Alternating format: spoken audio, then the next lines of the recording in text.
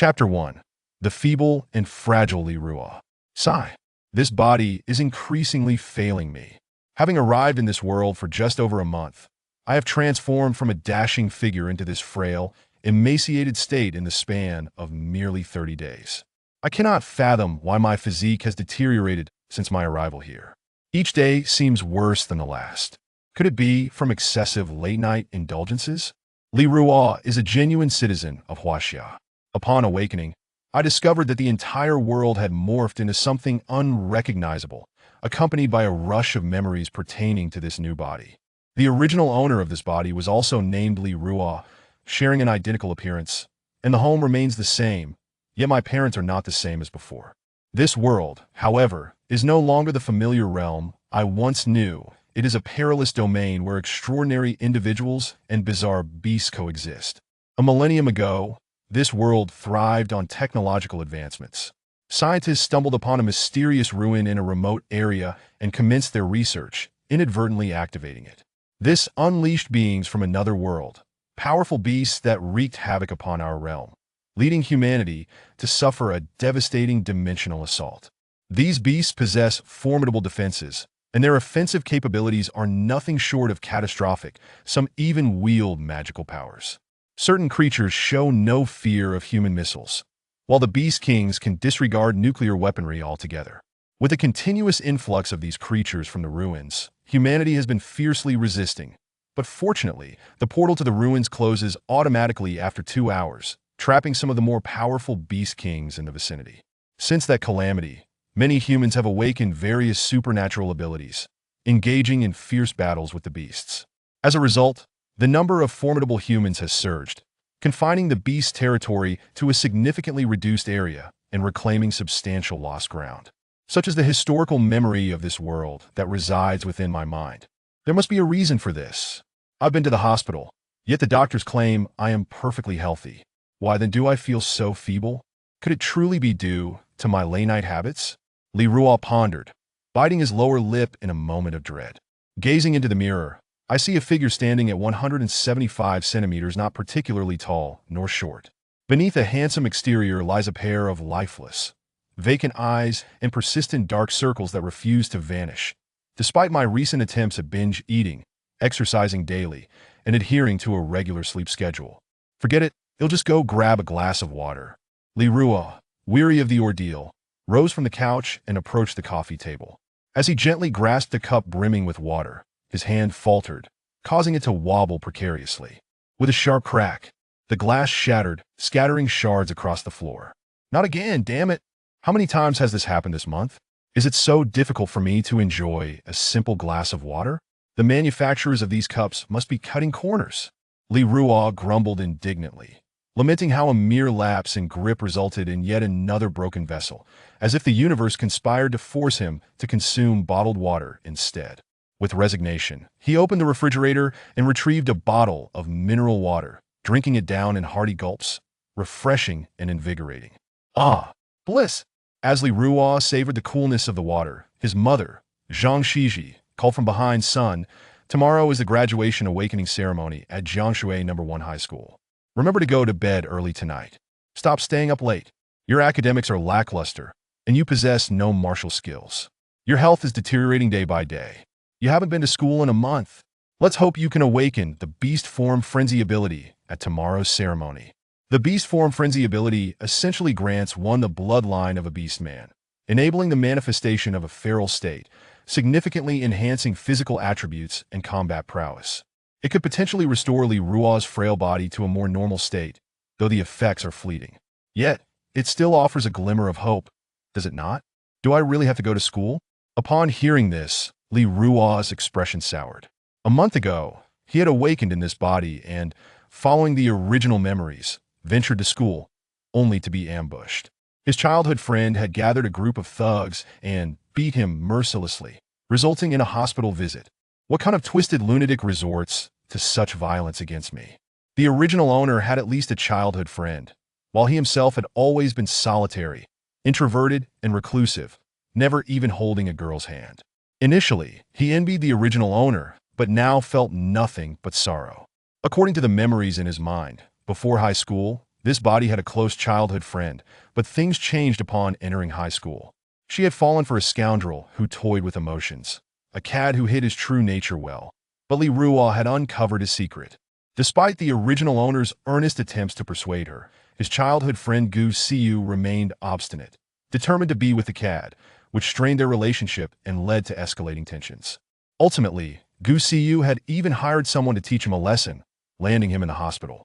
Although she compensated him a meager sum, had she not realized she had targeted the wrong person? What terrible luck! On his very first day in this world, he was unjustly beaten. Afterward, she lectured him, proclaiming, "This is the price of meddling. I know you have feelings for me, but it's impossible between us. If you dare interfere again, it won't be as simple as a hospital visit." Is this the language of a rational being? Who cares about your trivial matters? I am not the Li Ruo you once knew. What's more, I am not the original owner. I genuinely do not wish to go back. Though I was hospitalized, my injuries were minor, healing within 2 days. Yet, upon returning to school, I was constantly bullied. Who could endure that?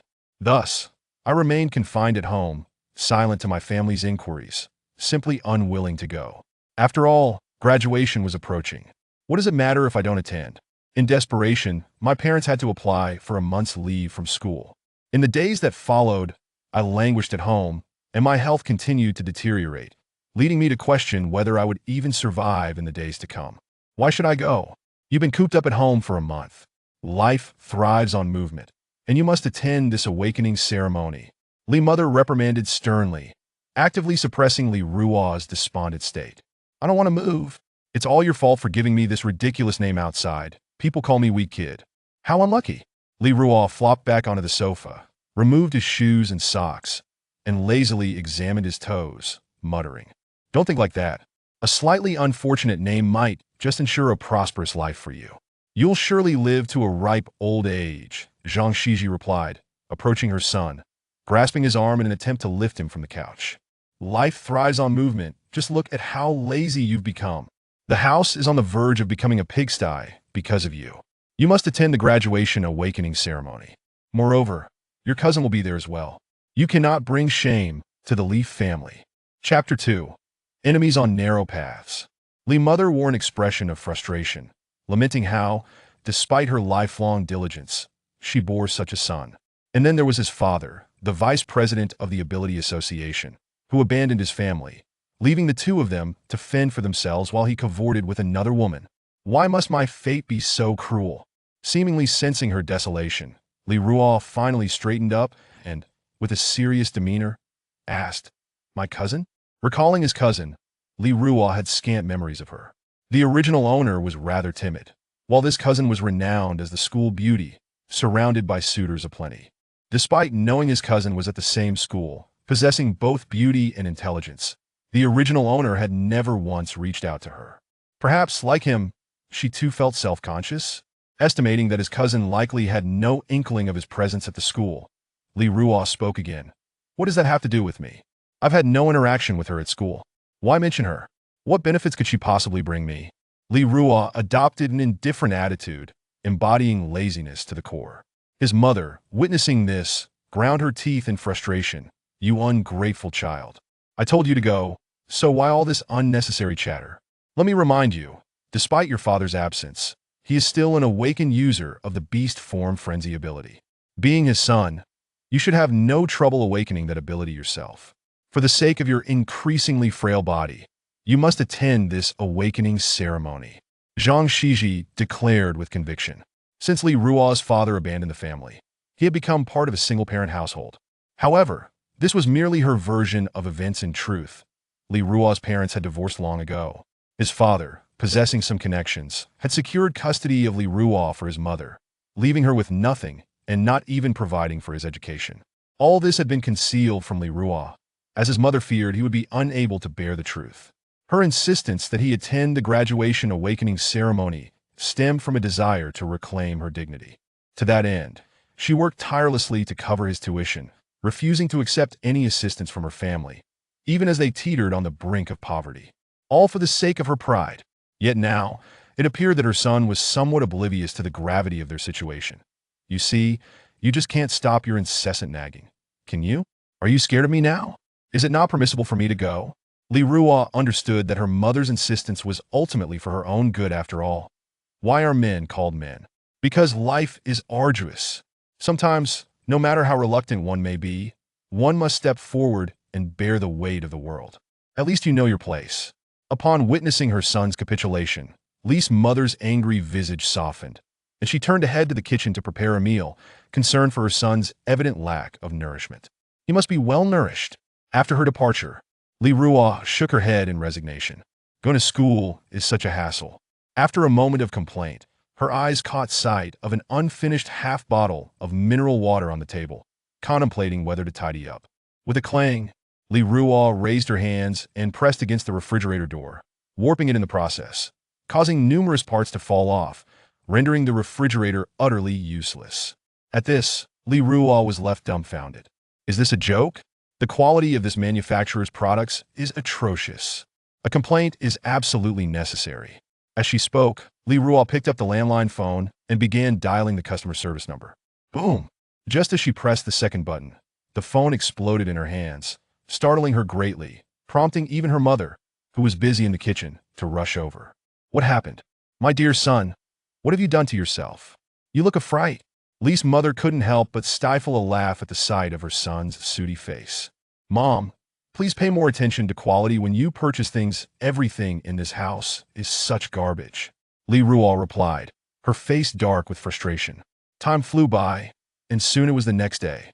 This day marked the graduation and ability awakening day at Jiangshui No. 1 High School in Nanling City.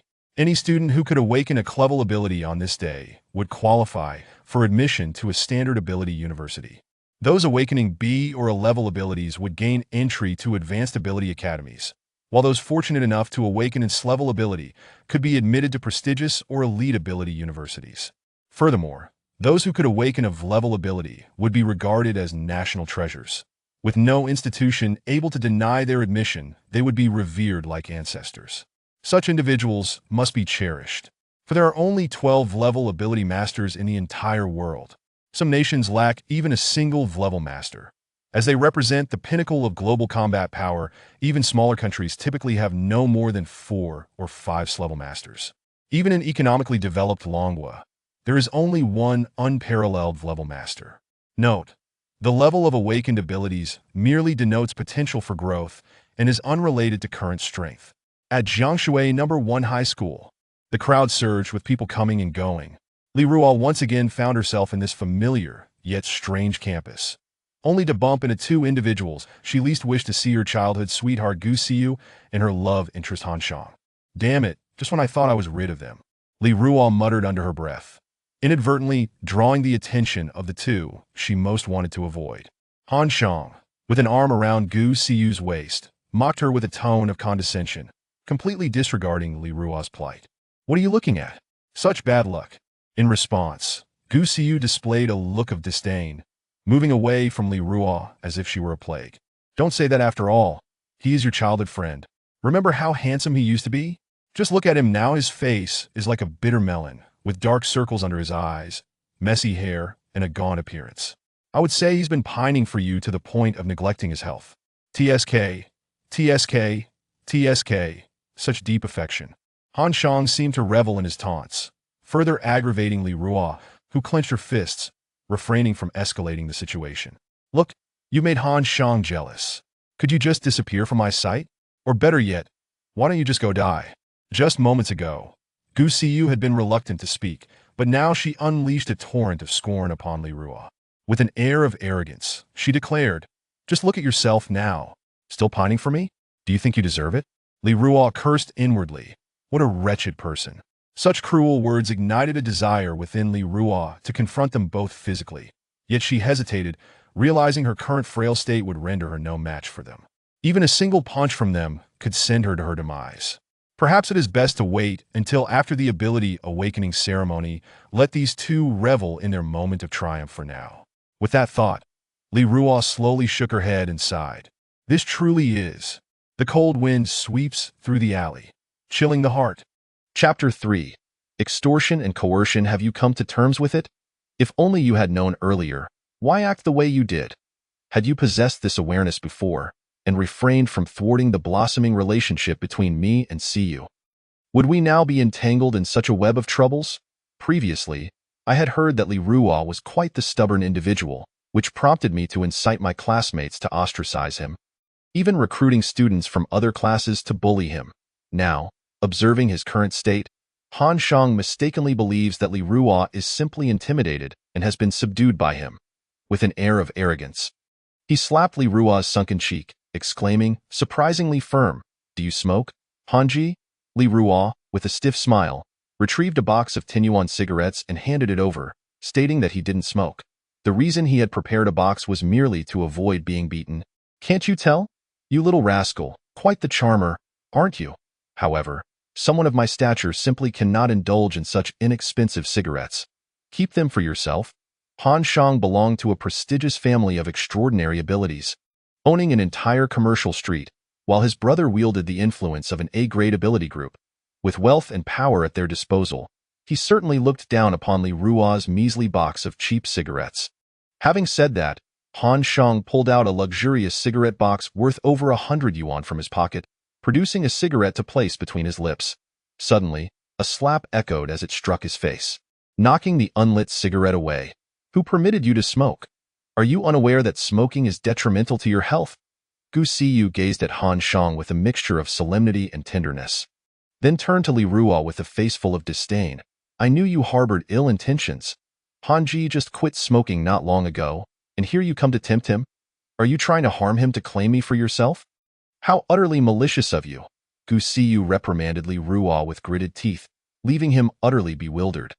Even Han Shang, standing beside her, exhibited a tinge of impatience. This woman was simply too meddlesome. Did she truly consider herself a significant figure?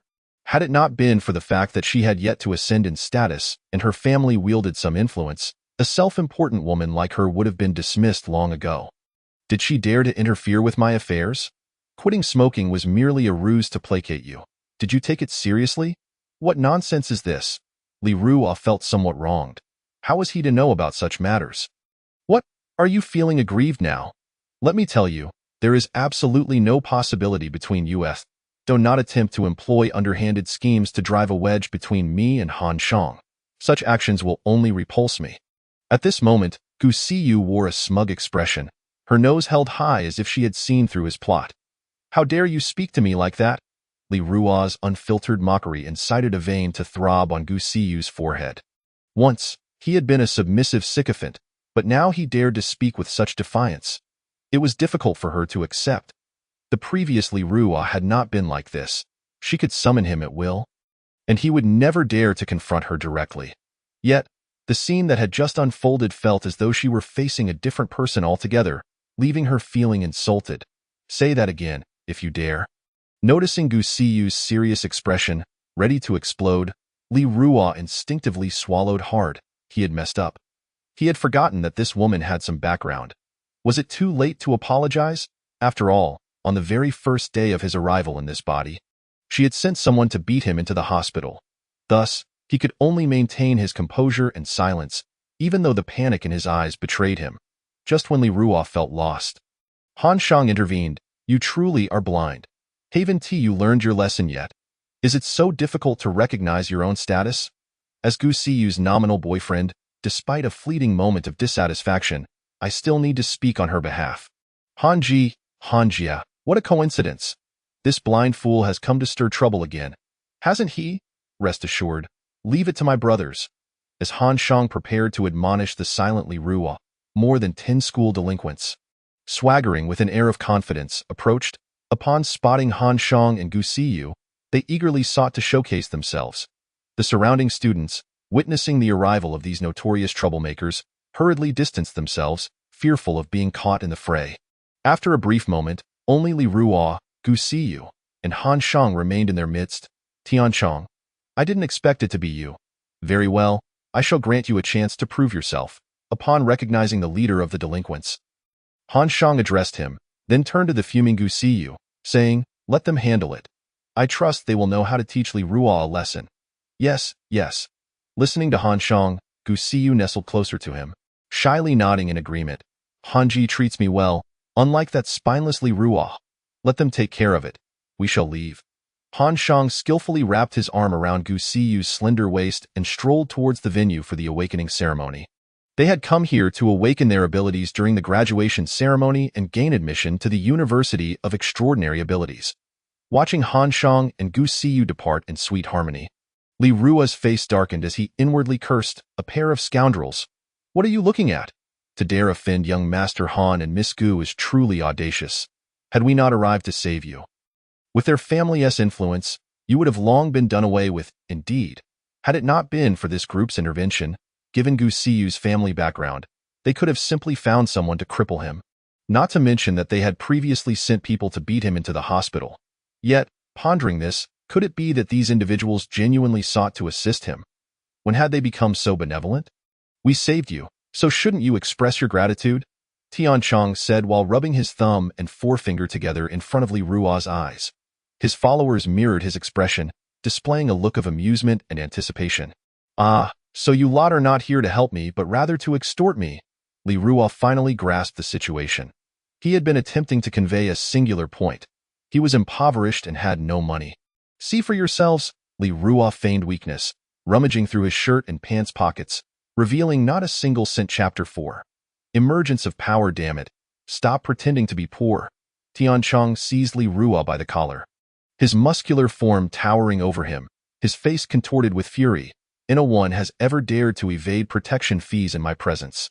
Today, whether you steal, rob, or sell your belongings, you will pay your dues. There are 11 of us. Each must contribute at least 100 yuan. If you cannot produce 1,100 yuan, we will be forced to break your leg. Tian Chong's words dripped with an unmistakable air of dominance. His expression one of certainty. Senior, you can't be serious. This is unreasonable. Li Rua plastered a forced smile on his face, feeling utterly helpless. He was a freeloader, his family barely scraping by. How could he possibly procure such a sum? To demand 1,100 yuan all at once was nothing short of extortion. Can I call the police on you? Li Rua desperately contemplated contacting the authorities, yet he realized that with Tian Chong's connections, his brothers would undoubtedly retaliate. The truth was, he genuinely had no means to pay. Senior, could you perhaps grant me a few days' grace? I will think of a way to gather the money as swiftly as possible. As Li Rua spoke, he cursed his misfortune inwardly. A month ago, he had been unjustly beaten, and now, without having done anything, he owed this rogue 1,100 yuan. It was utterly revolting. Fine, to Li Rua's astonishment. Tian Chong agreed to let him defer the payment, but it seemed he had more to add. You can delay, but we must impose interest. For each day you are late, an additional fee will be added, 100 yuan on the first day, another 100 on the second, and so forth. What? Li Rua was taken aback. He had not anticipated this level of shamelessness. The interest was shockingly exorbitant. It was outright extortion. 100 yuan a day? Why not just rob me outright? Li Rua could no longer contain his anger. If he continued to endure this treatment, he would truly become a passive victim. He unleashed a torrent of curses at Tian Chong. Ha! I'm robbing you. So what? Tian Chong, unfazed by Li Rua's fury, regarded him with disdain in his eyes. This feeble figure was no challenge. He could easily dispatch him with a mere finger, if Li Rua dared to refuse payment. He had countless ways to make him regret it. You think I won't? Li Rua felt a surge of defiance. Did this scrawny individual truly believe he could act without consequence? Suddenly, a sharp pain shot through him, causing him to gasp in shock, his body turning limp. Beads of sweat dotted his forehead as he crumpled to the ground, struggling to maintain his composure. Quick, let go. These 4 brief words seemed to siphon the very oxygen from Tian Chong's body, forcing him to utter them with great difficulty. Observing the constipated expression etched across his face, Li Rua felt as though he had just consumed several pounds of excrement. After a moment of astonishment, he promptly released his grip. Once freed, the fierce expression on Tian Chong's face visibly softened, and he staggered backward nearly 10 meters, maintaining a safe distance from Li Rua. You were trying to frame me, right? Everyone saw that I didn't use much force. You can't pin this on me, Li Rua exclaimed, raising his palms in a panicked attempt to exonerate himself. Having been thoroughly victimized upon arriving in this world, he was now gripped by fear. What if this was yet another of his opponent's sinister plots? Boss, are you all right? Are you hurt? At this juncture, Tian Chang's lackeys finally reacted, noticing that Li Ruo had indeed released their leader. Yet Tian Chang still bore a look of agony that appeared far too genuine. They rushed over, concerned for his well-being. Enough of the shouting. This guy is up to no good, brothers. Grab your weapons. Let us show him a thing or two. Tian Chang shot a furious glare at Li Ruo before barking orders to his subordinates. The humiliation of having been bested by this pathetic figure burned within him, fueling a vow to crush him into oblivion, tear him apart. Make sure he is dead, Tian Chang roared, as his lackeys brandished the bricks they had concealed at their waists and charged forward. While a few unarmed ones, emboldened by bravado, swung their fists at Li Ruo. You're going too far. Who do you think you are, trying to extort me? Faced with such an overwhelming display of aggression, Li Ruo felt a twinge of fear as he saw a particularly swift thug hurtling towards him with a brick. Panic overtook him, and in a reflexive motion, he closed his eyes and swung his hand in a desperate slap. Whoosh! The slap met only air, yet it unleashed a tempest of chaos in an instant. A terrifying force surged forth, stirring the dust into a whirlwind, obscuring the sky and sending the approaching thugs sprawling for nearly 10 miles. Their fates were unknown. Nearby trees swayed precariously in the tumultuous wind, their roots seemingly at risk of being uprooted. Good grief. This is bad. Tian Chang's eyes nearly popped from their sockets as he witnessed the spectacle. The power of that slap was far from over, as he watched in horror as his subordinates were whisked away into the sky. Terrified, he turned to flee, but was a moment too late. An unrelenting wave of force crashed over him, lifting him from the ground along with the deeply rooted trees. His voice faded into the distance, and at that moment, Li Ruo remained frozen in place, utterly dumbfounded. All around him lay devastation. The ground was pockmarked from the wind's fury, with some trees uprooted and others snapped in half. Even the gray walls of the school building had been stripped bare, vanishing into thin air. The glass from the windows had been obliterated by the raging gusts. Is this really my doing? Li Ruo's eyes widened in disbelief as he rubbed them vigorously, struggling to comprehend the scene before him. The very floor beneath him had been overturned. It was simply too surreal. This is too bizarre. I should leave immediately. With that, Li Ruo turned and bolted, aware that such a commotion could not go unnoticed. If he were indeed responsible for this widespread destruction, he would surely face ruinous consequences. Fortunately, the crowd had dispersed upon Tian Chang's arrival, and even if someone did appear, he hoped to escape undetected. Shortly after Li Ruo slipped away, a throng of people arrived to assess the situation, led by none other than the principal of the school. What on earth caused such a ruckus? Chapter 5.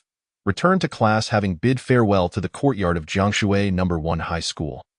Li Ruo, filled with trepidation, located the entrance to his classroom, acutely aware that had he lingered even a moment longer, he might have attracted unwanted attention. Today, there were no classes scheduled for his grade. He was merely waiting for the homeroom teacher to arrive before proceeding to the rear courtyard, where a special awakening ceremony hosted by the Ability Association was to take place. As he approached the classroom door, he extended his hand, and upon entering, he found it filled to capacity. Every student and teacher turned their gaze toward the entrance as the noise subsided. Upon recognizing Li Ruo, expressions of astonishment spread across their faces. Who is this guy? Why does he look so familiar? I feel the same way. Is he from our class? The majority of students failed to recognize Li Ruo at first, as his appearance had changed significantly since a month prior. Just as they began to wonder if Li Ruo had mistakenly entered the wrong classroom, the female teacher at the podium adjusted her glasses and declared, "Quiet down. Everyone, settle down." At the sound of her authoritative voice, the students turned their heads and feigned compliance, adopting the demeanor of model pupils. Teacher Wang Fong immediately recognized Li Ruo as one of her students. Though taken aback by his transformation, she recalled everything he had endured over the past month and felt a pang of understanding. "Thank you, Teacher Wang." What? The shock of realizing that this disheveled figure was indeed Li Ruo dawned upon her. What on earth happened to him? He looks like he has been through hell. After taking his seat, Li Ruo was soon surrounded by whispers of disbelief from his classmates, who were astonished by his current state. He appeared gaunt, his cheeks hollow, and his eyes devoid of life, resembling the very essence of his name. So frail that even a gust of wind could topple him. Was this truly the same sunny and cheerful boy who had once trailed behind the class beauty, Gu Siyu, attending to her every whim? In Jiangshui No. 1 High School, Li Ruo was somewhat of a celebrity, always eager to fetch tea and water for her, ever the devoted admirer. Silence. Teacher Wang Fong, clad in formal attire, sternly admonished the chattering students. You are on the brink of graduation. Some of you may soon enter the workforce, while others might awaken their abilities and gain admission to the Ability University. Must you continue to behave like children? She paused, observing that the class had quieted down. The students fell silent, and she felt a sense of relief. It was clear they still respected her as their teacher. High school is coming to an end, and we will soon part ways. I trust that those of you present are here for the awakening ceremony organized by the school. The Ability Awakening would take place in the rear courtyard, where representatives from the Ability Association would prepare the venue. We have 20 minutes until the ceremony begins, so please prepare yourselves in 10 minutes. We will line up and proceed to the rear courtyard in an orderly fashion. You may now engage in free activities for 10 minutes. I will meet you on the playground in the rear courtyard. With that, Wang Fong gathered her belongings and made her way to the playground, prompting the students to perk up. Many of them rushed toward the taciturn Li Ruo. Hey, it's been a month. What happened to you? As Li Ruo stared blankly at the ceiling, class monitor Hao Ren approached him with curiosity. Class monitor, why are you bothering with him? He's just a wooden block, completely out of touch with our class. I am curious about what he has been through this past month. He looks like a zombie. Beside Hao Ren, his companion Jia Fugui chimed in. To me, Li Ruo looks just like a zombie. I bet he has been gallivanting around and wasted away his health. Otherwise, how could a healthy young man transform into this in just a month? Ha ha ha. The moment Jia Fugui spoke, laughter erupted among the surrounding classmates. Taunting and mocking Li Ruo, however, he remained unfazed, well aware that these individuals enjoyed gossiping and teasing for amusement, lacking any genuine malice. Enough already. Can't you see how he is in such a state? Is this how you show respect? Hao Ren interjected, unable to tolerate their mockery. We're all in the same class. Why can't we lend a helping hand to one another? Is it amusing to ridicule others? Seeing the indignation on Hao Ren's face, those who had been teasing Li Ruo swiftly quieted down, adopting a somewhat aggrieved demeanor. Don't be angry. We were just joking. Don't we often do this? You must understand that your joy comes at the expense of others' suffering. We are a community, and we should support each other. Hao Ren declared passionately, his spirit ignited by a sense of justice. Unable to bear witness to such unfairness. The class leader is indeed correct. We are a collective, and with graduation approaching, the uncertainty of our future encounters looms overhead. We must cherish this rare bond we share in the present moment. At that moment, a graceful young girl, clad in a light blue school uniform reminiscent of the river, emerged, applauding while affirming the words of our class leader, Hao Ren, casting him an appreciative glance. This newcomer, a student named Ji Mairu, possessed an innocent yet mature allure, particularly accentuated by her ample bosom, making her the belle of the class. However, Ji Mairu herself paid little heed to the superficial title of class beauty. Otherwise, it would undoubtedly belong to her. Despite her disavowal and lack of ambition for the title, her classmates unanimously regarded her as such. Ha ha, since both the class leader and the belle have spoken. It seems we were indeed somewhat inappropriate earlier, Jia Fugui remarked, turning to Li Ruo and bowing in apology alongside Song Xiangrui. I sincerely hope you can overlook our jest on why apologies. It was merely a playful banter. Song Xiangrui added, scratching his head awkwardly beside Jia Fugui. Li Ruo observed their earnest demeanor. Although unsure of the sincerity behind their apologies, based on the memories of this body, these individuals did not strike him as the sort to look down upon others. They merely seemed to lack an understanding of boundaries during their playful antics. Besides, he himself was not particularly bothered by the incident. By the way, didn't our homeroom teacher grant us 10 minutes to tidy up? Let us hurry to the backyard playground and not keep the teacher waiting. Chapter 6. The Awakening Ceremony at Jiangshui No. 1 High School. The playground in the backyard was already bustling with a sea of students. All from Li Ruo's class, accompanied by their homeroom teacher, Wang Fong. Is everyone here? Yes, we are all present. Let us begin the roll call. Hao Ren. Here. The first to be called was the class leader, followed closely by Ji Mairu, Jia Fugui, and others, with Li Ruo being the last. Out of a total of 32 students in the class, fewer than 20 had shown up for the graduation awakening of their abilities. while the rest had abandoned the notion of becoming ability wielders, either opting for employment or aspiring to attend an ordinary university. All right, everyone from our class is here now. The next moment will be the most significant of your lives. Whether or not you awaken powerful abilities lies in your fortune. As your homeroom teacher, my duty ends here. The awakening ceremony is about to commence, so please maintain silence. The members of the Ability Association will verify your identity shortly, and then we will proceed with the awakening one by one. I wish all of you the best in awakening and gaining admission to your desired ability universities. As Wang Feng concluded her speech, a wave of cheers erupted from the crowd. They had long awaited this moment. Once they awakened their abilities, they could wield the power to control the elements. Who wouldn't he admire such potential?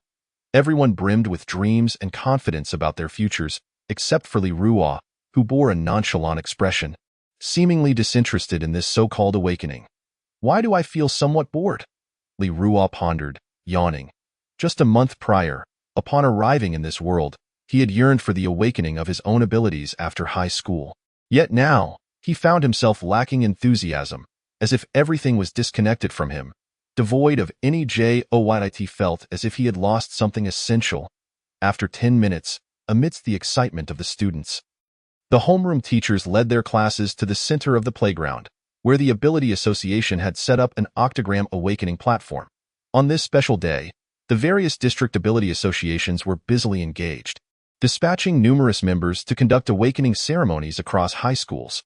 This endeavor not only supplied talent for ability universities, but also provided reliable warriors for the future of the nation. Dear students, the 3 years of high school have flown by, and you have reached the age of graduation. I trust that those present here today have come for the awakening of your abilities. As the Vice President of the Nanling District Ability Association, I sincerely wish for each of you to awaken powerful abilities and serve your country. Before the graduating students stood a burly man with a square face and stubble, clad in a yellow windbreaker, passionately delivering his speech. Very well, very well. As soon as the square-faced man concluded his remarks, the students erupted in applause and cheers, eager to awaken the mysterious powers lying dormant within them. The desire for a force potent enough to dictate their destinies was palpable among the crowd, except for Li Ruo, who felt as though he was ill and had lost interest in becoming stronger. Why was that? It made no sense. He was still a novice. Why did he lack any desire for improvement? No, I must grow stronger, stronger, stronger, Li Ruo forcefully repeated to himself, fearing that he might become complacent and indifferent towards the pursuit of strength. For falling behind would mean suffering consequences. Let us get started. I can hardly wait to unleash the energy within me. At that moment, a man in the crowd, unable to contain himself, urged the square-faced vice president of the Ability Association to commence. Seeing this, the vice president smiled and addressed the students. It seems some of you are rather impatient, but before we begin the ceremony, I must impart some essential knowledge regarding becoming ability wielders. Firstly, after becoming an ability wielder, you will not only be tasked with addressing local criminal activities, but also, after graduation, you will be called upon by the nation to eliminate external beasts and reclaim lost territories. Although these beasts are formidable, do not worry. The nation will not dispatch individuals whose abilities have not reached A rank or above. Secondly, I must discuss disaster levels. Disaster levels? What is that? Li Ruo furrowed his brow. Having been in this world for a month, he had never heard of such a concept. Let us see what this disaster level entails, he murmured to himself, focusing intently on the vice president, eager for further explanation. The concept of disaster levels refers to large-scale calamities caused by certain events, categorized from weakest to strongest as follows: flicker-level disasters, hall-level disasters, sky-level disasters, hell-level disasters, and eternal-level disasters.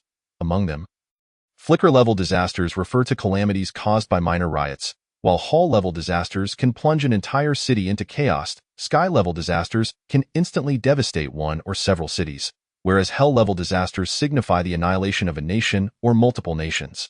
As for eternal-level disasters, the square-faced man paused momentarily to gather his thoughts before continuing. This level of disaster is difficult to articulate. It refers to calamities capable of annihilating the world. Note, the world, not merely humanity, catastrophes that threaten the very existence of our planet. In an instant, He declared that such disasters had only been recorded once in history over the course of millennia. Meanwhile, in the front square of Jiangshui No. 1 High School, Principal Wang Jianjun surveyed the ravaged site and the soil torn asunder by fierce winds, deeply furrowing his brow, sensing a profound threat. Coincidentally, a staff member rushed over, wearing a face of urgency. Report: the results of the environmental assessment are in. Based on the extent of the destruction and the alterations in soil structure, it appears we have just experienced a flicker-level disaster. What? Upon hearing this, a deeper frown etched itself onto Wang Jianjun's face. The once peaceful and stable Nanling city, after 4 to 5 decades, was now grappling with a flicker-level disaster. This was utterly inconceivable. Even the lowest tier of flicker-level disaster was beyond the capabilities of ordinary ability wielders.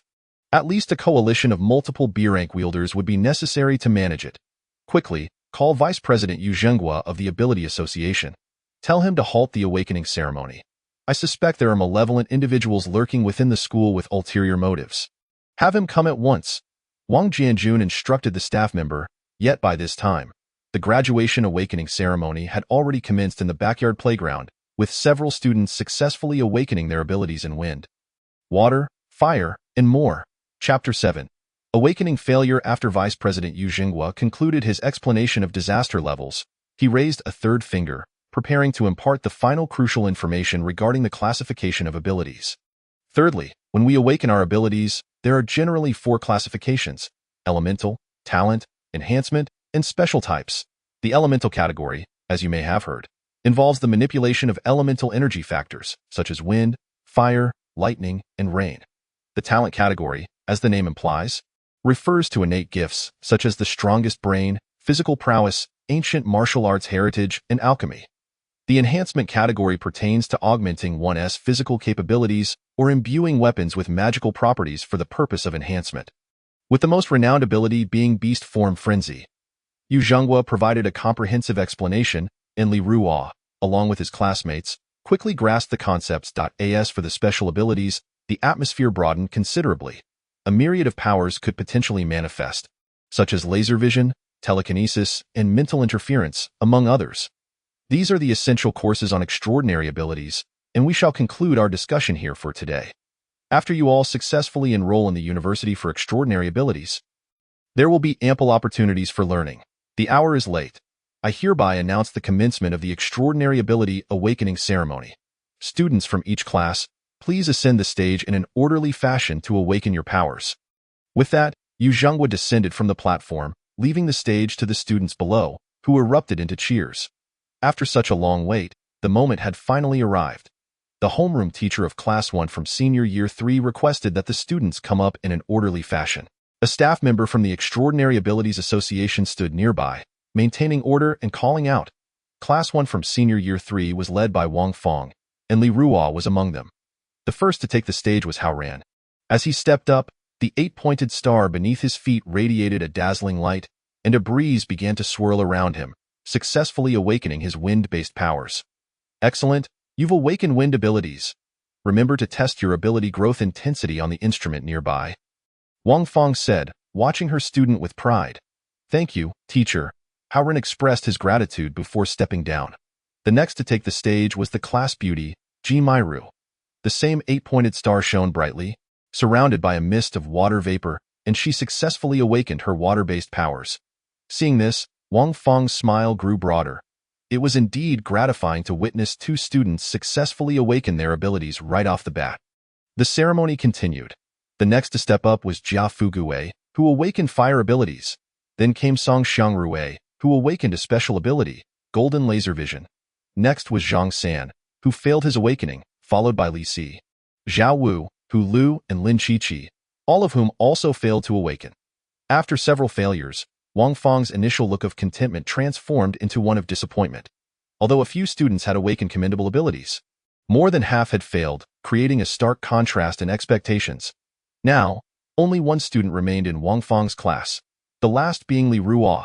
At this moment, Li Ruo appeared calm and collected, strolling leisurely onto the stage. Stepping onto the 8-pointed star, standing still as he awaited the moment of awakening. However, 1 second passed, then 2, 3, 4, and eventually 5 minutes. The 8-pointed star beneath his feet showed no signs of response. Come on. Don't leave me hanging here with so many eyes on me. 10 minutes passed, and predictably, Li Ruo too failed to awaken. Wang Feng, watching from below, had long since lost hope, shaking her head in resignation. All students from Class 1 of Senior Year 3 have completed the awakening. Please have the students on stage exit swiftly. In Class 2 of Senior Year 3, please prepare to take the stage. After Li Ruo's failure to awaken, a nearby staff member yawned in boredom. Seriously? Am I really that useless? Even a mediocre ability would have sufficed. Li Ruo stared incredulously at his hands. Although he harbored no longing for extraordinary powers, the sensation of failure was truly disheartening. This failure meant he would never enjoy the benefits and subsidies afforded to those with abilities. Just becoming an ability user would allow him to receive monthly financial aid ranging from 600 to 10,000 yuan, even if he could not contribute to society. Now, all of that was beyond his reach. Given his current education level and physical condition, he would likely have to resort to scavenging for a living after graduation. Come on, get down already. We have many more people waiting. Other students from different classes, unable to tolerate Li Ruo's lingering on the stage, urged him to step aside. Li Ruo, what are you doing? Hurry and get down. Wang Feng, observing the agitated crowd, quickly called out to him, urging him to exit. It's all right if you fail to awaken. Let us just step down and not keep the other classes waiting.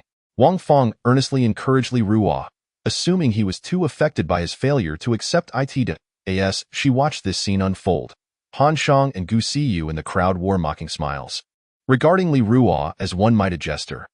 Though they were unsure how he had managed to escape unscathed from the clutches of Tian Chong and his gang, they relished the spectacle of Li Ruo's misfortune. Well, we had a slight hiccup. Let us continue with the awakening ceremony. The staff member resumed, and soon, students from Class 2 of Senior Year 3 began taking the stage one by one, showcasing a variety of elemental powers. Although some still faced failure, when Han Shang took the stage, however, he awakened something entirely different. The 8-pointed star beneath him glowed brightly as he awakened a talent-based ability, unyielding body of the fierce battle. A talent? He had awakened a talent-based ability related to physical prowess. Han Shang was pleasantly surprised, realizing that this ability was particularly advantageous for intimate encounters, enabling constant recovery of stamina and enhancement of physical capabilities whenever in a union. This was, without a doubt, a perfect gift of talent. Han Shang felt quite satisfied with his newly awakened powers, his gaze occasionally drifting toward Gu Siyu, who looked on with eager anticipation. He thought to himself that after today, he must concoct some scheme to entice this young lady into his bed, eager to test the capabilities of his newly awakened physique. Brother Han is truly remarkable, far superior to that waste. Li Ruo, Gu Siyu exclaimed, sprinting toward Han Shang, her eyes sparkling with admiration. Han Shang, buoyed by her adoration, felt euphoric, as if his very bones were melting. He was even more determined to coax her into a night of passion. You too, it's your turn next. Hurry and step up. I am certain you will awaken a formidable ability. I will be waiting for you below, and after this, I'll take you somewhere to celebrate. Han Shang hinted, but Gu Siyu failed to grasp the underlying implications, simply nodding obediently before stepping onto the awakening platform. In that moment, an unexpected phenomenon unfolded. The 8-pointed star beneath her feet erupted in a dazzling display of radiant colors, scattering hues like glass, a spectacle of grandeur. Gu Siyu's form began to transform. Beast form frenzy. A vivid blue and white striped tiger apparition materialized around Gu Siyu, its robust limbs and gleaming white fangs exuding an aura of danger. Her physique began to swell, blue and white fur sprouting across her body, and a pair of translucent, chilling tiger fangs emerged from her jaw. Within her glass-like pupils, time seemed to flow. Most striking were the prominent character on her forehead and the tiger ears and light blue tail that appeared after her transformation. She resembled an alluring beast girl, radiating an unusual beauty, time-revering tiger. At this moment, Gu Siyu's mind was a whirlwind of confusion, the words time-revering tiger echoing faintly in her consciousness, accompanied by inexplicable memories that were difficult to comprehend. What were these memories? Transforming into a beast girl, Gu Siyu suddenly clutched her head, a complex expression of bewilderment crossing her face. This ability should be beast form frenzy, but why had she never encountered such a form before? Moreover, that light had been so peculiar, something that had never appeared previously. The vice president, Yu Zhenghua, who had been observing from the side, gazed at Gu Siyu in astonishment, uncertain of the potential growth strength of this beast form. Just then, a phone call interrupted his thoughts. Ding ding ding, a call? As he pondered, Yu Zhenghua's phone rang with an unknown number. Irritated, he answered, "Hello? Who is this?" Having his thoughts interrupted, Yu Zhenghua was somewhat irked. He had encountered an unprecedented beast form and had wished to study it carefully. But this interruption was frustrating. "Chairman Yu, this is the assistant to the principal of Jiangshui Zhong. You need to come to the front courtyard immediately. Something significant has happened." "The principal's office? What on earth is going on?" Yu Zhenghua inquired, perplexed that it's difficult to explain right now.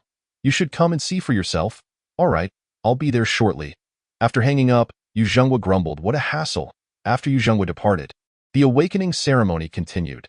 Gu Siyu gradually regained her composure, only to see Han Shang feigning delight as he approached her, provoking a wave of unwarranted disdain from her. "Siyu, congratulations on successfully awakening your powers. What a remarkable occurrence it was. I suspect your ability is exceptionally powerful. I've prepared a room for us. Let us test your ability's growth potential, and then we can celebrate together tonight." Han Shang grasped Gu Siyu's delicate hand, his eyes gleaming with avarice. However, Gu Siyu could see through Han Shang's intentions clearly and understood his motives. In the past, she would not have hesitated to accept. Yet now, the closer she stood to him, the more the feelings of disgust and hatred surged within her, crashing against her heart's defenses like a tidal wave, threatening to engulf her. She furrowed her brow, questioning herself. "What is happening to me? Why do I feel this way?" She struggled to dismiss the ineffable emotions that clung to her mind like phantoms, refusing to dissipate. Each breath she took was laden with a sense of heaviness and oppression, causing her immense anguish and discomfort. She was oblivious to the origins of this loathing and hatred, and even more perplexed by their intensity. However, when she lifted her gaze to the person beside her, the hatred surged anew within her heart. Her eyes turned sharp and frigid, as if she could penetrate the fade to uncover the hidden ugliness within that individual. Her lips trembled slightly, an evident struggle to suppress the raging fury within. Han Shang forced a smile, suppressing the urge to cackle, feigning concern to placate her, and no need for that. "I shall take a moment to rest in the nearby seat. I shall attend to the ability assessment later." Gu Siyu waved him off, turning away, desperately wishing to maintain her distance from him. At that moment, she craved solitude. Yet Han Shang disregarded her wishes, scampering over eagerly. Annoyed, Gu Siyu snapped, "Are you done yet? Could you please refrain from coming any closer? I just want to be alone in peace." "Don't be angry, don't be angry. I merely noticed you seemed a bit unwell. Here, I've brought you a bottle of water to quench your thirst," Han Shang said with a grin, extending the flavored mineral water towards her, eagerly awaiting her acceptance. This, Gu Siyu hesitated, gazing at Han Shang's beaming visage. Momentarily resistant to accepting the bottle, caught in indecision, despite her feelings of repulsion, she felt a pang of thirst as she looked at the offered water. "Thank you," she finally said, avoiding Han Shang's smile. Twisting open the cap and taking small sips. Watching this unfold, Han Shang's smile grew increasingly enigmatic, his eyes glinting with a hint of cunning. At that moment, the awakening ceremony on the platform continued, erupting with brilliant rays of light, intensifying the surrounding atmosphere. "Could it be that someone has awakened an extraordinary ability?" murmured a voice amidst the crowd. "Incredible. Our Jiang school beauty has awakened two similar special abilities at once." A wave of excitement rippled through the spectators. Even the staff members were astonished, quickly discerning the remarkable powers of the stunning woman on stage. This is telekinesis and gravitational manipulation, both abilities? Truly unimaginable. It seems Jiang Shuiwei from Class 4 of senior year is destined for greatness. The mere prospect of possessing telekinesis, without even testing, suggested an S-grade potential for growth, not to mention the power of gravitational manipulation, which could manipulate the air pressure.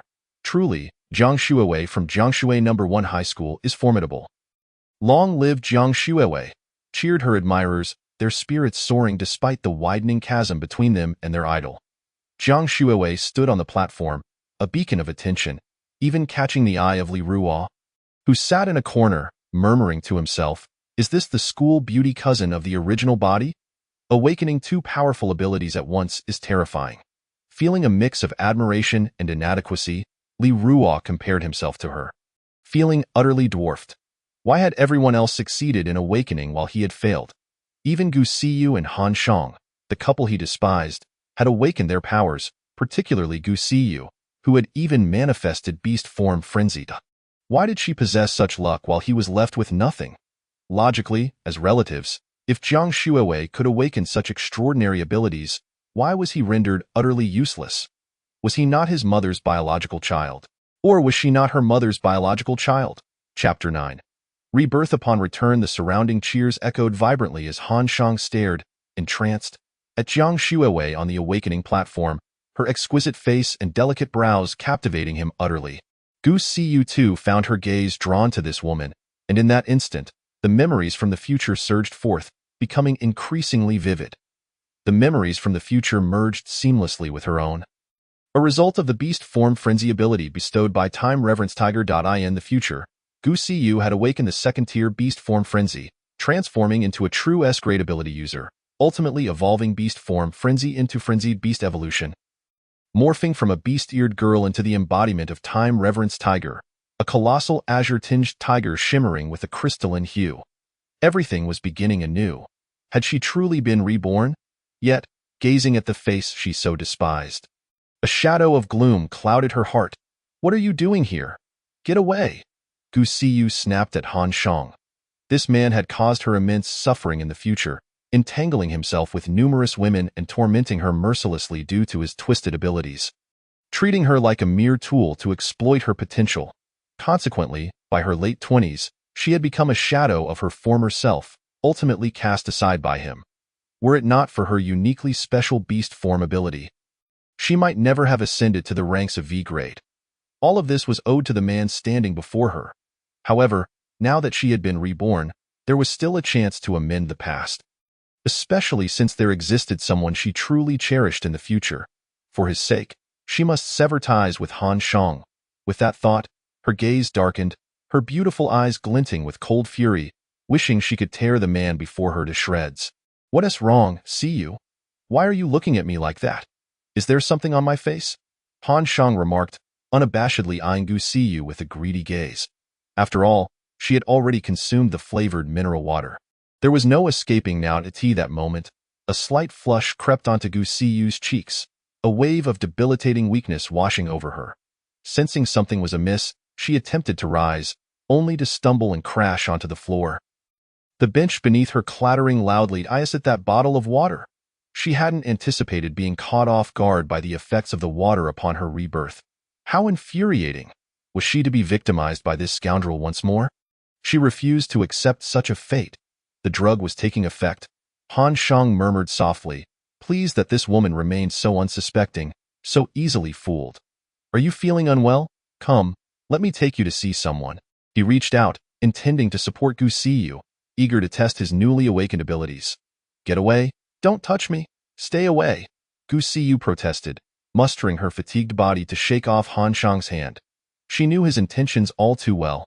Last time, she had been Navi, willing to sacrifice herself. This time, she would not fall into his trap again. Although she was uncertain why this woman had changed so dramatically, it did not hinder his determination to take her away. To outsiders, they appeared to be a loving couple. Let us go. With that, Han Shang forcefully grasped her hand, attempting to drag her away. Han Shang, you bastard! Gu Siyu seethed. How dare you drug me? You are nothing but a despicable coward. She fought to free herself from his grip, but her weakened state made her resistance feeble. Siyu, please don't treat me this way. Han Shang tightened his hold on her wrist, his eyes glinting with greed and madness. If you just come with me quietly, everything will be all right. He tugged at Gu Siyu, trying to pull her away, while the crowd remained oblivious, their attention fixated on the awakening platform. And no matter how loudly Gu Siyu called for help, no one turned to look. Clenching her teeth, Gu Siyu refused to yield. Let go of me. I will never go with you. She struggled with all her might, attempting to break free from Han Shang's grasp. Yet the effects of the drug steadily clouded her consciousness, leaving her dizzy and unable to hold on. No. Gu Siyu's voice grew faint. She felt her strength waning. She fought to remain conscious, but the dizziness threatened to engulf her. And she realized that if this continued, Han Shang would likely take her away, with unimaginable consequences. Just as her vision dimmed, Li Ruo, feeling a bit bored in his seat, stood to leave and happened to pass by. Observing the scene before him, he scoffed, "Gu Siyu, Han Shang, in broad daylight, making such a scene in this sacred place of learning? How ridiculous! I'm blind. I see nothing. You two carry on, I shan't intrude." Li Ruo feigned ignorance, inwardly thinking, are they really this brazen? How shameless! Truly a pair of despicable lovers. With that, he turned to leave. Upon witnessing this scene, Gu Siyu hurriedly shouted at Li Ruo, "Stop right there. Li Ruo, take me away from here at once." She bit her tongue to force herself to regain some clarity and summoned all her strength to momentarily break free from Han Shang's grasp. With a swift motion, she lunged towards Li Ruo's feet. Clutching his pant leg to prevent him from leaving, "Li Ruo, don't meddle in this. Have you forgotten the lessons of the past?" Han Shang threatened from the side, fully aware that he was on the verge of taking this woman away and could not allow this worthless individual to interfere. "Li Ruo, don't listen to him. He is just a brute. Don't you like me? Hurry and take me away." Gu Siyu understood that in this situation, without assistance, she would be utterly unable to escape this scoundrel. Li Ruo was her best option, as she knew he held feelings for her deep down. Although in the future, their identities as ability users would widen the gap between them, potentially leading to estrangement. She believed she would forever occupy a place in his heart. "What is going on here? Have you unlocked some new game?" Li Ruo forced to laugh, reluctant to be foolish enough to truly intervene. Knowing that these two were typically inseparable, this current predicament undoubtedly reeked of deception. "Stop wasting time. This guy has drugged me. We need to leave now," Gu Siyu commanded urgently, her tone brooking no argument. This attitude left Li Ruo extremely displeased. "What does this have to do with me? Aren't you two a couple? Please don't make things difficult for me, a mere bystander." He spread his hands in a gesture of helplessness, implying he wished to distance himself from the situation. "You've finally come to your senses? Just wait. You've done me a tremendous favor this time." Han Shang chuckled at Li Ruo, clearly pleased with his implication. Compared to the previous dullard, the current more affable Li Ruo was far more likable. Ruo, Gu Siyu, once again restrained by Han Shang, was now seething with rage. She could not believe that the sycophant who had once followed her around now dared to betray her. She felt immense humiliation. Just as she contemplated fighting back, the entire playground was suddenly filled with a piercing alarm. "Attention, attention. An unknown disaster of the Mars level has occurred at the Academy. Several students have gone missing and may have fallen victim to criminal elements. All ability awakenings are suspended. All personnel must enter Level 1 alert." The abrupt turn of events sent everyone into a panic, particularly Li Ruo, who had always considered himself the weakest presence. Those classmates he had previously knocked aside were merely coincidences. He believed terrorists were nearby, and he had wisely fled, narrowly escaping disaster. Mars-level disaster? Hearing the alarm, Gu Siyu suddenly recalled that in her previous life, this was precisely when a mysterious organization covertly instigated widespread terror. The timing seemed off, as she thought the chaos would erupt that very night. Why was it happening early? Gu Siyu was puzzled, her sense of disorientation intensifying, showing signs of her inability to hold on. As her eyes grew heavy, she suddenly remembered someone who would save and encourage her in the future. The one she could never have, regrettably unknown to her appearance, in her memories. He never revealed his true face, yet he repeatedly redeemed her spirit, inspiring her to live. At this moment, longing surged within her like a tidal wave. "Li Nuo, where are you? I miss you so much." Gu Siyu murmured Li Nuo's name softly, her voice barely audible.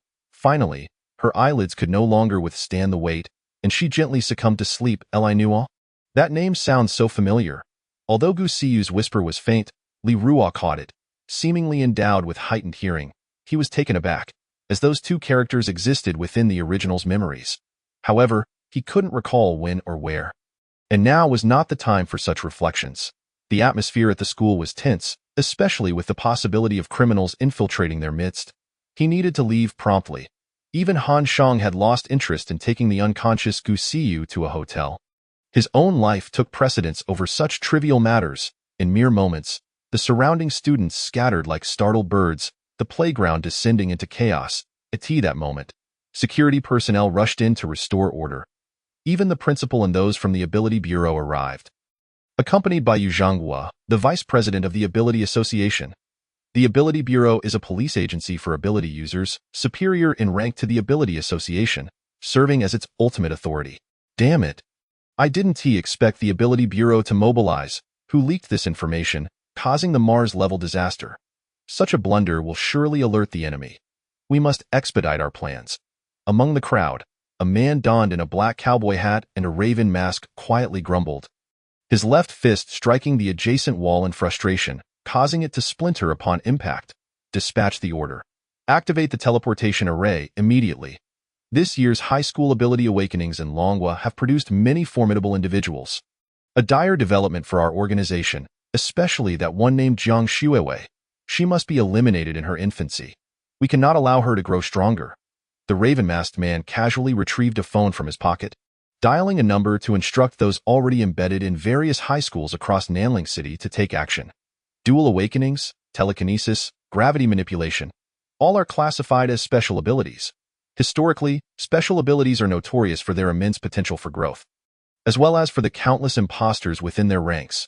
Those with powerful abilities, if cultivated adequately, are destined to become top-tier S-class forces in the future. Who did this? Let us out at once. All the students found themselves trapped within a barrier, a wave of dread washing over them.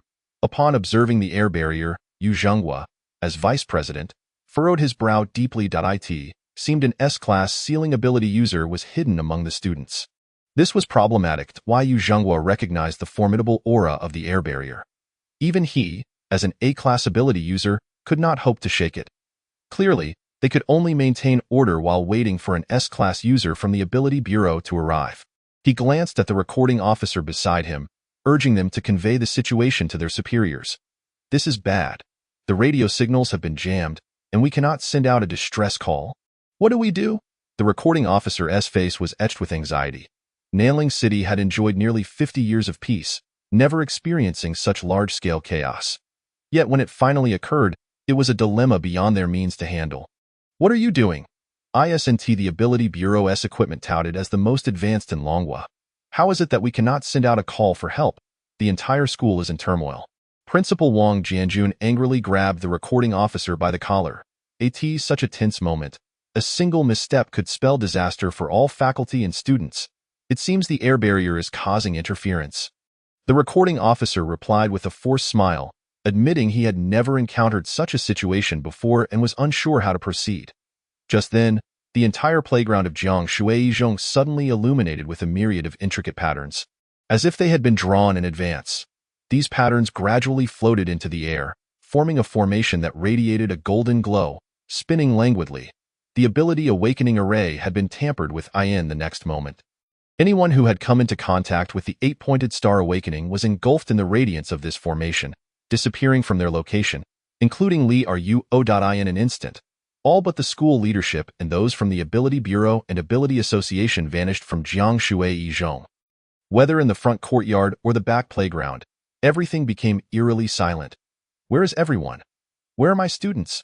In a flash, every high school senior student in Nanling City disappeared without a trace, as if they had been swept away in a blink of an eye. In the realm plagued by border beasts, a radiant teleportation array descended from the clouds, transporting nearly 2/3 of the high school seniors from Nanling City through a collective of multiple teleportation arrays activated simultaneously across various schools. These students were scattered to different regions beyond the border, an equivalent of an alternative survival game in a perilous land infested with monstrous beasts. Among those transported was the man wearing the black cowboy hat and raven mask, who was met by designated members of the organization waiting to receive him. That Adu and Afong. Upon seeing the newcomers, the Crow Man smiled knowingly, relieved that the task was finally accomplished. Is everything proceeding smoothly?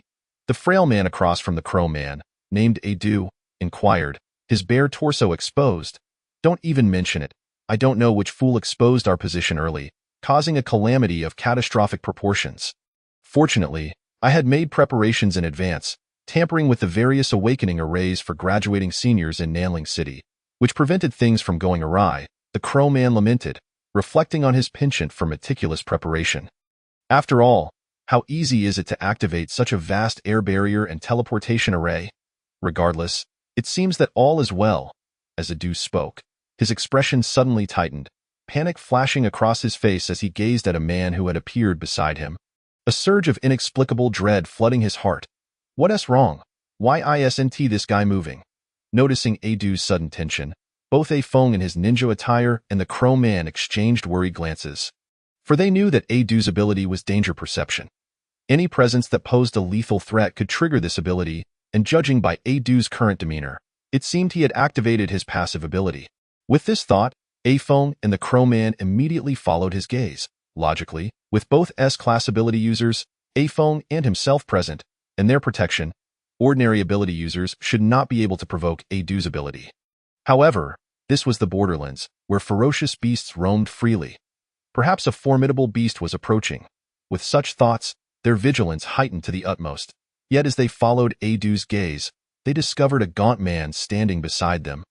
His eyes vacant and lifeless, appearing to struggle even to walk. Most crucially, this man was clad in the uniform of Jiangshui No. 1 High School, making it even less likely that he was a powerful entity. No way, Adu, is your ability malfunctioning? How can such a little brat make you so anxious? A Feng said, his face a mask of disbelief as he recognized the newcomer. Even the Crow Man beside him suspected Adu was simply being overly vigilant, leading to a misinterpretation of his ability. However, Adu's next words shocked them both. Run. This guy is extremely dangerous. Adu nearly screamed in hysteria, for in his eyes, he perceived an overwhelming power within that frail figure that could plunge the world into chaos. It was a force of cosmic annihilation, a reorganization of order, a destroyer of all rules. It felt as if he was witnessing the edge of the universe, boundless and infinite. Just him? You must be joking. Have you lost your mind? A Feng scoffed, as if hearing a ludicrous tale. Very well.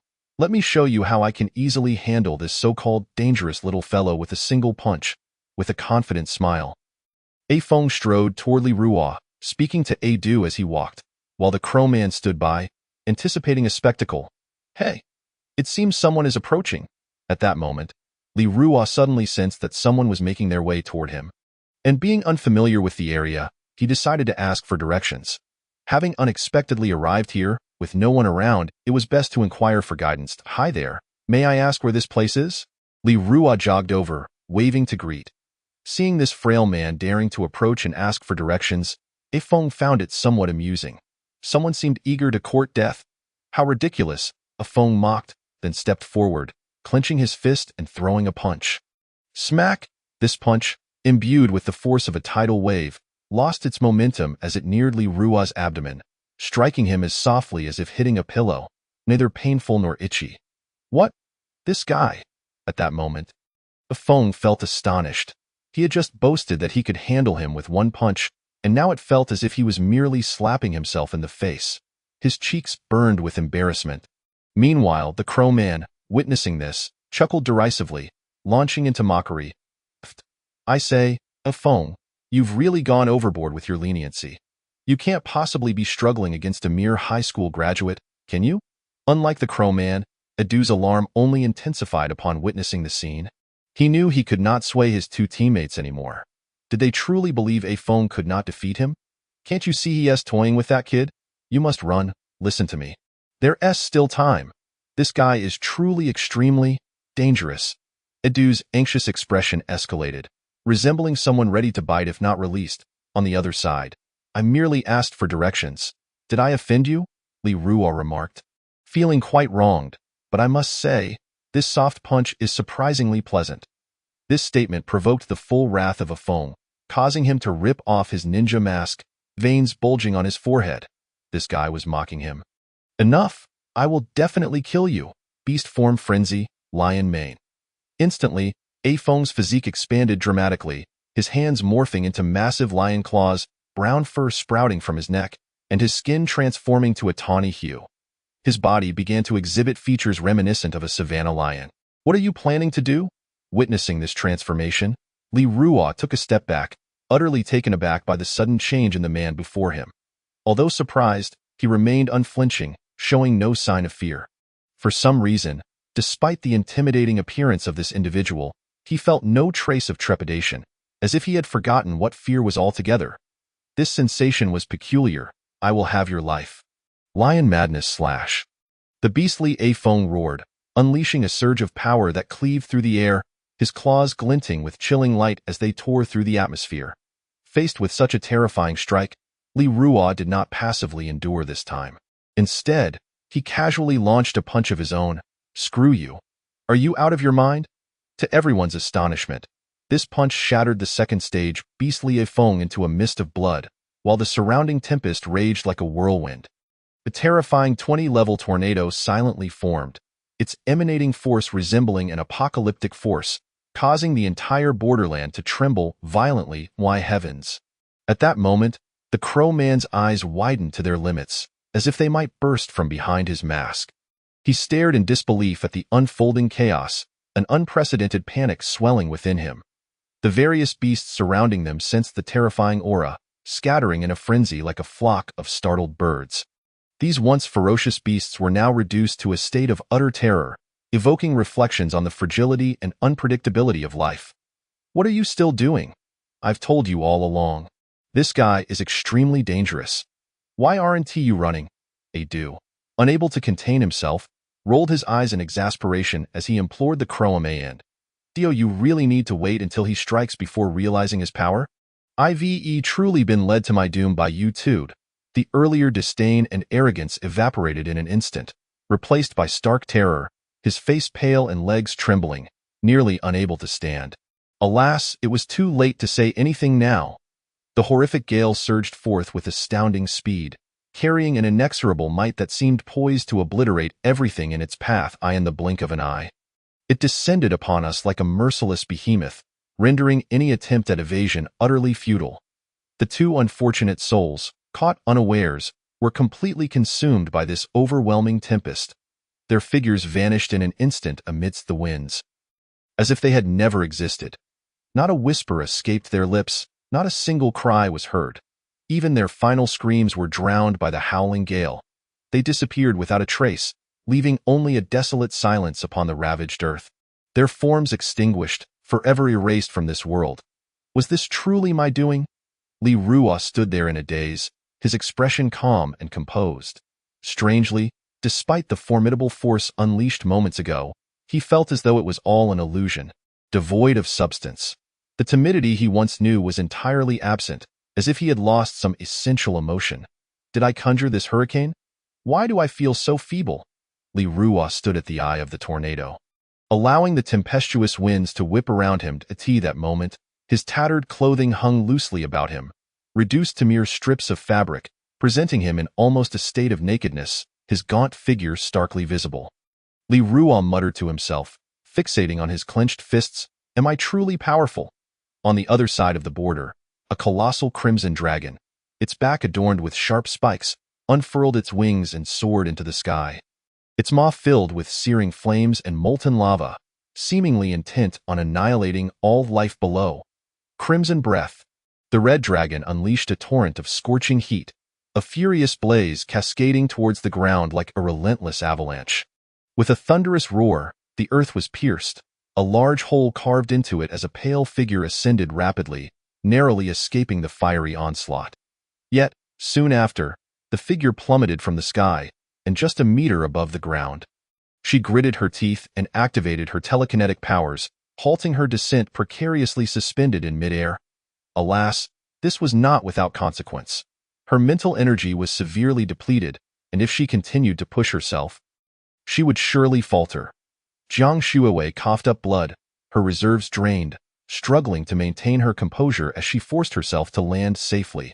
However, as soon as her feet touched the ground, her legs buckled, and she collapsed, her head spinning with fatigue, desperately in need of rest to recuperate. But the beast circling above showed no signs of mercy, and she wondered if today would indeed be her last.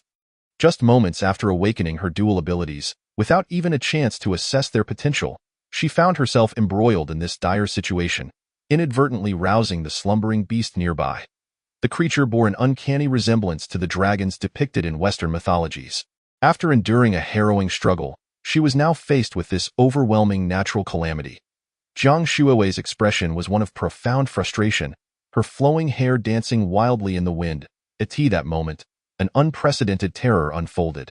A colossal and fearsome tornado began to swell, eclipsing the sky in an instant, a tempest of yellow sand swirling ominously.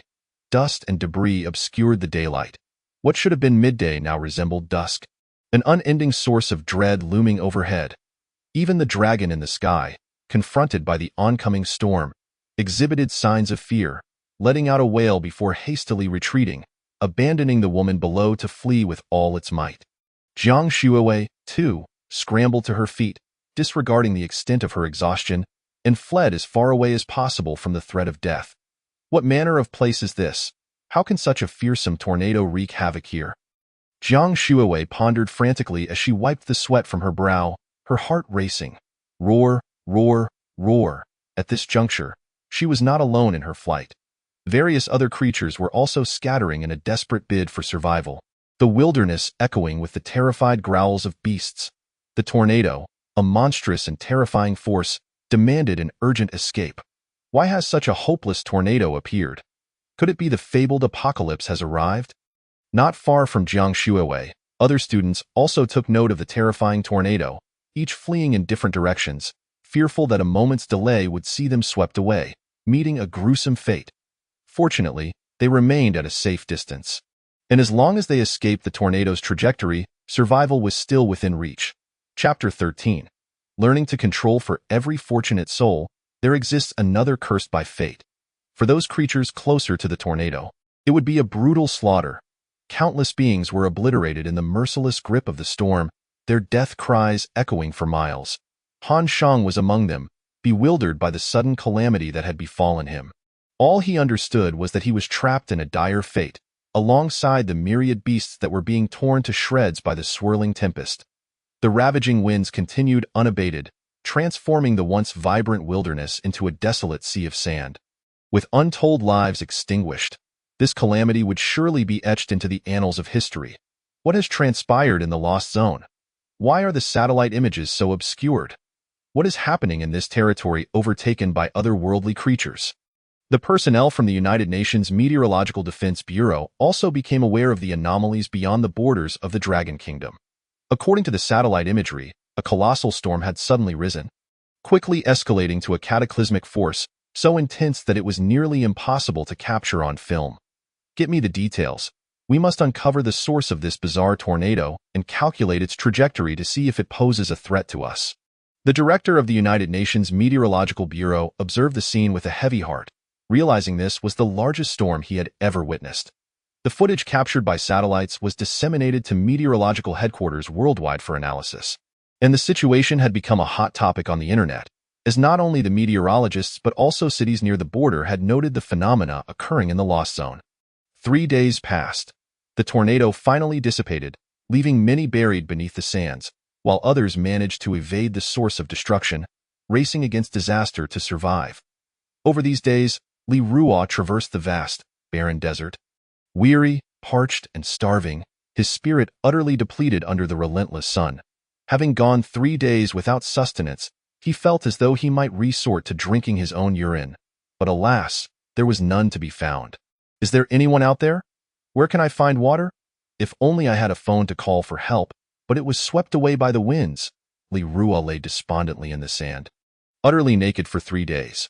Though high school rules prohibited phones, on the last day of school, many students had brought theirs, yet Li Ruo's was obliterated along with his clothing by the tornado he had unwittingly unleashed. In the absence of a phone, internet, soft beds, or delectable food, surrounded only by sand, he wondered how he had managed to survive these days. Suddenly, as Li Ruo lay there, feeling utterly hopeless, a military jeep appeared in the distance, seemingly manned by individuals from the Dragon Kingdom. The vehicle bore a conspicuous red SOS rescue emblem. As it drew closer, it came to a stop before him, and an armed Special Forces officer emerged. Extending a hand and inquiring, "Comrade, are you all right? Are you still alive?" Seeing Li Ruo's naked form and the desolate landscape around him, the officer was momentarily doubtful of his survival. A savior. Li Ruo opened his eyes, and upon seeing the newcomer, tears of relief filled his eyes. Someone had come for him, signifying that he could finally leave this dreadful place. Don't worry. We are from the Dragon Kingdom SOS Rescue Center. My name is Chung Su, and we received a distress call 2 days ago. Multiple teams have been dispatched for rescue operations, and we will do our utmost to save as many people as possible before returning. For now, please put on some clothes and join us in the vehicle. Eli Ruah did not hesitate. Feeling a twinge of shame at his nakedness, he quickly drank some bottled water and donned the clothing provided. He then climbed into the jeep with Chung Su. Inside were 3 individuals, including Chung Su himself. Allow me to introduce my partner, Chung Yong, who is also my brother. You are our first rescue, and there will be many more to follow. As he pondered the situation, a nagging sense of unease lingered. Could this be a mutation? He clenched his fists before him, unable to discern the truth. Perhaps the power he had unleashed back at school was indeed his own? If this truly was his strength, how could he learn to control it? To suddenly possess unparalleled power without understanding how to wield it would be a disaster in itself. Clearly, he would need to find an opportunity to confirm his suspicions.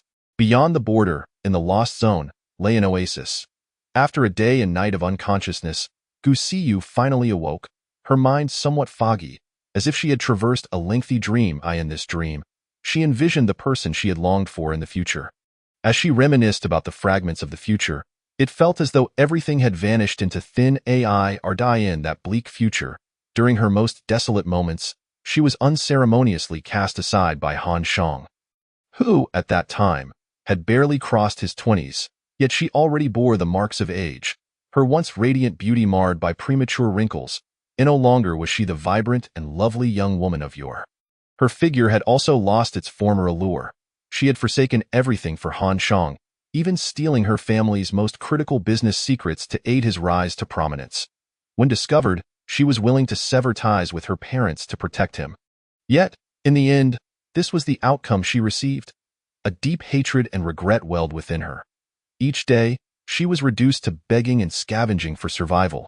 It was in the darkest hour of her life that a tall man, his face perpetually shrouded in bandages, entered her existence. He tenderly provided her with food and shelter and worked tirelessly to save for her tuition at a university of extraordinary abilities, thoughtfully procuring supplements to help restore her depleted vitality. His care was meticulous, and Gu Siyu was deeply moved. She inquired why he treated her with such kindness and why his face was so heavily bandaged. Yet he remained silent, merely retrieving a notebook and pen. He wrote, "I am mute. A car accident a few years ago disfigured me, and I fear I may frighten you. The moment I laid eyes on you, I was reminded of a dearly departed friend, my most cherished person, who sadly passed away. Seeing you today rekindles memories of her. I wish to perform acts of kindness to atone for my past regrets." Chapter 14. An unwelcome arrival from the notes. Gu Siyu discerned that this significant person was a woman, and their relationship was evidently profound. She asked, "Do you love her?" "But she does not love me. She even refuses to meet with me." He replied. As Gu Siyu read the words, she stole a glance at him, noticing a hint of despondency in the eyes peeking through the bandages. For reasons she could not fathom, a wave of sympathy washed over her.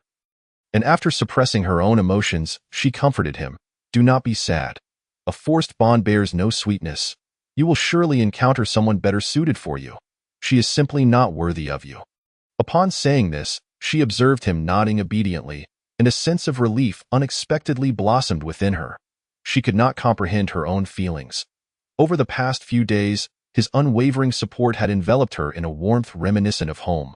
She sensed that this man was considerate and gentle, instilling within her a profound sense of security. Yet, he had remained mute, and now she understood. He was mute due to his disfigurement, fearing the shock it might cause her. Such a man was truly admirable, far superior to that scoundrel Han Shang. After gaining some understanding of him, Gu Siyu suddenly realized that she had yet to learn his name, which felt rather impolite. Thus, she shyly inquired, "By the way, could you tell me your name?" Her voice was soft, akin to a young girl experiencing her first stirrings of affection, a blush gracing her cheeks, momentarily rejuvenating her wrinkled skin. After speaking, she instinctively covered her face with her hands. Observing this, the bandaged mute man pondered for a moment before once again picking up his pen to write down his name in a neat, vigorous script that I knew. "Ah, your name is Li Nu.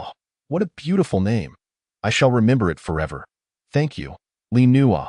Through their days together, accompanied by a subtle fluttering of her heart, Gu Siyu felt an undeniable attachment to this man. Despite his muteness and his lack of conventional beauty, she found herself uncaring. He was like a beacon of light illuminating her world, rescuing her from despair. If her appearance were to be restored, she vowed to repay him. Though her memories of the future remained fragmented, the warmth of love was unmistakable. Contemplating this, Gu Siyu rose from the verdant foliage, shielding her eyes from the glaring sunlight. Surveying her surroundings, this was her second visit here. The last time, she had arrived alone, and her first action upon awakening was to seek out that scoundrel Han Shang. But now, she would not. Instead, she retrieved her mobile phone and dialed the Dragon Kingdom's SOS Rescue Center. Unlike others, Gu Siyu was a reincarnate, fully aware of her location, and she provided detailed information to the operator. Previously, other students who had been transported here had attempted to call for help but were unable to convey their whereabouts, resulting in delays in rescue efforts, relying instead on satellites for a global search. However, with Gu Siyu's memories from her past life, the need for such satellite searches was entirely circumvented. After hanging up, a bright smile illuminated Gu Siyu's face, confident that the Dragon Kingdom's rescue team would arrive shortly. Fortifying her resolve, she gazed into the distance. With her memories from her previous life, her ascent would be swifter than before. Li Ruo, clad in military attire, sat in the vehicle as it jolted to a stop, the rear wheels seemingly ensnared in a sand pit, spinning helplessly. "Let me take a look at the rear wheels," suggested Cheng Su from the passenger seat, rolling down the window. He then opened the door and stepped out to investigate. Li Ruo followed suit. "What on earth is this?" Cheng Su exclaimed upon discovering a pristine birdbeak mask lodged in the wheel. Resembling a black crow, upon seeing the familiar item, Li Ruo paused, then swiftly snatched the mask from Cheng Su's grasp, for he recognized it. It belonged to the crow-faced man he had encountered 3 days prior. He recalled how he had struck the lion man, turning him into a mist of blood, the residual force creating a massive whirlwind that had swept the crow man and another away. Now, upon seeing the mask, he surmised that the crow man must have perished. "It seems you hold a strong attachment to this mask. Here, you can keep it, if there is nothing else. Let us move on and see if there are other survivors," Cheng Su remarked, glancing at the engrossed Li Ruo and gesturing for him to follow. "All right." Li Ruo was eager to leave, though he hesitated to voice his impatience, feeling it would be selfish. Suddenly, a fiery red ball struck the vehicle, forcing them to a halt. "I can't believe the Dragon Kingdom's forces have located us so swiftly. Unfortunately for you, today, we are here, and you shall remain forever," a voice declared from a woman cloaked in black. Her entire figure was enveloped in shadows, making it difficult to discern her gender without her speaking. Behind her stood 20 individuals, all clad in identical dark attire. "Who are you? What do you want?" Chung Yong asked, leaning out of the window, sensing the ominous intent of the group. "We are members of the evil organization, and I am one of the esteemed aides of the 25 chief members." Known as the Crimson Fire Serpent, Atomy smirked, revealing her fiery red lips as she dramatically unveiled her figure, showcasing her alluring form and striking Western features. "What? You are the A-class ability user, Crimson Fire Serpent from the Mouse Kingdom?" Cheng Su exclaimed in disbelief, clearly familiar with her notorious name. Yet, what exactly was this evil organization? Chapter 15. Mastery of martial arts. This was dire. They had not anticipated encountering such a formidable foe. Chung Yong, seated in the driver's seat, wore an anxious expression. As mere B-class ability users, facing an A-class power was a recipe for disaster should she harbor ill intentions. "What's wrong, Brother Chung? Have we stumbled into a robbery?" Li Ruo, seated in the back, quietly inquired, gauging the two men's tense demeanor, concerned about their ability to handle a potential threat. "This is no robbery, but something far worse. If they intend to take action against us, we might well be facing death," Chung Yong replied gravely. He had heard of her reputation. She was a well-known fire ability user from the Mouse Kingdom. In the past, she had stirred a fervor in the Mouse Kingdom with her immense power and unique charm, actively participating in quelling riots and incinerating those who threatened the nation's peace. Due to her outstanding contributions, she had been honored with the title of Crimson Fire Serpent. Does that mean the individuals outside are formidable? Boom! Crimson Serpent Dance. Before Li Ruo could finish his query, a resounding explosion ensued. A blazing serpent erupted before them, crashing into the armed off-road vehicle, turning it upside down. Li Ruo and his companions were thrown into disarray, and before they could regain their composure, several fiery serpents surged towards them, encircling their armed off-road vehicle. These serpents continuously spewed flames, causing the temperature around them to soar, making it feel as though they were trapped within a furnace. Fortunately, the vehicle had been modified by the military, possessing bomb-resistant qualities, thus avoiding an explosion. Cough, cough, this is truly unprincipled. What was that just now? Dust swirled around, and Li Ruo hunched over the back seat, his body awkwardly pressing against his neck and head, struggling to extricate himself without causing damage. Meanwhile, Cheng Yong and Cheng Su had managed to maneuver their bodies just as the vehicle was overturned and were now able to crawl out through the shattered window. "Brother, are you all right?" Cheng Su observed his brother climbing out of the window and was unwilling to let him face this seemingly unreasonable group alone, so he kicked open the car door and clambered out. The two brothers escaped, leaving only Li Ruo still stuck in the back seat. It wasn't that he didn't want to leave, but rather he was uncertain about the strength of the adversaries outside. Although he had previously displayed great prowess by conjuring a tornado, he felt a sense of trepidation, understanding that he must never underestimate anyone, even a beggar by the roadside. What if they were extraordinarily powerful, capable of eliminating him in an instant? Well, it seems we've encountered some trouble. Cheng Yong slowly stood up, supporting himself on his knees, then dusted off the sand and grit from his clothes, a faint smile playing at the corners of his mouth. His eyes sparkled with determination and fearlessness. Despite the overwhelming number of adversaries before him, there was no trace of fear on his face. Instead, his gaze radiated a fighting spirit, as if to declare to all, "I shall not easily succumb to pressure." Witnessing his brother's indomitable spirit ignited a similar fervor in Cheng Su's heart. He quickly assumed a battle-ready stance and turned to Li Ruo inside the vehicle, whispering, "Stay hidden in there. We are about to face a fierce battle. And if things turn dire, remember to seize the opportunity to escape." To Cheng Su, Li Ruo exhibited no signs of supernatural abilities, leading him to believe that Li Ruo was an ordinary person. Hearing this, Li Ruo slightly slowed his movements, signaling that he was heeding their advice. "I'm a professional at this." "What do you mean? Why are you attacking us? It seems we haven't provoked you." "Have we?" At that moment, Cheng Yong warily fixed his gaze on the opponents, his hands poised behind his back, ready to spring into action, ever vigilant of the group before him. "It's quite simple. You should not be here, and we certainly will not allow you to rescue the students lost in this area. The Dragon Kingdom does not need so many talents." May chuckled wickedly. This operation was inherently aimed at suppressing the new generation of supernatural beings in the Dragon Kingdom, extinguishing those gifted and full of potential before they could flourish. By dismantling the new generation of supernatural beings in the Dragon Kingdom, they could ensure their nation maintained its dominance in the realm of abilities and further solidify their ruling status. This conspiracy brimmed with malice and ambition, and the Dragon Kingdom had to confront this challenge to safeguard its young supernatural beings and uphold the nation's future and dignity. What was supposed to be a flawless plan should not have allowed for such swift rescue from the Dragon Kingdom. Although somewhat baffled, they believed that as long as they dealt with these individuals before them and eliminated the other rescue teams, it wouldn't be considered a failure. Since the Dragon Kingdom refused to join the union of supernatural abilities, it had no need for such talents and strong individuals, so you too should perish. After the Crimson Fire Serpent Queen uttered these words, her gaze turned even more ferocious, and she inhaled deeply, charging forward once more. Her hands danced swiftly, flames entwining her hair like serpents, as if she were engulfed in a blazing inferno. With her movements, a powerful wave of heat surged outward, overwhelming all in its path with a sense of scorching intensity and suffocation. Cheng Yong felt a shiver at this terrifying aura. A B-class supernatural being facing an A-class was not to be taken lightly. This individual was adept at manipulating fire abilities, capable of altering the shape of the flames, and caution was paramount in that moment. The brothers Cheng Yong and Cheng Su erupted with a fierce determination, willing to fight to the death if it meant buying time for Li Ruo behind them, at the very least ensuring he could relay the news from this location. "Let us go?" "Oh do.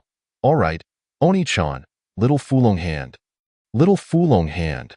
The Cheng brothers released their combined aura, unleashing the ancient martial art they had honed for years, Little Fulong hand.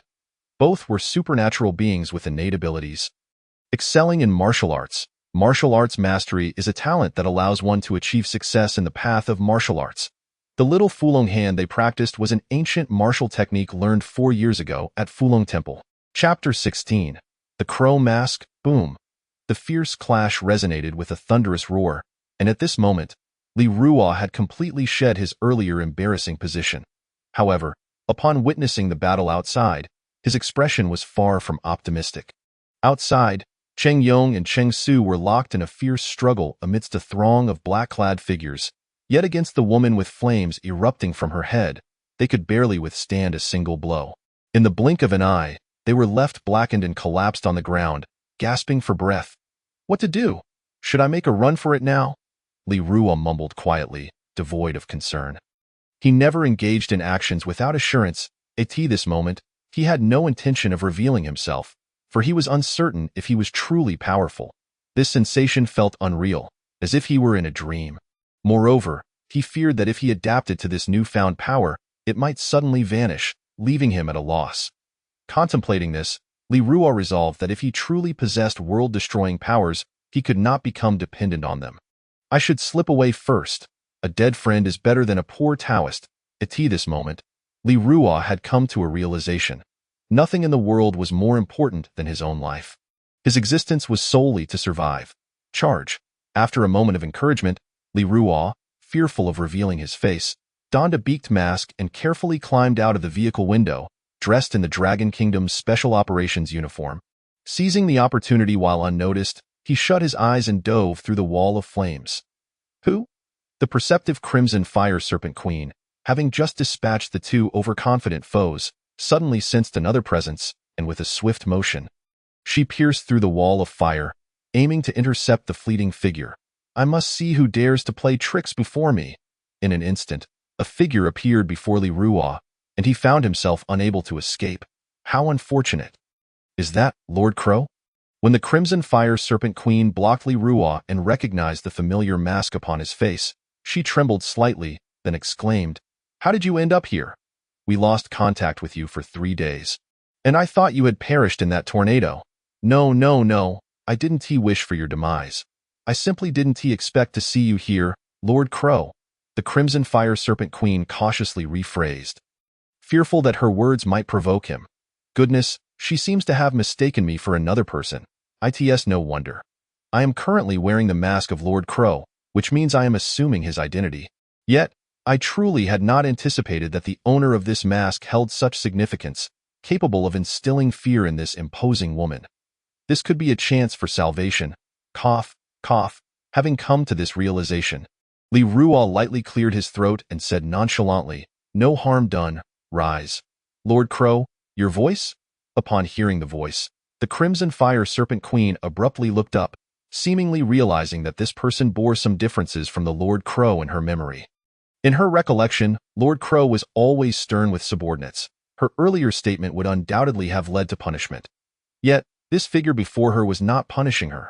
Moreover, his voice differed from her recollection. She pondered. Could this Lord Crow be an impostor? My voice? What about it? Li Ruo inquired, somewhat puzzled. But the next moment it seemed he suddenly understood, providing an explanation that only added to the ambiguity. Oh, I've been a bit under the weather lately. My voice has changed, and no need to pay it any mind. Please rise. I have matters to attend to. Go about your business and do not concern yourself with me, Li Ruo stated, wishing to distance himself from her. Upon hearing this voice, the Crimson Fire Serpent Queen felt her suspicion deepen. She scrutinized the man before her, attempting to discern any flaws in his demeanor. However, when she noticed he was wearing the Dragon Kingdom's Special Forces uniform, her final shred of doubt evaporated. This individual was undoubtedly an impostor, yet she firmly believed her judgment would not falter. This man was certainly not the Lord Crow she knew. The true Lord Crow was cold and ruthless. How could he treat her with such gentleness? Realizing this, her expression darkened. Had she been played for a fool? Humph! The Crimson Fire Serpent Queen snorted coldly. Dare to toy with me? You seek death with that? The Crimson Fire Serpent Queen stood up in a fury, a torrent of heat swirling around her, as if she were on the verge of eruption. What do you intend to do? I cautioned you against recklessness. Do you truly wish to defy authority? Observing the expression on the other's face, Li Ruo understood all too well that he had revealed his position. The fire serpent whip danced at that moment. The anger of the scarlet fire serpent queen reached its zenith, and an infernal whip of flames materialized in her hand, striking with astonishing swiftness. Faced with such a fierce attack, Li Ruo was caught off guard. Merely casting a dispassionate glance at her, just as the flaming serpent whip was about to lash out, the eye lenses of the bird-beaked mask he wore suddenly glimmered in the next instant. An invisible barrier appeared before him, effortlessly deflecting the fiery serpent whip. What the hell?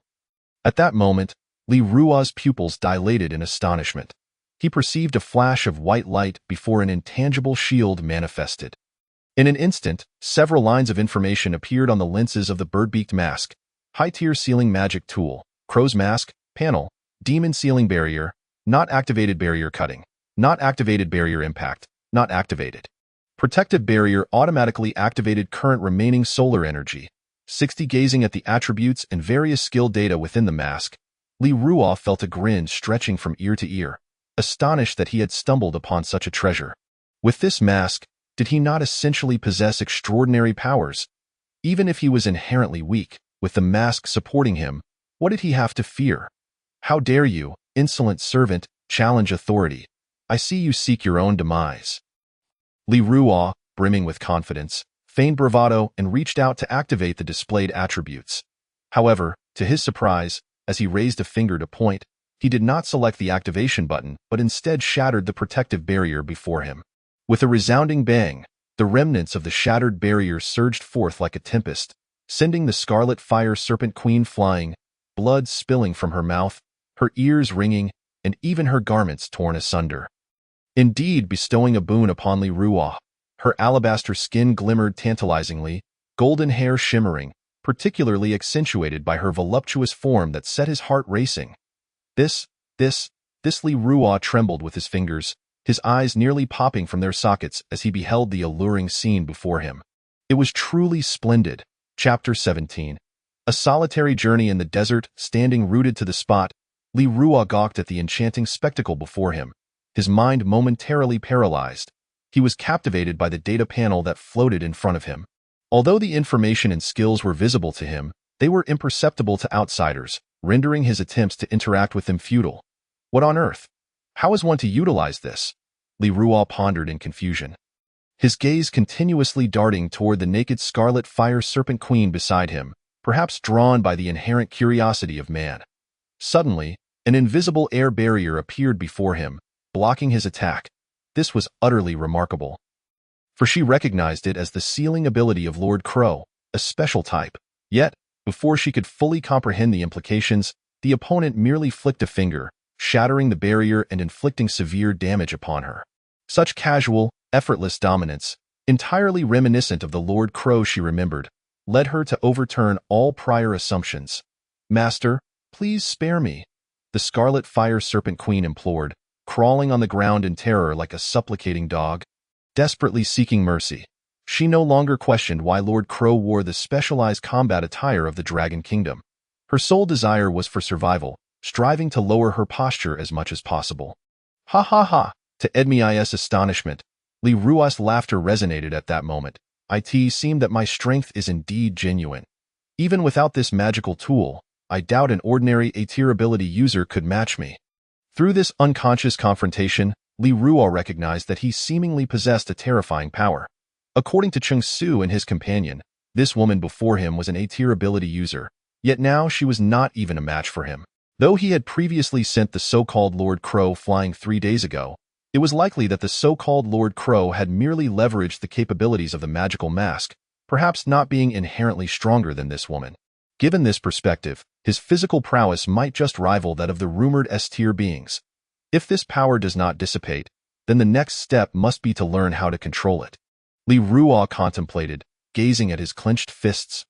His murmurs were incomprehensible to Edmi, who remained on her knees, trembling in fear, unable to grasp his words, merely awaiting her fate in trepidation. Defying authority, let me ponder how best to punish you. At this moment, Li Ruo turned his attention to the woman kneeling before him. Hearing his words, the scarlet fire serpent queen instinctively shuddered.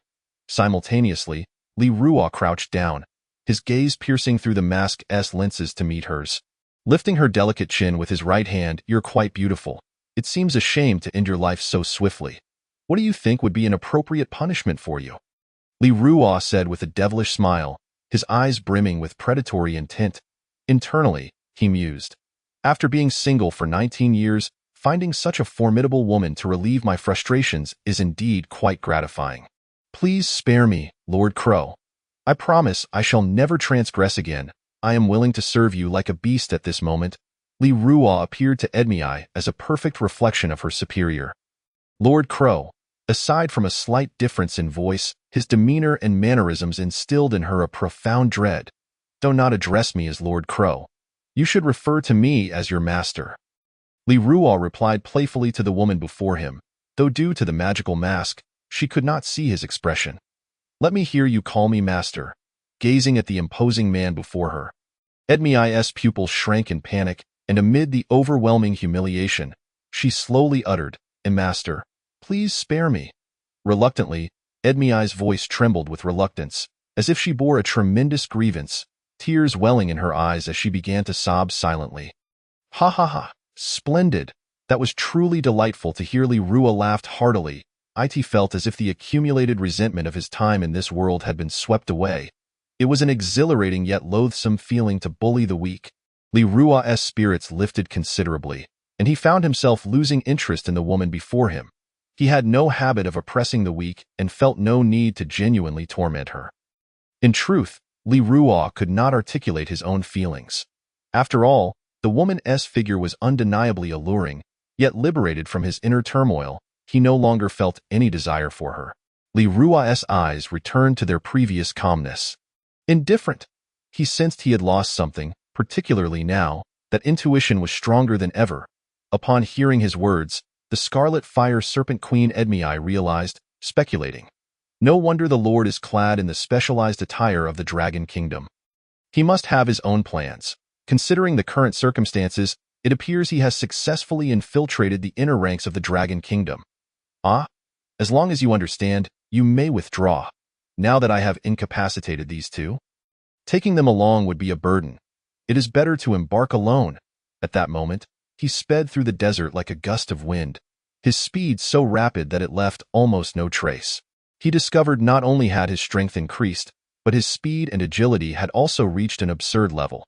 Yet, he still restrained his power, unwilling to unleash it fully for fear of losing control. If he were to unleash another tornado, it would be catastrophic. Li Ruo was entirely unaware of the level of the tornado he had created with a single punch. He simply felt that its power had been weak. Chapter 18. An unexpected encounter with a cousin. A day passed swiftly.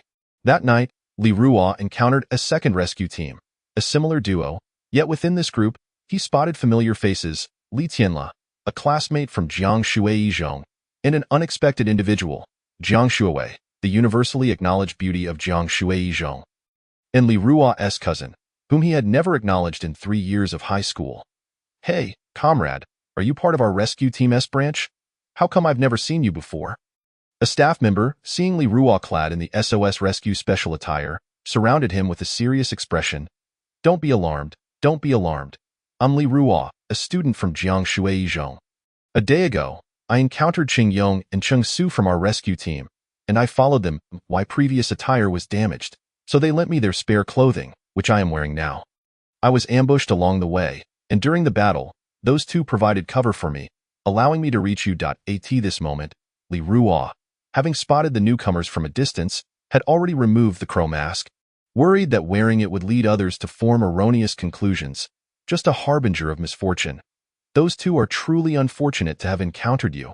At that moment, Li Tianla stepped out of the vehicle. His words dripping with provocation directed at Li Ruo. It was evident that he harbored a bias against him. In his eyes, Li Ruo's presence was nothing short of an annoyance. Originally, the back seat of the SUV was occupied solely by him and Jiang Shuowei, presenting him with an opportunity to engage with her more intimately and potentially win her over. After all, who wouldn't be captivated by the campus belle of Jiangshui No. 1 High School? Yet now, with Li Ruo's unexpected arrival, it felt as though an unwanted third wheel had intruded. Li Tianla was certainly not pleased. Go find another rescue team. Just take me and my girlfriend away from here. I have plenty of money to offer you, Li Tianle proclaimed confidently, as if he believed that money could solve all problems. Tianle, what are you saying? I won't allow you to spread rumors about me. When did I ever become your girlfriend? Please cease your shamelessness, okay? Jiang Shuiwei retorted, each word punctuated with indignation. Since boarding the rescue vehicle, Li Tianle had been encroaching upon her space, his gaze lecherous and insistent.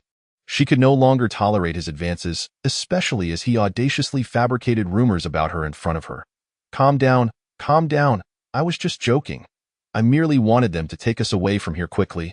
Besides, my family is quite well regarded in Nanling City, with assets worth over $1 billion. Only I am worthy of you. Why won't you accept me? Li Tianle said with a bitter smile, having long struggled to find a way to approach Jiang Shuiwei.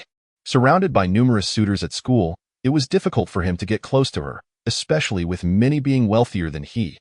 This was a golden opportunity he could not afford to miss. Nor would he allow anyone to disrupt his pursuit. Li Tianle, put away that facade of yours. Is it just because your family has a bit of money? Don't try to cozy up to me. Do I look like someone who lacks financial means? Jiang Shuiwei replied sharply, radiating an aura that warned others to keep their distance. Yet, despite her clear disdain, he persisted in his unwelcome advances. Were it not for their shared past as classmates, she would have lost her temper long ago. Furthermore, coming from a respectable family herself, she felt humiliated by his behavior. Li Ruo listened intently to their quarrel, recognizing that Li Tianle had feelings for his cousin. However, it was evident that Jiang Shuiwei was thoroughly annoyed by him, yet he stubbornly continued to pursue her. Such situations were precisely what Li Ruo wished to avoid, as they often led to trouble. Suddenly, he found himself agreeing with Li Tianle. Beautiful women were often a source of complications, and it would be best not to follow them. As these thoughts crossed his mind, he turned to leave. But fate had other plans. The moment Jiang Shuiwei noticed Li Ruo turning away, she called out to him, "Wait, don't go. You don't have to worry about him. It's still quite dangerous here. There might be remnants of mutated beasts nearby. You should stick with us." Jiang Shuiwei expressed her concern. Although Li Ruo had not explicitly stated it, she was aware of his identity as her cousin. Before attending the graduation ceremony at Jiangshui one high school, her aunt had specifically asked her to look after him. Despite having only met him briefly in childhood, she recognized him from a recent photograph her aunt had provided. Thus, upon seeing him again, she felt compelled to fulfill her responsibility as a cousin and ensure his safety. It's really unnecessary. I'm used to acting alone. I appreciate your kindness, Jiang Shuijia, but I won't trouble you further. Li Ruo firmly declined. It was absurd. Li Tianle was glaring at him as if he were an enemy. Who knew what trouble might arise from following them? He was someone who despised complications. Little brat, are you pretending with me? Jiang Shuiwei said, a hint of annoyance on her face. Don't you recognize me? After all, I am your cousin. Stop being so obstinate. You know how dangerous it is here. Listen to me and get in. She patted the seat beside her, urging Li Ruo to join them.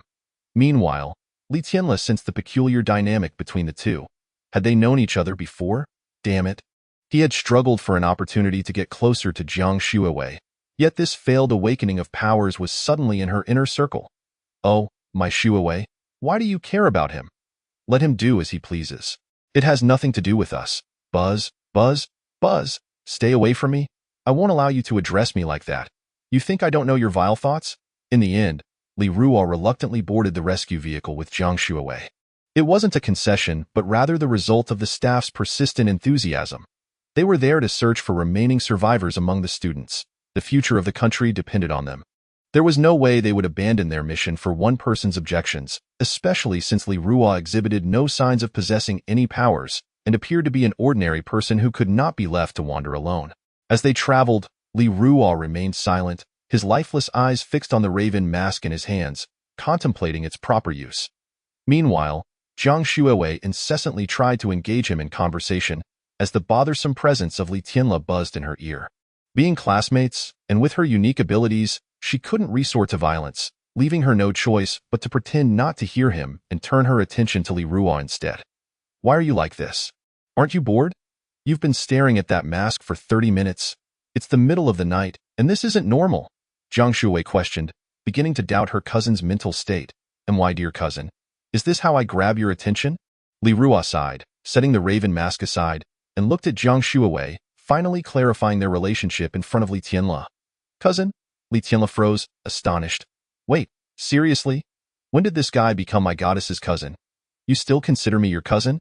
You really think I didn't recognize you? Over the 3 years of high school, you never once came to find me, if it weren't for my aunt asking me to keep an eye on you. Would you have planned to pretend to be just a classmate forever? Jiang Shuawei said, her expression one of exasperation. Of course. Now you and I are worlds apart. You successfully awakened your powers and even gained 2 abilities. Am I worthy of being acknowledged as your cousin? Li Ruo's words dripped with a hint of bitterness, yet his face remained stoic, a stark contrast to his sentiments. As Li Tianla listened to the exchange between Li Ruo and his goddess, he suddenly had an epiphany, feeling somewhat incredulous. Who would have thought that this unassuming scrawny kid was actually related to Jiang Shuawei? The relationship of cousin and cousin. Upon realizing why Jiang Shuawei was so familiar with the newcomer, Li Tianla felt a sense of relief. He had initially intended to plot against Li Ruo, but now he saw no need. This guy wasn't competing with him for Jiang Shuawei's affection. Even if he tried, he would never stand a chance against him. After all, Li Ruo was just a failure in awakening his powers. What could he possibly compare to him? Feeling significantly more at ease, Li Tianla, despite looking down on Li Ruo due to their shared surname, recognized that he was Jiang Shuawei's cousin. Perhaps he could cultivate a friendship with him, creating opportunities to meet Jiang Shuawei more frequently. So, you are her cousin. Why didn't you mention this earlier? It's like the flood has swept through the Dragon King's temple, and family members don't recognize one another, Li Tianla said with a forced smile, planning to approach Li Ruo first and gradually win him over to create opportunities to see Jiang Shuawei more often. Li Ruo found it difficult to adjust to Li Tianla's sudden change in demeanor, especially after he had just mocked him and insisted he seek another rescue team. Now, he was overly eager to ingratiate himself. Surely this was not genuine? I don't have a phone, Li Ruo replied awkwardly, rubbing the flat pocket of his pants. My phone was blown away by the wind 3 days ago, along with my school uniform. Bang! Just as Li Ruo finished speaking, Jiang Shuawei kicked Li Tianla, saying, What do you mean, brother-in-law? If you dare to spread rumors about me again, I swear I'll make you a eunuch. Remembering his earlier words only fueled her anger, and she stomped down on his foot to teach him a lesson. Let go. Oh, no. I mean, release my foot, she huffed. Listening to the pitiful pleas of Li Tianla, Jiang Shuawei seemed to have slightly calmed her anger. She lifted her foot, which was imbued with additional gravitational force, and spared him this time. However, this action undoubtedly provoked him further. Li Tianla, who believed himself to be in love with Jiang Shuawei, felt that this did not diminish his dignity. Especially after repeatedly suffering at the hands of a woman. Jiang Shuawei, do not mistake my leniency for weakness. My pursuit of you signifies my respect. If it were anyone else, I would have taken them countless times by now. Do not think your abilities can suppress me indefinitely. I, too, possess formidable powers. Tonight, no matter what, I shall make you aware of my strength. With that, he activated his ability, Deadly Paralysis. Zzz. Aside from himself and Li Ruo, the others felt as if their bodies had become immobile, including the driver, another staff member, and Jiang Shuawei, who all sensed an inability to move. With a loud crash, the vehicle briefly lost control and collided with a large tree, coming to a halt. The 2 in the front seat were knocked unconscious, but thanks to the airbags, they sustained no serious injuries. The 3 in the back seat merely experienced a jolt and did not succumb to unconsciousness.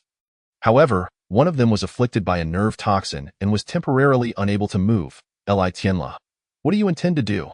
At that moment, Jiang Shuawei noticed a tingling sensation throughout her body, as if she could not perceive her existence below her neck, and a hint of panic surged within her. She struggled to maintain her composure, but fear crept into her heart. She attempted to touch her body with her hand, only to find her fingers unresponsive.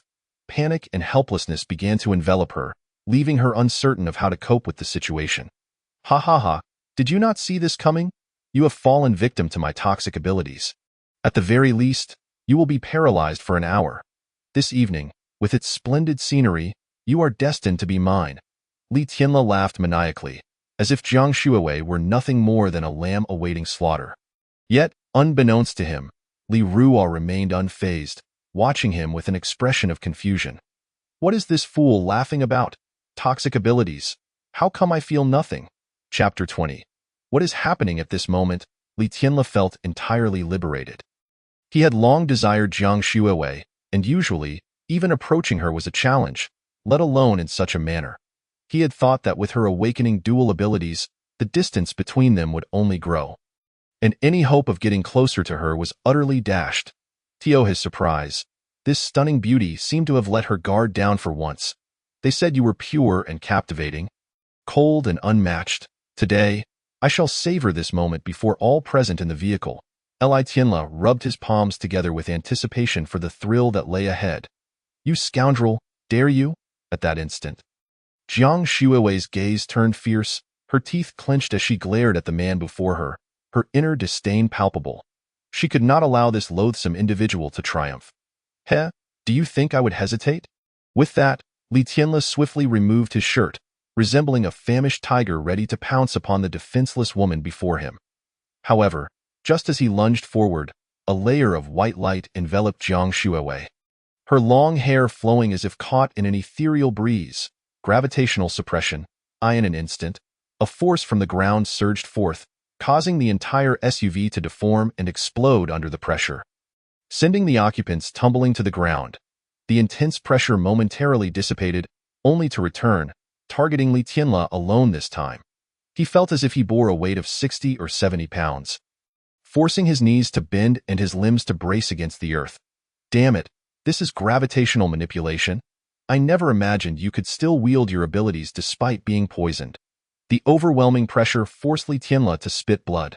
Completely unprepared for her ability to resist at such a moment, do not presume that my immobility grants you free rein. Know this, my powers stem from mental fortitude.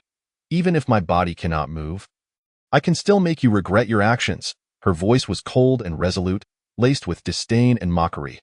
Both psychic control and gravitational manipulation consumed mental energy, yet at this moment, they proved crucial for Jiang Shuiwei's comeback. Yet, despite having turned the tide, Li Tianle's face bore no trace of panic. Instead, he erupted into laughter. This bewildered Jiang Shuiwei, who had believed she regained control. How could he still find humor in this situation? What are you laughing at? You have clearly lost, yet you still find amusement. Ugh, my head hurts. Just as Jiang Shuiwei puzzled over the man before her, a sharp pain pierced her mind. The earlier sensation of dizziness, akin to twilight, intensified, her vision becoming hazy, her spirit waning. I laugh at your pathetic state. Who told you my toxic abilities only reach this level? Over the past 4 days since awakening my powers, I have been collecting various toxins to enhance my abilities. The paralysis of the body is merely the beginning. The true paralysis lies within the brain. Li Tianle stood again. The heavy pressure dissipated. Indeed, you are the illustrious Jiang Shuiwei. The awakening of your dual abilities is truly remarkable. Even without a potential assessment, you have achieved this level. Quite impressive. As he gazed at Jiang Shuiwei, whose spirit was gradually dwindling. A smirk graced his lips. His abilities possessed S-grade potential for growth, further augmented by the toxins of poison frogs and snakes he had harnessed 2 days prior. Now, his toxins could incapacitate even an adult elephant in an instant.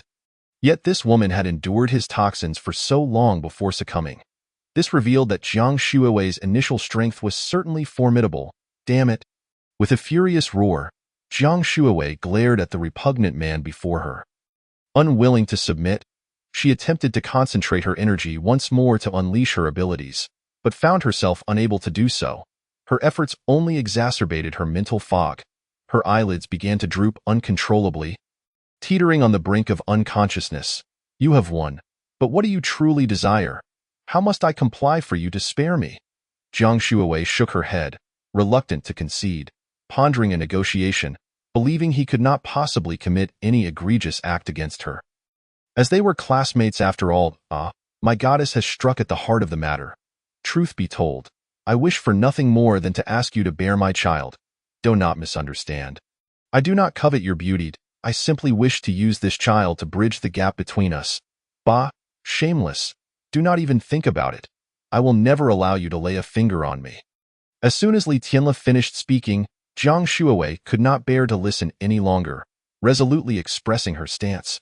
Her demeanor was reminiscent of a toad desiring to court a swan. Hee, that is not up to you. We are currently beyond the borders, and there are no others around. Should I wish, I could easily dispose of you here without anyone ever knowing.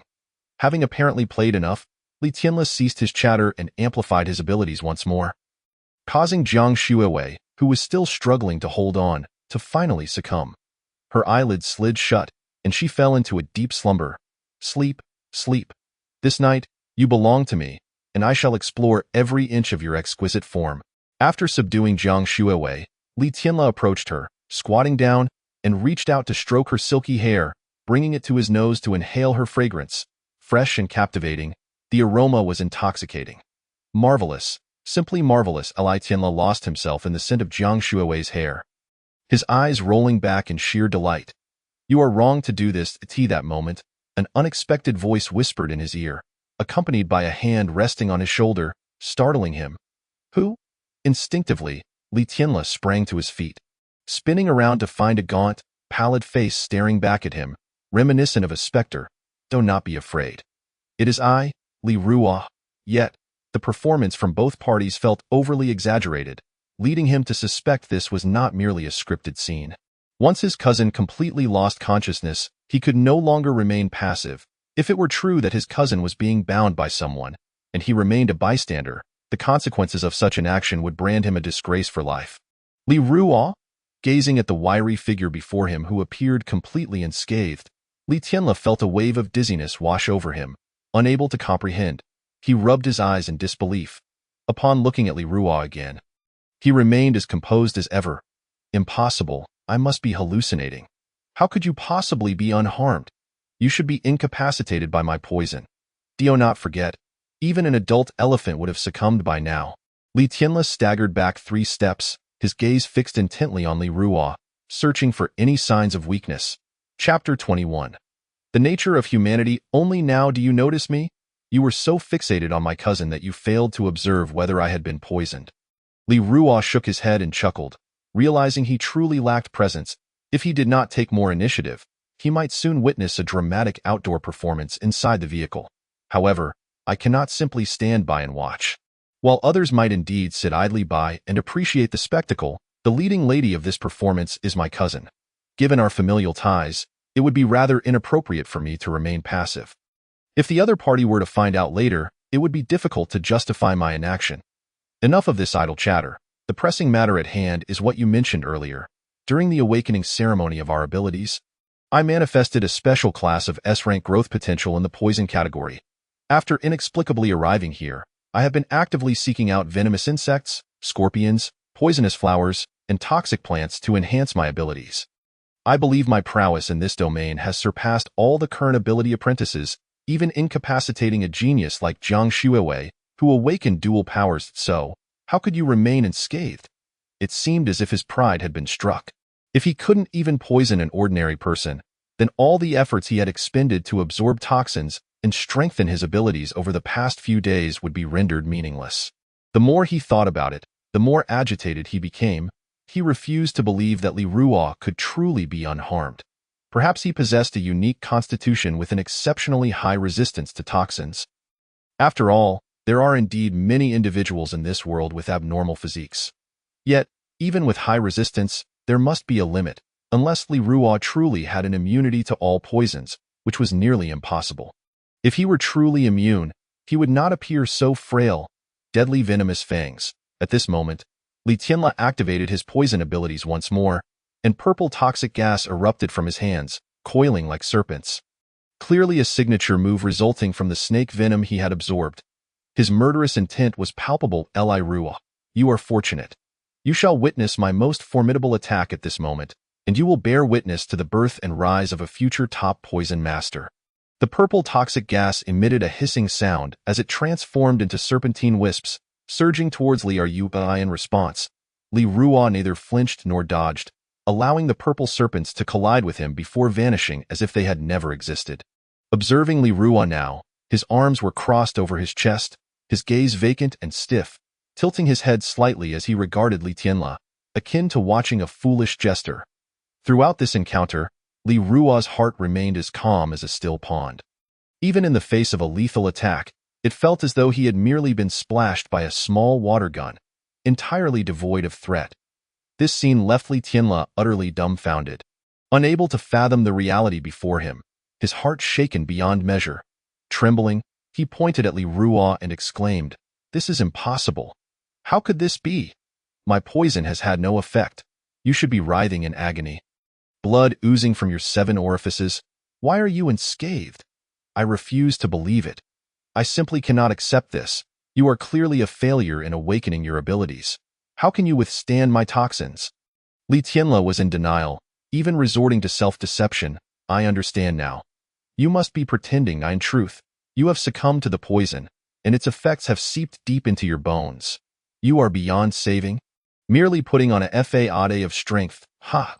Do I appear to be in distress?" Li Ruo replied. "But you did harbor murderous intent, didn't you? You genuinely wish to kill me? I fail to comprehend what I have done to incite such hatred. I don't believe I have wronged you in any way." As he spoke, he began to roll up his sleeves, as if preparing for something. "I refuse to believe it. You cannot deceive me. You are merely pretending. I will not be fooled. That I am determined to see you dead." Deadly poison dragon Fong. At this moment, Li Tianle, disregarding the toll on his body, summoned all of his toxins to unleash a devastating attack. The purple gas reappeared, denser than before, almost obscuring everything in a thick fog. Within the miasma, a purple mist coiled into the form of a venomous dragon, a display of power that, had Cheng Yong and Cheng Su been present, they might have recognized as transcending ordinary B-rank abilities, brushing against the threshold of A-ranked. "I wager my pride on this. Let me obliterate you with one strike. Li Ruo, die." With that declaration, Li Tianle hurled the purple toxic fog forward. In that instant, a blackish-purple mist coiled into a dragon, its roar resonating like thunder. Swiftly, the dragon surged toward Li Ruo, and in that moment, Li Tianle was elated, envisioning Li Ruo bleeding from every orifice, writhing in agony from the poison. It's almost over. Bring about his demise. Yet at that moment, as the purple dragon approached, Li Ruo merely smiled, an air of calm confidence enveloping him. He exhaled gently toward the approaching dragon, and to his astonishment, the entire misty dragon dissipated into thin air, as if it had never existed. Li Tianle stood in shock, unable to comprehend how his all-out attack had been so effortlessly extinguished. This was absurd. It simply couldn't be true. How could he have blown away my misty poison dragon with a single breath? I refuse to believe it. I absolutely do not accept this reality. Li Tianle was on the brink of collapse. Having failed to affect Li Ruo twice, it was akin to broadcasting to others that his abilities were so pathetic they couldn't even handle an ordinary person.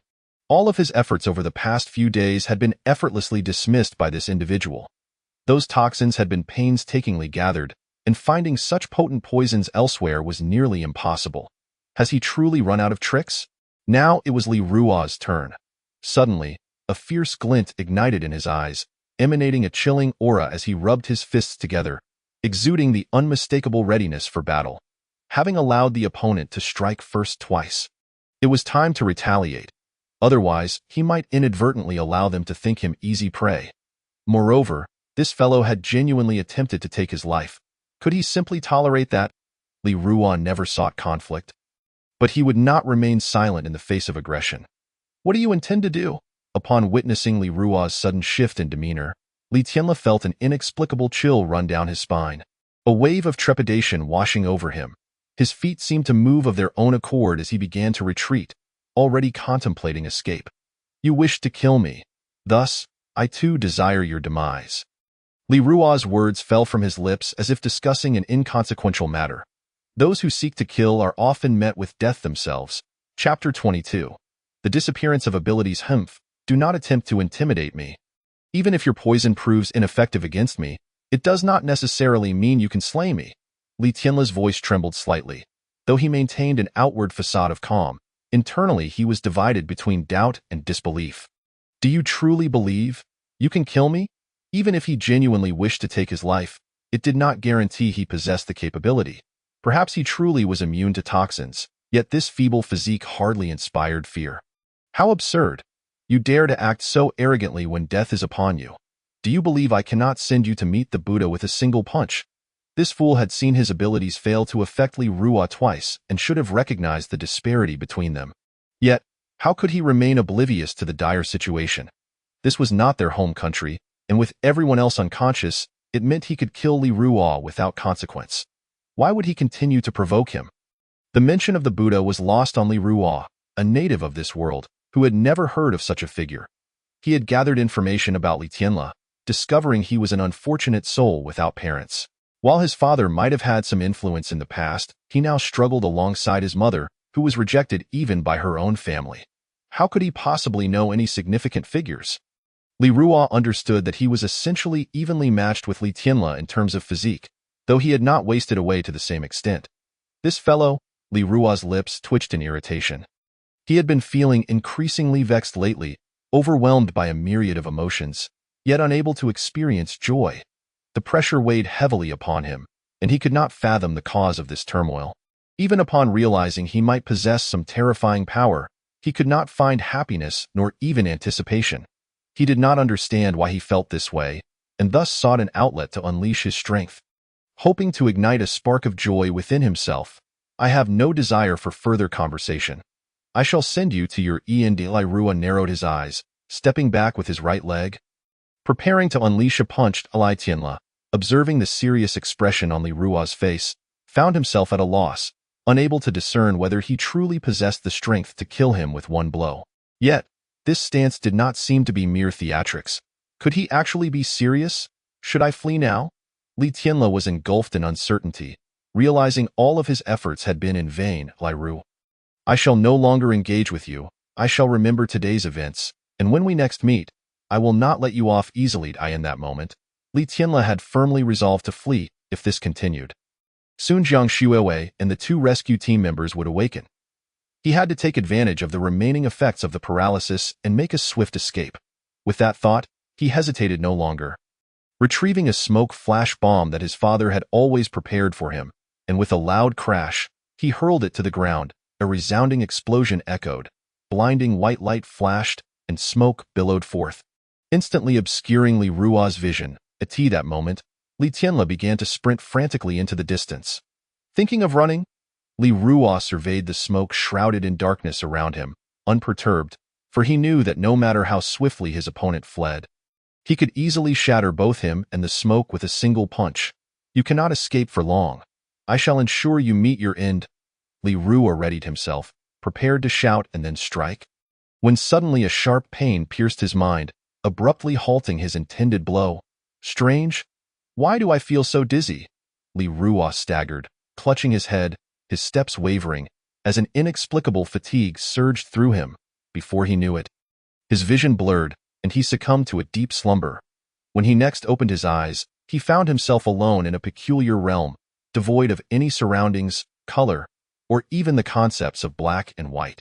There was no sense of space or time, only an endless solitude. In this place, Li Ruo felt himself diminishing, as if something within him was ebbing away, until he became as insignificant as an unnoticed ant. Ah! Li Ruo jolted upright, startled, his consciousness returning from that ineffable place, in a state of shock.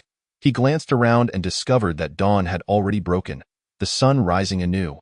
Beside him, Jiang Shuiwei and the two unconscious rescue workers had been roused by his sudden exclamation. What happened? Jiang Shuiwei, her eyelids heavy with sleep, blinked vacantly at him for a couple of seconds before recalling something. Her pupils widened in alarm as she anxiously scanned her own body, relieved to find her clothes intact, untouched by any hands. Right? Where is that scoundrel Li Tianla? I shall dismember him. Regaining her composure, Jiang Shuiwei recalled the events of the previous night. Now that her mental fortitude had been fully restored, and having taken precautions against Li Tianla's abilities, she was determined to exact a harsh retribution.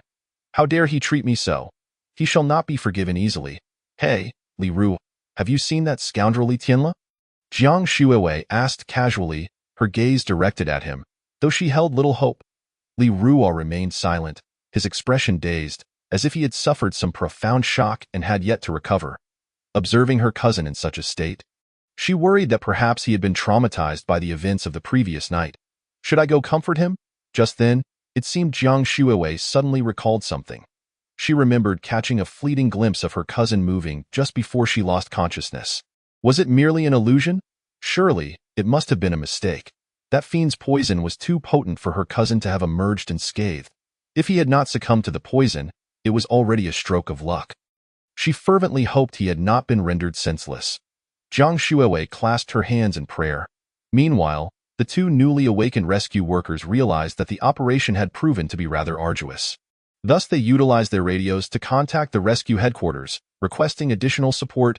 2 days later, the Longwar Rescue Center dispatched a substantial number of rescue teams, even deploying several helicopters. Having experienced the brutal survival conditions, they had become more adept at utilizing their abilities. Li Ruo and Jiang Shuiwei were among them, and while awaiting assistance, Li Ruo did not remain idle. He sought out a secluded spot and began to unleash his fists upon a large tree. Yet, he found that the cataclysmic hurricane he had once conjured was absent. His punches merely struck with mundane force, as if that special power had vanished into thin air. I knew it. There's no such thing as a free lunch. This inexplicable power was bound to dissipate one day, Li Ruo lamented, lowering his head in resignation. Accepting the harsh reality, he felt an overwhelming sense of loss and regret, having only just recognized the immense power within him, only to have it slip away in an instant, leaving him feeling desolate. Chapter 23. The fractured home. This power had arrived so unexpectedly that Li Ruo could not be certain it truly belonged to him. Since its discovery, he had contemplated the possibility of its sudden disappearance. Now, it appeared that his suspicions had indeed come to fruition. Bang! Li Ruo's fist struck the sturdy trunk of the tree, venting his frustrations. The tree remained unyielding, and Li Ruo no longer anticipated any results. If the power was gone, so be it. He had never sought to cling to it. This punch had released the pent-up frustration within him, and he felt a measure of relief wash over him as he turned to leave. However, he was unaware that in that very moment, as he turned away, the once mighty tree began to waver. The edges of the tree were becoming increasingly engulfed in dark, particle-like specks, multiplying until they scattered into the void in the span of merely 3 breaths. A tree that appeared to have stood for a century disintegrated into black dots, vanishing into the ether without a trace, without even the rustle of a single leaf. Li Ruo bid farewell to Jiang Shuiwei for what had transpired that night, why Li Tianle had vanished, and why he had spared him. All these questions lingered. It was strange. He clearly remembered seeing a figure before losing consciousness, yet the more he pondered, the more he felt that figure resembled Li Ruo. Helpless, she could only temporarily abandon her inquiries. Oh my goodness, has the house been robbed? In that moment, Li Ruo scratched his head in disbelief, truly unable to fathom what his mother had endured in his absence. After all, he still had a mother in this world, and he had never known the warmth of familial love in his previous life, where he had been left to languish in an orphanage, drawing monstrous figures on the ground for amusement, feeling out of place among the other children. Thus, more than anyone, he yearned to experience genuine familial affection, something he had longed for in his childhood. As Li Ruo stepped through the threshold of his home, overwhelmed by the sights before him, a gentle and refined female voice rang out from the entrance. Your mother has been utterly exhausted since your disappearance. She has tirelessly searched for you, even selling some of the furniture in the house to fund her efforts. Yet, she did not part with your laptop. She kept it for you. Just look at how good your mother is to you. Later, when she heard that your group had been transported to the lost zone beyond the borders, particularly after a recent unprecedented hurricane, it terrified her. She was unable to cope and suffered a heart attack. Fortunately, I was nearby and was able to take her to the hospital. Otherwise, you might not have seen her again. Having witnessed the struggles of this mother and son duo, their neighbor could not remain indifferent, leading to more frequent interactions between their families and fostering a deeper bond. What? My mother is in the hospital. Which hospital? Upon hearing that his mother had suffered a heart attack and was hospitalized, a look of anxiety washed over Li Ruo's face as he urgently inquired of Aunt Eliud. Do not panic. Your mother is currently in room 301 at the First People's Hospital in the city. Huh? Where are you going? Just as Aunt Lu revealed the room number, Li Ruo turned and dashed away, calling back as he ran, I'm going to see my mother. Be careful on your way. Aunt Lu's words had scarcely left her lips when Li Ruo had already sprinted far ahead. In a frenzy, he ran with such speed that he seemed to leave no trace behind, unaware of his own extraordinary pace. All he wanted was to see his mother as soon as possible. "Mom, I'm coming to see you. Please be safe." Nanyang City, First People's Hospital, room 301.Li Rua hurriedly arrived at the emergency ward, disregarding everything else as he pushed open the door, only to find Zhang Shiji lying on a hospital bed.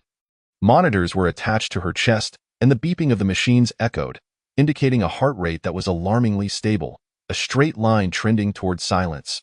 The nearby nurse, alerted by the commotion, quickly approached to check the situation. Upon seeing the young man beside the bed, she admonished, "Please keep your voice down. The patient needs to rest." "How is she? When will she wake up?" Li Rua pressed urgently. "Are you her son?" the nurse asked. "Yes," Li Rua nodded. "The patient's condition is quite serious. She is suffering from acute heart disease and requires a major pacemaker surgery. It will require a substantial amount of money, so you should prepare accordingly." The nurse stated seriously. "Surgery? How much will it cost?" After a moment's hesitation, Li Rua responded. He knew he had to ensure his mother received the operation, though he was concerned about the exorbitant costs. "Conservatively, it will be around 300,000, the nurse replied. "What? That much?" Upon hearing the staggering amount required for the surgery, Li Rua's countenance instantly fell, resembling that of a frostbitten eggplant. He was acutely aware that over the past few years, his mother had exhausted nearly all her savings to support his high school education. The mere fact that the family had managed to save 20 to 30,000 yuan was already remarkable. Not to mention the exorbitant sum of 300,000. This was merely a preliminary estimate. Should any complications arise during the procedure, additional funds would be required for more precise equipment for resuscitation, potentially escalating the total cost to around 500,000 yuan. Having relayed the situation to you, it would be prudent for you to prepare in advance. As Li Rua lamented the exorbitant surgical fees, pondering how to gather the necessary funds, the nurse's two curt remarks doused him in an icy reality. "What? But my family cannot afford such a sum. Is there no possibility of a 50% discount?" Chapter 24. Astronomical costs. "Sir, there is no such practice of discounts here," the nurse replied, her hands waving dismissively like a clapper. "The 50% discount is absolutely out of the question. Our hospital has its own expenses to manage." Observing her outright refusal, Li Rua immediately adopted a pitiful demeanor and implored, "Could you possibly make an exception? My family can barely scrape together 20 to 30,000, let alone 30 to 50. Just a 50% discount, please." "What are you thinking? Our hospital has regulations. I cannot make exceptions. It's pointless to discuss this with me. You would be better off contemplating how to gather the surgical fees."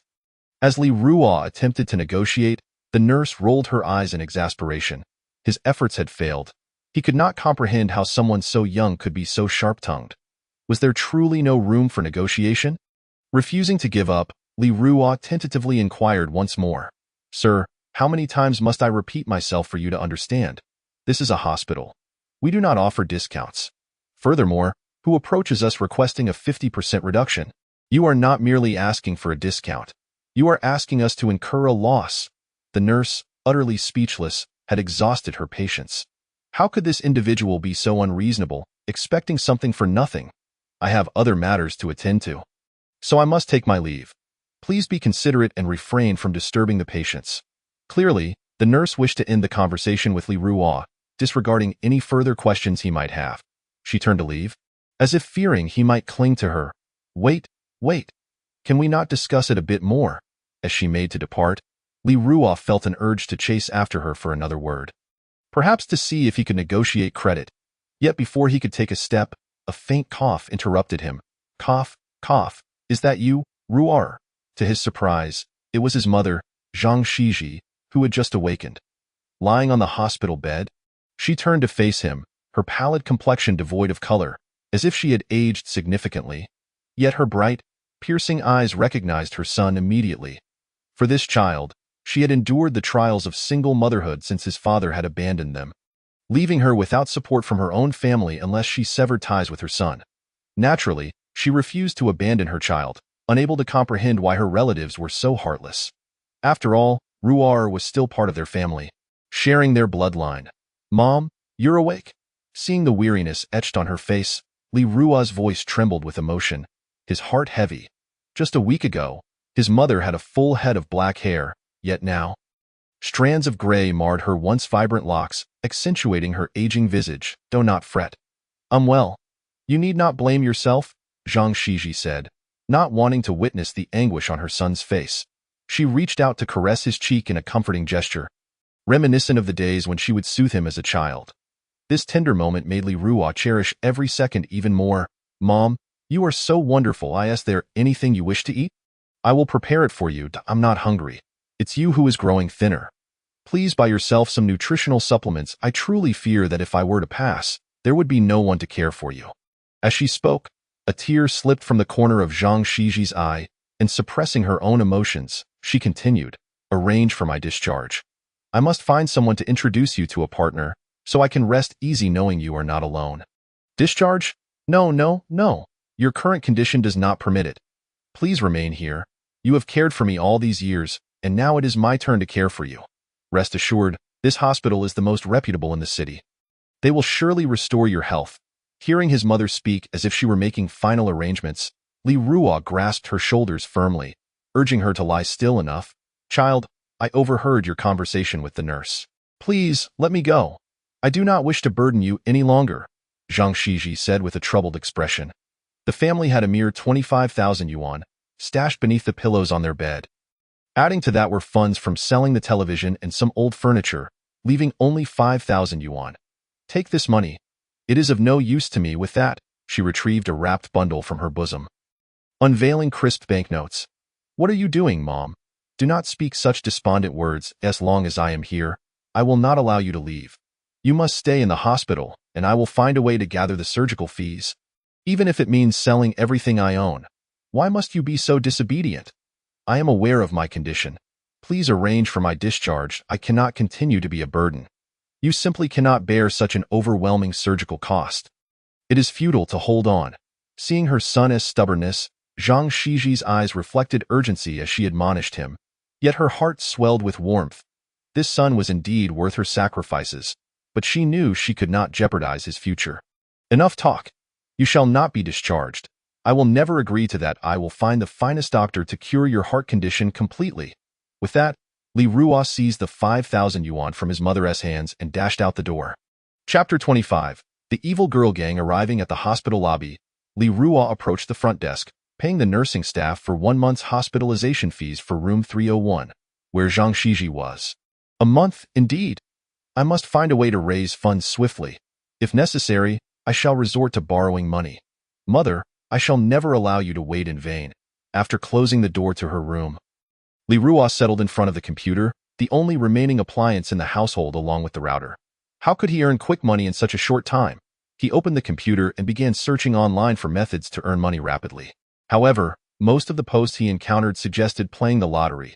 If winning the lottery were so easy, wouldn't everyone in the world be wealthy by now? Such foolishness. Li Ruo closed the forum in frustration, resting his forehead in his hands, feeling utterly lost. What should he do? His health was poor, his academic performance dismal, and his attempts at awakening any special abilities had failed. Aside from a talent for drawing monsters, he felt like a complete failure in every other regard. Despair clouded his features as he pondered the futility of his artistic talent. What good would it do him? Couldn't he possibly draw comic books for royalties? Could he? Wait a minute, comic books. In that instant, a brilliant idea sparked in Li Ruo's mind, and of course, why hadn't he thought of this sooner? Although selling comic books domestically was prohibited, he could create them online and earn money from foreign audiences. He recalled that in other countries, creating comic books was both legitimate and accepted. With these thoughts racing through his mind, Li Ruo felt invigorated, increasingly convinced that this was worth a shot. He swiftly opened a browser and logged into a website he had previously visited for inspiration. Almost immediately, a new page loaded, and 2 pop-up windows featuring large peaches appeared. Li Ruo admired them for a moment before closing the pop-ups and accessing his personal account. The information displayed was as follows. Nickname: Li Nuo. Gender: male. Level: V10. Region: unknown. Avatar: cartoon cat. As he gazed at his online profile, Li Ruo reflected, this website is truly a treasure trove, though I have lost count of how many times I have visited it. Each time, I am filled with excitement. This was it. He should update his personal information. Since the original owner's body now belonged to him, It was only fitting that the account's legacy belonged to him as well. This was the first time he had seen the original owner's chosen nickname. Li Nua? It did not suit him at all. With a few clicks, he changed it to something more fitting. I love big peaches. He also updated his avatar to a sultry half-body portrait of a beautiful woman, her chest resembling a plump white peach. Yes, this was more like it. After amending his basic information, Li Rua turned his attention to the Join Us button below. Instantly, he was redirected to another page where he followed the prompts, disregarding the risks, and downloaded a software program specifically for creating comic art. Connected to the website on the computer, regardless of the potential for viruses, I decided to download it without hesitation. Once the installation was complete, I eagerly opened the software, which promptly redirected me to the Personal Creation Center, where I proceeded to edit my fabricated personal information. First and foremost, my author nickname was I Love White Peach. I then clicked on Creation, where an array of tools awaited me. Utilizing the features and tools provided, I swiftly crafted the cover of my inaugural comic, titled Evil Girl Squad. Following that, I composed a synopsis and an outline for the comic, entirely mirroring the fanfiction of Sailor Moon that I had previously read in my past life. Excellent. This marks a promising beginning. At last, I completed it. What a challenge it had been. I hurried to publish it and then uploaded it before heading to bed. Li Rua clicked the upload button, and the work was successfully uploaded. Upon witnessing this, Li Rua closed the software and switched back to the previous website to view his creation. Searching for Evil Girl Squad. Synopsis. Evil beautiful girls wreak havoc on the city, while the monstrous inhabitants rise to retaliate, thus commencing a grand battle. Clicking through, I reviewed everything in one breath. The scenes within were rife with intensity, featuring an overwhelming number of monsters. The story commenced with a trio confronting a horde of beasts. Some were humanoid monsters, others took the form of dogs, yet regardless of their type.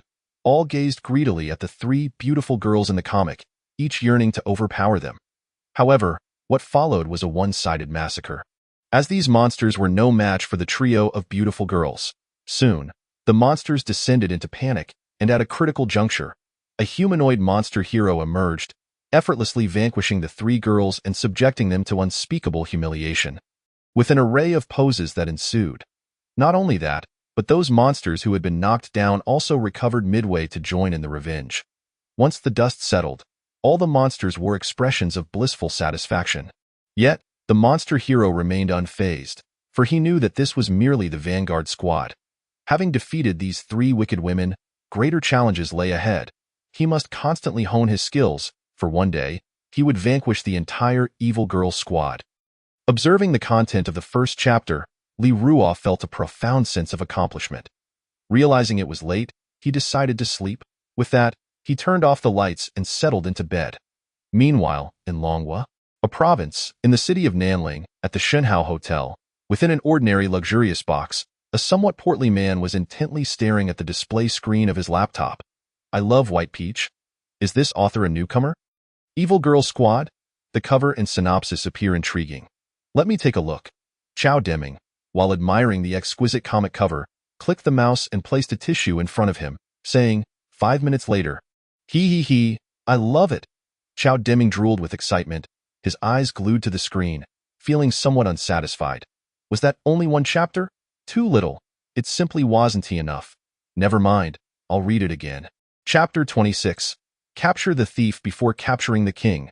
He was utterly captivated by this comic, his blood boiling and spirits soaring.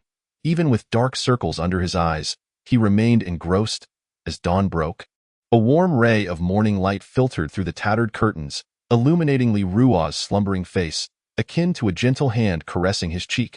However, this bright sunlight proved somewhat blinding, preventing Li Rua from continuing to bask in the sweet embrace of slumber. He slightly furrowed his brow, attempting to shield his eyes from the dazzling light, yet they involuntarily squinted. He endeavored to open his eyes, acclimating to the bright surroundings of the room. The sunlight spilled over the aged furniture and weathered walls, rendering everything so vividly real and mundane.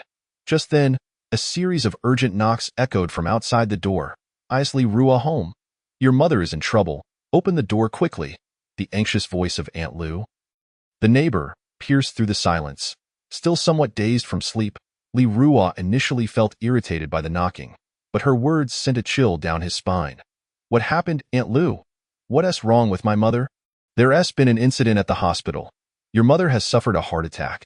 They don't have your number, so they called me instead, Aunt Lou explained.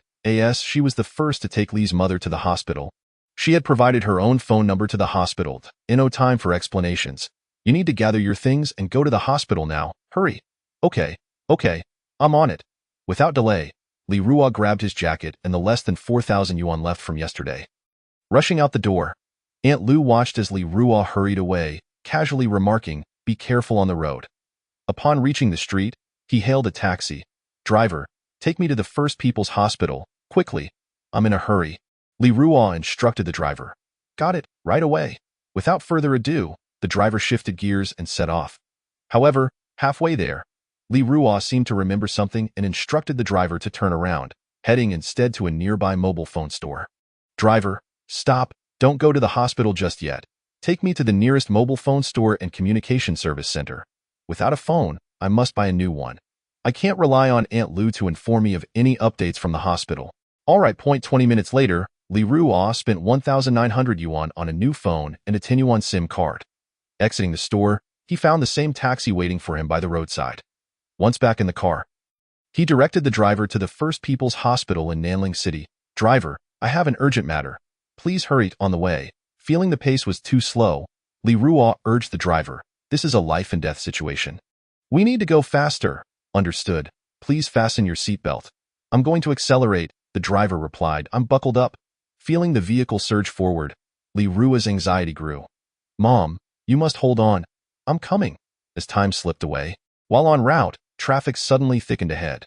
Due to the excessive speed, the driver had to slam on the brakes. Fortunately, he was an experienced driver, managing to stop the vehicle safely without incident, but the engine had stalled. The reason for this was that the road ahead was completely congested, vehicles piled up in disarray. The driver, somewhat exasperated, remarked, "Sir, are your eyes closed? Can't you see the road is blocked?" "Blocked? With this level of congestion, I doubt even a bicycle could pass through. Did there be an accident up ahead? Why are there so many cars?" The sight of the traffic jam left Li Ruo anxious. Glancing back at the line of cars behind him, he realized they were trapped in a long queue. Damn it, of all times, why now? No time to waste. His mother was in critical condition at the hospital. He couldn't afford to squander time here. With that thought, Li Ruo resolved to exit the car and run to the hospital, as this level of congestion would likely take ages to clear. He had no idea what was happening ahead. "Hey, you're leaving already? This fare is only for a third of the journey." The driver's expression was one of shock. The money seemed too easy to earn. Meanwhile, on another road, a small-scale disaster was unfolding.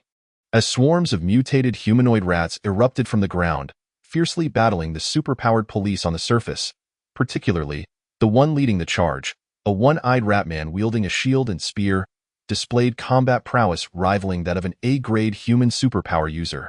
Red lasers rained down as the mutated rats, driven into a frenzy, fought viciously.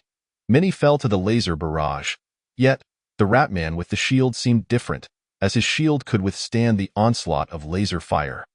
"Come on, my little ones, victory is within our grasp.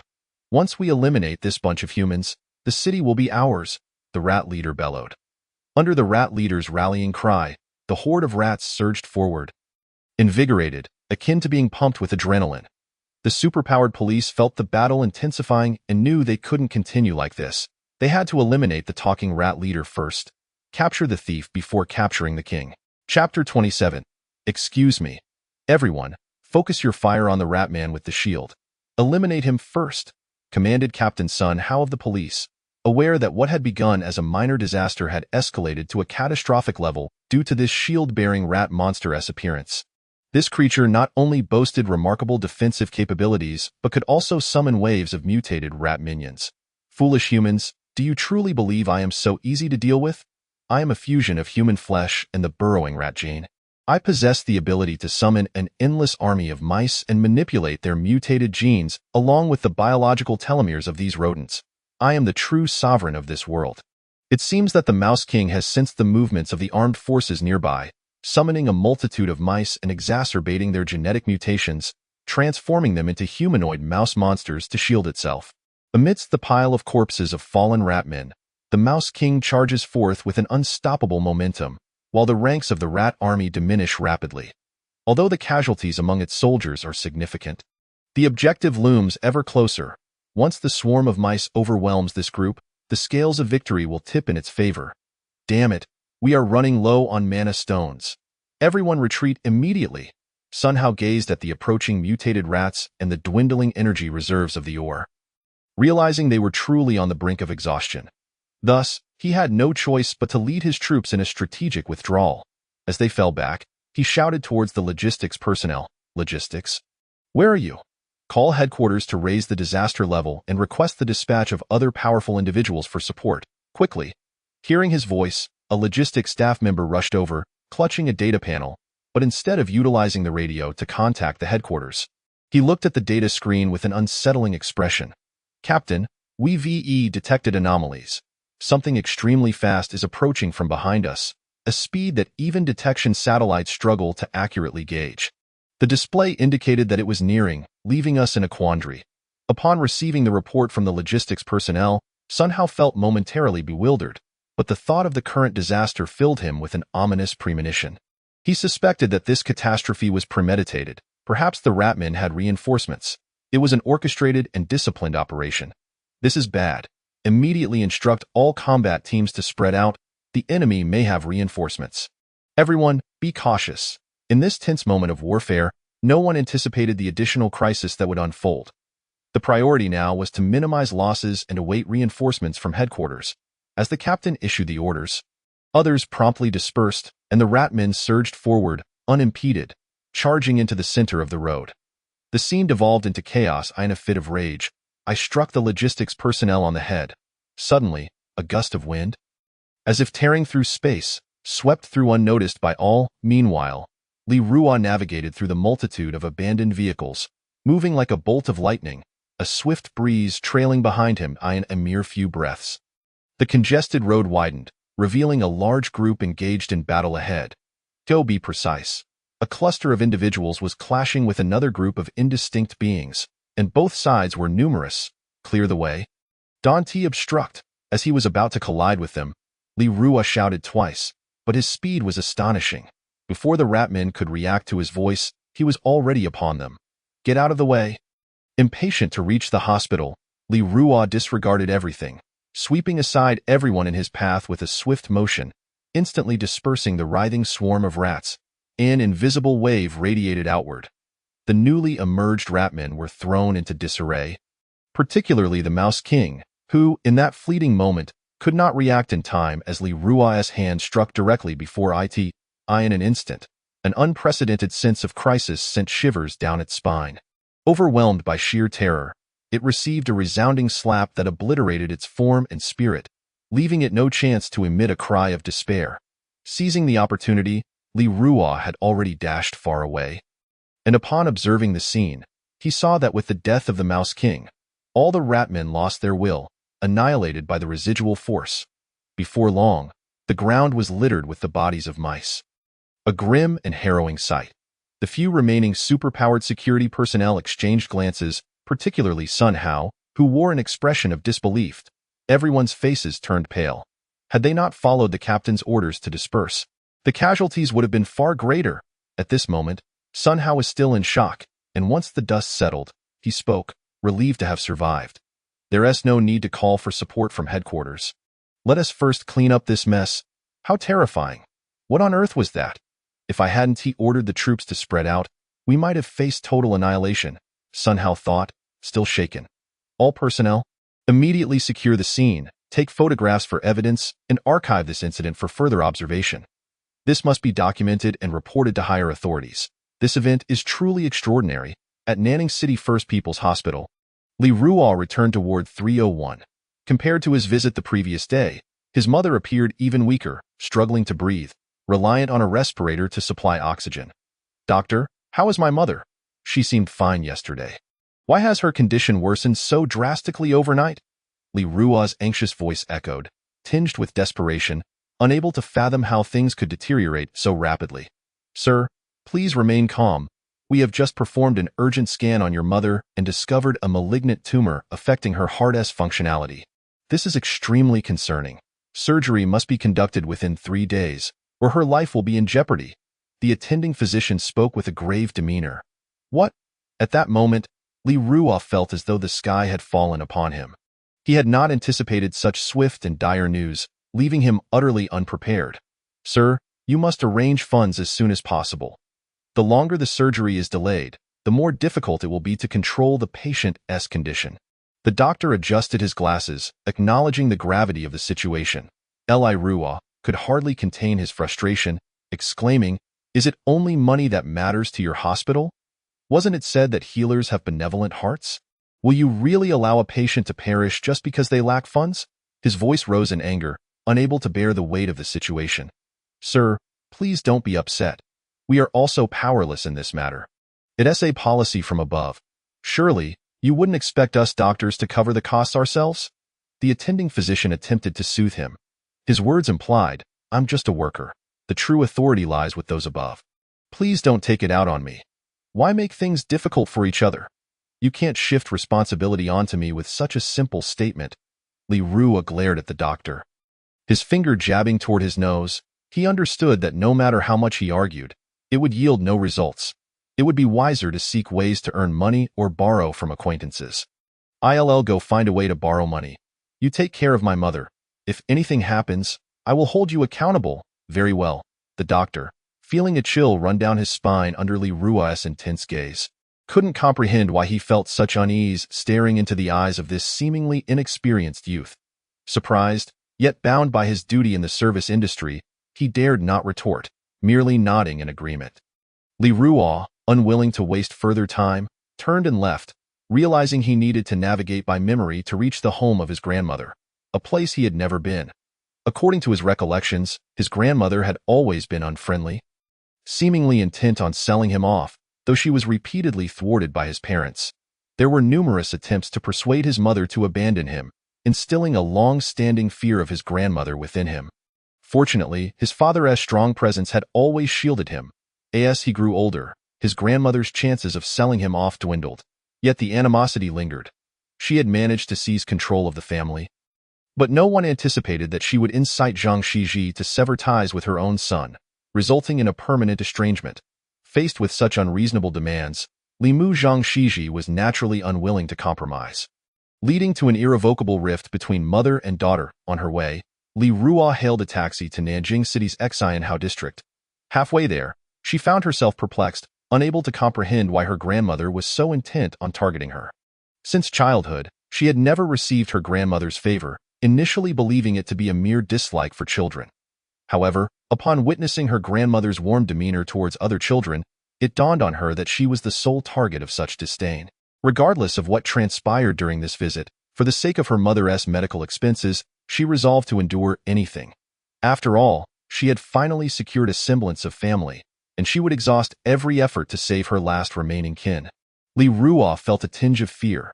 She had tasted the bitterness of solitude, having navigated life alone in her past existence, shouldering every burden without anyone to confide in.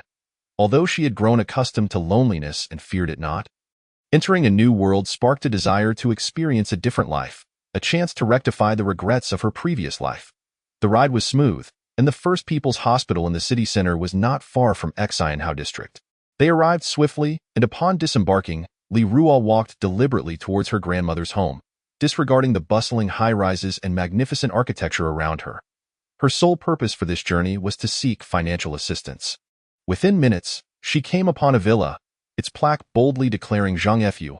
Li Ruo recognized it as her grandmother's residence. Taking a deep breath to steady her nerves, she was about to knock when a familiar voice suddenly called out from behind. "Li Ruo? Cousin? Aunt?" To her surprise, she encountered them here. "Li Ruo, what brings you to this place? Are you looking for grandmother?" Jiang Shuiwei exclaimed joyfully upon seeing her. Their shared experience of hardship had fostered a bond, and Jiang Shuiwei held a favorable impression of Li Ruo, albeit she found her cousin's demeanor somewhat timid. In the Pinhua district of Nanjing City, Gusiyu, adorned with black sunglasses and a shoulder-bearing white qipao that accentuated her stunning figure, appeared both radiant and sorrowful. "Is this the old home of brotherly Nuo?" she pondered, recalling her memories of the future. Yet, she found herself at a crossroads, unsure of which path to take in her recollections. Brother Li Nua's family resided in the Old Alley, but she had never inquired whether it was North Old Alley or South Old Alley. Furthermore, with numerous residents in the Old Alley, searching home by home would be both time-consuming and laborious, leaving her in a quandary. Just then, a thought struck her, and she exclaimed, "Wait! I remember that not only is this Brother Li Nua's old home, but that good-for-nothing Li also lives here. I wonder if he is still alive?" As seconds ticked by, 2 minutes passed with no answer, and the call was automatically terminated. It seemed that fellow was probably lost to the world. Chapter 29. Borrowing money. Reflecting on her recent experiences, she recalled that all high school graduates in the city had been transported to the outskirts of the lost forbidden zone. It appeared she would have to gather information along the way. A trivial setback could not dampen Gu Siyu's fervent desire to reunite with Li Nua. Her heart burned like a fiery flame, intense and unwavering. Brother Li Nua, no matter the difficulties ahead, I will not falter. I shall overcome every obstacle with my passion and determination, just to catch a glimpse of you once more. Her eyes sparkled with anticipation, as if nothing could hinder her progress. She was willing to search every corner, leaving no stone unturned, with each step a testament to her yearning for Li Nua, and every knock on a door a declaration of her unwavering love. Brother Li Nua, I know you are somewhere in this city, and I will find you. No matter how long it takes, I will persevere. For I love you, and this love empowers me. With hope filling her heart, Gu Siyu believed their story had not yet reached its conclusion. As long as love existed, they would surely find each other in this cacophonous world. She was determined to make her love the most beautiful scenery, in Xianhao district, a gathering place for the elite of Nanjing City. Li Ruo accompanied Jiang Shuowei and Aunt Zhang Xian into the villa compound, where she articulated her purpose for visiting: to borrow money. She subtly directed her plea towards Jiang Shuowei, aware of her cousin's reputation as a seemingly demure girl at school. Yet in reality, she was a little heiress. Previously, Li Ruo had thought little of their connection, but necessity now compelled her to target Jiang Shuowei, hinting at her need for financial assistance. Compared to soliciting money from her unyielding grandmother, Li Ruo felt it might be easier to approach her cousin. However, her thoughts were interrupted by Zhang Xian. Don't blame your aunt for lacking familial affection. Our family cannot lend you this money. Although I am married now, I remain a Zhang. The admonishments of my mother still echo in my ears. No child of the Zhang family is permitted to aid you financially. Zhang Xian spoke, her head bowed, pausing as she realized her words might be inappropriate. After a moment's reflection, she continued, you know how your grandmother is, quite radical in her ways, particularly valuing authority and loathing defiance. Therefore, we cannot openly assist you, for your grandmother will be watching us closely. Zhang Xian's words were veiled, suggesting that they could only offer help discreetly. Listening to her implication, Li Ruo interpreted it as, if this visit did not go well, could she later approach her uncle for financial help? Shuowei, you've arrived? Just as Li Ruo was lost in thought, four individuals approached: a middle-aged woman, a middle-aged man, a boy younger than herself, and an elderly lady with graying hair. Li Ruo recognized them as her Aunt Xiao Yunxia, Uncle Zhang Xilai, Cousin Zhang Daodu, and Grandmother Fanrong. Shuowei, you are becoming more enchanting by the day with that face. I bet you have no shortage of admirers at school. Uncle Zhang Xilai teased, instantly lightening the atmosphere.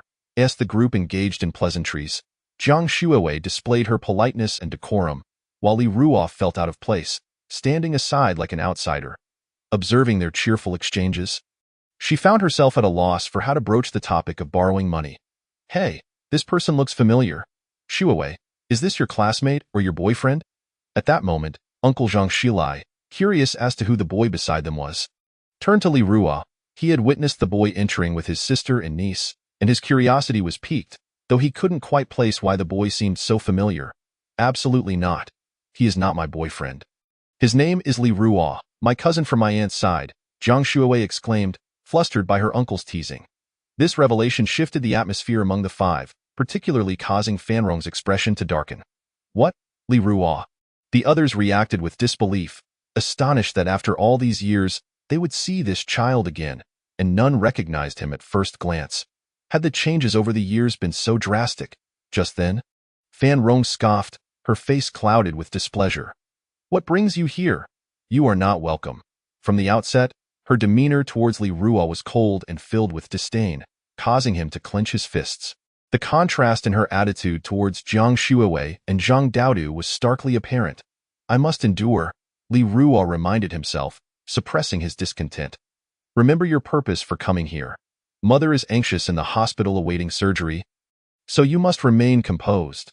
With a sudden thud, as Fan Rong stepped closer, Li Ruo knelt, bowing his head in supplication. Grandmother, I know you have never favored me, but I have come uninvited with a genuine plea. My mother is gravely ill in the hospital, and we urgently need 500,000 for her medical expenses. She is my mother, your daughter. Blood is thicker than water. Grandmother, I implore you to save her. Lend me some money to save my mother. Li Ruo bowed low before his grandmother, while his uncle turned to look at Fan Rong, for after all, it was his second sister who was in distress. If one were to disregard the situation, it would be a heavy burden on the conscience. He could not bring himself to believe that his mother could truly turn a blind eye.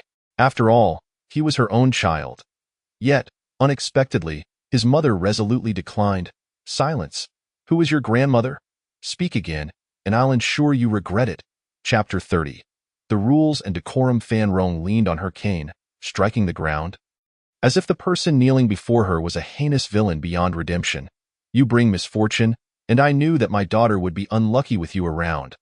Li Ruo, taken aback by how greatly his actions affected this elderly woman on the brink of death, protested, regardless of the circumstances, my mother is your daughter. Are you truly willing to stand by and watch her suffer? Is there truly a mother so heartless in this world? Gritting his teeth in indignation, he felt an overwhelming sense of injustice for both himself and the mother of this body.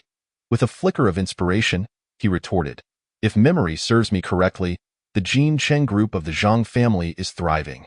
Should this incident become public, how do you think people will perceive you? What will the rest of the family say? Is it truly inhumane? Will the Zhang family merely watch as their daughter perishes, indifferent to her pleas for help? How dare he be so brazen? Such audacity was once unimaginable. Has he grown bold enough to speak to me in such a manner? It is utterly abhorrent. The thought ignited a fire of rage within him, as if he might combust. His resentment towards Li Ruo had reached unprecedented heights, prompting him to utter irrational words. Are you attempting to educate me? I am acutely aware that your mother is my daughter, but what about you? You are nothing but a wretched spawn. Your very existence is questionable. What right do you have to instruct me? Old witch, what do you mean by that? In that moment, Li Ruo sprang to his feet, light and agile, his steps resolute upon the ground. His aura surged, teetering on the edge of eruption.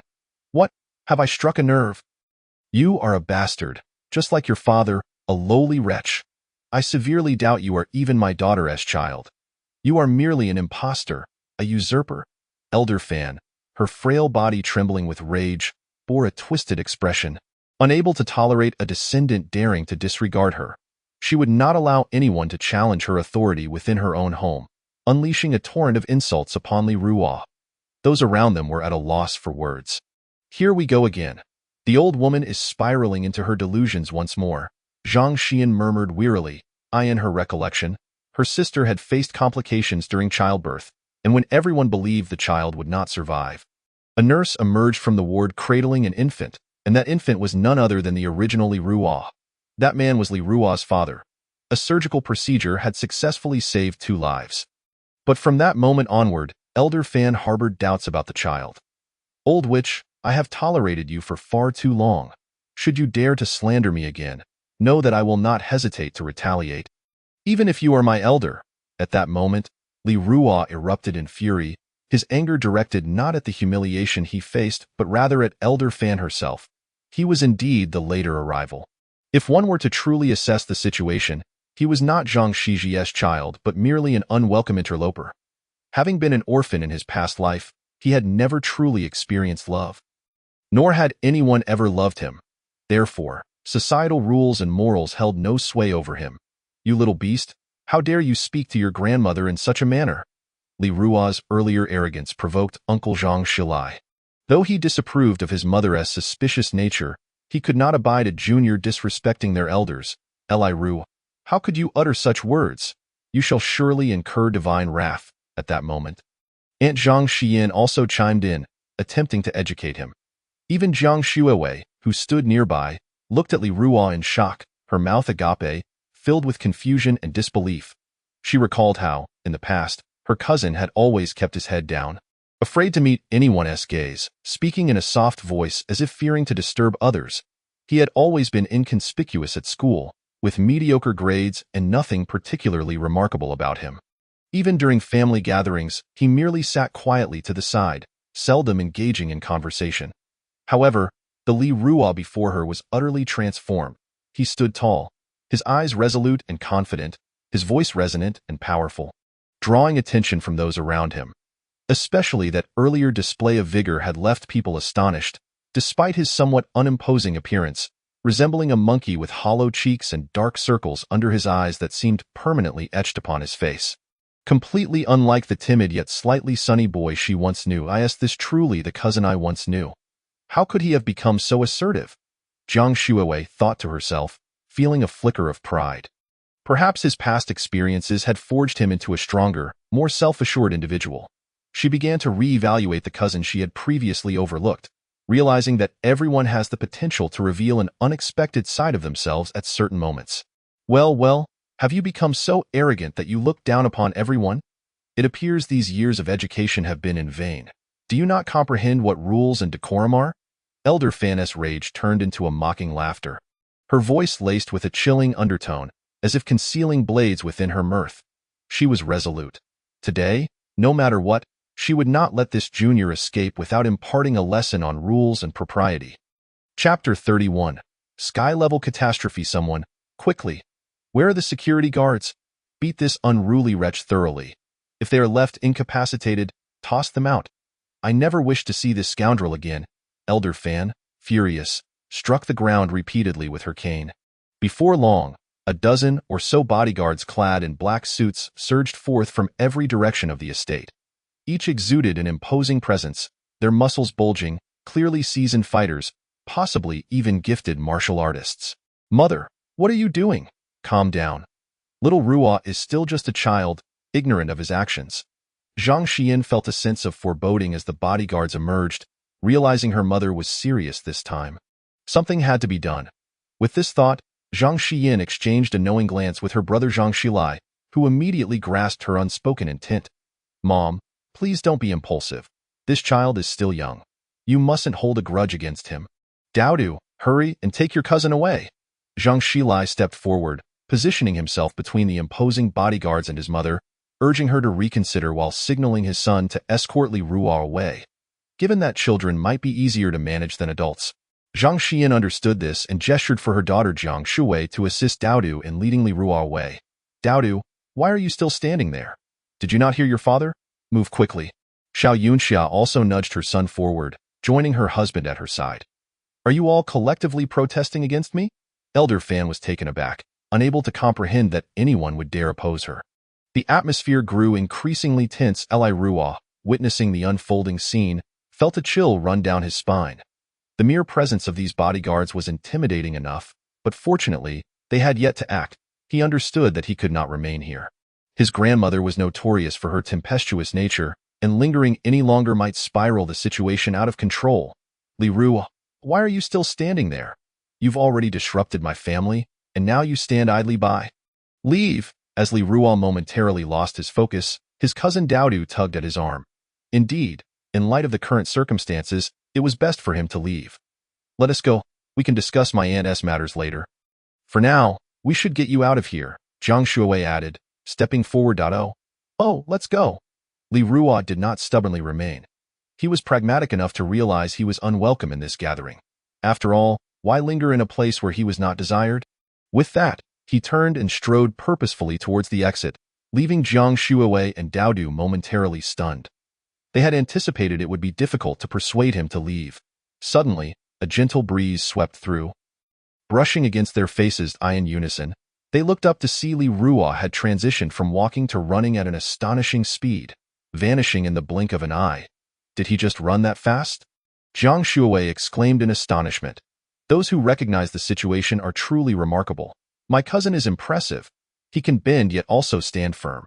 I'm in awe, Daodu remarked, equally astonished not only by Li Ruo's adaptability but also by his remarkable speed. Impressive, Dowdu exclaimed, giving a thumbs up in admiration. Meanwhile, Elder Fan, who had witnessed Li Rua's attempt to escape, was about to command the bodyguards to apprehend him and shut the doors if this boy slipped away. Where could she vent her frustration? However, she never anticipated that before she could utter a single word, Li Rua vanished as swiftly as a gust of wind. How could he possibly run so fast? Although Granny Fan had never shown much interest in her second daughter's family, she still maintained a level of concern. She could not remain indifferent to her daughter's affairs. Just as she was preparing to discreetly offer assistance, this young man arrived to provoke her, and of course, she could not allow him to have an easy time. Yet, she was utterly taken aback by the astonishing speed of his escape. This was hardly indicative of a failed awakening of abilities. What ordinary person could achieve such velocity? Simultaneously, Zhang Xiyan, Zhang Xilai, and Xiao Yunxia also wore expressions of shock, for they understood that even typical B-level wind ability users might not possess such swiftness. Sister, could it be that the kid from the second sister's family has awakened a super speed ability? Xiao Yunxia inquired in astonishment, as she had not closely followed this awakening event and was unaware of Li Rua's circumstances. The others remained silent. Boom. Just as everyone was deep in thought, the earth suddenly trembled violently, causing the surrounding buildings to sway as if a significant earthquake were imminent. Beep. Suddenly, an urgent alarm blared throughout the entirety of Nanling City. The sharp and jarring sound of the alarm filled the air, causing a tightening sensation in people's hearts, as though something dreadful were about to transpire. Attention, citizens! An unknown powerful creature is invading, which may result in a disaster of cataclysmic proportions. We are now issuing a red alert. Shortly, we will dispatch superpowered individuals to suppress the threat. All citizens are advised to evacuate in an orderly manner to other cities for refuge. The announcement echoed from the skies, foretelling the terror of the impending disaster.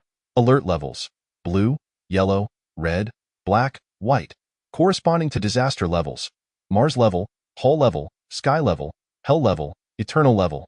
Listening to the slightly breathless voice from the loudspeaker, Granny Fan and the others were thrown into a state of panic. And even the bodyguards and servants were flustered. A sky-level disaster was no trifling matter. It could annihilate a city in an instant or lead to the downfall of multiple cities. Such a catastrophe would inevitably claim a substantial number of lives. Quick, quick, this place is no longer safe. Hurry and pack your things. We must leave at once. Granny Fan exclaimed in a state of alarm, her earlier anger towards Li Rua completely washed away by a surge of fear. Having lived a long life, she was acutely aware that, as the saying goes, the older one gets, the more one cherishes life. Meanwhile, Li Rua, having fled the Zhang residence, felt his heart race at the sound of the alarm. During the graduation awakening ceremony, he had come to a clear understanding of what a sky-level disaster entailed. It meant that the tranquility that Nanling City had enjoyed for less than a century was about to be shattered. Looking around, he saw people already fleeing in panic, the streets teeming with chaos as collisions and trampling incidents became increasingly frequent. Don't push. I was here first. Let me through. What do you mean you were here first? I got here before you. The crowd became a tumultuous mass, each individual striving to be the first to escape. Some thieves even seized the opportunity to pilfer, but amidst the chaos, the stolen goods became inconsequential compared to the need for safety. Oh no, my mother is in danger. Observing the disarray, Li Rua recalled Zhang Shiji, who was still lying in the hospital. Damn it, why did a sky-level disaster have to strike at this moment? It was truly a case of misfortune begetting misfortune. With the streets in such turmoil, patients in the hospital who could not be easily transferred would be left to their fates, undoubtedly facing even greater chaos within in that instant. Li Rua donned his raven mask once more. Under these circumstances, the automatic protective barrier offered by the mask was of utmost importance. Chapter 32. The Beast King's magic core Nanling City was now engulfed in pandemonium. A swarm of black monstrous birds filled the sky, darkening the air like a plague of locusts. These creatures bore rows of tiny, sharp teeth in their beaks, and instead of claws, their wings ended in spider-like legs. Their eyes were not like those of ordinary birds. Instead, they possessed 6 circular irises of varying sizes, which appeared rather unsettling upon closer inspection. Amongst these monstrous birds was one of colossal stature, comparable to a 3-story building. Unlike the others, this giant bird sported 2 twisted, spiral-like horns atop its head. On its back stood a man and a woman. The man was robust, wearing gold-rimmed glasses and a black suit, his scholarly demeanor contrasting sharply with his physique.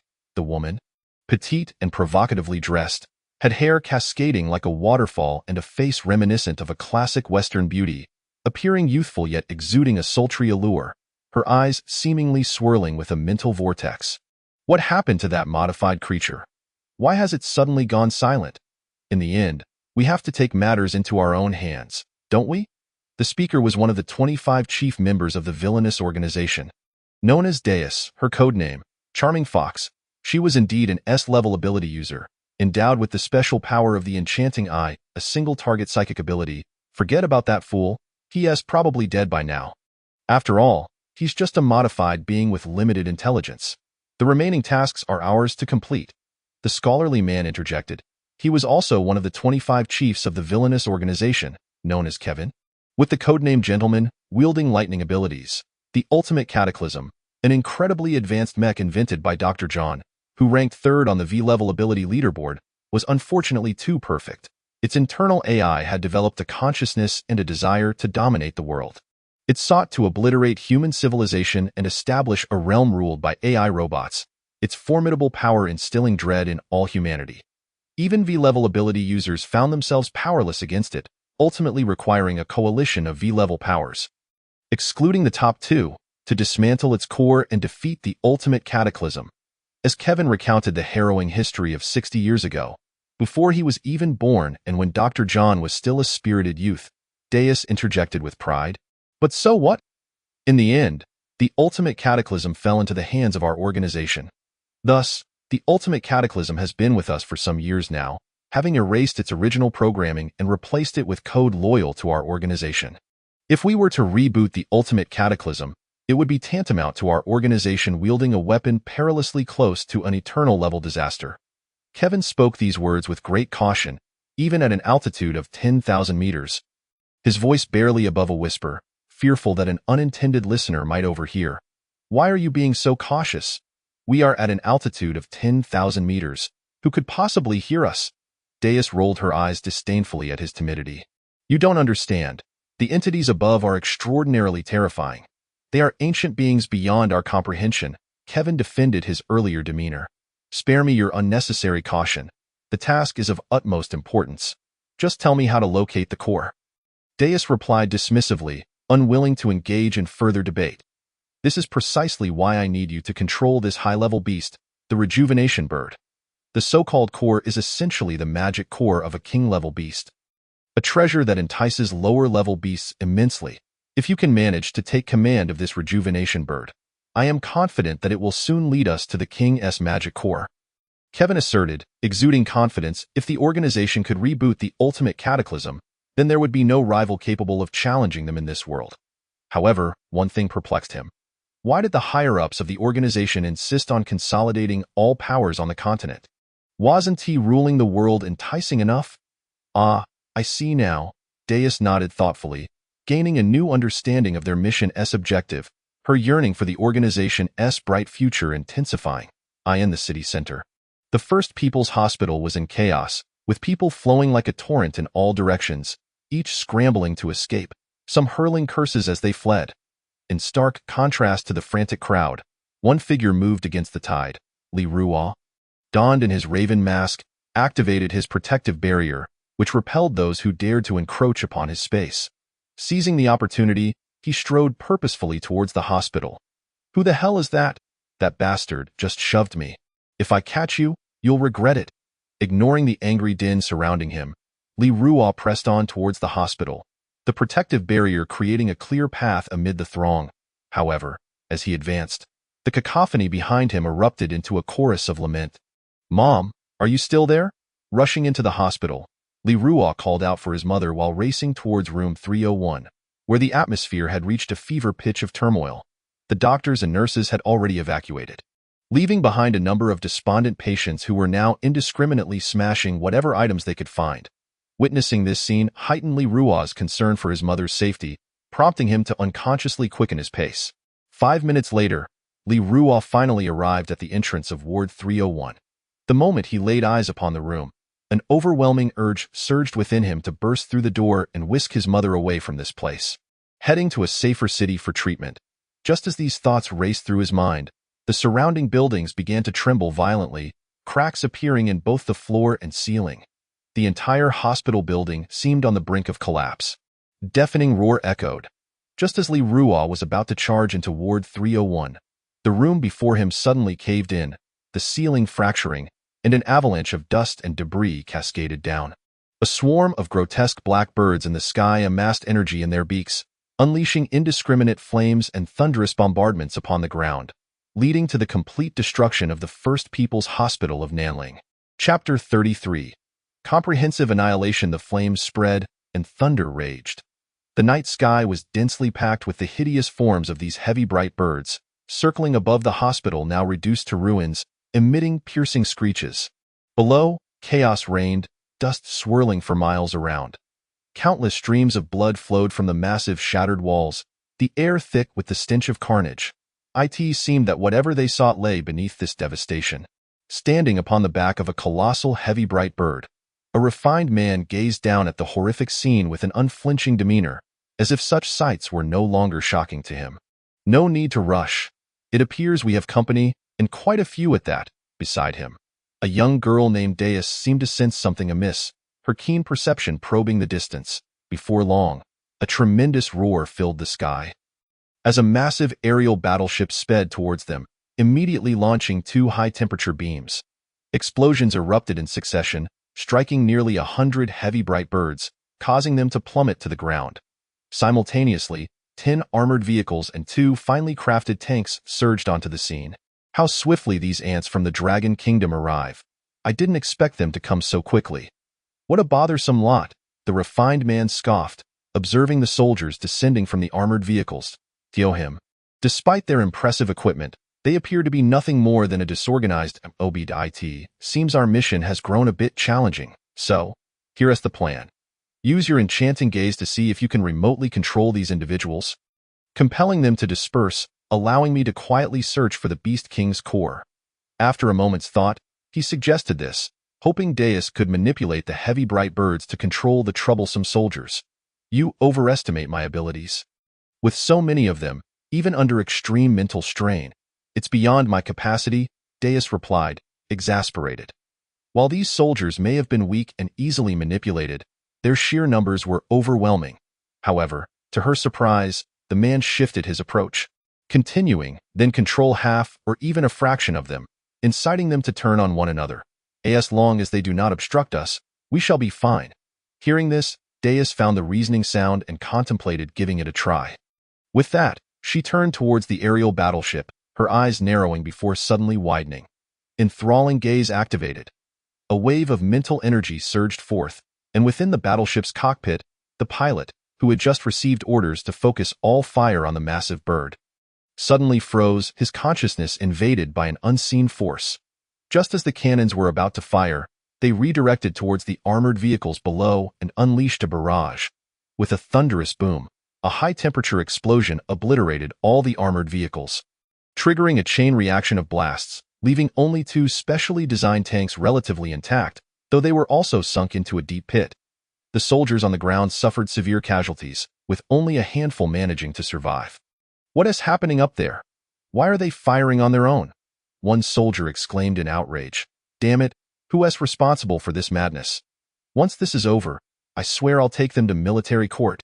As the wounded soldiers cursed the ancestors of the artillery operator, their anger turned to horror as they noticed the cannon that had just fired pivoting once more to target the few survivors. Realization dawned upon them. This isn't right. Could the one piloting the battleship be intending to eliminate witnesses? No, it must be a traitor, a spy from another nation. Quickly, call headquarters and report the betrayal. Request reinforcements, hurry, communications are down. All our devices have been destroyed in the blasts. What do we do now? As they watched the cannon continue to spark with energy, suddenly the aerial battleship trembled violently, and the charging cannon fell silent. What is going on? The soldiers scattered, seeking cover. In the cockpit of the battleship, a fierce struggle ensued. Captain, what is wrong? Those below are our comrades. Why are you doing this? The first officer grasped the captain's hands, desperately trying to halt his actions, having realized the captain was no longer himself. The man's eyes had glazed over, drool trickling from his mouth. Clearly, he was under some form of control. Snap out of it! A fierce struggle unfolded in the cockpit, but Deus had no intention of stopping there. After taking control of the Dragon Kingdom battleship as captain, she shifted her focus to the beleaguered soldiers on the ground. Her enthralling gaze activated once more, this time targeting multiple individuals from a distance, a significant drain on her mental resources. Yet, this challenge did not deter her. The soldiers seeking cover were soon ensnared, reduced to mere puppets under her command. Seizing a laser gun from her side, Deus unleashed a torrent of fire towards the battleship above. Tat tat tat tat tat. Witnessing this, the refined man chuckled, surprised by the Dragon Kingdom's military's apparent fragility. Having suffered extensive losses, he saw no reason to hold back any longer. With a wave of his hand, he signaled Deus to let the monstrous bird beneath them finish off the remaining soldiers. Understanding his intent, Deus acted upon it. With a mere thought, the heavy bright bird's eyes glinted with ferocity, its wings unfurling as it summoned a conflation of fire and lightning, launching itself downwards with a deafening roar. Boom! In the instant the beam struck the ground, a wave of terrifying energy erupted, creating a massive crater 10 meters wide. Following that, the heavy bright bird lifted its head and unleashed a concentrated breath attack upon the nearby aerial battleship, obliterating it entirely. Thus, the forces dispatched by the Dragon Kingdom were annihilated. Observing the scene below, the refined man frowned and remarked, "Hey, you've gone too far. The ground is completely flattened and pockmarked, even if the Beast King's core is truly here. The devastation you've wrought makes it exceedingly difficult for us to search. You didn't clarify your expectations. Does it matter if I'm at fault? Hurry up and search." Deus shrugged nonchalantly. Is there even anything left to find? Bang! As the two exchanged grievances, a pair of emaciated hands emerged from the depths of the rubble, followed by an invisible force forming a protective barrier that pushed aside the debris. Eli Ruah, wearing a raven mask, clawed his way out of the pit. Chapter 34. The strongest of the Dragon Kingdom. The slaughtering maiden. Wait, who was that? In such dire circumstances, how could there still be a survivor? Just as the refined man prepared to leap down from the heights, Deus sensed movement below. Upon probing with her mental energy, she discovered that there was indeed a living soul beneath the rubble. What is happening down there? The refined man questioned, puzzled by Deus's unusual behavior. His mental acuity paled in comparison to hers, leaving him oblivious to the presence of life below. There's someone alive, and they carry a familiar aura. Let us go see, Deus declared, commanding the heavy bright bird to descend to the ground. Upon landing, they beheld a disheveled figure kneeling in the dirt, desperately digging through the rubble. Mom, please, you can't be gone." Li Rua's desolate voice resonated from beneath the mask, tears streaming down as he clawed at the earth and shattered stones, relentless in his efforts. "I must see you alive or dead. You cannot leave me like this. I haven't even had the chance to say goodbye. If you go, I will truly be alone." At that moment, Li Rua's voice trembled. Realizing his futile digging was not the solution, he shifted his gaze to the data mask, which displayed his current solar magic energy at 100. Aside from the protective barrier, which was activated automatically, all other skills were dormant. He mused, "If only I could truly master the functions of this mask. Perhaps I wouldn't feel so powerless. Why is fate so unjust to me?" In this moment, the fury within Li Rua reached a critical point. Sometimes, extreme emotions can serve as a form of power. One that shattered the limits of the raven mask.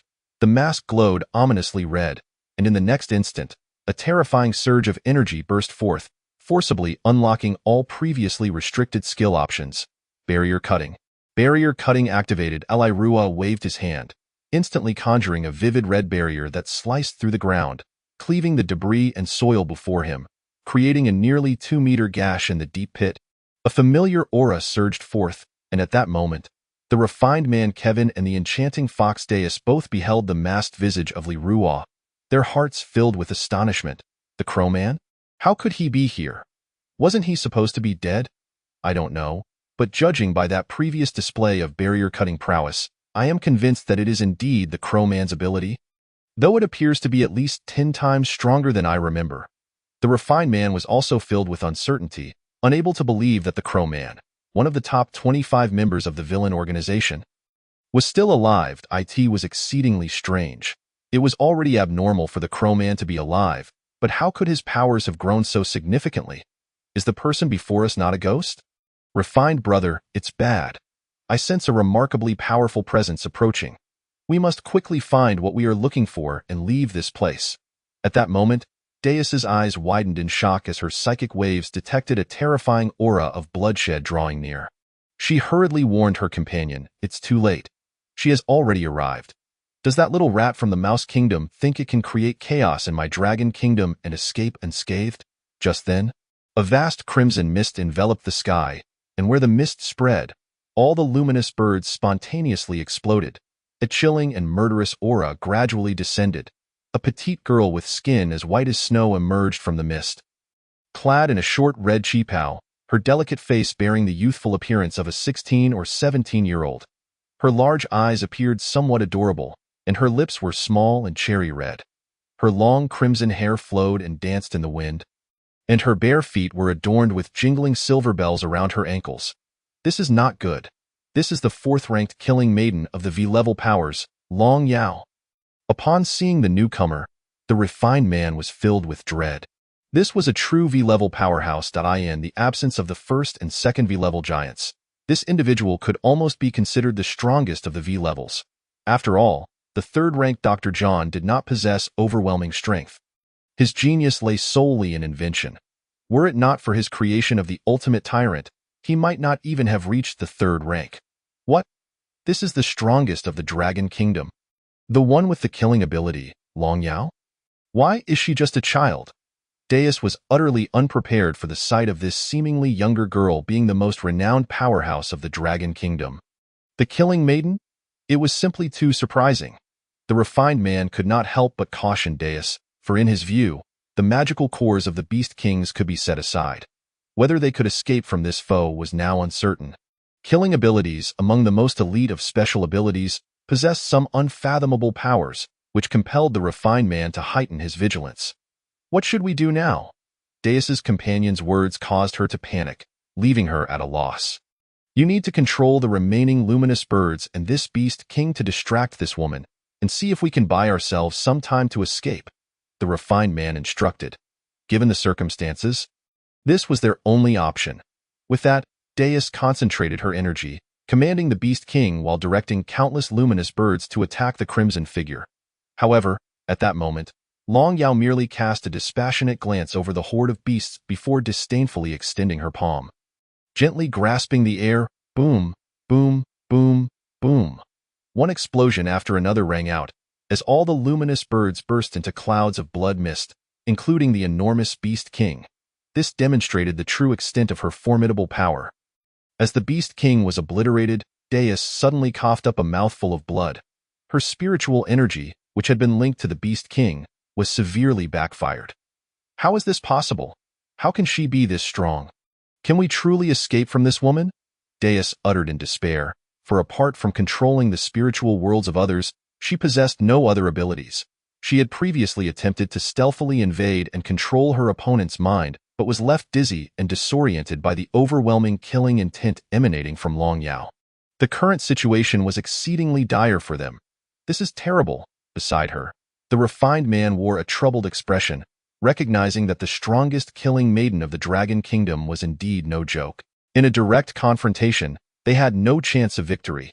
The two stood in a state of panic, facing the killing maiden above them, entirely oblivious to the fact that Li Ruo had already utilized the barrier-cutting ability of his mask to unearth an unknown object from the earth beneath. Chapter 35. Scatter and flee. Ignoring the changes in the surrounding environment, undeterred by the explosive sounds of the surrounding beasts, he remained resolute, unyielding despite the chaos around him. Had this been anyone else, they would have long since fled in terror. Yet he continued to dig like a human excavator, his inner sorrow uncontainable, having long since cast aside the value of life and death.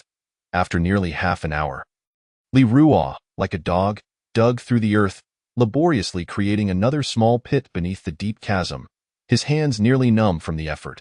Just as he considered giving up, a bloodied and familiar corpse came into view. "Mom, is that really you?" Li Ruo trembled, staring at the familiar clothing and figure.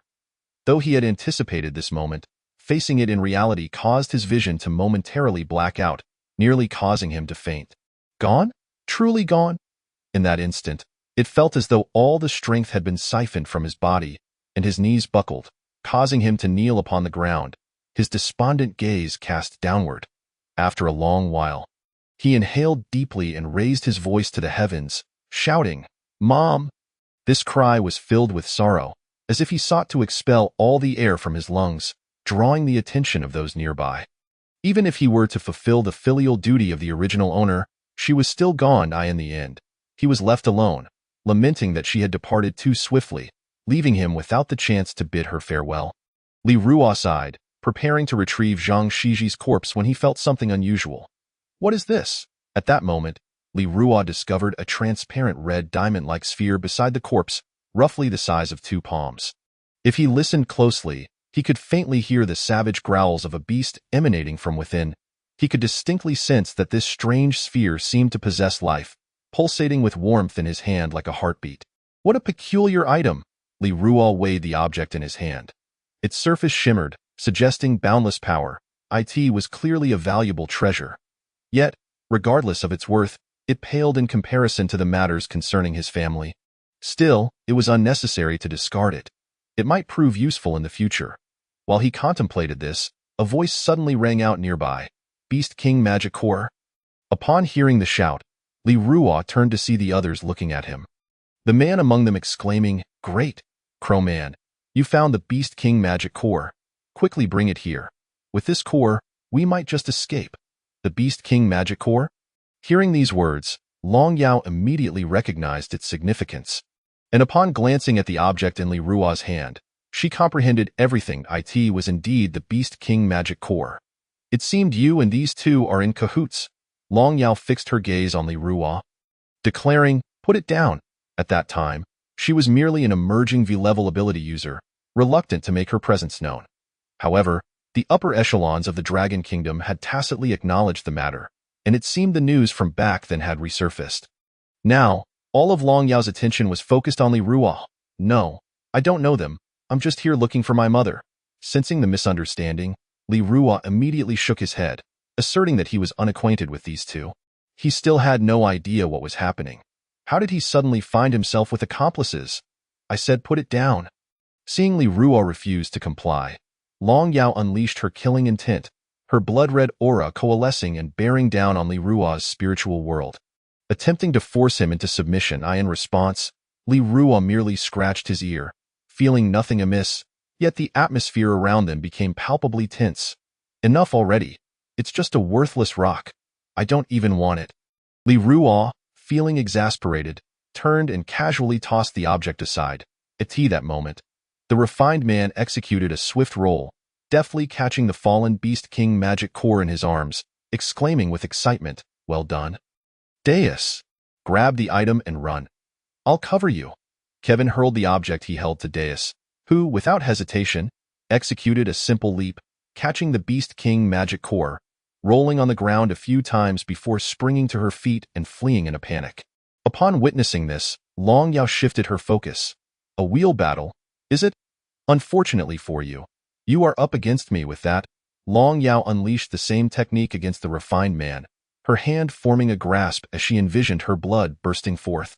Yet the anticipated explosion of blood within him did not materialize. After all, Kevin was an S-level ability user, and this strike could not directly detonate the blood within him. However, he was still affected, his blood churning violently, teetering on the brink of chaos. "Crow, come help me." At this moment, Kevin still believed that Li Ruo was the organization's Crow Man, channeling the power of lightning. Instantly, the sky was filled with thunderclaps, aiding him in stabilizing the turbulent blood within him. Ignoring the elegant man's calls, Li Ruo thought to himself, "I no longer wish to remain in this place, and besides, I do not even know you. Why should I help you?" With these thoughts, he hoisted his mother's lifeless body onto his back, took a step forward, and with a swift turn, vanished from sight, leaving the elegant man utterly stunned. When did the crow gain such terrifying speed? He was not the only one astonished. Long Yao, suspended in midair, was equally taken aback, as this was the first individual capable of slipping away right under her nose. Forget it. Relying on others is not as reliable as relying on oneself. She resolved inwardly, I must buy enough time for Diaz to escape. Thunderous power. With that, the elegant man was enveloped in crackling lightning, as violent electric elements surged around him, creating a cacophony of thunder. Clenching his fists tightly, he unleashed a punch, sending countless electric currents coursing through his limbs, directing the stray lightning straight towards Long Yao. Drought thunder. Lightning fist? Seeking death? Blood death formation? Observing the tempest of thunder, Long Yao let out a delicate snort, and with a mere flick of her wrist, she summoned her own domain of abilities.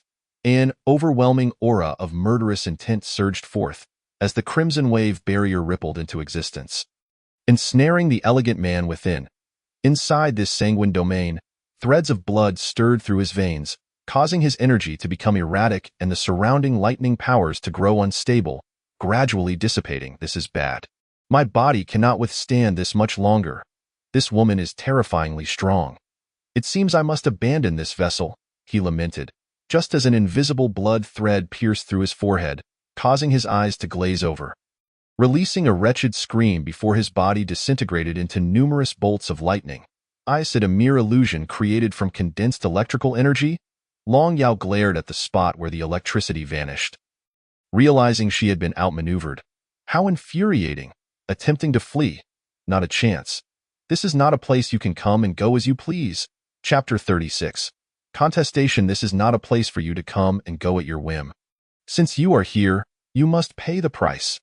Long Yao declared with a clenched fist, determined to capture those responsible for instigating chaos in her homeland. Under her watch, this nation would not suffer any desecration. The sense of justice in her heart demanded to be voiced. You won't escape. No evil can elude my grasp. I shall bring you to justice right here.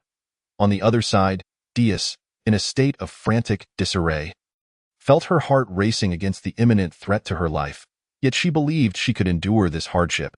Just then, a bolt of lightning streaked overhead, striking the ground less than 10 meters in front of her. Ah! Diaz gasped in shock.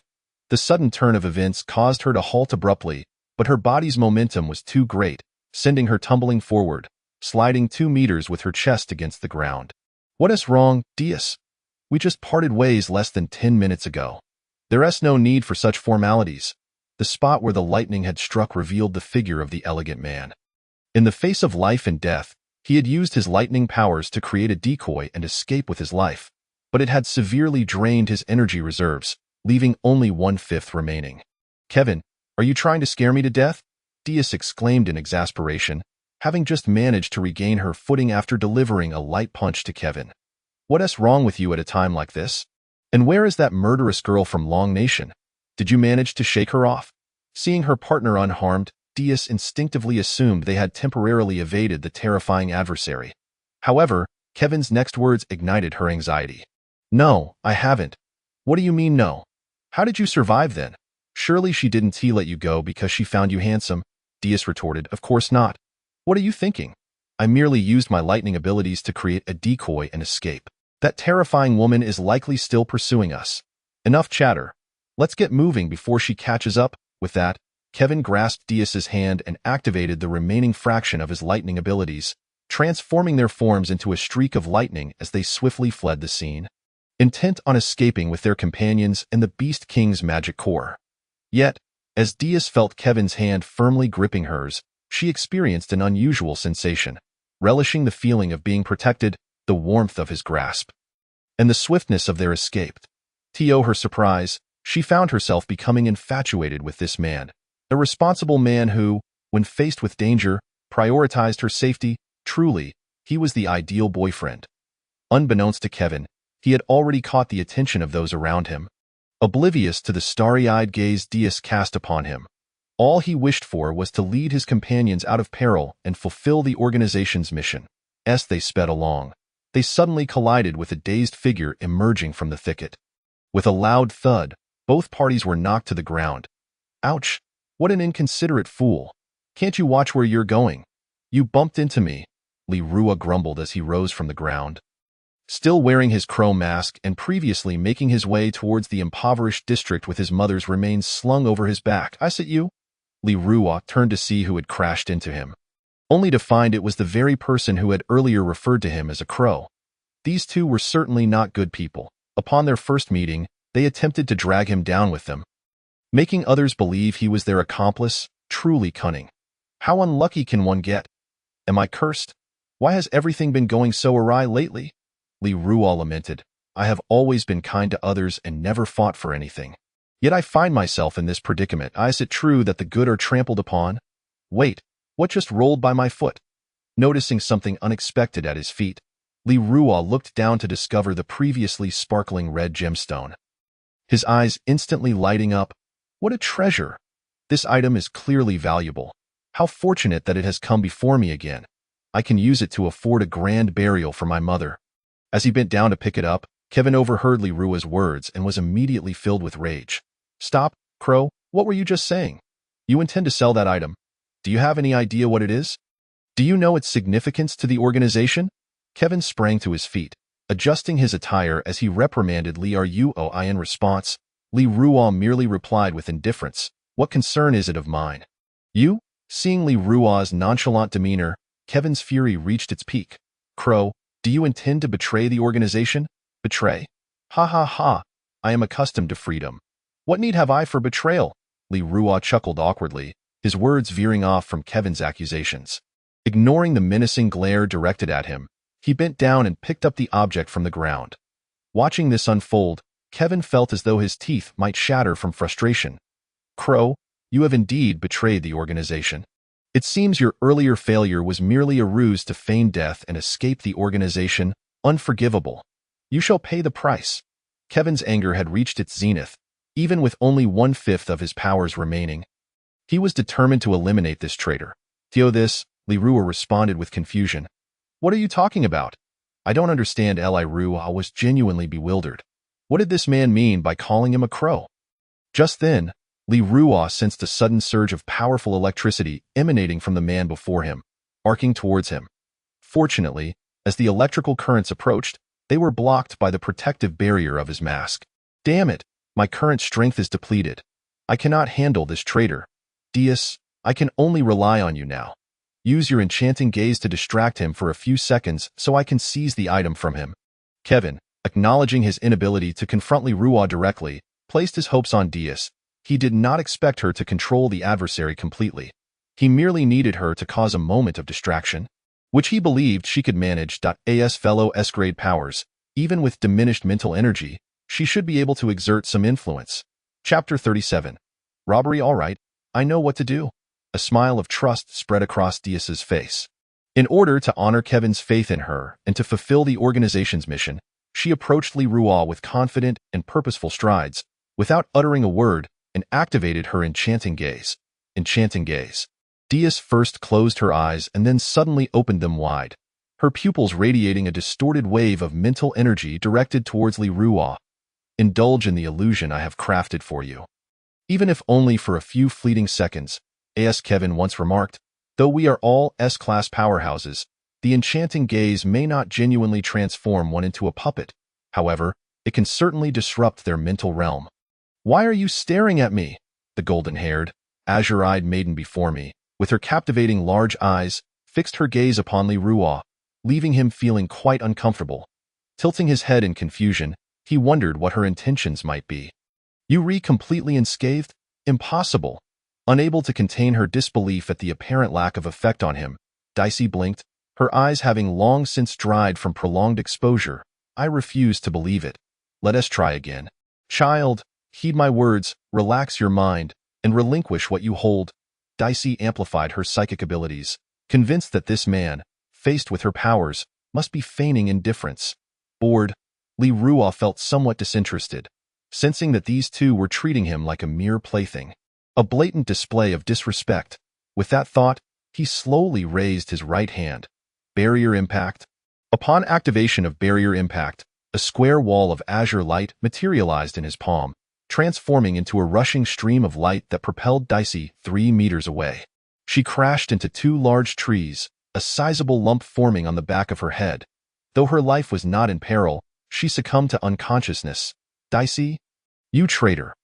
I shall report this to the organization, and they will not let you off lightly. Kevin seethed. His teeth gritted as he shouted at Li Ruo. Are you two done?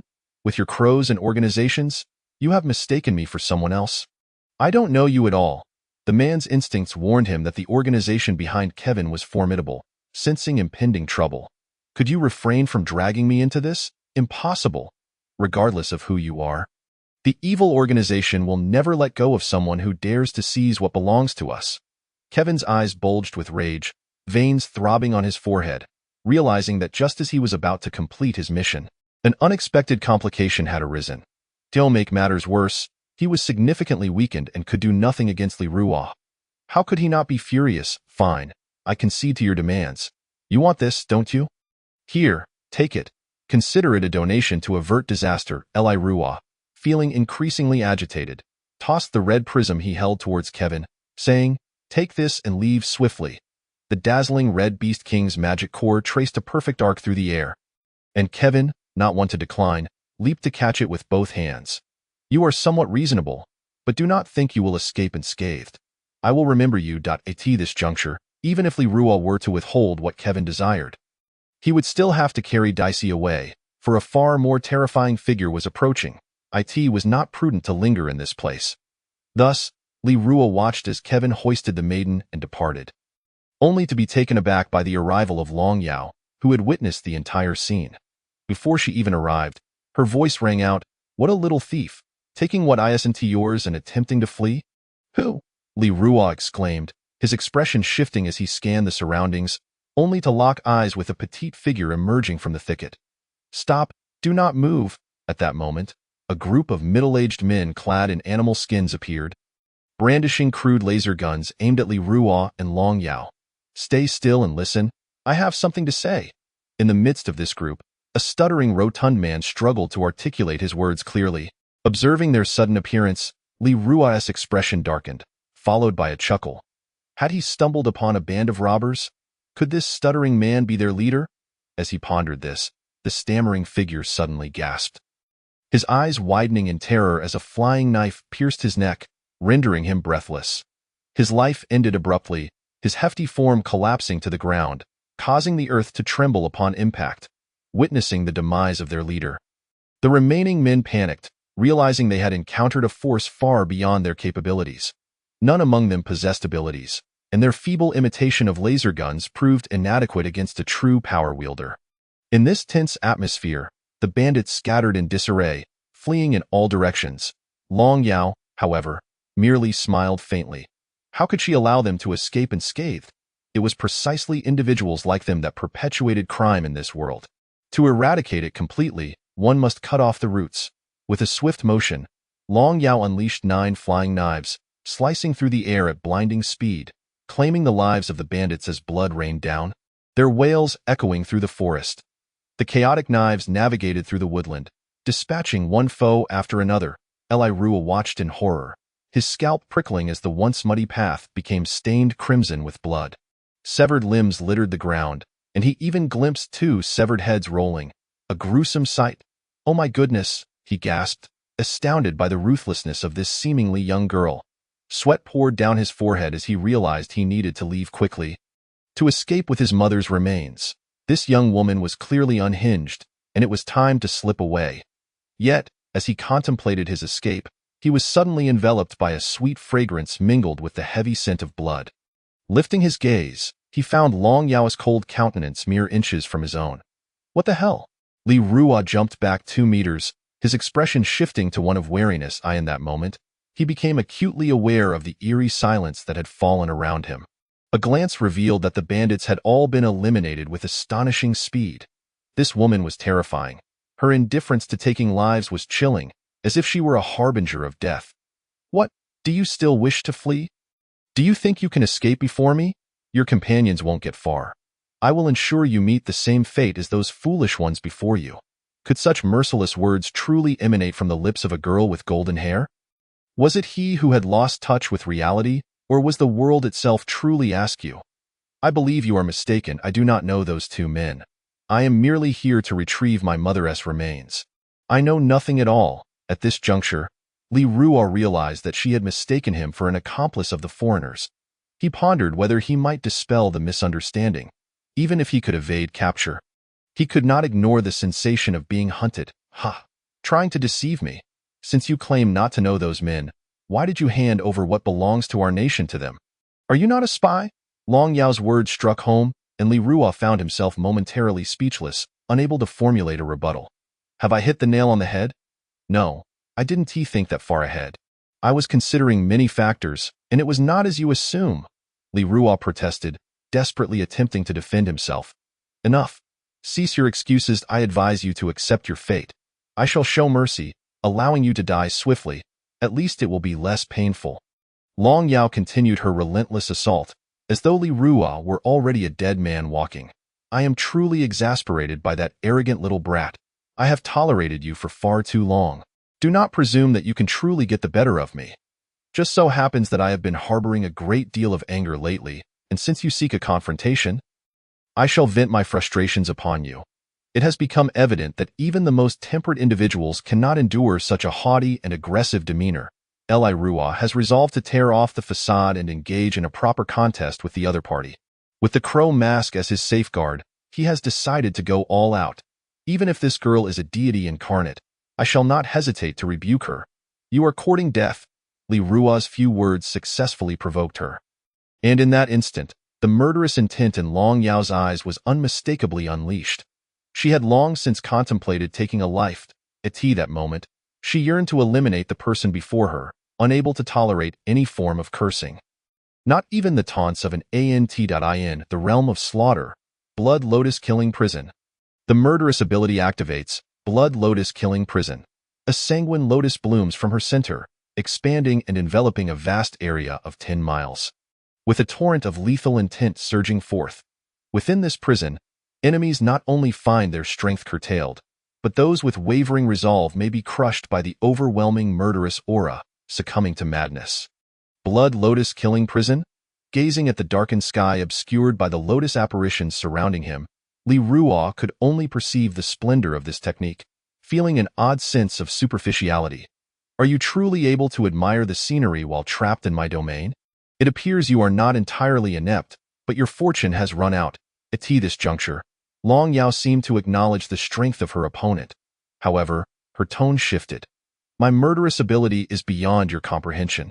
Allow me to demonstrate a strike wielded by the master of Western Carnage, Blood Blossom Blade Strike. This is a supernatural ability, a strike infused with the essence of bloodshed, slashing forth as if a lotus were blooming.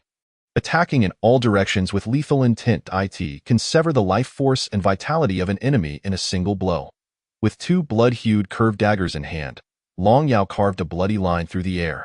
As her strike was about to land on Li Ruo, the sanguine line intertwined like the blossoming of a lotus flower. Combined with the Blood Lotus Killing Prison, it invoked the machinery of slaughter to descend. Bang! A thunderous sound echoed as the blow caused the ground to collapse into a lotus-shaped pit. What? How is this possible? Where is he? Observing the misstrike, Long Yao's face was etched with disbelief. She had initially thought this attack would be overkill for her opponent, yet she never anticipated it would fail. In her shock, Long Yao quickly scanned her surroundings, only to find that Li Ruo had already emerged outside the Blood Lotus Killing Prison. Clutching a female corpse upon witnessing this scene, her astonishment deepened. How did you escape? Within my domain, there are restrictions. You should not have been able to leave. Long Yao inquired, perplexed. In truth, Li Ruo himself was bewildered as to how he had ended up outside. He only remembered his desperate desire to evade the attack, and in a moment of movement, he found himself here. He too could not comprehend why his speed was so extraordinary now. Could it be the effect of the mask? It seems this mask is indeed a treasure, so it appears you still lack skill. You cannot even strike me at this close range. Truly, children are still children. Having been pent up with anger, Li Ruo finally found an outlet for his frustrations. It is only fitting that I mock this little girl. You? Observing Li Ruo's smug expression, the 70-something Long Yao trembled with rage. Seeing her like this brought Li Ruo immense joy. And with a mischievous glint in his eyes, he said, "What is wrong with you? I see you are simply not in your right mind. I've already stated this is a misunderstanding, yet you still wish to annihilate me? Rather than plotting my demise, you should seek medical attention for your mind. Having played with you for long enough, you should be grateful. I have matters to attend to, so I shall take my leave. As soon as he finished speaking, Li Ruo hoisted his mother's remains once more and vanished from sight with a speed too swift for the eye to perceive. Damn it, don't run away. I will surely kill you. At that moment, she felt profoundly insulted in the blink of an eye. She arrived at the spot where Li Ruo had just disappeared, yet she could find no trace of him. Chapter 39. Burial Cursed Garbage Masked Man. It was the first time anyone dared to insult her directly and then escape unharmed. An utter disgrace. Despicable, despicable man. Meanwhile, in the old streets of the south and north, the area had become deserted, leaving behind a beautiful young woman clad in a white qipao wandering the empty streets, lost in sorrow. Eli Nua, where on earth have you gone? Why can I find no trace of your existence despite scouring the old streets? The locals mentioned there was no sign of you before they left. Wait, I met Li Nua when I was at my lowest. Perhaps he is not a native of this place but moved here later. If that is the case, if I remain here, I shall certainly have the chance to encounter him. Lost in her thoughts, she suddenly heard footsteps behind her. A man wearing a crow mask passed by. Carrying a bloodied corpse, Gu Siyu, hearing the footsteps, did not look up but cast a casual glance. Gu Siyu was puzzled, and driven by curiosity, she followed the direction in which the figure had vanished. That person was definitely abnormal. All the residents had departed due to the sky-level disaster, yet she alone knew that the calamity had lasted less than a day. Moreover, this remote old street would not have been affected by it. Understanding a glimpse of the future emboldened her to remain here. Pretending to be a stranger, she kept her distance, mirroring the pace of the figure ahead. If they slowed down, so did she. If they quickened their pace, she followed suit. Why are you tailing me? Furthermore, Gu Siyu was unaware of why she had donned a qipao today. The wave of pure and innocent charm radiated from her, making Li Ruo feel that she was about to cause trouble again. However, he still wore a mask, and she had no reason to recognize him. With that thought, Li Ruo involuntarily quickened his pace, disappearing like a specter around a corner. When Gu Siyu reached the turn, she discovered that her target had vanished. How could I lose track of someone in just 2 breaths? 3 hours later, at dusk, in the dry vegetable fields behind the old streets, Li Ruo had dug a 3-meter-deep pit in his family's garden. Nearby, several men from a coffin shop were approaching, carrying a cypress coffin. On the phone, Li Ruo had specified that he wanted a cypress coffin, approximately 20,000 yuan, spending all the remaining money he had. He chose this shop not only for its proximity but also because they offered a service to help bury the coffin. With more hands, there would be more strength. Having assistance for the burial made this silent funeral bear witnesses. Yet regrettably, the ceremony was rushed, with many aspects unprepared, hastily concluded, dust to dust, earth to earth. Fallen leaves return to their roots, and souls return home. May you journey well. The funeral team scattered paper money as they lowered the coffin containing the body into the pit Li Ruo had dug, subsequently covering it with soil and erecting a grave. Once everything was completed, the coffin shop workers departed, leaving Li Ruo alone at his mother's grave, burning paper money. Mother, though I spent barely over a month with you, I carry the memories of the original owner. I am your son, and you are my mother. I believe that arriving in this world was heaven's way of compensating for my past regrets of youth. Yet it seems I am still the same me as before, with loneliness having become a norm for me. In my past life, I was always alone, observing others revel in their vibrant youth, experiencing passionate friendships and innocent romances. In contrast to their experiences, I fretted daily about not being ostracized or bullied. I truly envied them and thus immersed myself in the world of anime, spending entire days and nights glued to my phone. I even lost track of meal times, feeling that those moments were wasted. Now that I have a second chance, I refuse to be disheartened. I must at least live for myself. These were the thoughts echoing in Li Ruo's mind.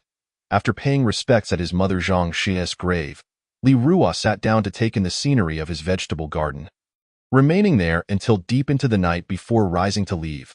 Suddenly, the computer screen before Li Ruo illuminated, displaying a flurry of message notifications. Ding! You have 10 new message alerts. Is it a notification from the comic creation software? Upon seeing the prompt, Li Ruo straightened his back, his gaze sharpening as he focused intently on the screen. Let me see how my work turned out. Li Ruo maneuvered the mouse and opened the software. Is the author this short? I just got into the groove, and I've prepared tissues, but it's simply not enough. Damn it. It's this late already. Why hasn't he updated? I'm still waiting to indulge.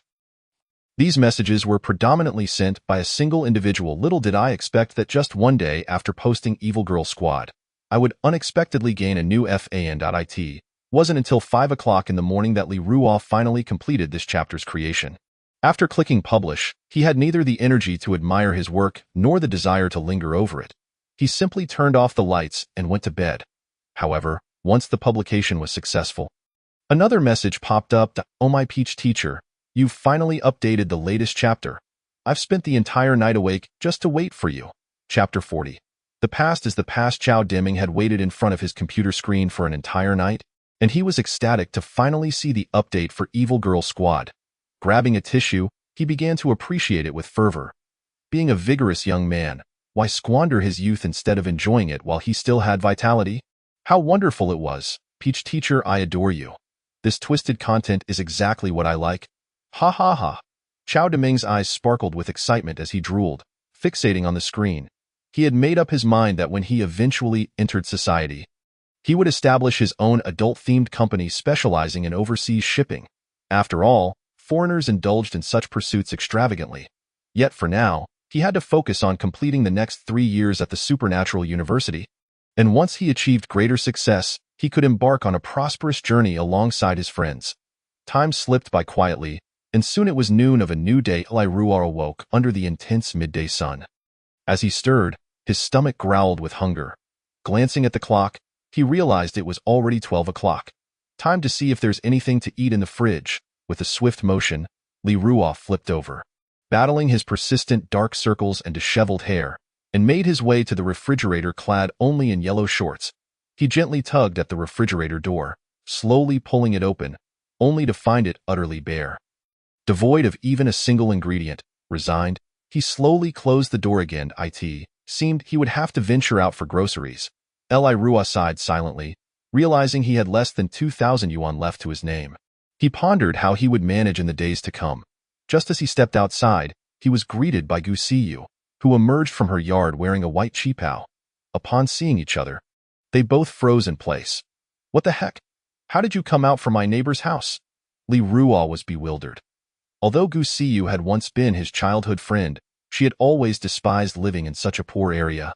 In their youth, she had maintained a good relationship with the original owner of his body, promising to take him to the big city when they grew up. Yet, time had flown by, and they were no longer the innocent children they once were. She had looked down on him because of his background. But what was happening now? Had she really stayed overnight at her neighbor's? What Li Ruo did not know was that Gu Siyu had purchased the yard across from him the previous night and had moved in, waiting for her brother. Lino. Li Ruo, you're still alive? Similarly, Gu Siyu was equally incredulous upon seeing him die in her memories. Li Ruo had left after failing the awakening ceremony, thus not being transported to the lost zone beyond the border. Yet here he was alive, where he shouldn't have been. This deviation from history astonished her, but it was of little consequence. The lost zone now was far more bizarre than it had been before her rebirth. How had he survived the apocalyptic hurricane? Or had he been transported to a safe place like her? Gu Siyu was filled with questions. Are you really wishing for my demise? Li Ruo shot a glance at Gu Siyu, perplexed by how he had ended up with such a fool as a childhood friend. Li Ruo, watch your language, Gu Siyu retorted angrily, frowning. Did I say anything else? Have I insulted you? You're being rather irrational. Li Ruo rolled his eyes again. I merely asked if you were hoping for my death. How is that impolite? At that moment, Gu Siyu realized that he hadn't actually said anything outrageous, yet she couldn't fathom why she was so irate. How odd. How unreasonable. Seeing Gu Siyu lower her head in silence, Li Ruo took the opportunity to mutter quietly before turning to leave, no longer concerned about why she had exited from her neighbor's yard. Where are you going? Gu Siyu seemed to remember something as she called out to him. She recalled that the old Li Ruo had not been like this. He had always been responsive to her needs, showering her with care, much like Lino did. Of course, compared to Lino, his gentleness seemed trivial. However, his current demeanor was a stark contrast to the one she remembered. Ever since her rebirth, everything around her had been following the future memories. Except for this man, who was an anomaly. Perhaps she could uncover the source of the problem through him. With these thoughts in mind, Gu Siyu hurried to catch up, calling, "Hey, wait for me," at the market. The array of fresh produce, pork, duck, fish, vegetables, radishes, tofu, and eggs was plentiful. Li Ruo purchased some eggs and scallions before haggling with the vendor over pork. Throughout this time, Gu Siyu remained by his side, attempting to get closer to him while subtly inquiring about Lino, which made Li Ruo increasingly exasperated. "Will you ever stop? I've told you before, I don't know anyone named Lino, nor do I care to know." "Why do you persist in asking?" Li Ruo frowned in anger, hoping to scare her off, but Gu Siyu acted as if she hadn't heard him, sticking to him like glue. "What on earth do you want? Who is this Lino to you? Do you have a vendetta against him? Or does he owe you a fortune?" "No," Gu Siyu firmly denied, her large eyes serious. "He is the most important person in my life. Can you help me find him?" Li Ruo was speechless. It appeared that refusing her would only prolong her presence. "Humph. You weren't like this before. When I came to visit you as a child, you would prepare a feast for me," Gu Siyu shamelessly remarked, expecting him to treat her as he once did. Even if he couldn't prepare an extravagant banquet, at least a few home-cooked meals. To her surprise, there were barely 2 dishes available now. In truth, she wasn't solely there to mooch off him. She had just moved in yesterday, had no cook, and the nearby eateries were hardly appealing. Naturally, it was only logical to seek a meal from him. "Dio, you think I have the resources for that? Just being willing to let you dine at my place is already generous enough. Let alone a grand banquet. Why not just consume me instead?" "You've changed so much lately," Gu Siyu observed, gazing at Li Ruo. "Everyone changes. I don't care whether you've changed or not. Remember your promise to help me keep an eye out for Lino. I will repay you," Gu Siyu said while shoveling food into her mouth. Here we go again. This person was truly fixated on him. "Focus on your meal. Once you're done, hurry up and leave. I'll keep an eye out for your Lino." "Okay," Gu Siyu nodded lightly, concentrating on her food. Their simple lunch passed quickly. After Gu Siyu finished eating and Li Ruo began clearing the table, he suddenly remembered something. "I need to report to the Advanced Supernatural University soon, so I probably won't be around here much in the future. That's why I sought your assistance. I truly appreciate your help, Tiomi. You're genuinely a good person, and your cooking is excellent. If it weren't for Lino, perhaps you would be the most suitable person for me, but we ultimately belong to different worlds. Here, I sincerely wish you find someone who treats you better." At that moment, Gu Siyu unexpectedly revealed her genuine feelings to Li Ruo, dispelling her previous prejudices and reconciling with her past self. "In high school, I was thoughtless. I'm sorry. I realize now that you were only looking out for me, and I genuinely thank you." After hearing this, Li Ruo was somewhat astonished. This fool seemed to have suddenly become less foolish. She could actually apologize for the past. However, such an apology meant little to him now. He no longer wished to maintain excessive contact with her. As for helping her keep an eye on Lino, he merely said it out of courtesy to send her away. "No worries. I've already let go," Li Ruo replied expressionlessly, but Gu Siyu could still see that he was somewhat insincere. "You still look as foolish as before." After saying this, Gu Siyu stood up, preparing to leave. There was no longer any reason for her to linger. Once Gu Siyu left, Li Ruo did not remain at home but instead ventured out to find work. After all, he had barely over 1,000 yuan left, and the comic he created had yet to yield any profit for him. It would be wiser to seek a part-time job. What kind of work should he pursue? Li Ruo had actually made up his mind. There was nothing more suitable than becoming a security guard. Although the salary might be modest, was it not preferable to embark on a tranquil retirement life earlier? At around 4 or 5 in the afternoon, Li Ruo hailed a taxi and headed towards the nearby Xingfu community, having heard that they were in search of security personnel, thus preparing to spend his days there idly. He fantasized about the future, sitting in the security booth, enjoying the cool air conditioning while keeping watch, living a blissful life. However, the reality was starkly different. In this day and age, becoming a security guard was not a task for just anyone. Candidates had to possess special abilities, with those who had awakened such powers given priority in hiring, accompanied by remarkably generous benefits, completely contrary to his expectations. It was only later that he understood the societal instability caused by these superhumans. The ability users, rendering security jobs of utmost importance, So vastly different from his previous life in Huaxia. In this world, security guards primarily protected the citizens' safety. Those with formidable abilities would not take up such roles, often pursuing far better prospects. Only individuals with lesser abilities would opt for security work, safeguarding the safety of their communities. Emerging from Xingfu community, Li Ruo wandered the streets, murmuring to himself. His voice was deep and resonant, imbued with a commanding authority that could not be overlooked. Despite his less-than-ideal physical condition, his gaze radiated determination and resilience, as if to convey to those around him, "Do not underestimate me. I still possess my dignity and pride." These words were spoken to the air, of course. He would never express such sentiments in front of others, for that would only invite trouble upon himself. The urban courier service was hiring, offering a monthly salary of 3,800, responsible for delivering packages throughout Nanling City. Just as Li Ruo was engulfed in confusion, he suddenly spotted a recruitment advertisement at a nearby courier station. Instantly intrigued, he approached for a closer look. They provided a dedicated tricycle for the job. Should he give it a try? Li Ruo stroked his chin, pondering. It appeared there were no better options available at present. After contemplating the advertisement, he turned and stepped inside. Half an hour later, he proudly became a courier, simply referred to as a delivery person.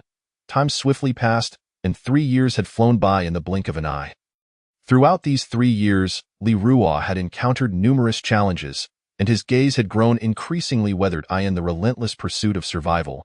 He had become indifferent to his appearance, sporting an unkempt beard that projected the image of a middle-aged, unrefined man.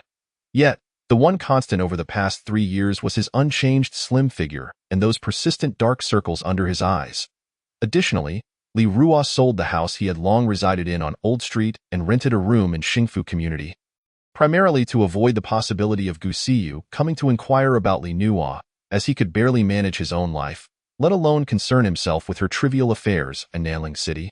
In the impoverished Huagu district, he muttered to himself, "Damn it, being a courier is truly no easy feat. The people ordering deliveries online are quite the peculiar bunch." Reflecting on the last package he delivered that day, it was laden with an air of peculiarity. In the Nuhao district, where the residents were predominantly affluent individuals, Li Ruo's final delivery of the day was to the nearby Huaxin community. Despite the presence of many wealthy residents, the area was eerily quiet during the day, akin to a ghost town. Chapter 42. The Girl with Extreme Delusions in Huaxin Community. Thank you, landlord, for your words that saved my life. Security, come out and explain. Why didn't you notify us in advance that the little demon would be passing by your area? My child is still playing in the corridor. Had it not been for the landlord's early warning, my son would have been in grave danger. After sending the message, the security guard once again disappeared into the depths of the chat group. Stop typing. The little demon is coming. Everyone, do not let yourselves be discovered. Remain quiet, and those who should be sleeping, sleep tight. Try not to make any noise. As this message appeared, the others in the group fell silent, fearing that the adorable girl had already made her way to the corridor. In an instant, the surroundings were enveloped in complete stillness, as if the world had come to a standstill, so quiet, so boring. Today, no one is here to play with Meow Meow, Chi Meow Meow remarked, her expression revealing her disinterest. She had been residing in this community for a month, and when she first moved in, the atmosphere had been lively, a stark contrast to the current desolation. Wait, why is my neighbor's door ajar? It's unusual for everyone to leave their doors open like this. Alarmed, she thought, this is dangerous. Surely a thief must have broken in. No, my neighbor is not home. I cannot allow a thief to run amok. Today, I shall uphold justice and eliminate the evil. With a sudden roar, Chi Meow Meow unleashed a fireball from her palm, obliterating the door, causing those inside to scream in terror. Ah! Upon hearing familiar voices from within, Chi Meow Meow was taken aback. She hadn't expected her neighbors to be home. It seemed they were being threatened by an intruder. Bold criminal, daring to commit theft in broad daylight? Absolute zero, she shouted as she rushed inside. Activating her ice abilities, the chilling crystals not only encased the surrounding walls in frost, but also trapped the occupants within, turning them into ice sculptures. Once she ceased her powers and approached, she discovered no trace of the intruder, only her neighbors encased in ice. What a cunning little thief! Under my ice powers, they used my dear neighbors as shields and slipped away. Chi Miao Miao gazed towards the window behind the frozen figures. But do not rejoice. Justice will never be late. Even if it takes me to the ends of the earth, I shall ensure you face retribution.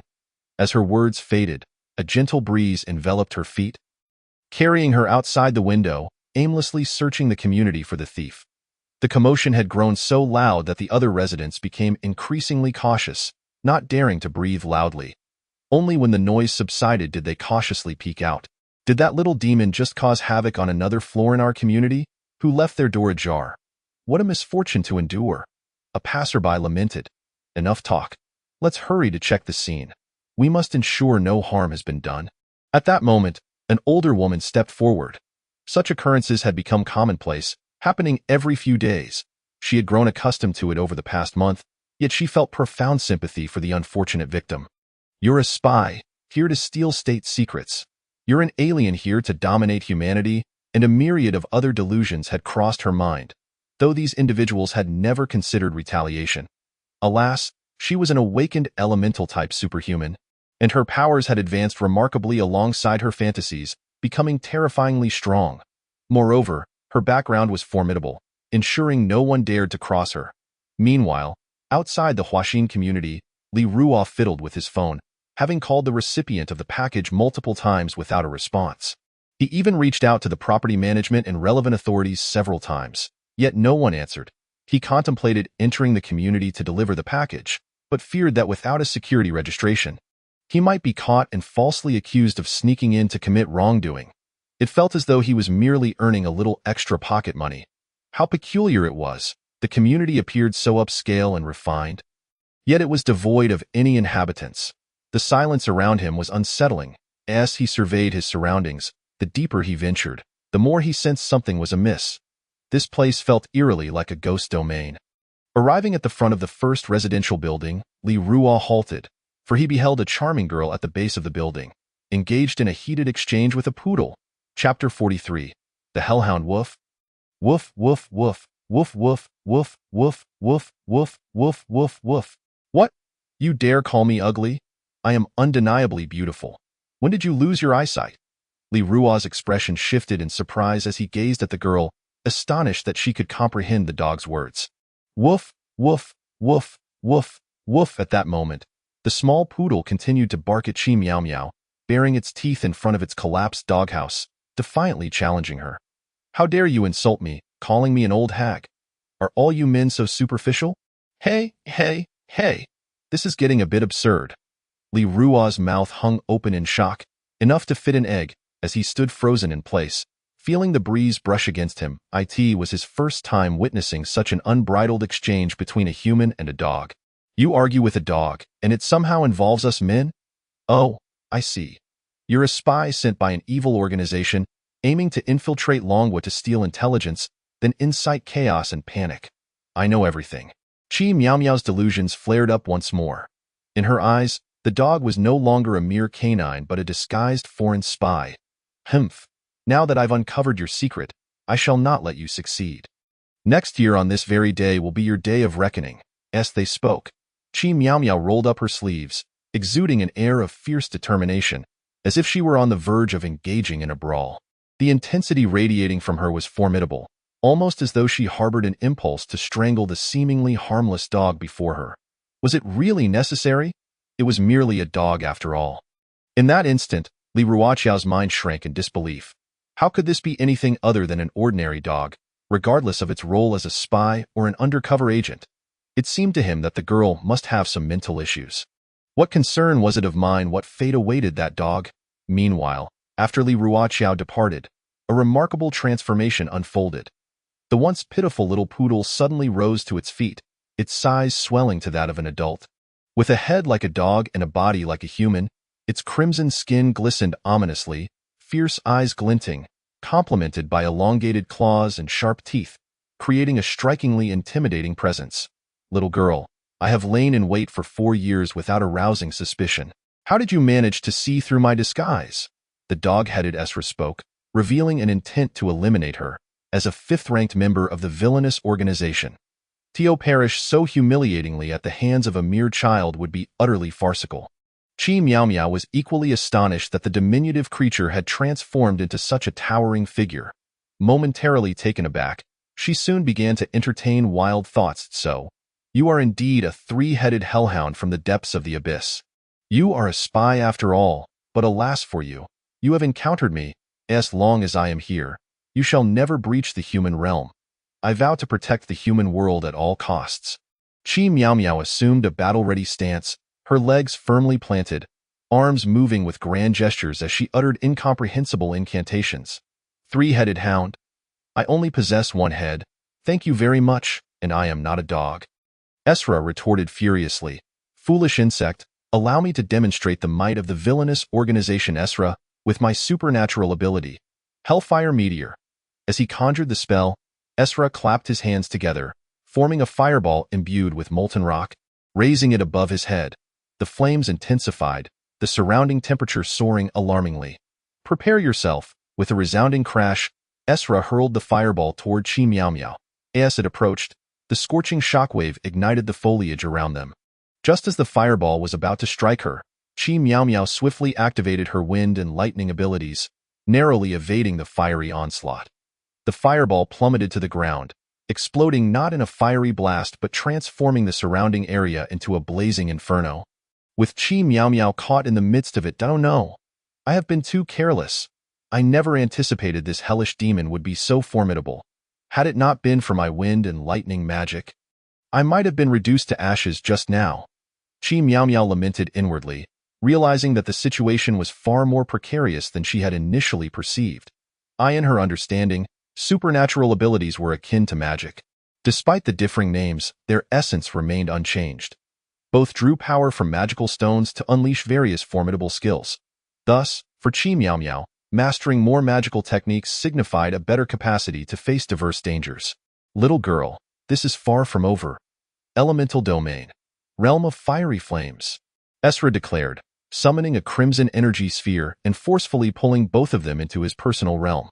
This domain belonged solely to him, allowing him to wield fire-based magic without restraint, continuously replenishing his power while severing connections with the outside world.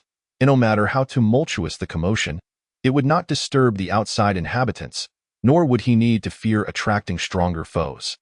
You've been rambling on since earlier, thinking my patience is limitless? Esra growled, irritated by her taunts. Although he bore a dog's head due to the fusion of beast genes, it did not warrant her derogatory remarks. Three-headed hellhound? Mere excuses.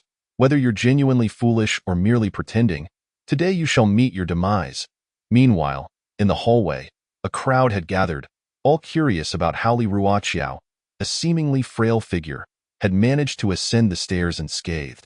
Did he not encounter that little demon? Among the eager onlookers, Li Ruoqiao soon spotted the owner of the package he carried and successfully delivered it into their hands. Chapter 44. 10 Days of Obliteration. I am quite curious. How did you make it upstairs? After Li Ruoqiao handed over the package, a kindly, elderly woman inquired, having witnessed the young man ascend without a scratch. Judging by the marks on the ground, it seemed the little demon had exited through a neighbor's window, yet this young man had come up the stairs inside. How could he not have crossed paths with her? Indeed, young man, we are all quite curious about your ascent. Did you not encounter anyone on your way up? The surrounding residents clamored for answers, and Li Ruoqiao found their fascination bewildering, as if everyone in the building had lost their senses. What was so extraordinary about climbing stairs?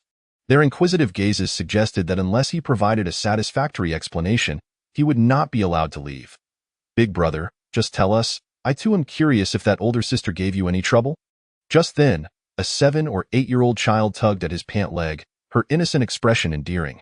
After a moment's thought, Li Ruoqiao replied, I encountered no one. It was quite peaceful on my way up. Before arriving here, I did see a girl with a mental issue arguing with a dog, appearing ready to fight. I thought she seemed unhinged, so I paid it no mind. That is all. Upon hearing this, the crowd finally relaxed. Considering the circumstances, it made sense why he had ascended unscathed. Perhaps that dog had saved his life? Reflecting on the absurdity of the little demon's antics over the past month, engaging in a verbal spar with a dog hardly seemed unusual. Wow, your luck is truly extraordinary. I can't believe it. I wish I had such fortune. Every time I go out, I feel like I'm walking on eggshells. You're quite fortunate. Not buying a lottery ticket is a shame. Several male residents remarked, praising Li Ruoqiao's apparent luck, their envy palpable. Yet, Li Ruoqiao found their reactions perplexing, thinking to himself, indeed, everyone in this building seems quite eccentric. Is this truly a residential area and not a mental institution? As he turned to leave, the elderly woman grasped his sleeve, saying, young man, I advise you to stay for a while longer. Why? Li Ruoqiao questioned, confused by the restrictions on his freedom for merely delivering a package. Perhaps you should wait until she departs. Before your arrival, one of our residents had an unfortunate encounter with her. I say this for your own good. The woman genuinely seemed to care for Li Ruoqiao. Despite his appearance suggesting otherwise, life was challenging. The youth had a bright future ahead and should not meet an untimely end here. Thank you for your concern, but I assure you, as long as I do not provoke her, she has no reason to confront me. Please do not worry. Child, why are you so obstinate? I'm only saying this for your own benefit. Hearing Li Ruoqiao's intent to leave, the elderly woman grew frustrated, contemplating further persuasion, even offering hospitality for a night.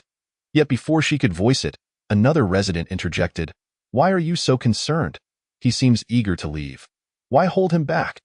Good advice is often wasted on the ungrateful. Regardless, this is a life at stake. What if he inadvertently provokes that little demon? But he has already distanced himself. Going now might only endanger you at your age. If something were to happen, think of how heartbroken your children would be. The elderly woman fell silent, realizing the truth in their words. As the earlier resident had said, wise counsel is often lost on the foolish. Let him go, she conceded. Downstairs, 10 days of obliteration. Metal, wood, water, fire, earth, wind, thunder, ice, light, darkness. Activate the 10 elemental abilities. A powerful surge of elemental energies intermingled, merging and repelling one another, ultimately converging into a singular point, erupting forth and shattering Esra's fiery domain. Is this where my journey ends? Chi Miao Miao appeared to be struck by despair. Kneeling on the ground, gasping for breath, her once pristine face now marred with dirt, rendering her utterly disheveled. Truly remarkable.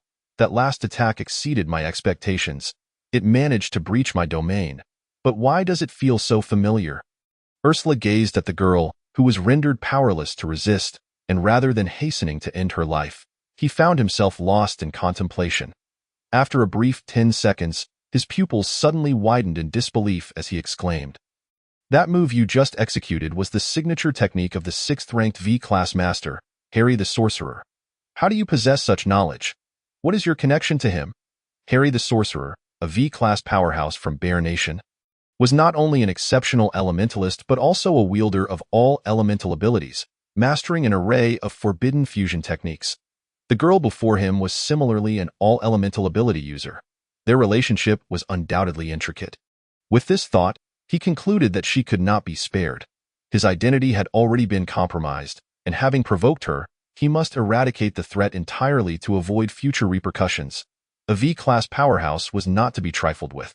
It seemed that today, she was destined to meet her end. As he spoke, Ursula lunged forward, seizing the collar of Chi Miao Miao's garment and lifting her with ease, while his other hand gathered power behind him. Intending to send her on her way with a single strike, demon, you shall not meet a good end. Chapter 45. Curse Li Rua ha ha ha. Stop struggling. From the moment I revealed myself, I had already laid down a barrier around us. No one will notice our presence here, and you can forget about anyone coming to your rescue. Ursula tightened his grip on Chi Miao Miao's neck, flames erupting from his hand as he exerted pressure, inducing a painful sensation of suffocation coupled with the searing heat of the flames. Though Chi Miao Miao possessed fire-based abilities that could mitigate some of the burn, she still found herself overwhelmed by an unbearable choking sensation. It felt as though she were being consumed by flames, a torment that nearly rendered her breathless. Desperately, her hands clawed at the wrist, constricting her throat, striving to break free and grasp even the slightest chance to inhale. Each struggle brought with it excruciating pain and despair, as if life itself was gradually slipping away from her. Yet, regardless of her efforts, that wrist remained steadfast, refusing her any opportunity for escape. Evil, demon. Even amidst her inner turmoil, Chi Miao Miao's resolve was unyielding, her flushed cheeks betraying her determination to fight until the end. You truly are tenacious, Ursula sneered. Why not just submit to your fate? Is this world truly worth your attachment? He relished the moment, delighting in the act of bullying those weaker than himself, as it affirmed his own strength. What is happening here? A cosplay? Li Ruo, having just descended the stairs, immediately caught sight of the towering, crimson-hued, dog-headed figure of Ursula and Qi Miao Miao. Where is that little poodle? Hearing the commotion, Ursula loosened his grip slightly, turning to see Li Ruo, whose expression was innocently curious. Is this guy actually looking at me? What a coincidence. Hey buddy, that dog head of yours looks remarkably realistic. As Ursula turned to face him, their eyes met, and he was taken aback by the sincerity reflected in Li Ruo's gaze. The cosplay was so convincing it could easily deceive anyone. You can see me? Li Ruo's words struck Ursula with disbelief. With a flick of his arm, he completely released Qi Miao Miao, now too occupied with the new complication before him. This shouldn't be happening, the dog-headed Ursula exclaimed, bewildered as he faced Li Ruo. This is impossible. I had set up barriers long ago to conceal my presence. You should not be able to see me. In truth, when he had first arrived here 4 years ago, he had employed magic stones to cast a spell that erased his existence. It was a precautionary measure. Yet now, as his identity was unveiled, the barriers he had laid years prior had been triggered, only to be undone by this oblivious fool? Run. This terrifying creature is a demon hound from the depths of hell. Its power and ferocity exceed imagination. I know you wish to save me, but I cannot bear to see you throw your life away recklessly.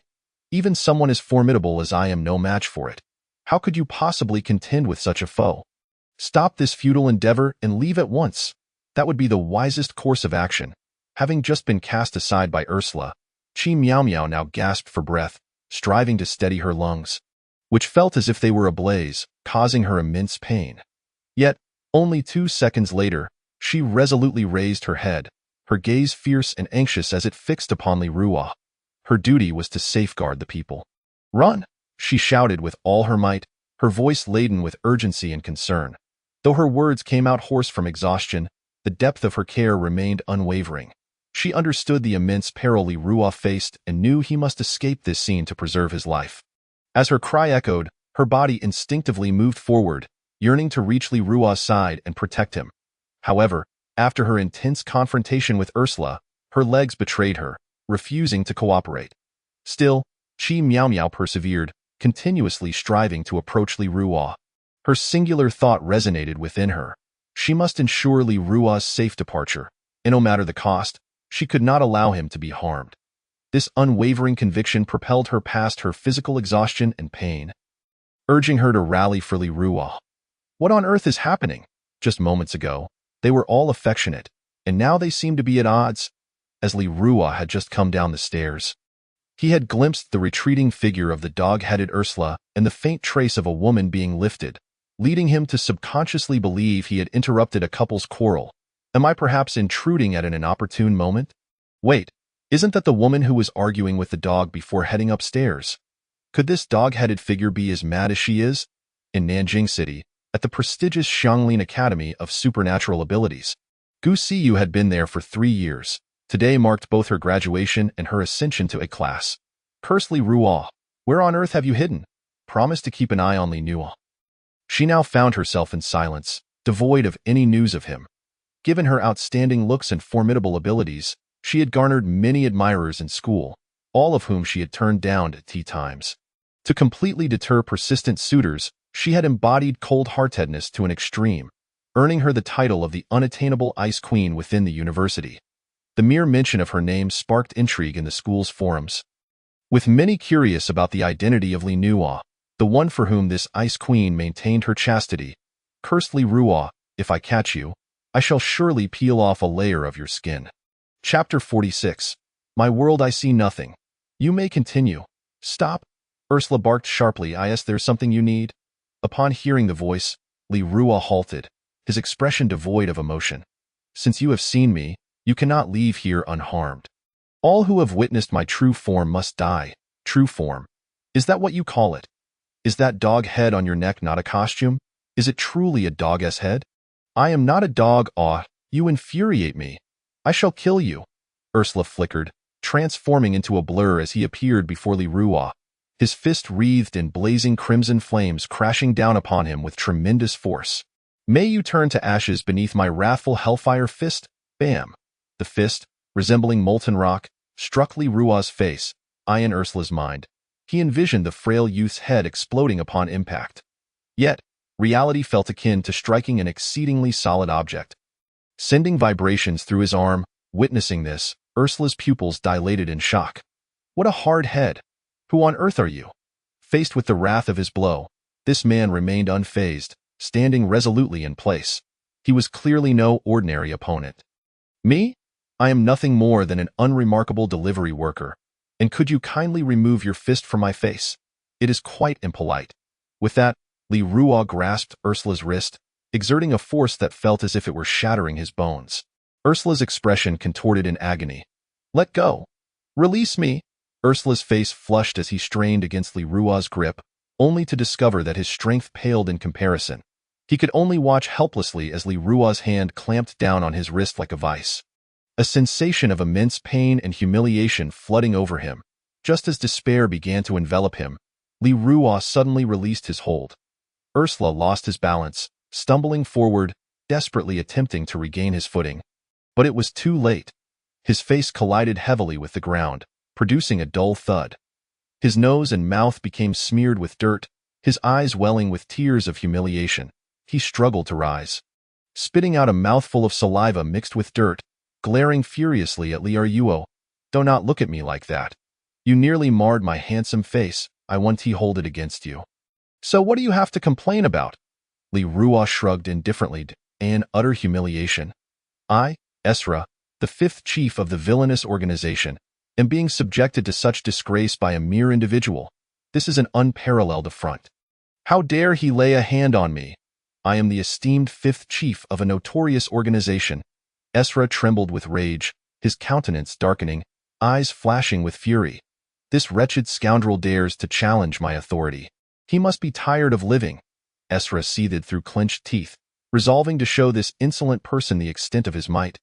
Yet, at that moment, he realized he could not act recklessly. After all, they were in a public space. Should he engage in a brawl here, it would not only attract unwanted attention but also lead to unnecessary troubles for himself. Thus, he must find a suitable opportunity to teach that loathsome man a lesson. Consider yourself fortunate. I shall spare you today, but should our paths cross again, you will not be so lucky. Esra cast a venomous glare at the man before turning away from the scene. Though he felt deeply aggrieved, he had to exercise restraint, for he did not wish to invite greater troubles due to momentary impulsiveness. Just you wait. I have marked you. Next time we meet, I shall not let you off so easily.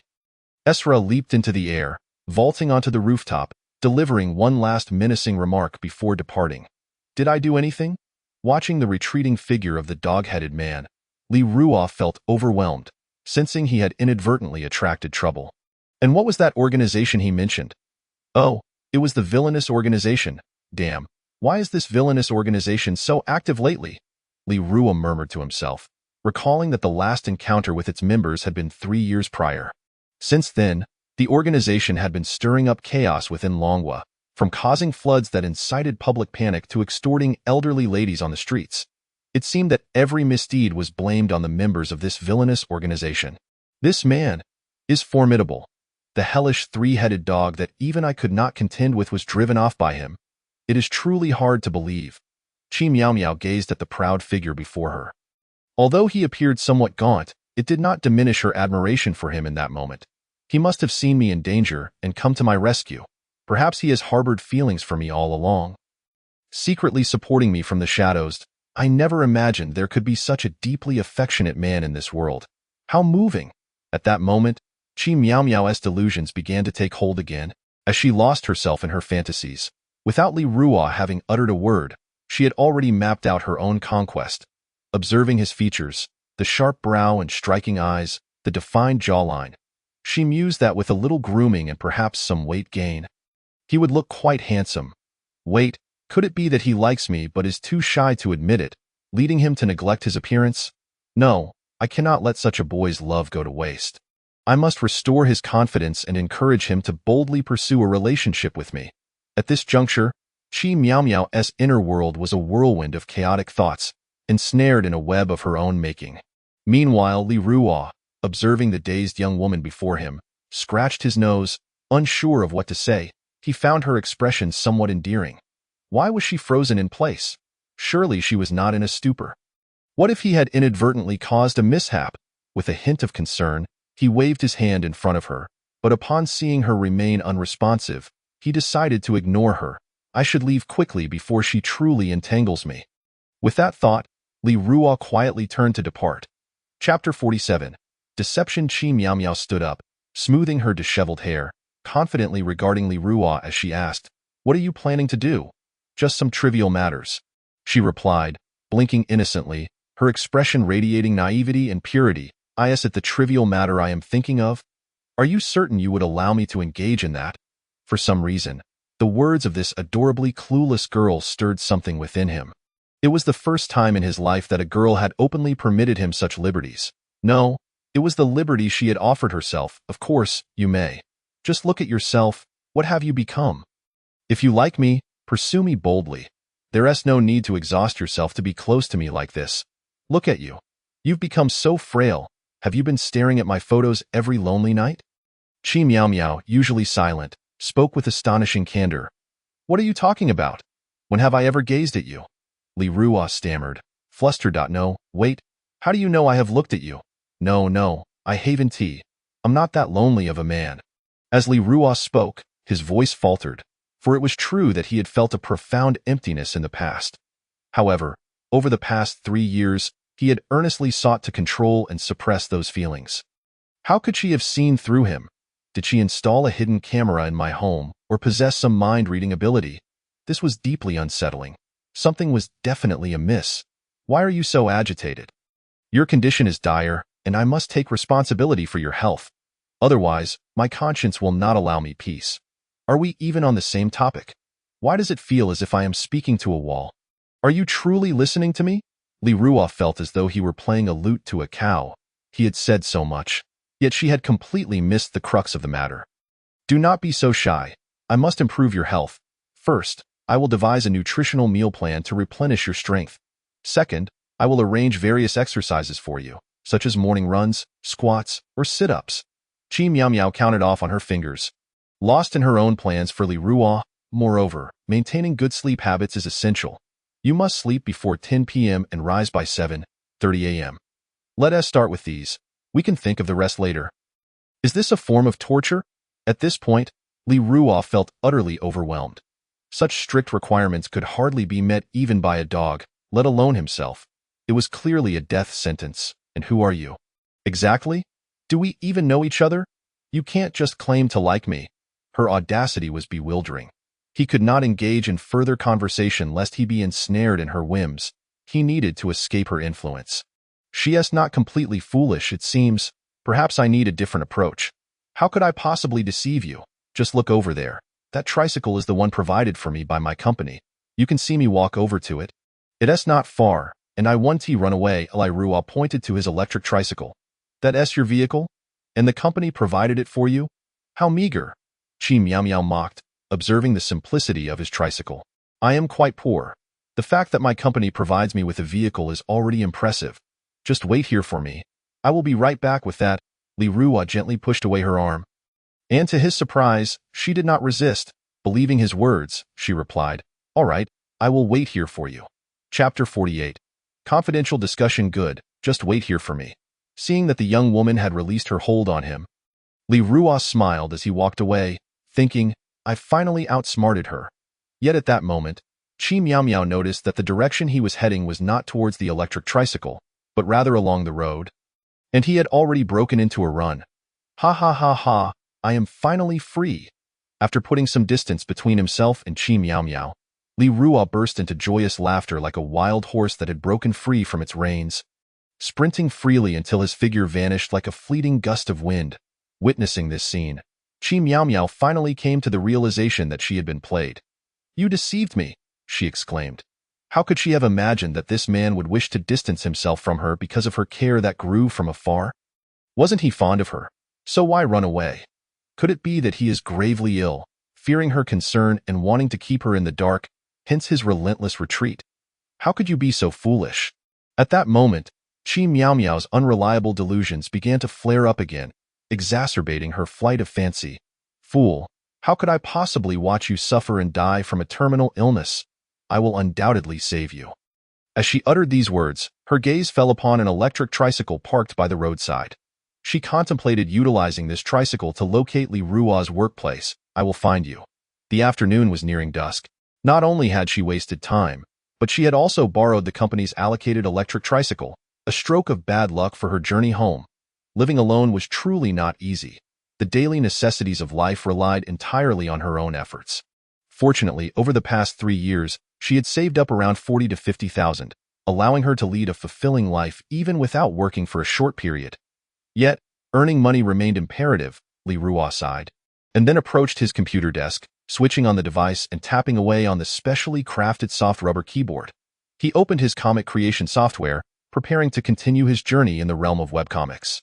His keyboard had already suffered damage multiple times, which prompted him to invest significantly in a custom-made one. Meanwhile, in a conference room of the Dragon Nation's Supernatural Ability Management and Investigation Bureau, Guya, codenamed Divine Fist, stood before a colossal display screen, stating, "Recently, the foreign force known as the Evil Organization has instigated wars among several small nations, and their actions are becoming increasingly frequent. I suspect it may be related to the Beast King's core from 3 years ago." Guya, the foremost S-rank talent of the Dragon Nation, possessed the supernatural ability of supreme martial heritage. He had cultivated to the pinnacle of martial arts and wielded the divine killing fist with remarkable prowess. Although he was already advanced in age, his physique remained robust and formidable, making him the leading figure in the contemporary realm of divine killing fist. All present were acutely aware that the Beast King's core, hidden within our Dragon Nation, was, in fact, the driving core of the dominator of the final catastrophe from years past. However, 3 years ago, this core was seized by members of the Evil Organization. As Guya spoke, a sudden silence enveloped the room, with the high-ranking officials of the Ability Bureau casting apprehensive glances at the young woman clad in striking red attire beside them. This girl was none other than Long Yao, codenamed Killing Maiden. The atmosphere grew heavy with tension. "Gu, are you insinuating that I am at fault?" Long Yao interjected bluntly. "To her, resurrecting old grievances was clearly an act of exposing someone else's shortcomings, leaving them humiliated. Moreover, as the foremost supernatural talent in the Dragon Nation, it was an affront and provocation that someone had dared to snatch the core of the dominator of the final catastrophe before her very eyes 3 years ago. The situation had been exceedingly awkward, forcing her to watch helplessly as others took what belonged to her. For someone with a high opinion of herself and a fierce sense of pride, this was undoubtedly a severe blow. This incident had become the greatest humiliation of her life, for prior to it, she had always been a standout among the V-rank, never encountering such an embarrassing predicament. Long Yao, please don't take it to heart. I meant no offense to ITS, just that the Evil Organization has become increasingly audacious lately, hence my suspicion that the remnants of the dominator of the final catastrophe are in their possession. Which is why I suspect they attempted to seize the driving core from our nation." Guya, sensing the atmosphere growing tense, felt compelled to clarify his thoughts, for he had heard tales of the dominator's fearsome reputation since childhood. It would be disingenuous to claim he was not concerned. Gu, are you perhaps being overly paranoid? Setting aside whether the dominator of the final catastrophe is indeed in the hands of the Evil Organization, even if it were, what harm would it pose? The formula for embedding the dominator's core is the most intricate in the world. Aside from its creator, Dr. John, no one else could possibly comprehend it. I refuse to believe they could decipher this formula in merely 3 years. At that moment, a high-ranking official of the Ability Bureau stepped forward to voice his opinion. "You make a valid point. Although the embedding formula for the dominator's core is indeed the most challenging, if it is confirmed that the dominator is in their possession, we must exercise caution. Currently, only the high-ranking officials of our Dragon Nation's Ability Bureau are aware of the news regarding the driving core, while other nations remain oblivious. This presents a concealed risk that we must address," Guya stated earnestly. In the absence of the top V-rank talents, only a united front of remaining V-rank powers could contend with the dominator of the final catastrophe.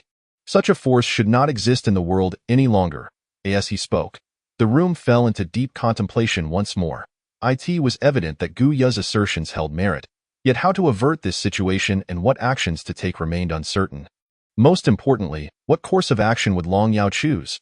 After all, having suffered a setback in this matter, it was unlikely she would let it go easily. In unison, everyone turned their gazes toward the killing maiden. Long Yao. You all decide. Why are you looking at me? Chapter 49. Journey to the Supernatural Association. In the northwestern region of the Mouse Nation, atop the summit of Walianyan Mountain, surrounded by swirling clouds and mist, stood a majestic palace. This was the stronghold of the evil organization. Useless, truly a bunch of useless fools. A middle-aged man clad in a white robe scolded the scientists gathered around a smart computer. It has been 3 years, and the embedding formula for the dominator of the final catastrophe remains unbroken. Are you all a bunch of incompetent fools? The higher-ups are tightening their scrutiny. We must act swiftly. Before we are entirely exposed, we must resurrect the dominator of the final catastrophe. This is our last chance to break free from their control. I will not allow you to falter at such a crucial moment. Master Zero, please calm your anger. The embedding formula for the Dominator's core is currently being vigorously deciphered, and we have made significant breakthroughs. While we cannot fully awaken the Dominator, we can utilize specialized precision instruments to extract energy from the driving core and supply it to the Dominator, allowing for a temporary revival. Just then, an elderly man with white hair stepped forward. He was the leader of the scientists and held the third-ranking position within the evil organization. The first-ranking position belonged to Master Zero, the supreme leader of the organization. We have instigated a full-scale war between the Snake Do Nation and the Tianyo Nation. Although we have our people within the Supernatural Federation, the higher-ups will not overlook this. Listening to the words of the old scientist, Master Zero sighed, his demeanor gradually softening. However, the recent string of failures weighed heavily on his mind. The Dominator remained unawakened, and he had heard from Kevin that the 14th chief of the evil organization, Crow, had betrayed them. Furthermore, the dog-headed man, Esra, whom he had dispatched, had also been discovered. This world was rife with uncertainties. 4 years ago, he had sent him to infiltrate the Dragon Nation to discreetly investigate what peculiarities warranted the higher-ups' persistent attempts to recruit them. What were those ancient beings truly afraid of? Late at night, in the A province of Dragon Nation, in the Happy Community, Li Ruo was still busy at his computer desk, diligently working on his artwork. After completing his new piece, he admired it repeatedly before finally publishing it, then shutting down his computer. By now, the night had grown quiet, and Li Ruo showed no inclination to sleep. Instead, he picked up the raven mask and examined it closely. This small mask turned out to be a magical artifact, and a rather special one at that. Unlike other magical artifacts that required periodic recharging with magical energy, this one could autonomously absorb sunlight for its energy. This revelation astonished him, but what thrilled him even more was that this mask was a special type, sealing magical artifact.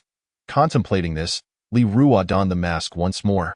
The moment he put it on, data projections filled his vision, showcasing a dazzling array of sealing supernatural abilities, with the most impressive being the demon sealing barrier, an ultimate technique akin to a grand finale. It seemed that this mask had little application in his hands. At that moment, a blue cubic barrier materialized in Li Ruo's palm. The space within it was self-contained, capable of infinite compression or expansion, resembling a simplified version of a miniature demon sealing barrier. Moreover, there was a peculiar magnetic field fluctuation within, though he was uncertain of its precise purpose. Perhaps I could leverage the mask's identity to make a name for myself within the Supernatural Association or the Ability Bureau. A sudden thought struck Li Ruo. He yearned to escape the monotony of his daily existence. With such a remarkable mask at his disposal, it seemed wasteful to squander his days delivering packages. Moreover, this menial job hardly satisfied the restless spirit within him, which craved more than mediocrity. He had heard whispers that the Ability Bureau and the Ability Association offered generous benefits to their personnel. Although he had not awakened any powers himself, perhaps he could conceal his identity and leverage the capabilities of the mask to infiltrate their ranks. His motivation was not rooted in a desire to contribute to society as an ability user, but rather a simple wish for fame and an improved quality of life. Having squandered half of his previous life in a haze of aimlessness, he vowed this time to embark on a grand venture. With this clarity of purpose in mind, Li Ruo resolved to visit the Ability Association at dawn. However, for now, he needed to ensure he got ample sleep. He removed the mask, placing the crow mask on his bedside table, and tucked himself under the covers, drifting off into slumber. The next day arrived swiftly. The noon alarm chimed at just the right moment. For Li Ruo, waking early was a struggle. His previous job had required him to rise at dawn every day. Now that he had no intention of continuing in that capacity, he relished the prospect of sleeping in like a normal person. Gazing into the mirror mounted on the bathroom wall, he decided to freshen up. After adjusting the hot water, he quickly washed his face and styled his hair, emerging looking far cleaner than before. Exiting the bathroom, he donned a fresh outfit, affixed the crow mask once more, and made his way downstairs to hail a taxi, instructing the driver to head towards the nearest ability association. Off to the closest ability association. Understood, the driver replied, activating the GPS and accelerating towards their destination. As they traveled, the driver, feeling a bit idle, glanced at Li Ruo and inquired, "Excuse me, young man, you sound quite youthful. Are you an ability user?" "Why do you think I might be an ability user?" Li Ruo replied, taken aback. The driver, slightly exasperated, responded, "Aren't you heading to the ability association? That's where ability users gather." Isn't that a rather obvious conclusion? "Then why ask me?" Li Ruo retorted. "Isn't that redundant?" The driver scratched his head, grinning sheepishly. "Well, it's a bit dull on the road, and I thought chatting might pass the time. We taxi drivers spend our days driving around. Without some conversation, we can easily doze off." Li Ruo found the driver's words relatable. He too felt like a cog in the relentless machinery of society, though he considered himself fortunate. Perhaps the mask could usher in a life distinctly different from the mundane. "That mask of yours is quite unique. Where did you acquire it, sir? How much longer until we arrive?" Li Ruo inquired. As soon as he spoke, the vehicle came to an abrupt halt. The driver, looking somewhat embarrassed, scratched his head and said, "Apologies, I almost drove past it." "Luckily, you asked. We've just arrived. That LLB 20 yuan?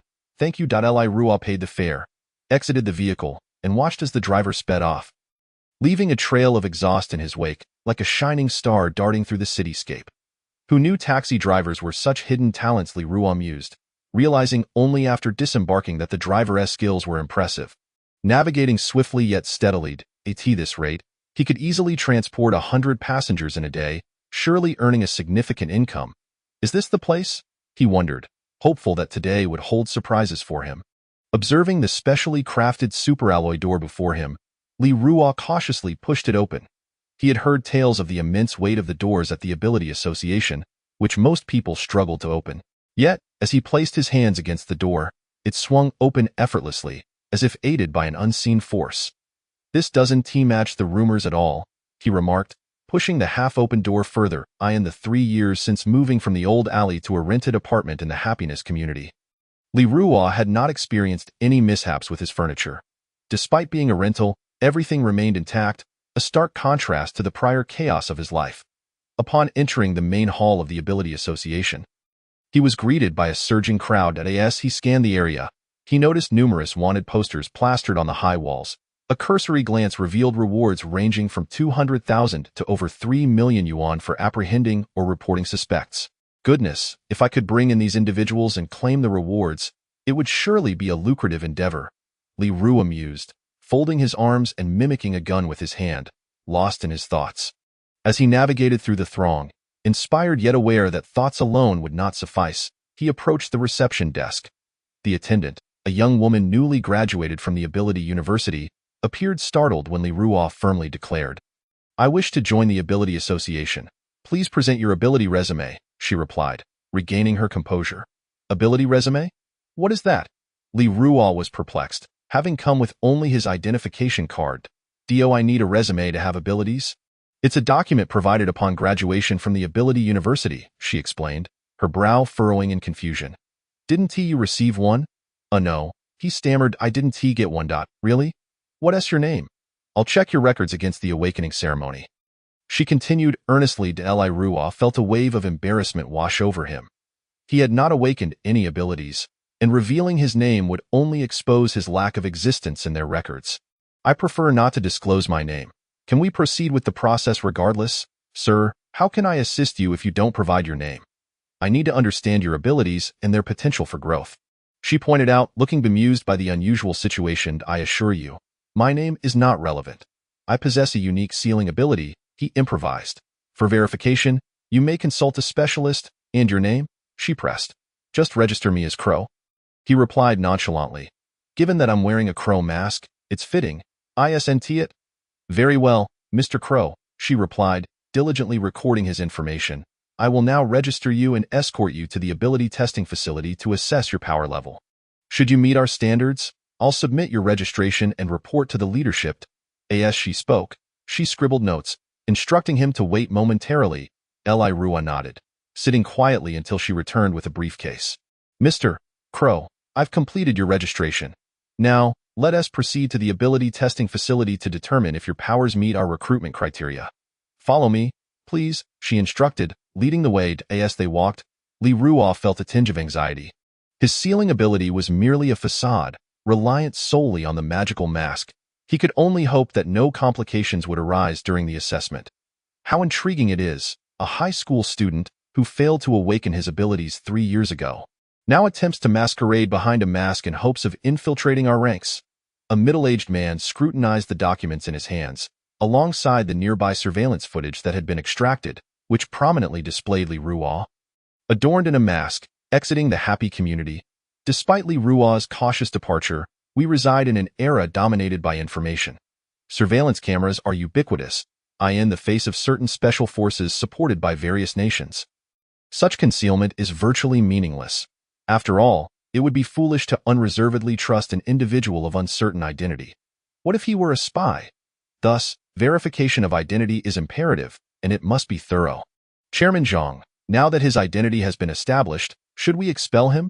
The receptionist, who had previously attended to Rua, respectfully inquired. In her view, since Rua's identity had been confirmed as that of an ordinary individual devoid of abilities, allowing him to continue participating in the tests seemed utterly pointless. Patience, replied Zhang Xuelin, the president of the Association of Ability Users, dismissively waving his hand.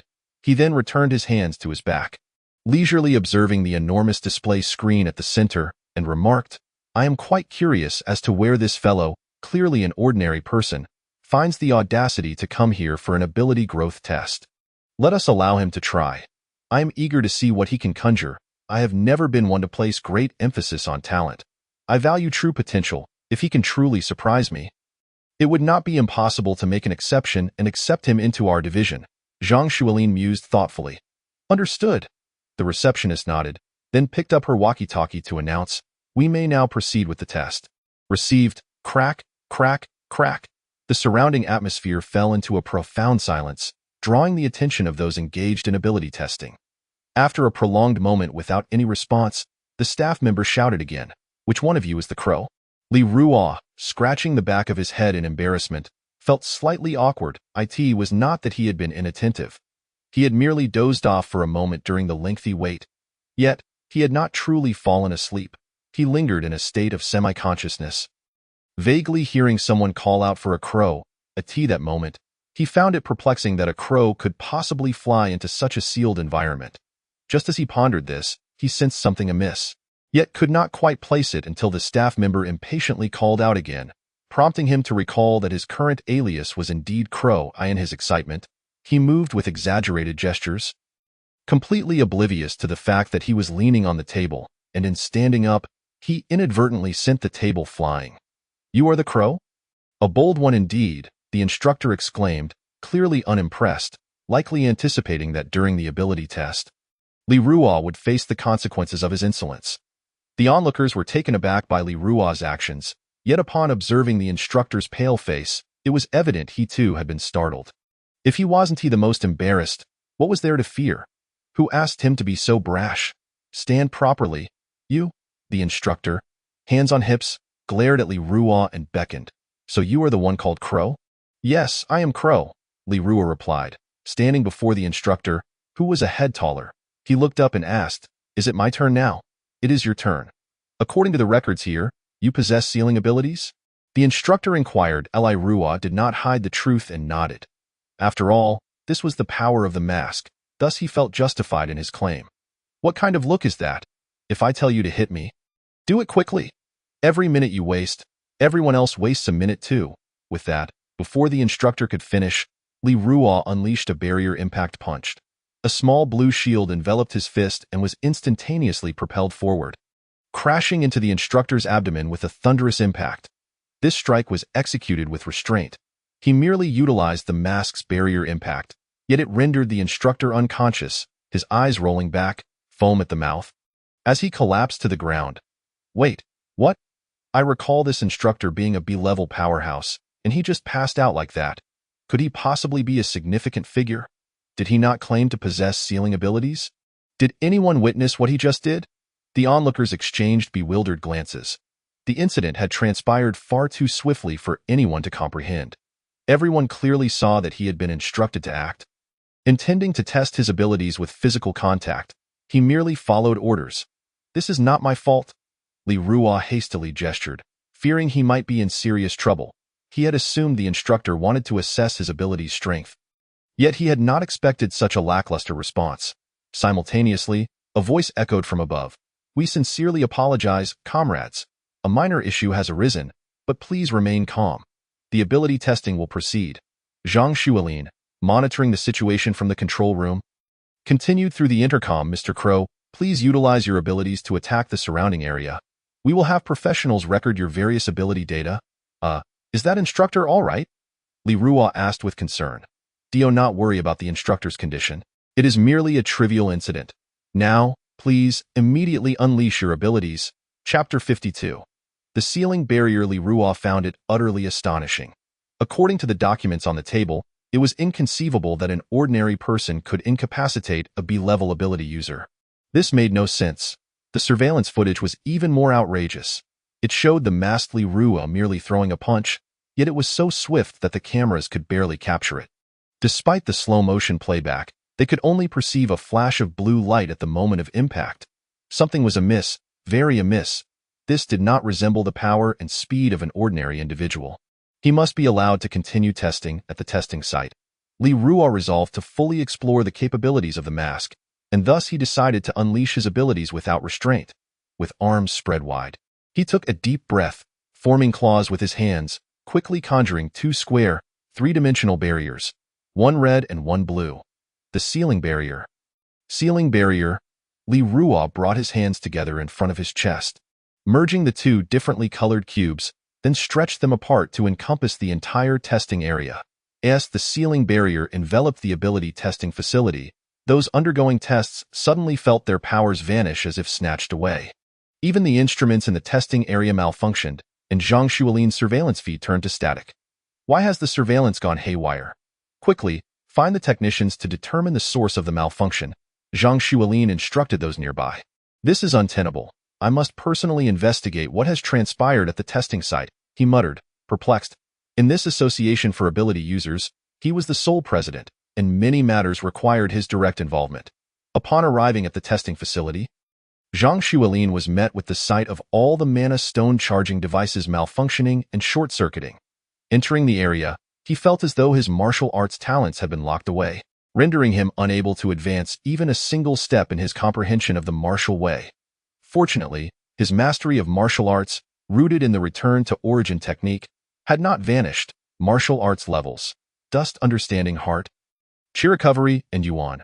Return to origin, entry into the profound realm, and attainment of transcendence, corresponding to C-level martial disciple, B-level martial master, A-level martial sect, S-level grandmaster of martial arts, and V-level martial saint. There seemed to be a powerful magnetic field disrupting the mana stones and the energy fluctuations of abilities. Upon entering the scene, Zhang Xuelin immediately sensed something was amiss. Additionally, there was a layer of purple barrier surrounding the area, seemingly allowing entry but preventing exit. Is there anyone in charge who can explain? It is one thing for our abilities to vanish, but why are we trapped here? We cannot even leave. Those testing their abilities found themselves ensnared, their powers suppressed, unable to exert themselves, surrounded by purple barriers that left them with no means of retreat. A conspiracy. I can smell the scent of treachery. It seems someone intends to take our lives, deliberately trapping us here and sealing our powers, reducing us to mere prey for their slaughter. By heavens, this is indeed possible. As the realization dawned, panic spread among the crowd. The sudden upheaval bore no warning, clearly indicative of a sinister plot. As suspicion mounted, some could no longer contain their fear and began to shout, "Let me out!" Watching the situation spiral out of control, Zhang Xuelin felt an urgent anxiety. He needed to swiftly uncover the source of this disturbance. In such circumstances, he dared not reveal his identity or expose himself, fearing that some panicked individuals might perceive him as a threat meant to lower their guard. It is imperative that we locate Li Ruo without delay. My instincts inform me that this matter is undoubtedly connected to him. Zhang Xuelin's thoughts are not mere coincidence. Prior to Li Ruo's demonstration of his extraordinary abilities, everything was in order. Yet, following his display, the surveillance screens in the monitoring room became distorted, and soon after, the various instruments within the base malfunctioned. This is certainly no mere coincidence. As Zhang Xuelin mused on this, he suddenly realized that the pressure suppressing his martial arts talents had vanished. Upon looking up, he observed that the surrounding purple barriers were dissipating into motes of light. And why sentiments exactly? Let us move swiftly. This is exceedingly bizarre. The individuals present, witnessing the dissolution of the barriers, hastily fled, fearing that remaining any longer might lead to unforeseen consequences. Zhang Xuelin, observing this scene, shook his head in resignation. It appeared that he would once again have to spend money on public relations to mitigate the situation. This incident today would undoubtedly fuel the chatter among the ability enthusiast online community. Such wasted funds felt truly unjust. As he casually remarked, the area around him had emptied, leaving only Li Ruo, donned in a crow mask, standing there in bewilderment. Weren't we supposed to be testing abilities? Why is there no sound? Li Ruo gazed at the ceiling, perplexed. After casting the ceiling barrier, the nearby screens had gone dark, and even the overhead lights had extinguished.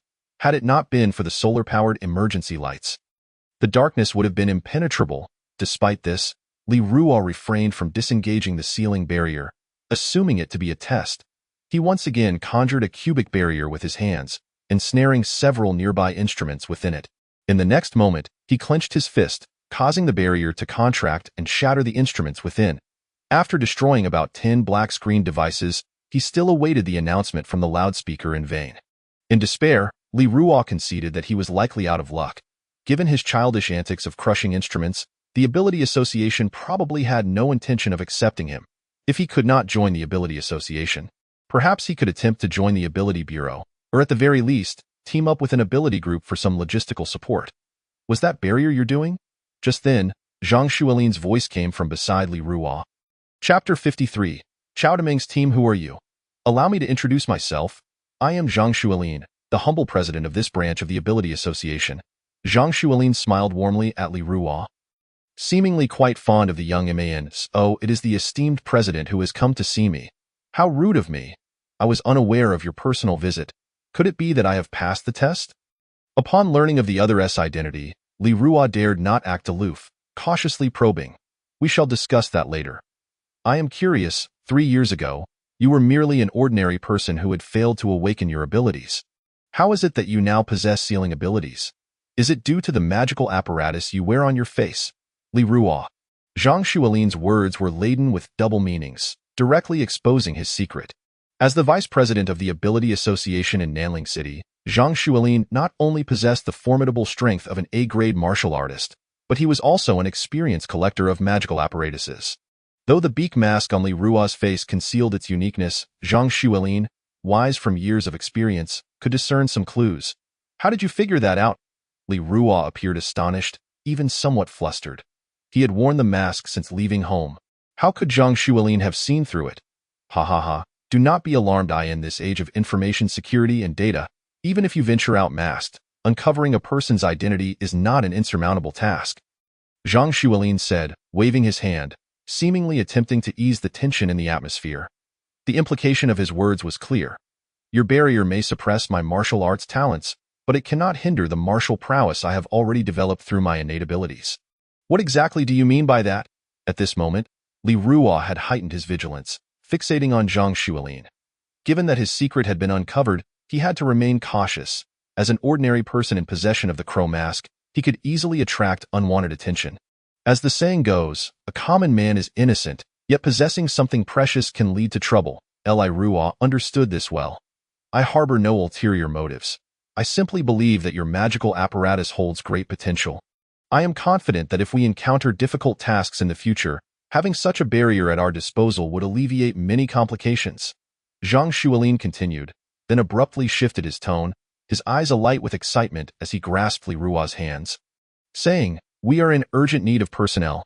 Your mask's capabilities would be immensely beneficial to us, so I implore you to join us." His sincerity was palpable, his calloused hands trembling as they grasped Li Ruo's. "In the territories under my jurisdiction in Nanling City, robbery, fraud, theft, assault, human trafficking, and organized crime abound, and all of these are perpetrated by ability users. Under my management, the situation has devolved into chaos, making my task exceedingly arduous.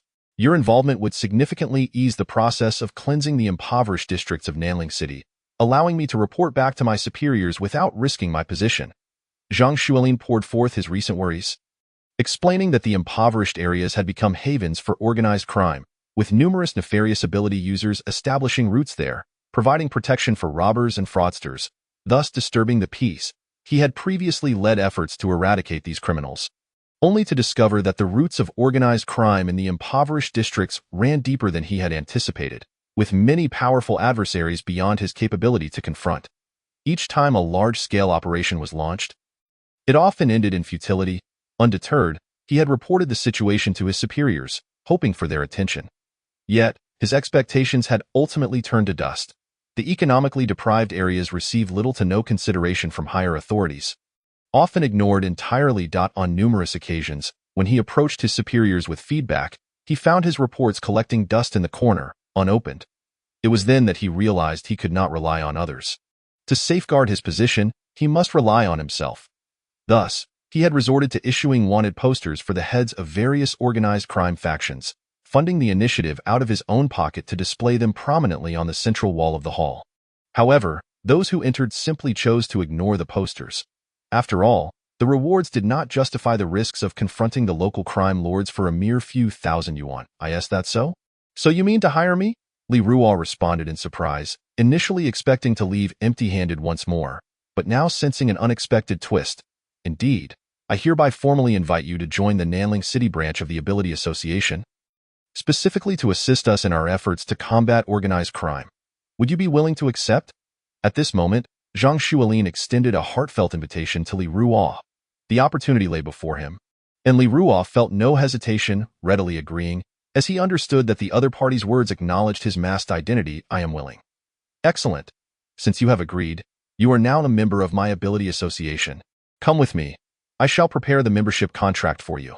With that, Zhang Xuelin led Li Ruo away, heading to his office. Upon arrival, he presented Li Ruo with a pre-printed contract and prepared seal, allowing him to review and sign it. "Come forth, clap." At this juncture, Zhang Xuelin suddenly clapped his hands, and in the next moment, a newly formed B-grade ability team appeared before Li Ruo. "President, who are these?" Li Ruo stood up, noticing the unfamiliar faces. "Allow me to introduce them. These are members of the ability team I assembled from recent graduates of the Ability University. This is the team leader, Chao Deming. Please get to know each other." Zhang Xuelin pulled a robust young man from the crowd, who appeared to be around the same age as Li Ruo. Chapter 54. The Campaign Against Organized Crime. Chao Deming? Upon seeing the individual introduced by the president, Li Ruo felt a surge of astonishment. How could it be him? "What the heck? Li Ruo, what are you doing here?" The two exchanged incredulous looks, their surprise evident, leaving Zhang Xuelin perplexed as he inquired, "What? Do you know each other? More than just acquaintances. This fellow is my childhood friend." Chao Deming spoke up first. "You two are childhood friends? How fortuitous. When fate calls, nothing can stand in its way," Zhang Xuelin remarked with a smile. "You rascal, why are you pretending to be so surprised? Are you not happy to see me? If I recall correctly, it has been 6 or 7 years since we last met in junior high," Chao Deming said, gazing at Li Ruo, who looked somewhat dazed. "Long time no see." Li Ruo finally collected himself and responded. He had a significant impression of this childhood friend, as they had shared many experiences from elementary to junior high. In his memories, it was this guy who had shared some rather unsavory websites with the original owner. "My dear brother, after all these years, you have changed so much. I almost didn't recognize you at first. You've become so thin." As the dark circles under his eyes drew attention, A smirk crept across Chao Deming's face as he spoke. Come on, admit it. How many times did you visit the website I gave you before you ended up looking so haggard? At that moment, Li Ruo sprang to his feet, unable to tolerate the nonsensical remarks of his childhood friend in front of so many people. Are you seriously calling me out like this, exposing my shortcomings? He exclaimed. Your tongue is as sharp as ever. Well, I lost my previous phone 3 years ago, which is why I could not get in touch with you. I've now replaced it with a new device and number. Let's reconnect later. Li Ruo replied candidly to it, simply got swept away by the wind. It's just a lost phone. After all, is that so? Then I suppose it's not your fault. There's nothing more noble than sharing resources with a brother, Chao Deming remarked, but let's put that aside for now. We have business to discuss. Li Ruo understood that if he continued this conversation with his friend, it could stretch on for hours without end, so he promptly shifted the topic. Unbeknownst to him, the comic that his childhood friend wished to share was actually one that he himself had drawn. Yes, let us focus on the matter at hand, interjected Zhang Xuelin, the president, seamlessly integrating himself into the group's dynamic. We will rely on you all soon. Tonight, we are planning to ambush the criminal elements in the impoverished district, catching them off guard and thoroughly cleaning up the area. What specific measures will be taken for this operation? After all, these criminals are not to be underestimated. I know for a fact that several among them possess Class A abilities. Chao Deming interjected, momentarily serious. There's no need for concern. I have devised a plan. You will keep your ability team on standby, while Li Ruo casts a barrier to encase the gang. Then, you can unleash elemental powers from outside the barrier to obliterate these scoundrels. Zhang Xuelin proclaimed with enthusiasm. Just then, he recalled something and added, of course, I will also bring along another Class A ability user to assist you. He is a friend of mine, and I will introduce him to you when the time comes. All right, it is settled then. But let me make one thing clear. If the situation turns dire, I will not hesitate to retreat with my team. When combating evil, it is paramount to ensure the safety of ourselves and our brothers. After all, if these individuals are part of my ability team, I must take responsibility for them. That is certainly true. It would be ideal to bring these criminals to justice while ensuring our own safety. I would hate for you all to assist me only to suffer heavy casualties. I will arrange for protection for you, Zhang Xuelin assured. Very well, I will catch up with my brothers for a bit. Please inform me when the operation is set to commence. The beauty of having an ability team is that they exist independently from the ability association, granting them a degree of freedom and sparing them the need to pander to others. What was that about a barrier? Pray tell, what abilities have you awakened? Chao Deming teased. Winking, I haven't awakened any abilities. I merely possess a magical tool that can create barriers to disrupt abilities. The president brought me along to assist you. Li Ruo shrugged, explaining that he had not awakened any powers and saw no need to hide this from his closest friend. What? You haven't awakened any abilities? Chao Deming stumbled in disbelief, nearly losing his balance. That's impossible. I've awakened dark abilities, and yet you, my closest ally, are just an ordinary person. Fate has not favored me. What can I do? Li Ruo replied, given our relationship, should you soar to great heights in the future, do not forget me. You must support me, or I cannot guarantee that your past misdeeds won't be made public. To put it simply, if you strike it rich, remember to take care of me, or I shall ensure your disgrace becomes known to all. Hold on, old Li, what kind of relationship do we have? If I ever become successful, how could I possibly forget you? Stop overthinking it. Let us discuss your matters instead. What matters could I possibly have? Li Ruo pointed to himself. Naturally, it pertains to your progress with Gu Siyu. You abandoned me to attend the same high school as her. Now I must inquire about how things are between you two. He pressed on. Why are you suddenly so quiet? Where do you stand with her now? Hey, don't speed off so quickly. As Li Ruo quickened his pace, Chao Deming hurried to catch up, chattering away, back in school. You were like a shadow trailing behind her. Don't tell me you had no feelings for her. All men are driven by desires. I refuse to believe you have no ambitions. So, what is the status between you two? Did you have a falling out, and she kicked you to the curb? Li Ruo was left utterly speechless by the relentless nagging in his ear. How could he have such a nagging childhood friend? Did he have to rub salt in his wounds? The circumstances had been far too complicated. He could not possibly reveal to his friend that not only had he been rejected, but she had even sent someone to beat him up. Leading to his hospitalization, and had incited their classmates to ostracize him to the point he no longer dared to attend school. Such a humiliating experience was something Li Ruo would take to his grave. Wow, my mouth has truly opened wide. I never imagined that your once close relationship could falter, Chao Deming exclaimed, astonished. But I am genuinely curious. What could have led her to reject you? What transpired between you two? Li Ruo sighed heavily. All right, since we've reunited, I want to pry into your affairs too much. Let us add each other as friends first, and later, I'll have my turn to grill you. Chao Deming said, pulling out his phone and opening the friend request QR code. Ding! Li Ruo took out his phone and scanned it to add him as a friend. The two then threw their arms around each other and temporarily parted ways with the rest of the ability team. Heading to a barbecue joint, they ordered 2 kidneys, oysters, chives, 10 skewers of lamb, and some beer. By the way, I've lived in this impoverished district for over a decade, and yet I was unaware of the rampant criminal activity here. Li Ruo remarked, holding a beer in one hand and a skewer of lamb in the other. That depends on the area in your desolate little corner. Which criminal organization would even bother? I reckon that even thieves would shed tears while leaving with just 2 bags of rice. Chao Deming joked as he downed his drink. Besides, this is the realm of ability users. We were ordinary people before, so it's perfectly normal for us to be unaware. Come on, let us drink to that. Indeed, let us drink. Li Ruo reflected on the absurdity of his earlier words, but found some sense in the latter part. Seeing his companion lift his glass, he decided not to overthink it and raised his own in return. Clink! The 2 glasses crashed together, and as they exchanged cup after cup, 4 or 5 beers vanished down their throats. Suddenly, Li Ruo felt his head spinning. Huh? How strange, I've barely consumed 2 bottles of beer. Yet I feel like I can't keep my eyes open, he murmured, clutching his forehead. Wait, don't tell me you're actually drunk? Chao Deming exclaimed, leaning in closer to Li Ruo, shaking his shoulders. I remember you could down 5 or 6 bottles at least. How is it that you're tipsy after just 2? I don't know. I can't anymore, Li Ruo declared before closing his eyes and collapsing onto the table. Chao Deming frowned. Is this how quickly you succumb? You're pathetic. Wait, no. If you pass out, who is going to pay for this meal? You promised to treat us. Panic set in as Chao Deming shook Li Ruo vigorously.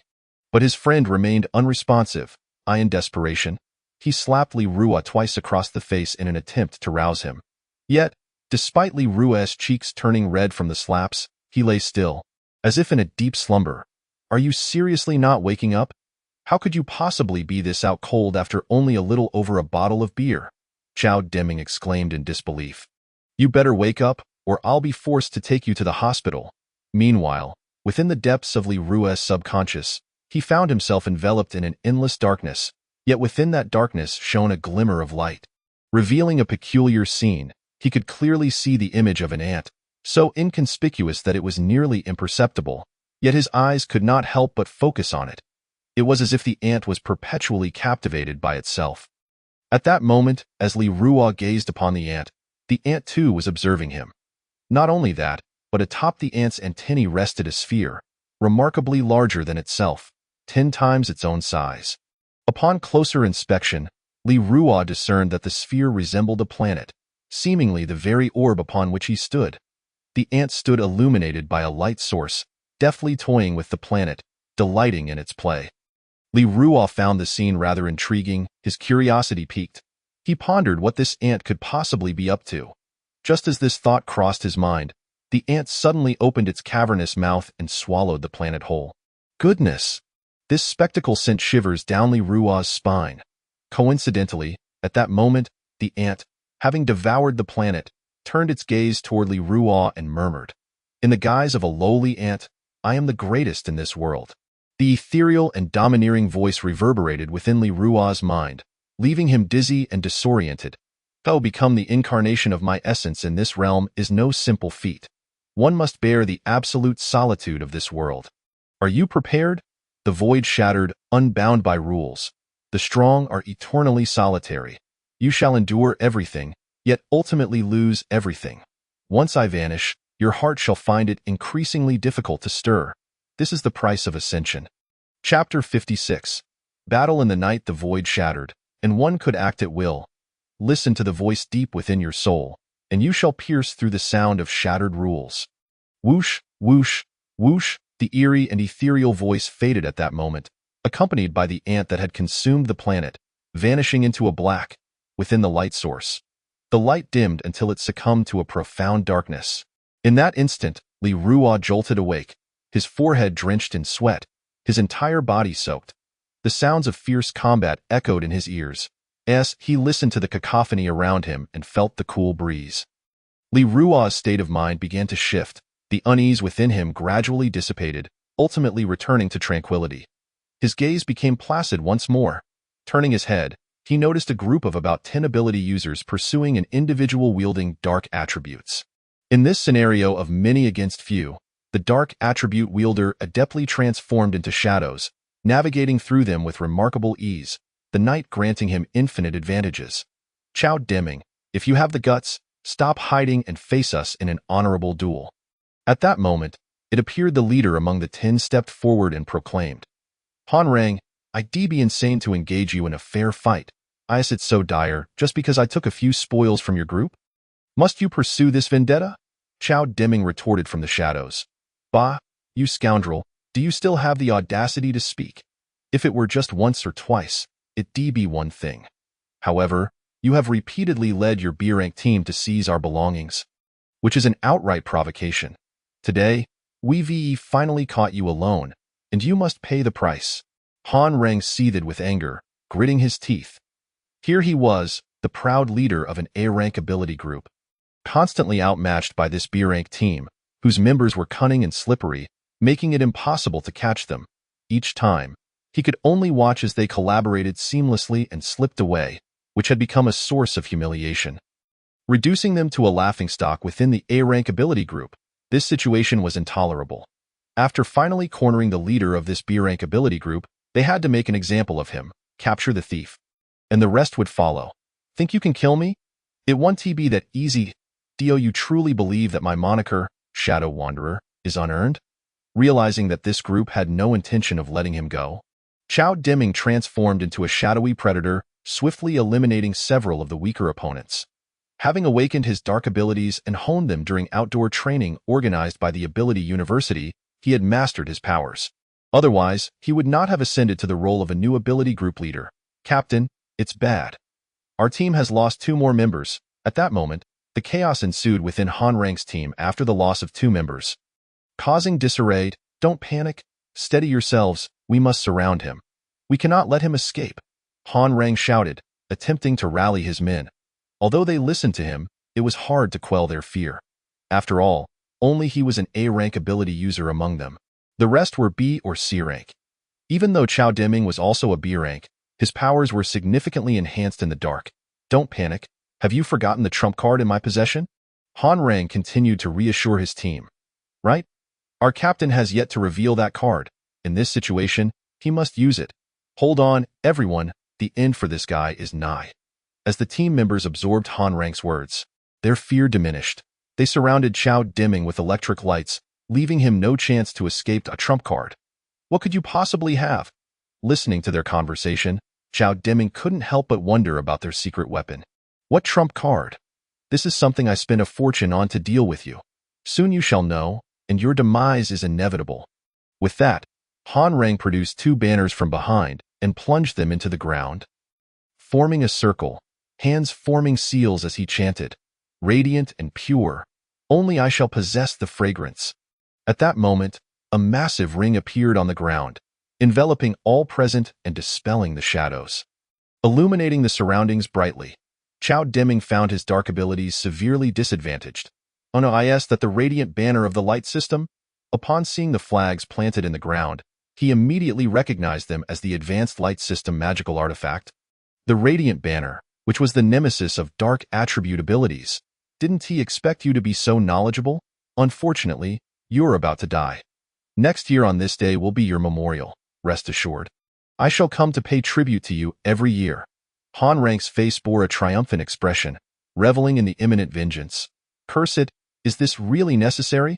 It's just a few opportunities one took from you. Must you seek my life for it? I'll avoid you in the future. Please spare me this time. Chao Deming understood the radiant banner as power.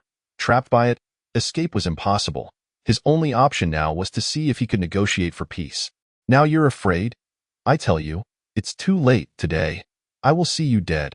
Han Rang's words were sharp and unforgiving, leaving no room for negotiation, intent on extinguishing the life before him. After speaking, he eagerly activated the radiant banner, unleashing a dawn-like golden light that bore the strength of nearly S-rank abilities. A hit would mean certain death. Han Rang, I curse you. Even if I become a ghost, I will not let you off. As the golden light drew closer, a chill coursed through Chao Deming's body. His legs weakened, collapsing to the ground, drained of the courage to flee. It's over. My life is forfeit. Just then, as the golden light approached, a figure too swift for the naked eye to catch appeared before Chao Deming.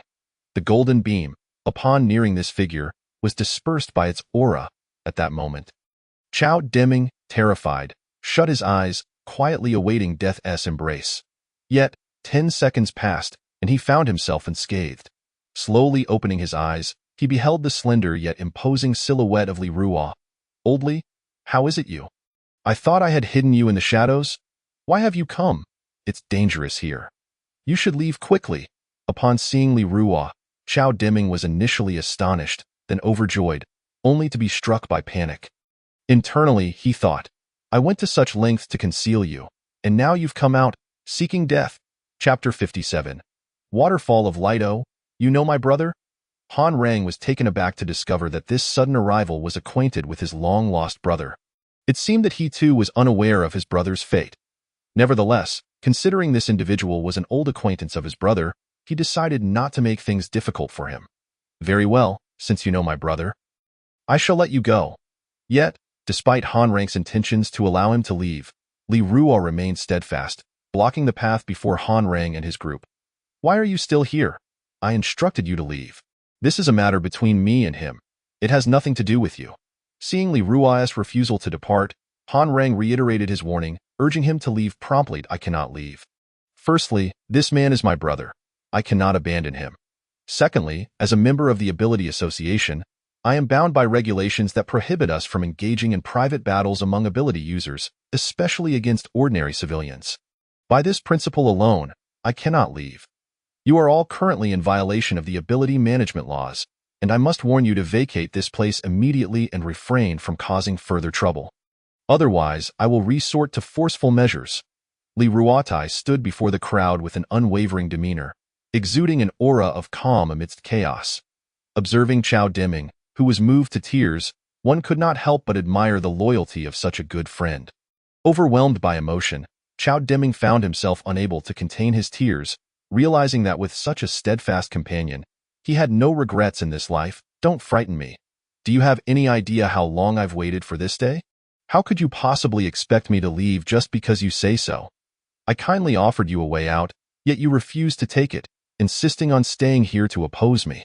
Very well, whether I kill one or two, it makes no difference. The surveillance around us has long been dismantled by my men. Even if you belong to the association, what of it? As long as I can resolve this matter here, I shall rest easy. You have chosen this path of self-destruction. Do not blame me, Han Rang roared, his face a mask of fury. He had prepared extensively for this day to eliminate Chao Deming, and he could not allow the tiger to return to the mountain, for it would be increasingly difficult to eliminate him later. Thus, he decided to go all in, intending to eliminate anyone who stood in his way. Brothers, do not fear. Regardless of their origins, I will shield you from the heavens themselves. Destroy them. The moment was dictated by the leader's command, and a fervent battle cry erupted from Han Rang's team. Their fighting spirit surging like a ferocious beast in the jungle, instilling fear in all who beheld it. Chao Deming gazed upon this scene, swallowing hard, his voice filled with concern as he looked at Li Ruo. Choking out, brother, given their current state, they will not let me go today. You need not worry about me. Their target is I alone. I will hold them off. You must find a chance to flee and seek out the other brothers to avenge me. That would be my greatest satisfaction, Li Ruotai, undeterred, replied. I had no intention of letting you off easily. Since the surveillance nearby has already been compromised by your men, I have no reservations. As he spoke, he retrieved a beak mask from his pocket and donned it, declaring, it is time to unleash my full potential. Sealing Demon Barrier. Li Ruotai activated the Sealing Demon Barrier, his hands converging before his chest as a purple cubic barrier swiftly enveloped the surrounding streets. An invisible magnetic field enveloped everyone present, constraining their extraordinary abilities as if they were bound by shackles, including Chao Deming, who found himself severed from his powers. I can no longer sense my abilities. Neither can I. What has he done? Why have our powers vanished? Panic spread among Han Rang's men, the dissipating resolve from moments before crumbling in the face of this unprecedented event. Even Chao Deming and Han Rang wore expressions of disbelief, unable to comprehend the unfolding situation. Fortunately, although their powers had mysteriously disappeared, the high-level magical artifact, the Radiant Flag, still emitted a faint glow, seemingly contesting the peculiar magnetic field within the barrier. Observing this, Han Rang felt relieved, affirming the worth of his high-level magical artifact. I admit, I underestimated you earlier, but it seems your barrier has no effect on my high-level magical artifact. Han Rang sneered with a complex expression directed at Li Ruatai. Be cautious, Li Ruatai. That is a high-level magical artifact. While you have rendered them powerless, one must remain vigilant. Chao Deming warned kindly. Not a concern, Li Ruatai waved dismissively, maintaining an outward indifference, though inwardly surprised to discover that the seemingly inconspicuous flags before him were also high-level magical artifacts. Akin to the beak mask adorning his face, in a wonder it was ineffective. It appears we are in for a fierce battle. How dare you be so brazen when death is upon you?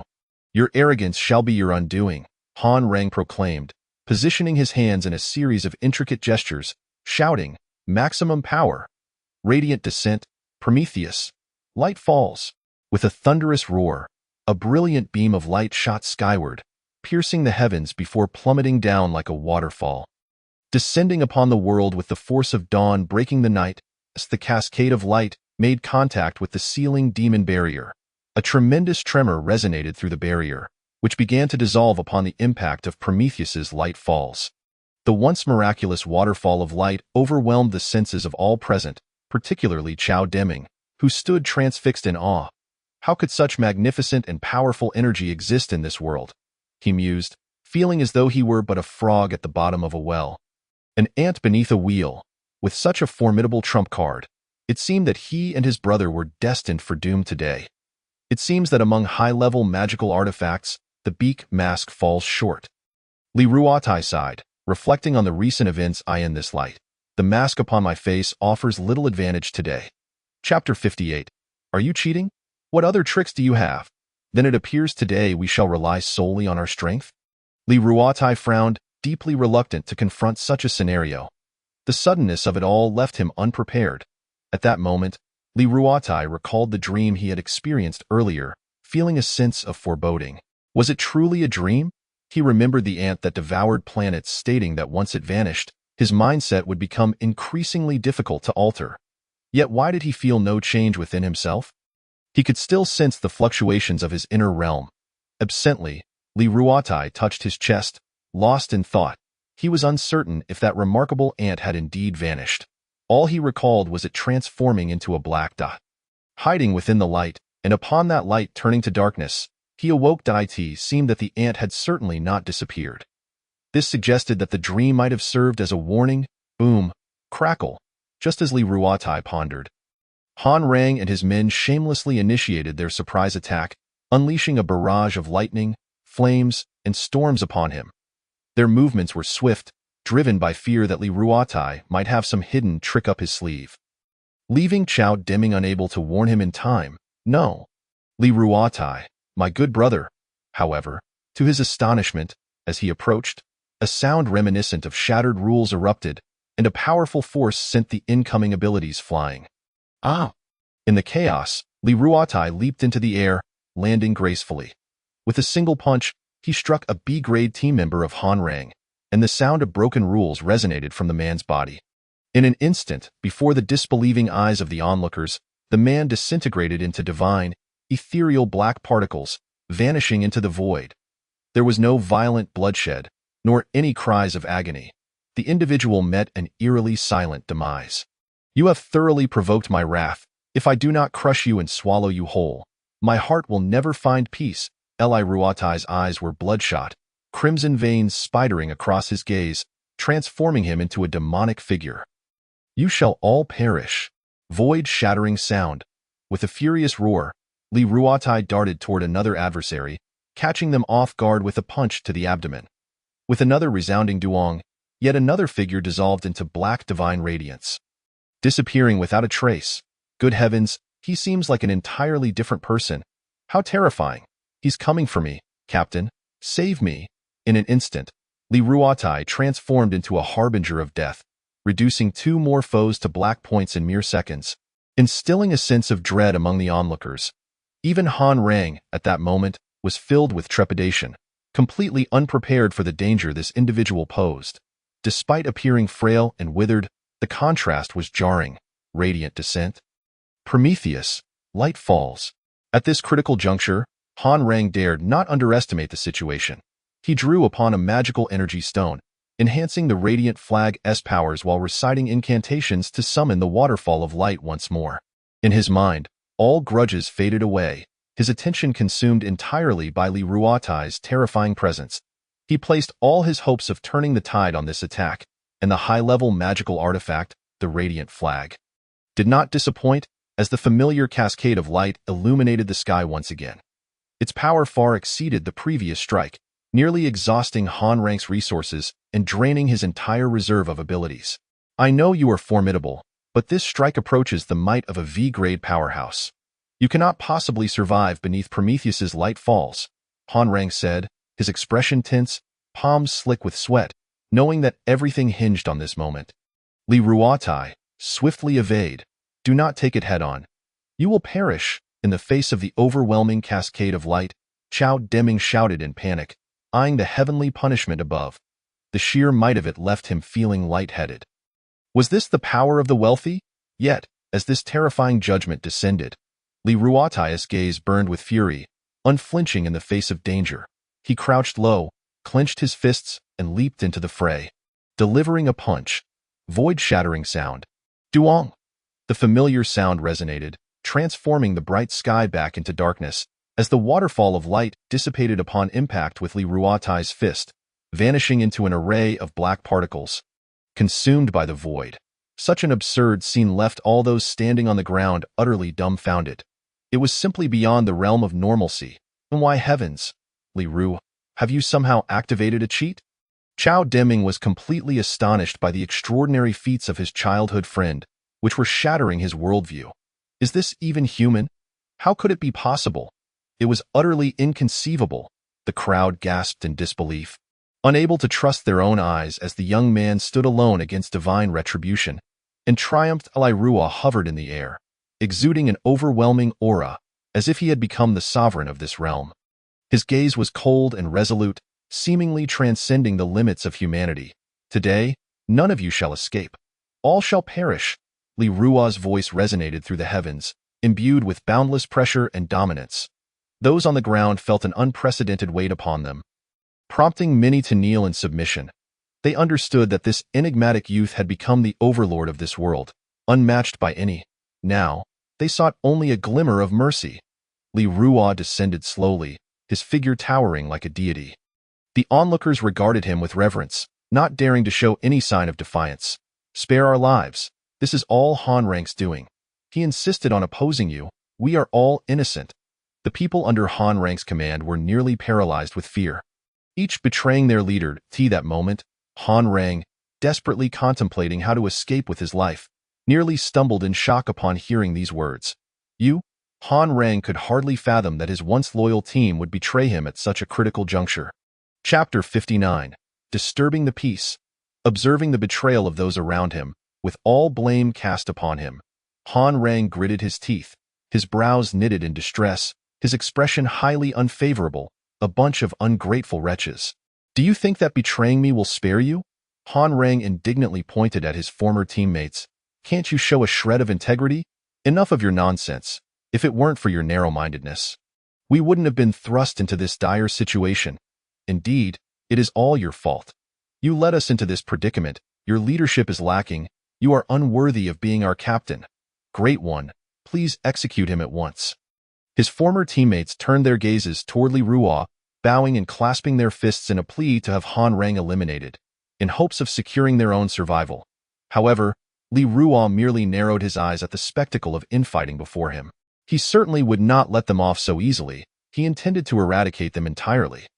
The Bureau of Abilities has explicit regulations forbidding practitioners from engaging in private duels to the death, let alone murder. Although he was not an ability wielder himself, killing is a crime in ordinary law. Since he had already committed to this course of action, he would not relent. Not a single one could be allowed to live. Thus, in Li Ruo's eyes, he had already sentenced these individuals to death. Moreover, the earlier commotion had been considerable, and it would not be long before someone arrived on the scene. Time was of the essence.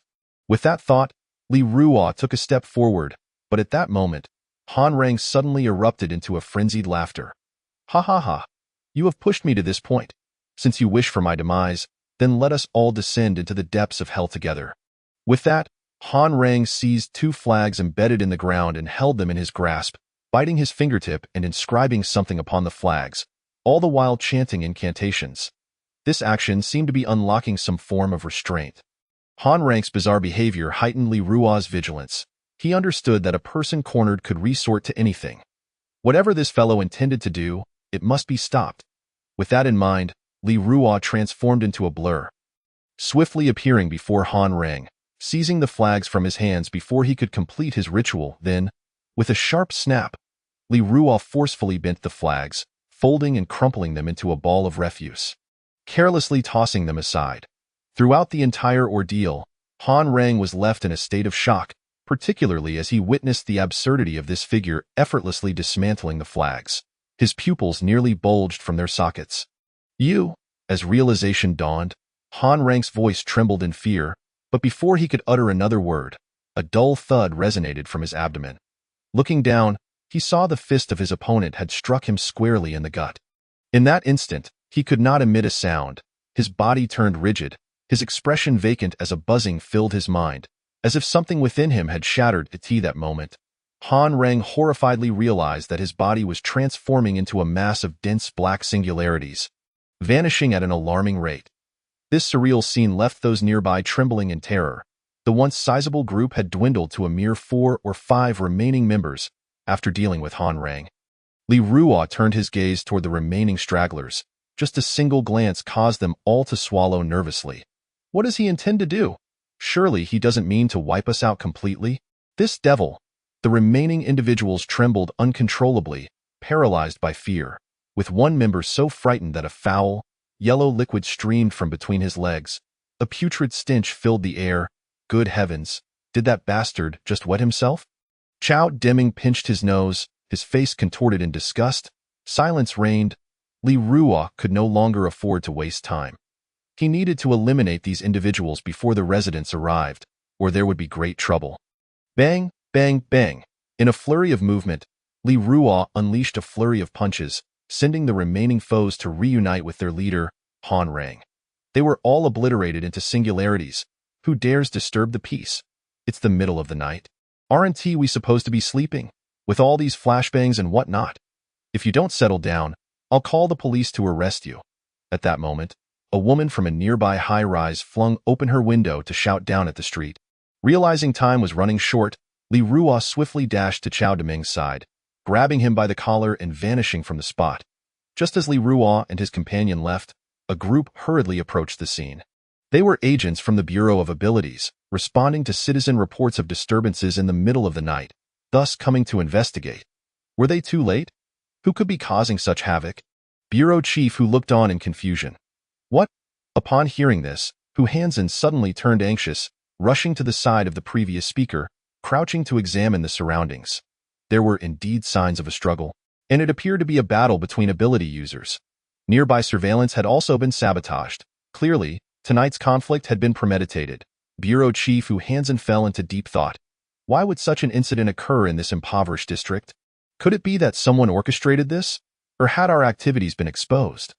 I do not care how they previously protected their own interests in this area, but we must be cautious moving forward.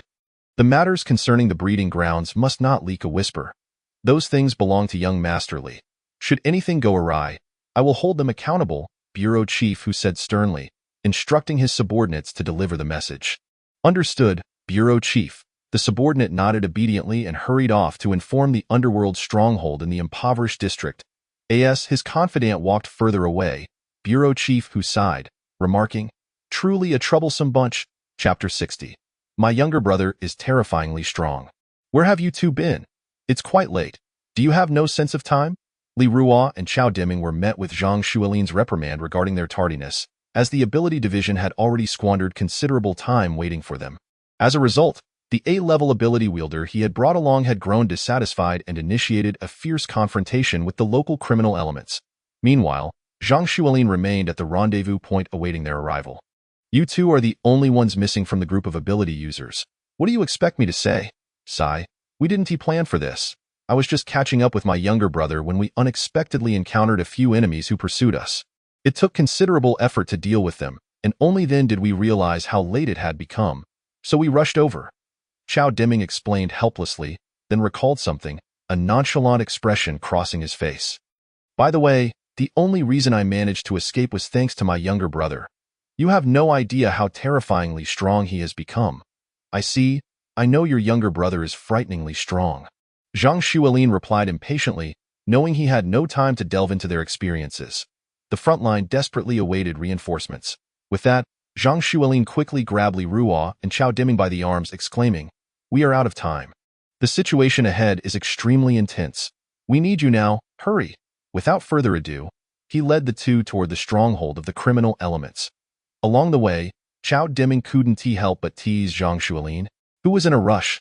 "Hey, slow down, old man. There's no need to be so anxious. My younger brother is terrifyingly strong now, so what is the hurry?" Zhang Xuelin dismissed Chao Deming's lightheartedness, treating it as a joke, and paid it no mind. Li Ruo remained silent throughout. However, just as Li Ruo was on the brink of reaching the battlefield, he suddenly noticed a furtive figure. "Wait for me a moment, I see someone." Li Ruo exclaimed, effortlessly breaking free from Zhang Xuelin's grasp and vanishing from sight in the blink of an eye. Zhang Xuelin, taken aback, halted in disbelief. Could it be that his neglect of martial arts in recent years had diminished his strength? Yet, it seemed implausible that he could not even restrain an ordinary person. Perplexed, Zhang Xuelin scanned the surroundings and spotted Li Ruo standing beneath a tree not far away, seemingly approaching with what appeared to be an unconscious individual in tow. "Hey, what were you up to just now?" Zhang Xuelin inquired. "Huh? Who is this person?" Observing the figure Li Ruo was dragging, who was now in a state of unconsciousness, Zhang Xuelin felt a sense of familiarity. Though the dim light obscured the individual's attire, I don't know. He looked suspicious, unlike a good person. So I took the opportunity to knock him out. Li Ruo replied nonchalantly. In truth, he had merely teleported behind the sneaky individual and pinched his shoulder, causing the man to faint without any intent to harm. Although it was an inadvertent action, Li Ruo had exerted considerable effort to control his strength. "That outfit seems so familiar. Hand him over to me." "I wish to examine him closely," Zhang Xuelin said, intrigued. Recognizing the interest of his association's president, Li Ruo readily complied, presenting the unconscious man before him. "Here, take a look." "All right, let me see. This clothing, I was right. He is from the Ability Bureau." "How curious. Why would someone from the Ability Bureau come here? I've reported to them numerous times, yet they never sent anyone. What could their purpose be this time?" Zhang Xuelin remarked, instantly recognizing the origin of the man's attire. "This feels off. I believe I've seen this person before. He is associated with Director Hu, the one I previously contacted regarding the criminal activities in the Pinghua district. However, his team always made excuses. His secretive appearance here is certainly not a coincidence." Zhang Xuelin sensed something amiss, questioning the motives of the man before him, and felt a surge of curiosity about why someone from Director Hu's office would be here at such an hour. Is he indeed from the Ability Bureau? They are typically above board in their dealings, but this covert visit from Director Hu's people suggests either a special operation or an ulterior motive. At this moment, Chao Deming chimed in with a contemplative expression. Li Ruo, somewhat perplexed by the conversation, inquired, "So, how do you propose we handle him? Should I release him?" "Release him, we must, but before doing so, I am quite curious about his presence here. I happen to have a truth serum on hand. Shall we test it on him?" Zhang Xuelin proposed. "Did you not say he is from the Ability Bureau? Is it truly wise to do that?" Chao Deming replied, sounding dubious. "After all, the Ability Association is a subsidiary of the Ability Bureau. Such an act could be seen as overstepping boundaries. Ah, but are you not intrigued? This man sneaks around here in the dead of night. Do you not wish to uncover his purpose? Zhang Xuelin urged enticingly. Perhaps we should give it a try, Chao Deming suggested, uncertain. Then let us proceed with the trial, Li Ruo stated indifferently, with both Li Ruo and Chao Deming in agreement. Zhang Xuelin wasted no time, swiftly retrieving the truth serum syringe and injecting it into the arm of the unconscious man. You will answer my questions. This is the miraculous power of the truth serum, Zhang Xuelin declared as he crouched down to face the man's unconscious profile. What brings you here in the dead of night? To warn, or perhaps to remind, or even to relay information. The man murmured in his stupor, speaking entirely unconsciously, unaware that he had inadvertently divulged secrets. Relay what information? To whom? Zhang Xuelin pressed on, determined to extract the man's intentions. 15 minutes later, through the ramblings of the unconscious individual from the Ability Bureau, Zhang Xuelin, Li Ruo, and Chao Deming had uncovered some unsettling truths previously unknown to them. Astonished yet ignited by an unnamable anger, Zhang Xuelin thought, I knew there were sinister forces lurking behind the criminal activities here. Protected by the Ability Bureau. No wonder they seem indifferent to this area. It appears there is a hidden agenda at play.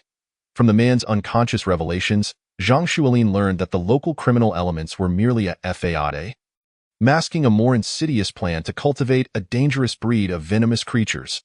This was a dire threat that needed to be eradicated entirely.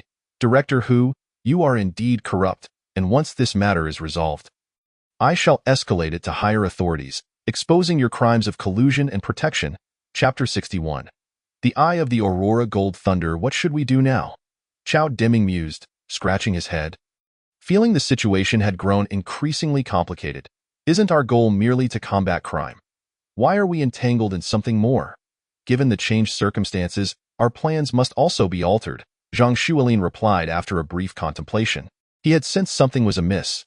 It was abnormal for an A-grade criminal organization to thrive in the impoverished Pinghua district. This revelation only confirmed his suspicions that it was all a ruse to divert attention. Moreover, it appeared local members of the Ability Bureau were involved. If this situation could be resolved and reported, it would be an enormous political achievement. Zhang Xuelin recognized this as an opportunity for advancement that he could not afford to miss. Thus, among the three of us, we must select one person to impersonate the informant from the Ability Bureau and gather evidence, effectively conducting a pincer movement. Is that so? Who shall we choose? Li Ruo inquired from the side.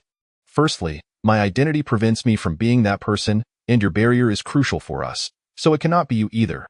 Therefore, we are left with Zhang Xuelin's gaze settled on Chao Deming. Li Ruo followed Zhang Xuelin's line of sight and instantly understood the president's intentions regarding the candidate. What are you looking at me for? You can't possibly want me to be the undercover informant, can you? Chao Deming protested, pointing at himself. Very astute. Among us, you are the most clever, making you the prime candidate for this task. Zhang Xuelin replied with a grin. Upon hearing the affirmative response, Chao Deming appeared reluctant. After all, being an undercover informant posed significant risks, and he had no desire to take on such a dangerous role. Me? No way. I'm not suited for this. I might give myself away. Let my younger brother handle it. He's incredibly powerful right now. I believe with him on the job, there would be no need for an informant. He could easily overpower any enemy. Chao Deming hurriedly interjected, advocating for Li Ruo. What are you talking about? This matter is critical. It requires more than just being an informant. We need evidence of collusion between the Ability Bureau and these criminal elements. We cannot afford to be careless, Zhang Xuelin retorted firmly, refusing to let Chao Deming off the hook. No, I truly cannot do it. I will expose myself, and who knows what might happen. You should find someone else. Chao Deming continued to evade the task, genuinely unwilling to engage in a confrontation with the gang, and being an undercover informant would only heighten the danger. Why are you being so difficult? With your ability to escape, you need not fear exposure. If you can't do it, then I doubt anyone else can, Zhang Xuelin teased, convinced that Chao Deming was the perfect fit for the job. But I? Enough with the excuses. It's you. Quickly change into the clothes, Zhang Xuelin interjected, cutting off Chao Deming as he handed him the attire of the informant they had subdued. You are the one for this task? Hurry and put it on. Time is of the essence. I'll take Li Ruo with me now, and we will regroup for the pincer attack later tonight. As Zhang Xuelin helped Chao Deming into the outfit, He also handed him a map leading to the back entrance of the enemy's base, which had been found on the informant. After Chao Deming clumsily donned the outfit, Zhang Xuelin, citing time constraints, pulled Li Ruo along towards the battlefield, moving swiftly and leaving no opportunity for Chao Deming to follow. Throughout the entire process, Li Ruo did not resist, simply trailing behind his president. "Hey, are you really leaving me behind?" Chao Deming called out, watching as the two figures receded into the distance. Feeling abandoned and with no choice but to accept his fate, resigned, he pulled out the map and began to study it. "I suppose this is the way to go." Perusing the map, Chao Deming fumbled through it, unsure if he was interpreting it correctly, as he stumbled along the path. Meanwhile, at a derelict factory, an intense battle was unfolding.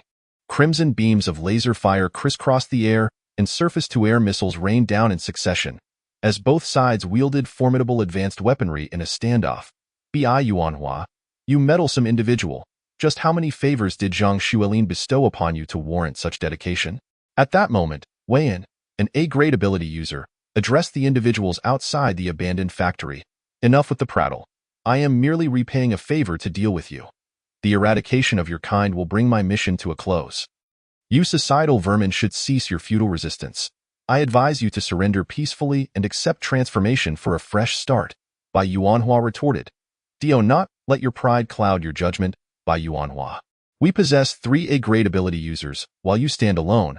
This battle is unwinnable for you. It would be wise to withdraw promptly to avoid unnecessary conflict.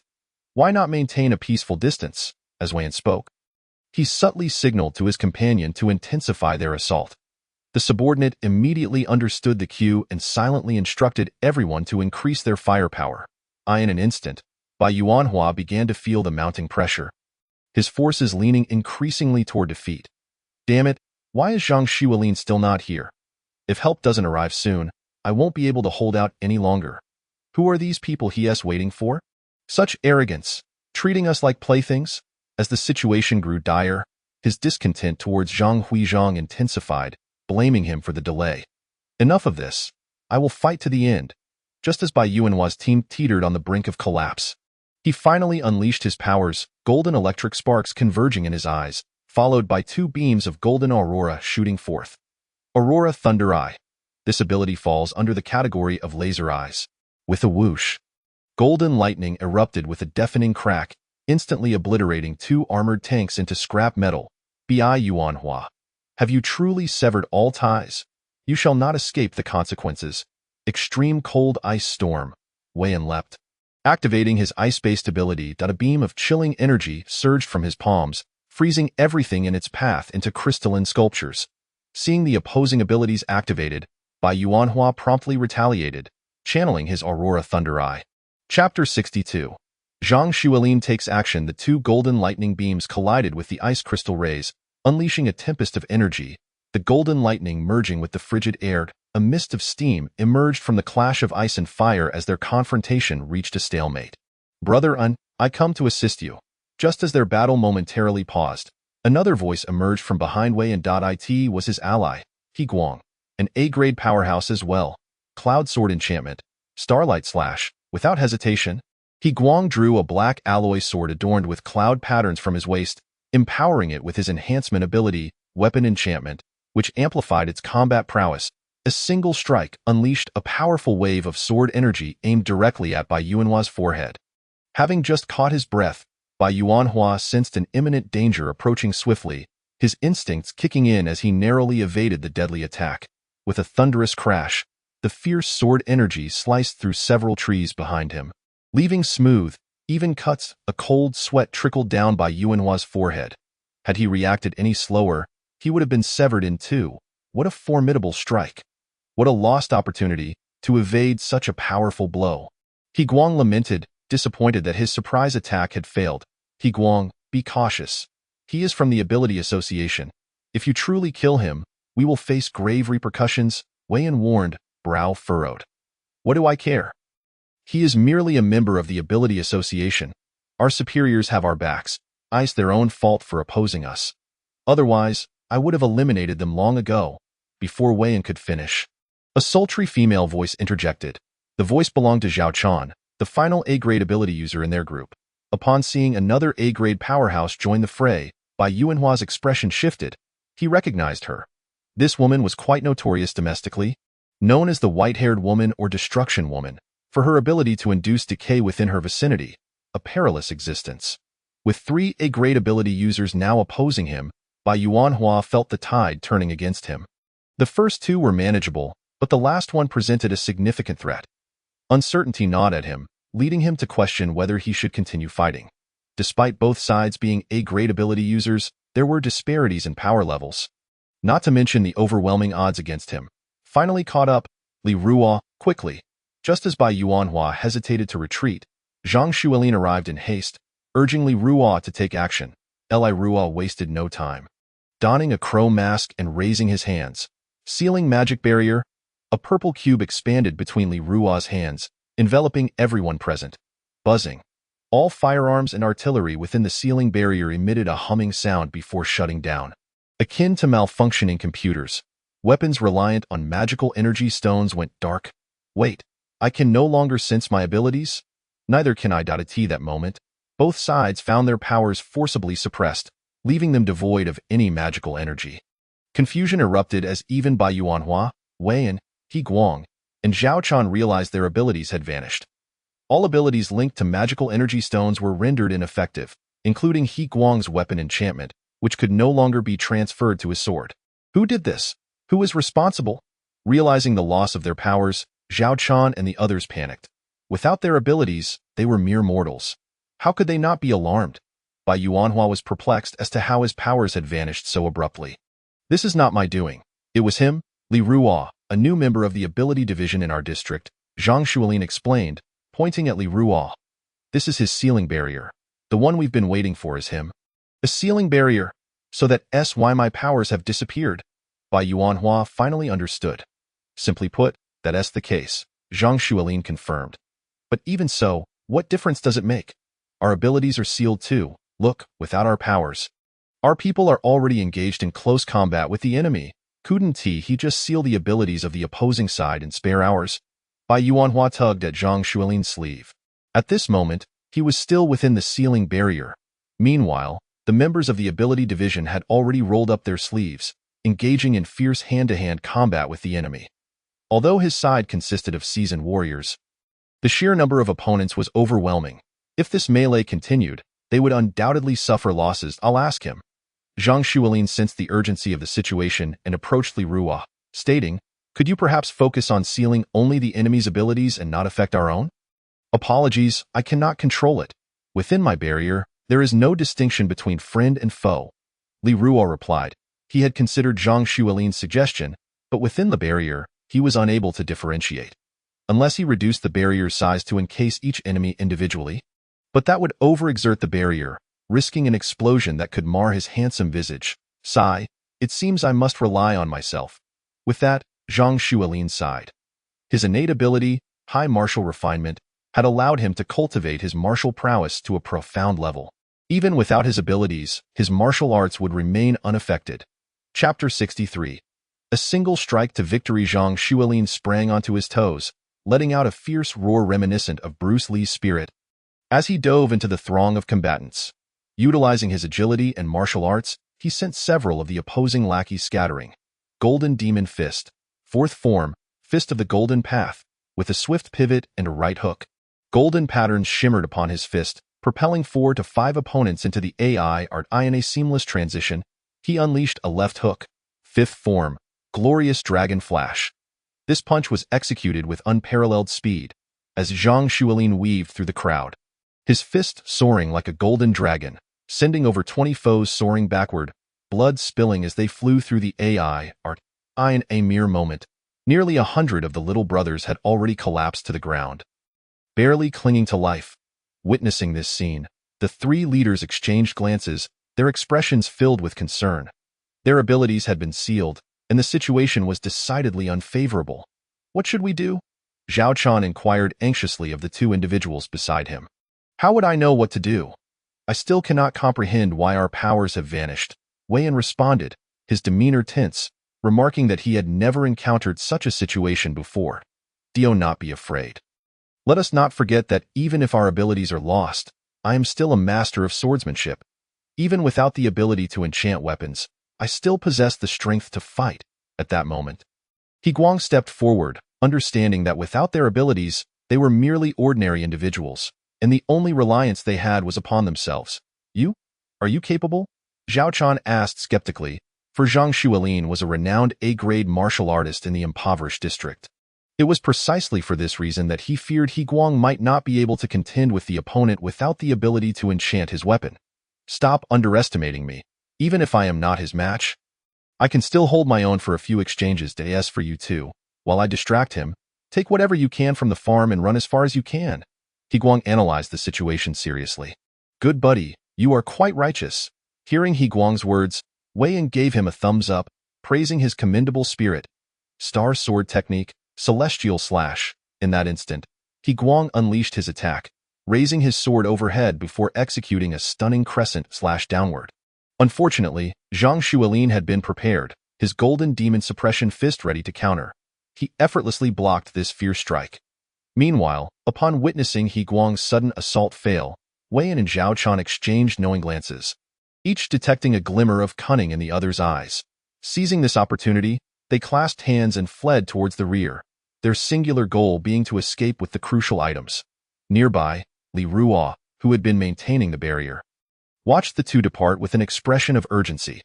Earlier on their journey, President Zhang Xuelin had informed him that this operation was not only to eradicate the underworld forces, but also to secure evidence of their collusion with the Ability Bureau. Among this evidence, the batch of poisonous insects they had cultivated was pivotal. Securing them all would provide ample proof, a monumental achievement that could potentially lead to a promotion. Zhang Xuelin had even promised Li Ruo that should this operation conclude flawlessly, he might consider elevating him to the position of captain.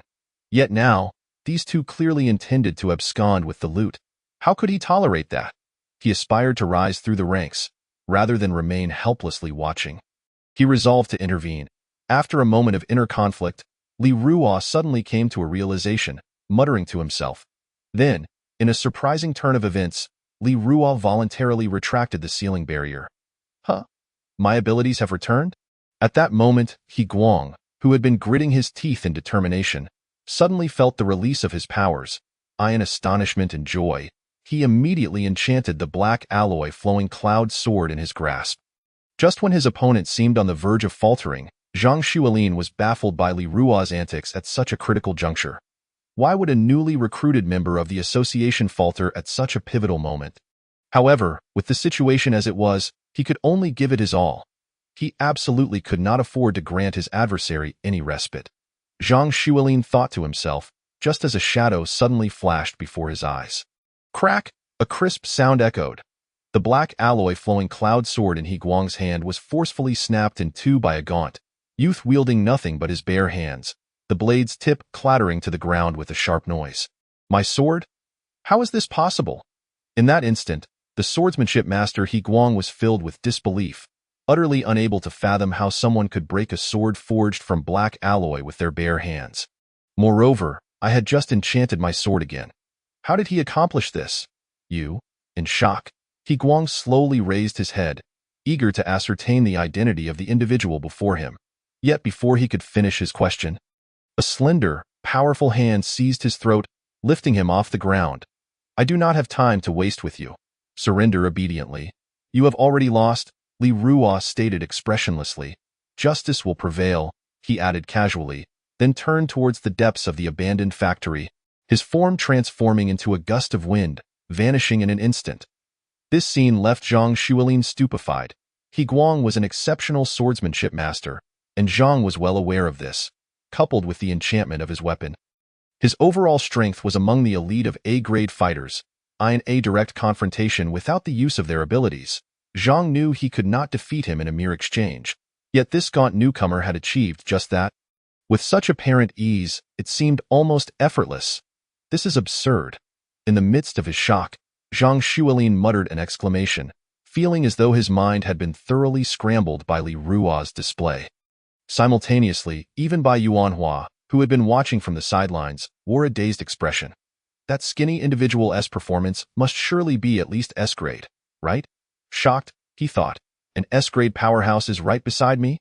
Bai Yuanhua's lips trembled, recalling that just 15 minutes prior, he had been lamenting how this frail fellow had made such a fuss, causing them to waste so much time waiting. Now, he felt relieved.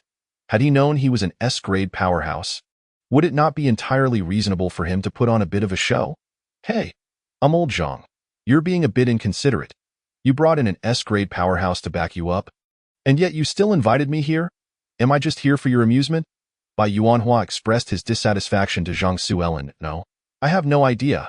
He is just my newly recruited association member. How could he possibly be an S-grade powerhouse? Zhang Suellen replied, utterly bewildered, completely unaware of what was happening. You don't know? Bai Yuanhua expressed skepticism. How could you not know? Let us not dwell on that. Let us go see what's going on, Zhang Suellen suggested. Excellent idea, Bai Yuanhua replied, extending his right index finger in agreement. Meanwhile, within the vast abandoned factory, Li Ruo charged through, eager to test his newfound strength. He felt an insatiable itch to engage in combat. Where's everyone? Li Ruo's speed was astonishing. In a mere turn, he found himself before a shed, glancing around, somewhat disoriented as to his surroundings. Just then, a hurried sound of footsteps echoed behind him.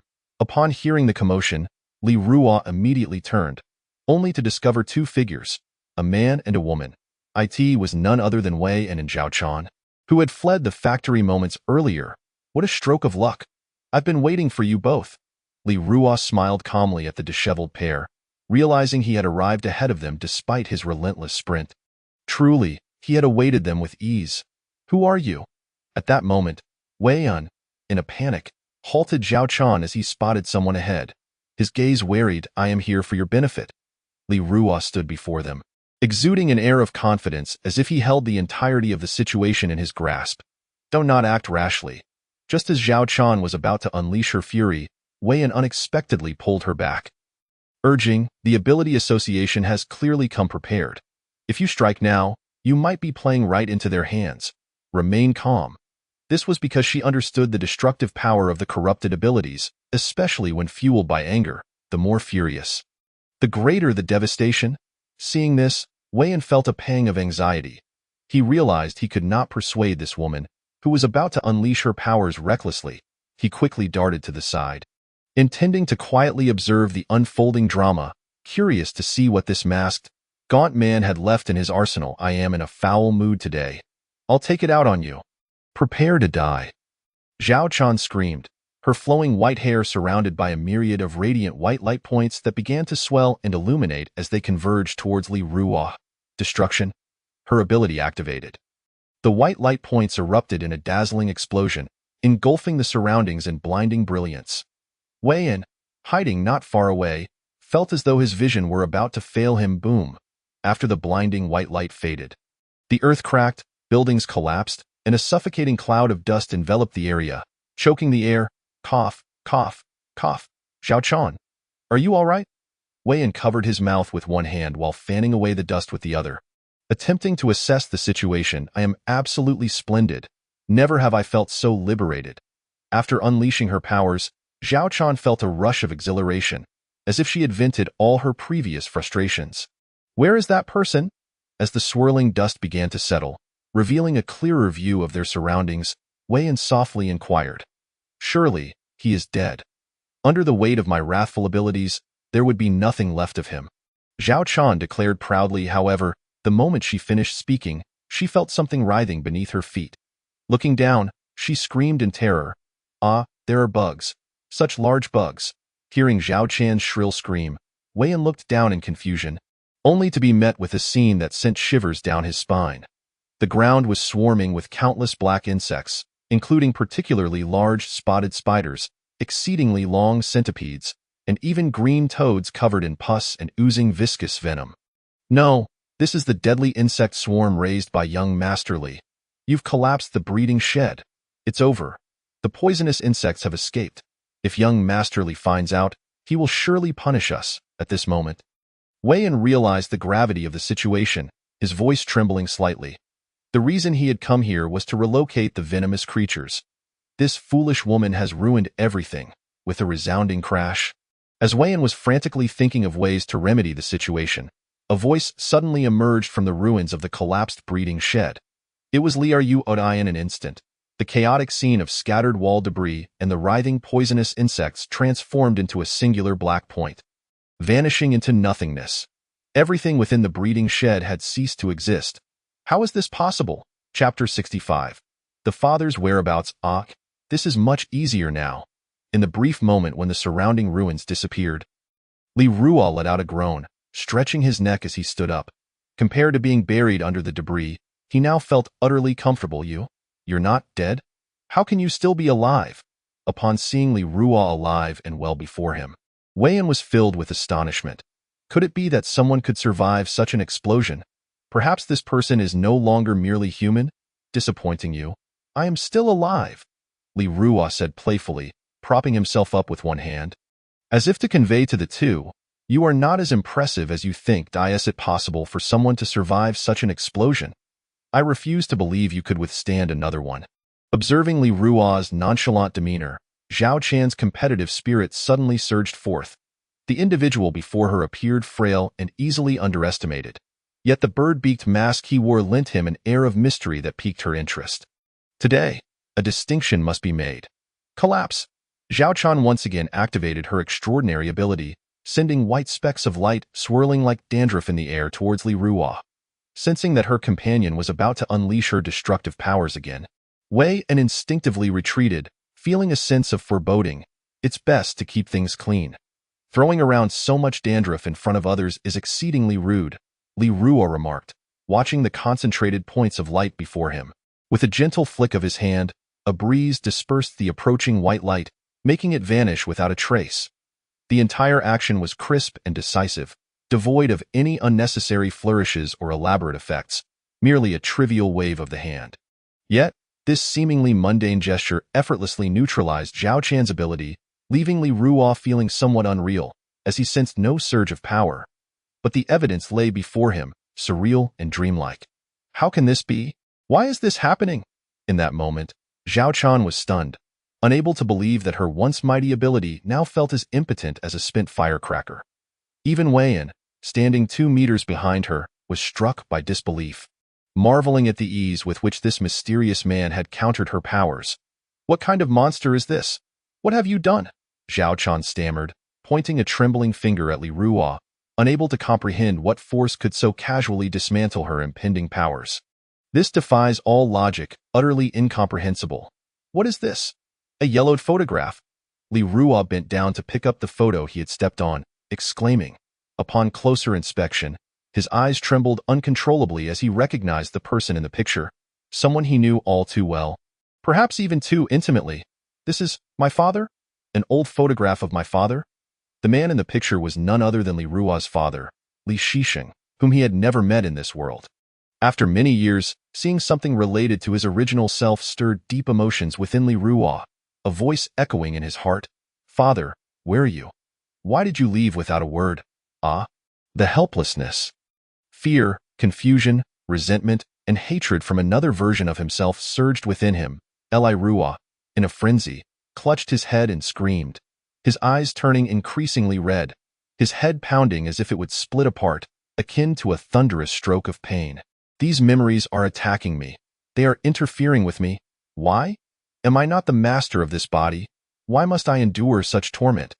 I can't take it anymore. Beside him, the previously trembling Wei Yan and Zhao Chan were now utterly bewildered by Li Ruo's strange behavior. How could he have changed so drastically?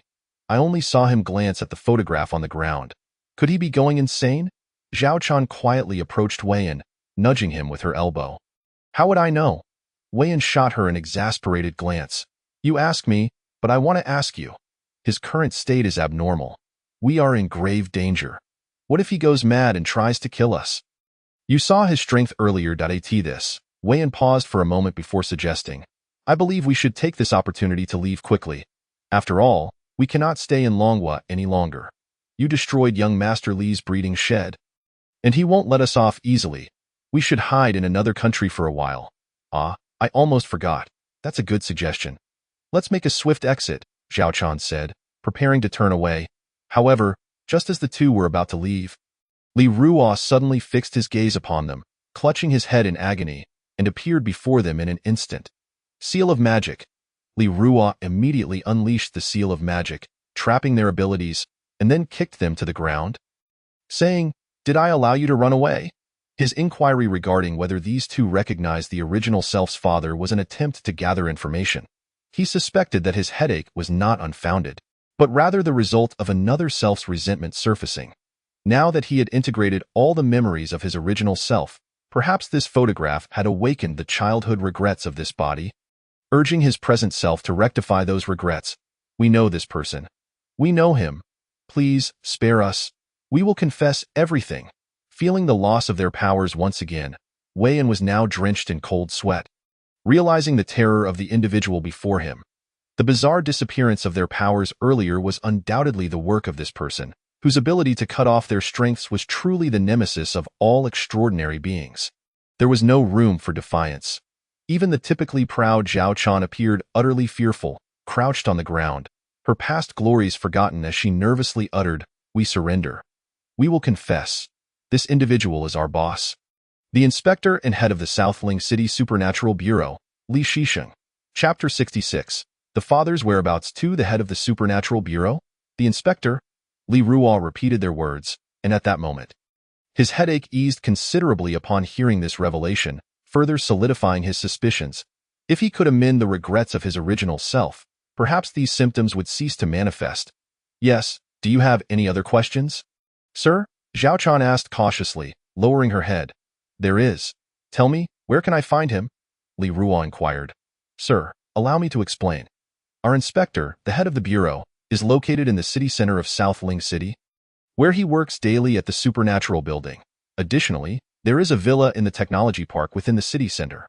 In the presence of such a formidable individual, any misstep could lead to disaster, especially since their lives were currently in his grip. With their powers stripped away, it would be as easy as squashing an ant for him to kill them." Wei Yan was fearful that Zhao Chan might inadvertently say something that would provoke their demise. "Is that all?" "Yes, yes, yes. Our inspector is currently an S-class enhanced ability user, possessing the second-tier ability of the Earth Giant Lizard, Beast Form Frenzy. He is currently in his second marriage and has 2 children with a young lady from the Song family in Southling, forming a blended family. Only the youngest son is his biological child." Wei Yan provided a detailed account, but Li Ruo's expression darkened, urgently stopping him. "Stop, stop, stop. Don't say any more." Hearing that his father had formed a new family and taken in another woman's eldest son, along with having a younger son, left Li Ruo feeling deeply unsettled.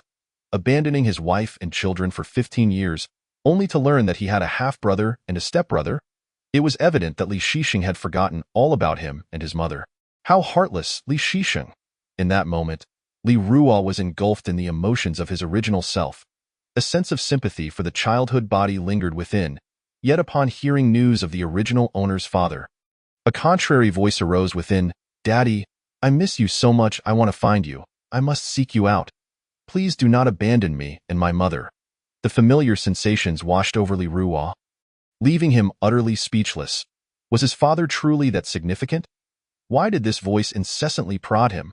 Once more, Li Ruo cradled his head, swaying unsteadily, causing Wei Yan and Zhao Chan to watch with trepidation. "Are you all right, sir?" At dawn, Li Ruo, swaying precariously, met with Wei Yan and Zhao Chan, and after personally handing them over to Zhang Xuelin, Chao Deming finally arrived, albeit late. He had wandered outside for an entire night, and had it not been for the absence of any sightings of him, Zhang Xuelin, fearing mishaps in the dead of night, had sent someone to search for him. Who knows where he might have ended up? "Next time, don't thrust a map into my hands. I can't make sense of it." Chao Deming lamented upon their first meeting. "I see you have no intention of being an undercover agent." Deliberately using an upside-down map to feign ignorance, Zhang Xuelin retorted, rolling his eyes. "I can still see through your little tricks. You were adept at this when you trained with me at the Ability University." "I genuinely cannot comprehend maps," Chao Deming replied, scratching the back of his head awkwardly, trying to maintain his bravado. He was well aware of the perils of being an undercover agent. A moment's negligence could cost one their life, and he was ill-equipped for such vigilance. Thus, he resorted to this desperate measure. "Well, just keep pretending to be tough," Zhang Xuelin remarked, once again exposing his pretenses. Chao Deming chuckled silently, turning his gaze towards his dear friendly Ruo, who appeared dazed and on the verge of collapsing. He quickly stepped forward to support him, asking, "What's wrong? Are you injured? I will input your facial recognition into the system and grant you the authority of a captain." Zhang Xuelin said, patting Li Ruo's shoulder. "Thank you, but I want to linger. Please don't stand too close. I am not ill, and why do I feel there was a hidden meaning in your words?" Li Ruo pushed Chao Deming away. He then picked up a cup and drank deeply. With his current condition, he could consume even boiling water without flinching. Drinking a cup of warm water was a trivial task. "Really? I was merely speaking casually. We didn't have anything happen last night. Why are you so sensitive?" Chao Deming laughed nonchalantly. "Don't even start." Li Ruo raised his fist, pretending to threaten him. "I was just joking. Can't you take a little jest?" All right. I won't tease you anymore. You need to rest well and take care of yourself. I have matters to attend to, so I want to keep you." Chao Deming said, "I'm just a bit fatigued. Otherwise, I can manage on my own. Don't worry about me. Then I shall take my leave. Go on." Li Ruo waved his hand in farewell, and his childhood friend Chao Deming mirrored the gesture before departing the rented apartment. Once Chao Deming left, Li Ruo remained alone, still feeling his nerves tingling with pain. He set the empty cup aside and comfortably lay under the covers, deciding to take a nap. As he closed his eyes, preparing to drift into slumber, that persistent voice continued to accompany him in his dreams, urging him to embark on a quest to find someone. Chapter 67. Technology Park, Villa Community at 6 in the evening. Ah, how utterly vexing. This is infuriating. Li Ruo threw aside the blankets, sitting on the edge of his bed, the darkness under his eyelids deepening. Since he had seen his father's photograph, the memories belonging to the original owner had been relentlessly haunting him. "Daddy, I miss you. I must find you. Could these cursed voices not vanish from my mind?" Li Ruo pressed his palms against his forehead, fatigue evident in his demeanor. It had been an entire day, and he had not escaped that voice even in his dreams. Truly, Li Ruo had never felt so despondent. Is it already 6 o'clock? It seems the only way to rid myself of this voice is to meet this long-lost father of mine. If I can make up for the regrets of my childhood, perhaps everything will improve.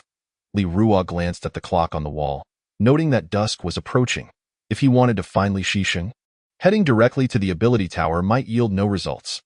Thus, Li Ruo decided to visit the villa community at the technology park in the city center, even if he could not meet his father. He could at least gather some information. With determination in his eyes, he rose from his bed, changed into casual attire, and slipped on some slippers before heading downstairs. After waiting briefly on the roadside, he hailed a taxi, instructing the driver to the villa community at the technology park in the city center. "All right, I'll start the meter now." Li Ruo replied absent-mindedly, contemplating that it was high time he saved up to purchase a car. Taking taxis was rather inconvenient. With a vehicle, things would be much simpler. The journey from the impoverished district to the city center wasn't too long, taking just over half an hour, and the fare was a modest 30 yuan. Reasonable enough. Upon alighting the taxi, Li Ruo walked directly to the entrance of the villa community at the technology park. Before him stood a magnificent entrance, resplendent like neon lights, the entire structure exuding an air of grandeur. Truly, this was the technology park. Even the gate to the villa community was awe-inspiring. It seemed his father had been thriving quite well since leaving him and his mother behind. Li Ruo marveled at the architectural splendor surrounding the entrance, feeling a twinge of envy. If he could reside in one of these villas, he would truly be living the life of a young master. Hey, what do you think you're doing? Stop gawking. I'm talking to you. You look like you intend to enter. Are you from this community? At that moment, a security guard emerged from the gate, brandishing a stun baton towards Li Ruo. The security personnel in this world differed from those in Huaxia. They were tasked with ensuring the safety of the residents, thus maintaining a vigilant stance against outsiders. Especially in such an upscale villa community, the guards were at least B-grade ability users. Observing Li Ruo clad in seemingly cheap attire, the guard hastily approached to block his entry. "What brings you here? This is a high-end villa community. Unauthorized personnel are not permitted," the guard stated. The residents of this community were prominent figures in Nanning City. A lapse in vigilance could lead to severe consequences. I'm here to find someone." "Find someone?" The guard eyed Li Ruo with a hint of suspicion. "Who are you looking for? Did you make an appointment?" Oh, I recognize the name you mentioned, but what business do you have with him? No prior reservation? The guard pulled out a small notebook, searching for any appointment requests regarding Li Shixing for that day. I didn't make an appointment. Li Ruo sheepishly scratched his head. The guard then gestured for him to leave, hoping to prevent any dissatisfaction among the residents. Listen, I genuinely have important matters to discuss with him. To be frank, Li Shixing is my long-lost father, and I'm here to reunite. With the guard denying him entry and attempting to shoo him away, Li Ruo reluctantly revealed his identity. What did you say? I must have misheard you. The security guard waved his hand dismissively, eager to send Li Ruo on his way. After all, he had responsibilities to uphold, ensuring the safety of the residents. He had no time to waste on Li Ruo. Hey, don't walk away. I'm not lying. I am indeed Li Shixing's biological son. I have matters to discuss with him. Please, just let me in. As the guard attempted to leave, Li Ruo hurriedly grabbed his arm. Trying to appeal to reason, I cannot allow you entry. The guard firmly stated, why should I let you near? Are you just going to apprehend me? That car parked haphazardly at your gate. Aren't you going to do something about it? Li Ruo stubbornly refused to budge. Didn't you say that only certain individuals are allowed close? I want to see if you'll take action against that improperly parked vehicle in his jurisdiction. How could outsiders park haphazardly? Wait, there really is one. Initially dismissive of Li Ruo's words, the guard turned his head and spotted an unfamiliar car obstructing the entrance, with its occupants carelessly taking photos of the community's architecture. The guard's expression darkened as he immediately bypassed Li Ruo, striding towards the errant vehicle. Gentlemen, please refrain from taking photos and kindly move your car. Don't block the entrance, with the guard no longer focused on him, but rather addressing the improperly parked vehicle. Li Ruo seized the opportunity, swiftly slipping into the community. The entire exchange transpired in the blink of an eye. The guard had never anticipated that, in such a brief moment, someone could sneak past him into the community without a sound. Chapter 68. Li Xiaoxing in the luxurious Villa No. 2 of the Technology Park residential area, there exists a splendid and expansive courtyard. At its center, a magnificent 10-meter-tall fountain stands, surrounded by fragrant greenery, with an outdoor swimming pool that stretches an impressive 10 meters alongside it. The 5-story opulent villa exudes a sense of technological grandeur, far more majestic than the buildings at the entrance of the community. Goodness gracious, is this the realm of the affluent? How envious I am. I too yearn to experience the life of a wealthy heir. Li Ruo gazed through the iron gate, utterly astonished by the scene before him. It was his first encounter with the world of the wealthy. Prior to this visit, he had inquired and learned that the ability inspector resided in Villa No. 2 of the Technology Park. Standing before the iron gate, he was momentarily entranced by the luxurious surroundings when suddenly, a cacophony of playful noise snapped him back to reality. A young child, seemingly no older than 10, was dashing about the lavish courtyard with a toy, while a group of nannies anxiously followed him, fearing he might stumble and fall. Yet, the more they pursued, the faster he ran, clearly intent on evading them, causing them great distress. Young master, slow down. Don't fall, my little ancestor. Stop it, young master. Otherwise, the madam will surely punish us later. Observing the gaiety unfolding in the courtyard, Li Ruo found it amusing and sought refuge in a corner, quietly watching the scene. Did those nannies refer to this child as young master? Could this be my half-brother? Li Ruo pondered, hiding behind a tree trunk, his thoughts a whisper that no one could hear. Just as he was lost in contemplation, he overheard a remark that piqued his interest, prompting him to peek out, only to find the child had vanished, leaving the nannies in a state of frantic searching. Had the child hidden himself? Such mischief! In the blink of an eye, he had managed to evade the nannies and find a hiding spot. It seemed this little rascal was quite the prodigy. Li Ruo mused, such children are often the source of their parents' greatest worries. Just then, a head suddenly popped out from the iron fence, startling Li Ruo. Wow! Li Ruo was momentarily taken aback, and upon closer inspection, he recognized it as the very child from before. Uncle, what are you doing here? Are you playing hide and seek too? Hearing the child's innocent question, Li Ruo straightened his expression and replied, You, young one, are quite rude. You should call me big brother, not uncle. Given that he shared the same father as this child, it hardly seemed unreasonable for him to be addressed as big brother. Oh, is big brother here to play with Xiaoxing? Li Xiaoxing licked his fingers, staring earnestly at Li Ruo, leaving him momentarily speechless. This child was remarkably bold, daring to be so familiar with a stranger.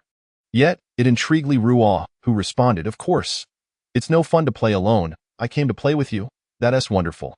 I'm so bored staying at home all the time, especially since Mom and Dad won't let me go out to find friends. It is truly delightful that Big Brother has come to play with me," Li Xiaoxing exclaimed joyfully. "Well, it makes me happy to hear that. Just now, I heard you called Xiaoxing. Is that your name?" Li Ruo inquired thoughtfully. This was indeed his father's territory, so the child must surely bear the surname Li. "Wow, Big Brother is amazing. How did you know my name is Li Xiaoxing?" Li Xiaoxing's eyes sparkled with admiration. "I guessed. Can Big Brother tell me your name?" At that moment, Li Xiaoxing suddenly posed the question back to Li Ruo. Having already learned his name, he wished to reciprocate the courtesy by discovering the name of the elder before him. "Why is your name so peculiar? Who would name someone weak?" Li Xiaoxing queried, bemused. In response, Li Ruo shrugged, replying helplessly, "Indeed, who would choose such an unfortunate name? But names are given by our parents. One can only say my parents must have been blind." This remark was a veiled complaint about his father, who had failed to be more discerning when naming his child. Regardless of whether it was his father's or mother's choice, couldn't they have opted for something more pleasant? "Never mind that, Big Brother. Would you like to see a special talent of mine?" Li Ruo suddenly suggested, feeling a surge of inspiration. Yes. What special talent will Big Brother show me?" Li Xiaoxing asked with eager anticipation. "Just watch closely with that." Li Ruo covered his face with his hands, then spread them apart, crossing his eyes in a silly manner, wiggling his eyebrows in an attempt to amuse the child before him. "Ha ha ha, Big Brother is so funny." As expected, a child of around 10 found this utterly hilarious, and seeing the child's innocent laughter only encouraged Li Ruo to perform even more exaggerated antics. With each change of expression, he had already made 7 or 8 silly faces. Li Xiaoxing was in such fits of laughter, clutching his stomach, his giggles transforming from hearty laughter to uncontrollable cackles, gradually sinking down to the ground. "Young master, what's wrong?" At that moment, the commotion finally drew the attention of the nannies, upon witnessing their young master crouched on the ground, clutching his belly and emitting strange noises. And spotting the unfamiliar man outside the fence, they rushed over in a panic, fearing the worst. "Who are you? What have you done to our young master?" The nannies questioned Li Ruo warily, convinced he must have done something untoward to cause the child's peculiar behavior. Several nannies even summoned the bodyguards from within the courtyard, who promptly opened the large iron gate, swiftly surrounding Li Ruo. "Don't be alarmed. I was merely amusing your young master. I mean no harm." Li Ruo raised his hands, cautiously explaining as the guards approached threateningly. "Don't frighten Big Brother. He is my new friend. He is just here to make me happy," Li Xiaoxing interjected, standing up from the ground. "Is young master all right?" Seeing their young master back to his usual self, the surrounding adults felt a wave of relief, though they couldn't shake the anxiety of having lost him, even for a brief moment. "You really should be more cautious, young master. Who knows what intentions this person may have? What if he intends to deceive you and sell you off? Yes, we must never trust strangers." The bodyguards and nannies reinforced their warnings to Li Xiaoxing. "That's not true. Big Brother is very nice." At that moment, Li Xiaoxing continued to defend Li Ruo, which moved him greatly. Thus, he quickly added, "Yes, I mean no harm that I came here not only to see this young brother but primarily to meet Li Xiaoxing. Why would I harm his child?" Chapter 69. Open-mindedness. I speak the truth. You must believe me. As Li Ruo found himself encircled by the imposing bodyguards, he felt a twinge of uncertainty. These individuals clearly were not to be trifled with. "You say you wish to meet our master?" At that moment, an elderly butler donned in a high-collared tailcoat stepped forward, parting the crowd. The nannies and bodyguards immediately made way for him, bowing respectfully as they greeted. "Good day, Butler Su Mem." The butler, Su Beichen, acknowledged his subordinate's greetings with indifference, and then turned to Li Ruo, stating, "I see you are dressed simply and appear rather reserved, not like a child of a wealthy family. I presume you've snuck in here." With his left hand behind his back and 2 fingers of his right hand stroking his beard, he scrutinized Li Ruo with the keen eyes of a seasoned fox, instantly discerning his social standing. Realizing that concealing the truth from such a perceptive individual would be futile, Li Ruo scratched the back of his head and candidly admitted, "Indeed, you possess remarkable insight." I did sneak in. As soon as he spoke, the nannies erupted into gasps of shock. What? This person snuck in. What were the guards at the entrance doing? How could anyone just walk in? Are they blind? Exactly. Butler Sue just said he sneaked in. Perhaps he harbors ill intentions towards our young master and is using the pretext of wanting to meet our master. This man looks like nothing but an ill-intentioned rascal. Thankfully, we arrived in time. Who knows what might have happened if we'd been any later? Look at the clothes he is wearing. Who would wear such rags? If our young master had been deceived by someone like this, how could he have survived? I think we should call the police. The nannies clamored, casting aspersions on Li Ruo, quickly condemning him to a fate akin to a death sentence. Yes, not as you think. I truly came to see Li Shisheng. I'm not deceiving you. Old sir, please believe me. Witnessing those rather unimpressive maids distort the truth amongst themselves, Li Ruo was immediately agitated. His first instinct was to clarify that it was not as they imagined. He genuinely had matters to discuss with their master. Calm down, Su Beichen urged, pressing his palm down to signal Li Ruo to stabilize his emotions.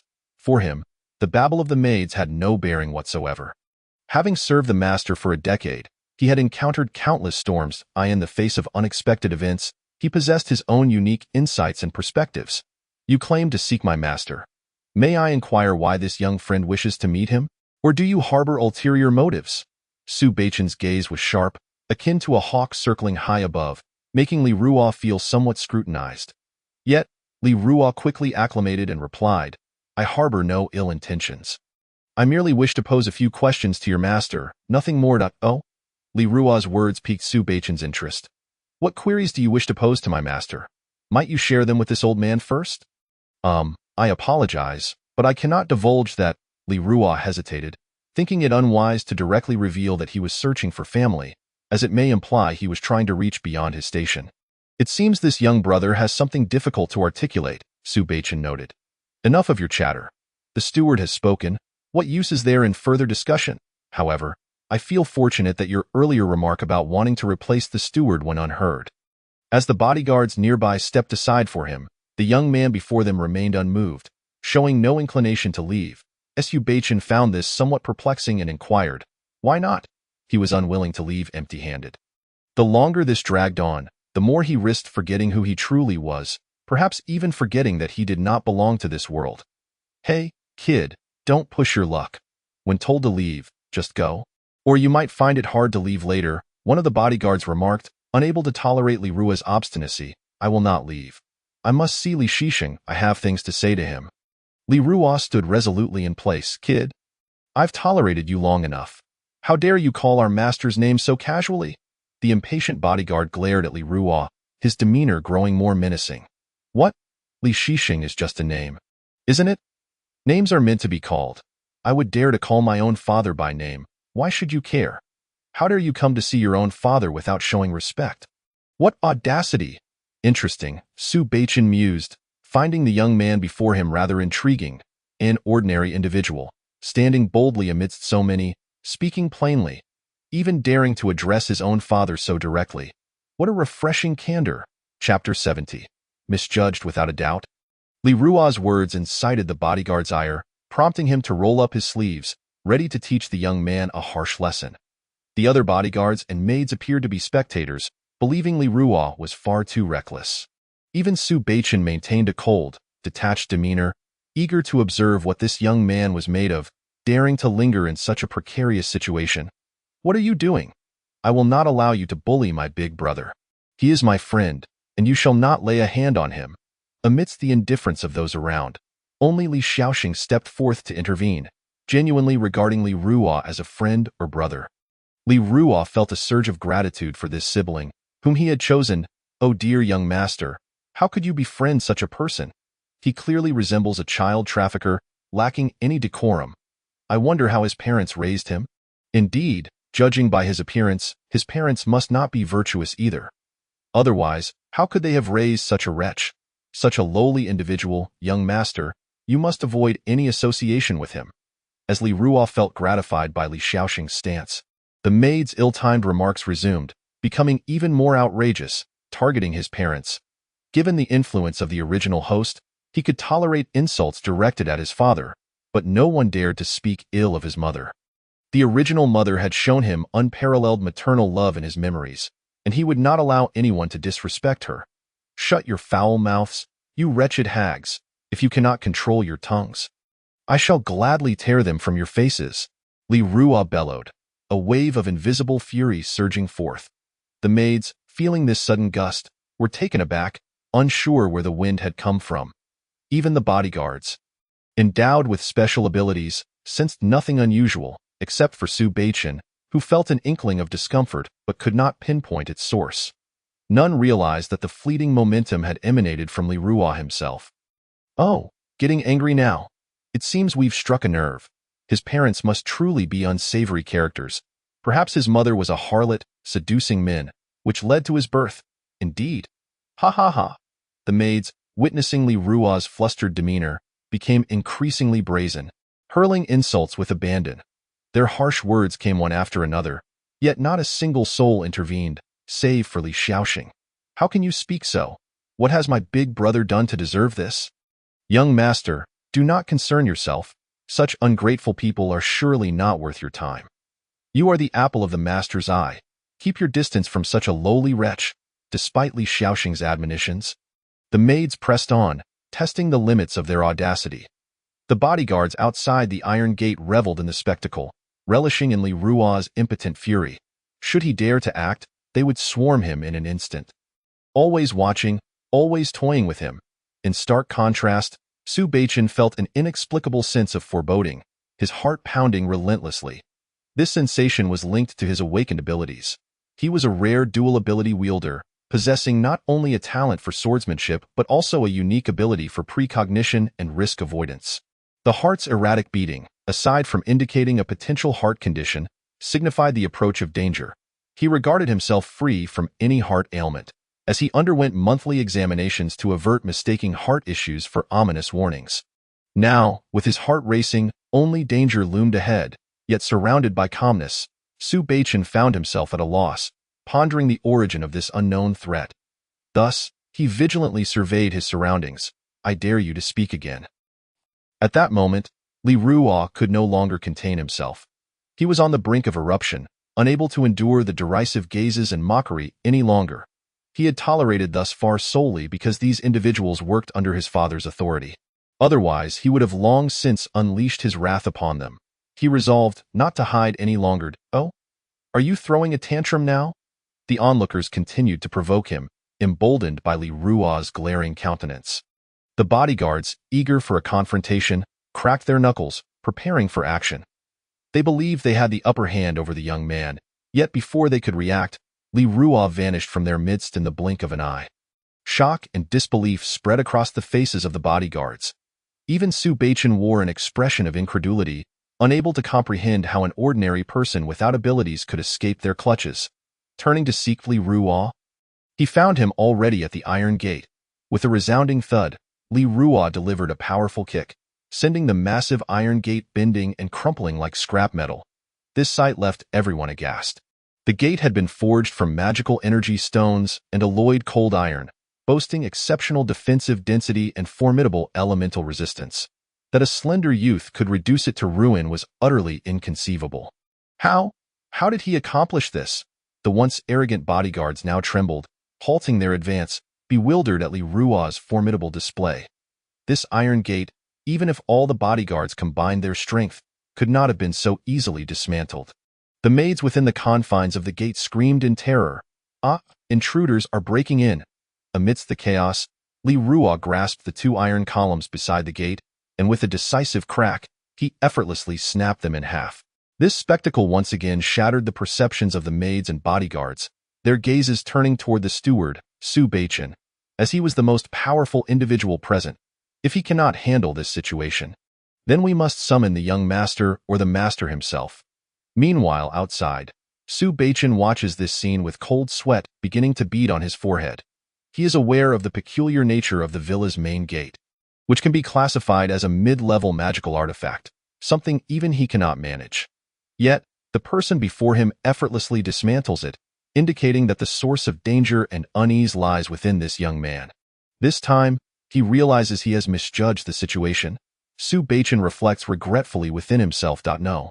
I must find a way to remedy this. Chapter 71. Eruption, where do you think you're running off to? Weren't you just hurling insults with great enthusiasm? Li Ruo pushed aside the obstacles on either side and stepped into the luxurious villa courtyard. The architectural style of the villa was unique, blending modern technology with classical elements, exuding a sense of noble elegance. However, at this moment, Li Ruo had no inclination to appreciate the beauty surrounding him. His gaze was fixated ahead, his eyes shimmering with surging fury. He advanced toward the villa step by step, each stride filled with power, as if he intended to flatten the entire structure beneath his feet. Run, go find the young master and the master. As the maids witnessed the imposing Li Ruo striding toward them, one of the maids mustered her courage to speak in the face of such a situation. Despite their overwhelming panic, there were still those unafraid of death. For they understood the weight of the villa's owner. An S-rank status already placed them among the top echelons of this world. Everyone scatter, do not congregate. They urged, as long as one of us can summon the master. That will be the end for him. We must unite. At this critical moment, these maids had abandoned concern for their young master's safety, knowing that the madman's target was them. Naturally, they prioritized their own well-being. Today, none of you shall escape. I will ensure you leave with shattered teeth. Li Ruo flexed his shoulders, fully aware of their intentions. However, this played right into his hands, as he still had no idea how to confront the villa's owner. Their actions were undoubtedly a stroke of good fortune, yet before that, he had no qualms about exposing their vile faces. If he could not vent his anger thoroughly, sleep would elude him in an instant. Li Ruo's form transformed into a phantom, creating countless afterimages in the air. Bang, bang, bang. A series of muffled thuds resonated.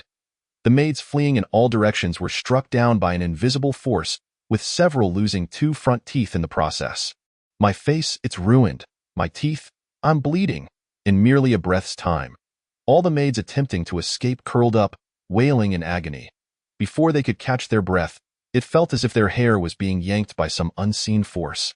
Followed by a searing pain on their scalps, Li Ruo twisted and turned. He grasped the long hair of a dozen individuals, pulling them together. Run. I dare you to run. Slap, slap, slap. His hands continued to rain down upon their increasingly swollen faces, releasing the grievances he had just endured. This is the consequence of provoking me, you wretches, Li Ruo declared, his hands never ceasing their motion. Each slap rendered the women powerless to defend themselves, forcing them to shield their heads with their arms to soften the blows. Big brother? At that moment, Li Shaoxing approached Li Ruo's side, timidly tugging at his pants leg. He had genuinely been frightened when this big brother erupted earlier. He never expected that the big brother he had just befriended today would be so formidable. While he felt a thrill of excitement, a hint of worry also crept in, for the powerful roar of his big brother had truly terrified him, especially as he now observed the once caring maids being beaten into a pitiful state. Stop, please, we won't do it again. It hurts, please cease. We were wrong, spare us. We promise we won't dare again. We implore you to show mercy. Under the relentless assault of Li Ruo, the maids could no longer endure and began to plead for mercy.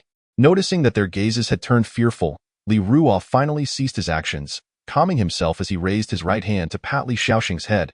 I apologize. Big brother lost his temper just now. I didn't frighten you, did I? Have you calmed down, big brother? It was my fault for causing you trouble. Seeing Li Ruo still treating him kindly, Li Shaoxing felt a mix of gratitude and guilt. Recognizing that he bore some responsibility for the situation, such young age, yet possessing a sense of guilt. Remarkable, Li Ruo silently gave Li Shaoxing a thumbs up, saying, it's not your fault. Some people have lingered too long in the presence of powerful individuals, losing sight of their own worth. Cough, cough. Young brother, may I speak? At that moment, the butler Su Baichen cleared his throat, donning a smile as he addressed Li Ruo. It is my fault for being too indulgent with my subordinates, leading them to offend you. Might I beseech you, for the sake of my age, to let them go? As he spoke, Su Baichen glanced at Li Ruo, only to find him expressionless, his eyes filled with disdain. In that instant, he realized that his prior attitude towards his subordinates had clearly offended Li Ruo. Why did he choose to show himself now, of all times, while the young man was in a fury? Would he receive a pleasant reception? Aware of this, Su Baichen felt embarrassed and added, "Of course, if you regard me favorably, I would be willing to introduce you to my master. Is that not your purpose for coming here?" "Ha! I see you are quite adept at managing relationships, old fox. Your skill in reading people is truly impressive. Was all my previous indignation for naught? I still remember those bodyguards behind you." At this point, Li Ruo turned his head to glance at the bodyguards. A single look rendered them mute with fear, trembling and instinctively hiding behind Su Baichen, too afraid to meet Li Ruo's gaze, lest they become the next victims. Chapter 72. S-rank Li Tianla. Haha, young brother, I admit I was at fault earlier. Here is 1 million. Consider it a token of my goodwill, a form of apology. Su Baichen, suppressing his anger, pulled out a bank card from his pocket and handed it to Li Ruo. Seeking to pacify him, as the steward of this villa, he could not alleviate the master's troubles, but certainly could not afford to make enemies of his own master. Moreover, this young man appeared quite unstable. It was possible that the master might suffer at his hands. How much? 1 million. Is this in our local currency? Upon hearing the figure of 1 million, Li Ruo's eyes instantly lit up, his gaze fixated on the unremarkable bank card. His mind unable to entertain any thought beyond that sum. Even the murmurs troubling his mind faded away. That small card seemed like a miracle worker. "This is for me," Li Ruo pointed at himself. Staring intently at the card in Su Baichen's hand, speaking uncertainly, "Indeed, a modest offering. I hope it can turn our conflict into harmony," Su Baichen replied with a forced smile, though internally he felt quite displeased. Although he was not lacking in funds, this money was hard-earned savings for his retirement, and parting with it so easily left him feeling uncomfortable. "Oh, how embarrassing!" As he spoke, Li Ruo trembled slightly, swiftly snatching the bank card from Su Baichen's hand. Upon securing the 1 million, a broad smile spread across his face, and he cheekily inquired, "By the way, what is the password for this card?" "The password is 123,456. Su Baichen reluctantly divulged the password. "Is it really that simple? Well, then I shall accept it," Li Ruo declared, tucking the bank card securely into his pocket. "Just be sure to keep it safe. Don't lose it," Su Baichen teased, though he felt a twinge of reluctance. As this card had become his lifeline, by the way, don't forget what I mentioned earlier. When will you arrange for me to meet Li Shisheng? After comfortably accepting the significant sum, Li Ruo was not one to forget the prior promise. After all, why resort to using these maids to meet his father when he could do so openly? It would be quite undesirable if things turned unpleasant. "Please allow me some time. My master is quite busy with official duties." "But I will inform you as soon as possible," the butler Su Baichen replied. With that, Li Ruo insisted that Su Baichen take out his phone, watching as the elderly man added Li Ruo's new number to his contacts. With that task completed, Li Ruo declared, "If there is nothing else, I shall take my leave. I will await your call. Xiaoxing, big brother is leaving. I'll come to find you to play again when I have the chance." As he prepared to depart, Li Ruo waved goodbye to Li Xiaoxing. "All right, big brother, I will wait for you." Li Xiaoxing waved farewell to Li Ruo, and after witnessing Li Ruo's departure, the surrounding bodyguards, who had been trembling with fear, and the battered maids, who were in a pitiful state, all exhaled a sigh of relief. Had that scourge finally left? One of them whispered to a companion. The psychological shadow cast by the earlier confrontation had been overwhelming, leaving them with a lingering sense of unreality. He has indeed gone. But what shall we do now? Should we summon the master to take vengeance? Do you think that is plausible? Would the master truly risk himself against a formidable opponent for the likes of us? The earlier figure had been utterly terrifying. It was unfathomable how someone who appeared so unremarkable could possess such horrifying combat prowess. Who knows? What are you all discussing? Just as the murmurs among the crowd intensified, a youthful voice abruptly pierced the air, startling them. Upon turning towards the source of the voice, they were astonished to find it was the young master. They immediately straightened up. "Young master, you have finally arrived. We have been bullied." The moment they laid eyes on the young master, the maids who had just endured a beating began to lament their plight. For everyone present knew that this young master had awakened an extraordinarily rare ability, a peculiar form of poison-related mutated power. He had the capacity to absorb various toxins to enhance his own powers, and 3 years had passed since his awakening, during which he had continuously absorbed different venoms and toxins. Elevating himself to a newly minted S-rank ability wielder, second only to his adoptive father, Li Shisheng, in the hierarchy of the Ability Bureau in Nanling City. What? Someone actually dared to stir trouble here? Who possesses such audacity? This is a complete disregard for me, Li Tianla. Li Tianla exclaimed in fury as the heir of the Nanling City Ability Bureau. It had always been he who disrupted others' affairs. Today, however, he had been outmatched on his own territory by an unknown individual who had not only bullied his servants but had also departed unscathed, which was an utter humiliation. Brother, don't listen to their nonsense. Big Brother is a good person. It was they who bullied him, prompting him to act. At this moment, Li Shaoxing could not tolerate these individuals distorting the truth and did not want his newly acquainted Big Brother to be slandered. Compared to these people who constantly constrained him with their father's commands, Big Brother was the one who genuinely engaged with him. Young master, why are you speaking up for outsiders at this time? Have you been brainwashed? What? Is the situation not as it appears? Observing his younger brother's demeanor, Li Tianla suddenly sensed that things might not be as the maids had claimed, for his brother's attitude was decidedly unusual. Young master, allow me to speak. At that moment, Su Beichen, having noted Li Tianla's skepticism regarding the entire affair, stood up to address him. What exactly transpired? Explain it to me swiftly. Li Tianla understood that he could not solely rely on the maid's accounts. Chapter 73. A thought long overdue. I observed that the individual's displayed strength was extraordinary, yet I could not discern any fluctuations of ability emanating from him. How peculiar indeed, in any case. Young master, you must not be complacent. Su Beichen recounted the events that had just unfolded without embellishment, merely stating the facts. Oh, such a person exists? Listening to the butler's words, Li Tianla felt intrigued. Someone possessing unfathomable combat power yet showing no signs of ability fluctuations. Was it merely the aura they exuded that instilled fear? It seemed likely that he was a strong individual who shunned fame and fortune, preferring to remain low-key.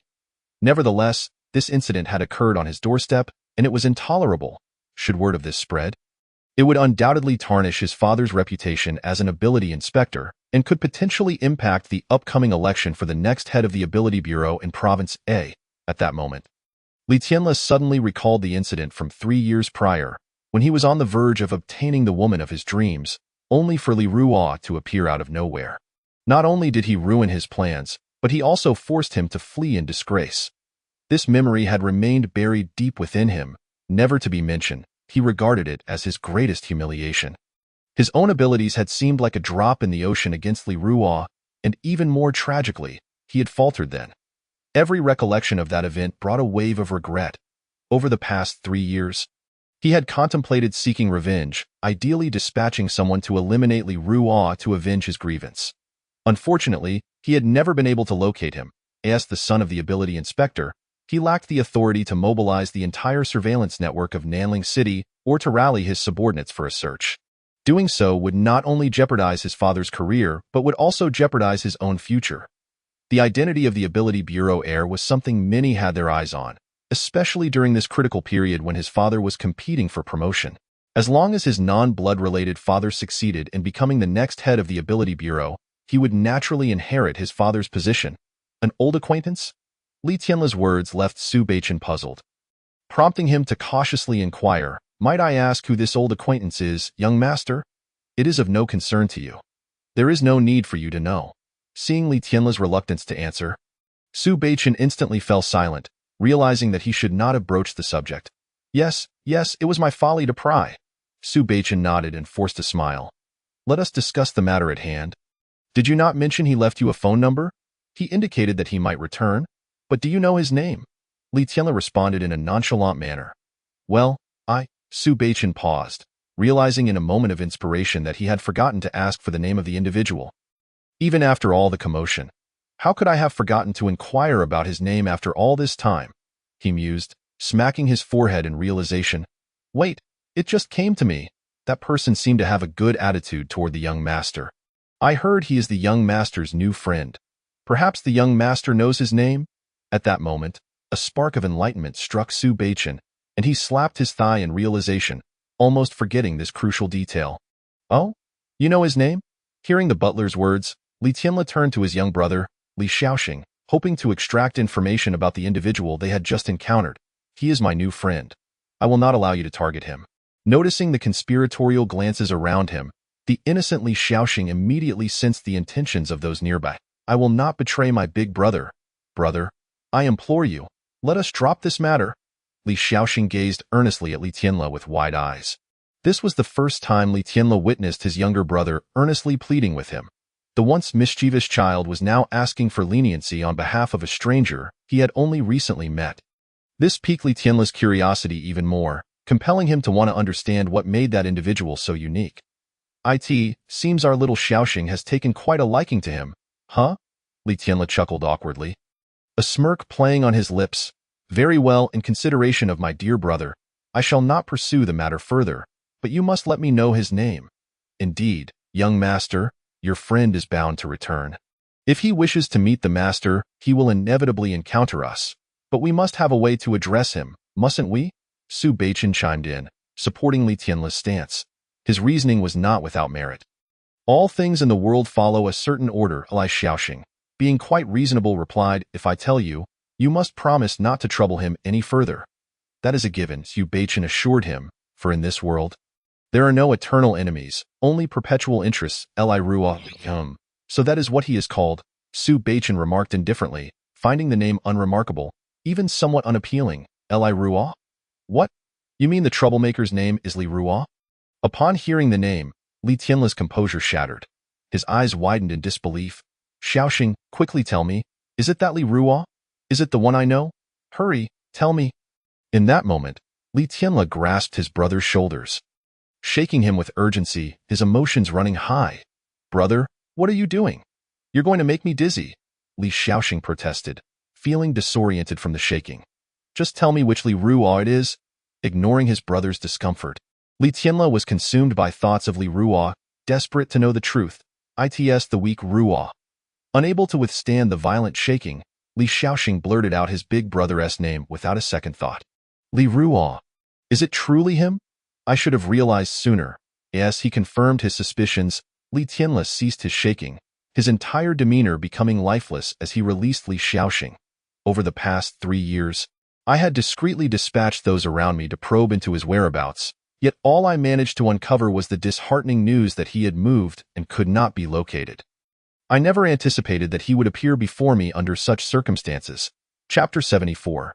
A reunion with Gu Siyu. I should have foreseen this, from all I have observed and heard.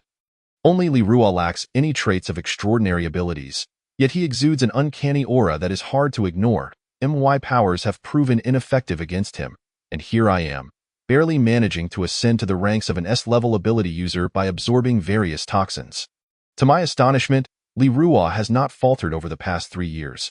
He has somehow garnered enough prowess to instill caution in Su Beichen, an A-level ability user. Perhaps he has reached my level? But why has he come here?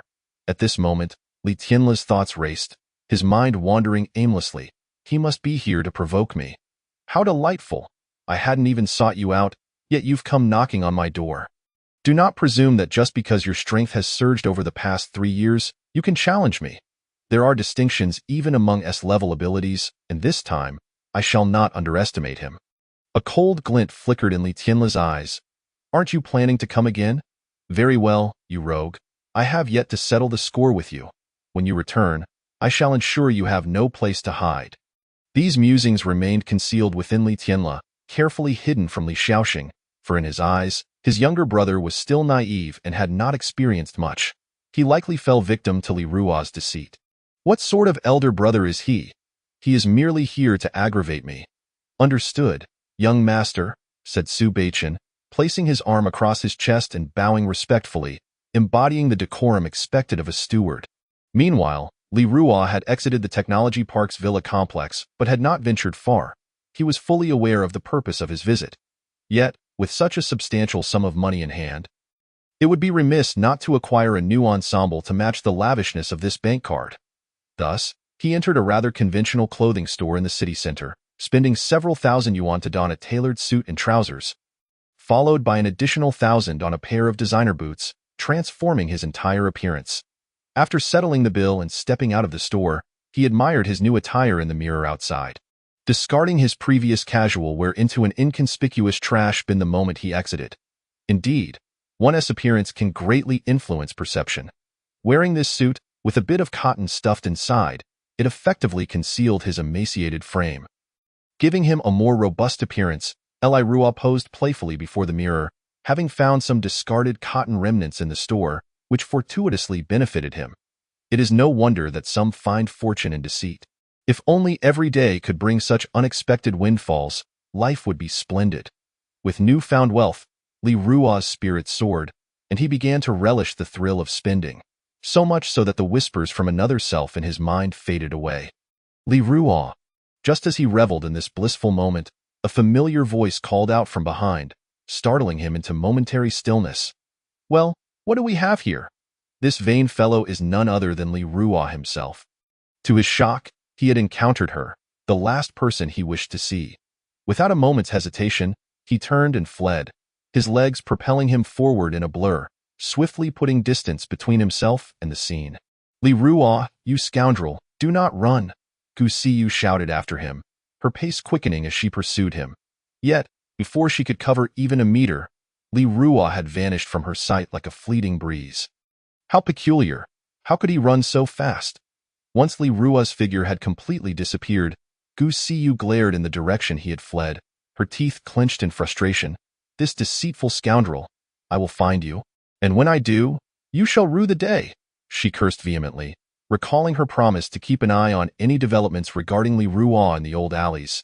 Yet 3 years had passed with no sign of him, and he had seemingly vanished into thin AI or .it was as if he had never existed, leaving her to question her very existence.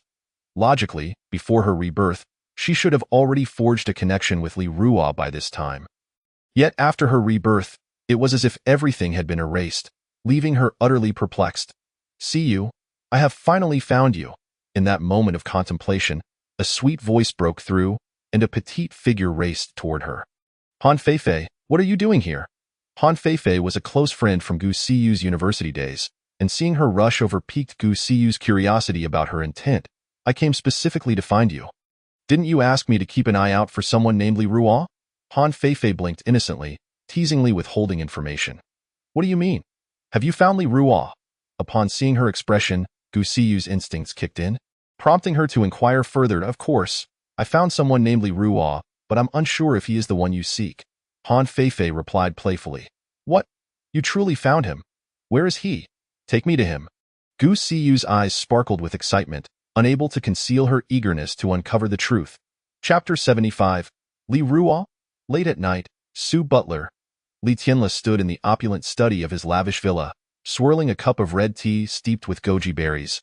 Addressing Su Beichen, who stood respectfully before him. Young master, do you have any instructions? Su Beichen inquired, stepping forward with one hand on his chest.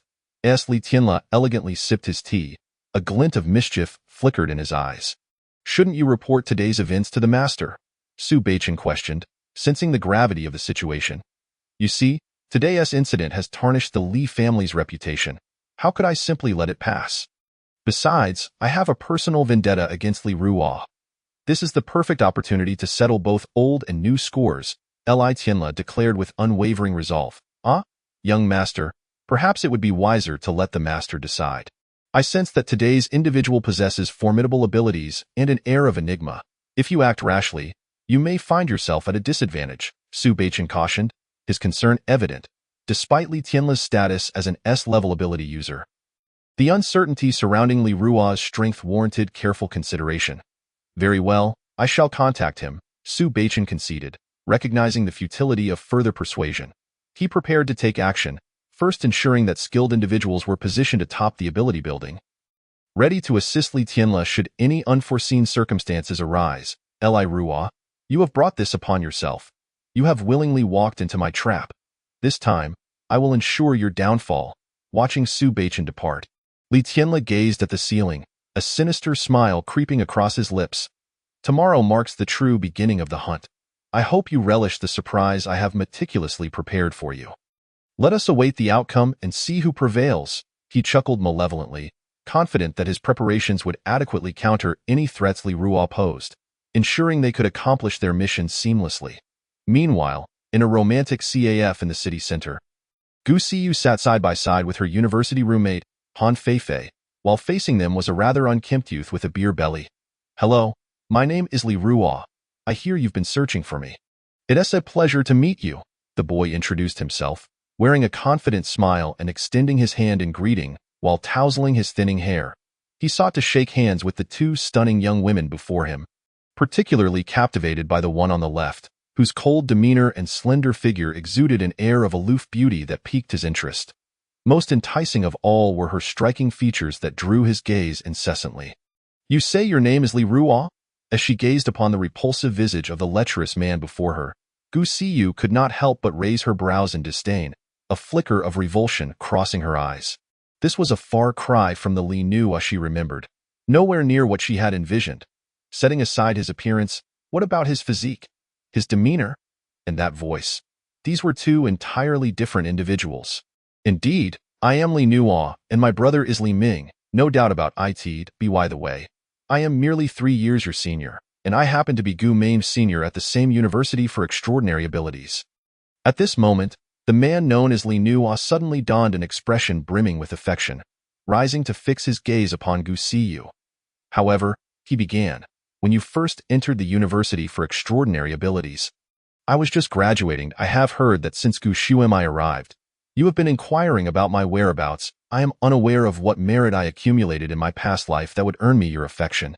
Rest assured, should you choose to accompany me, I vow to ensure your happiness, providing you with a beautiful home, and we shall raise 2 or 3 children together.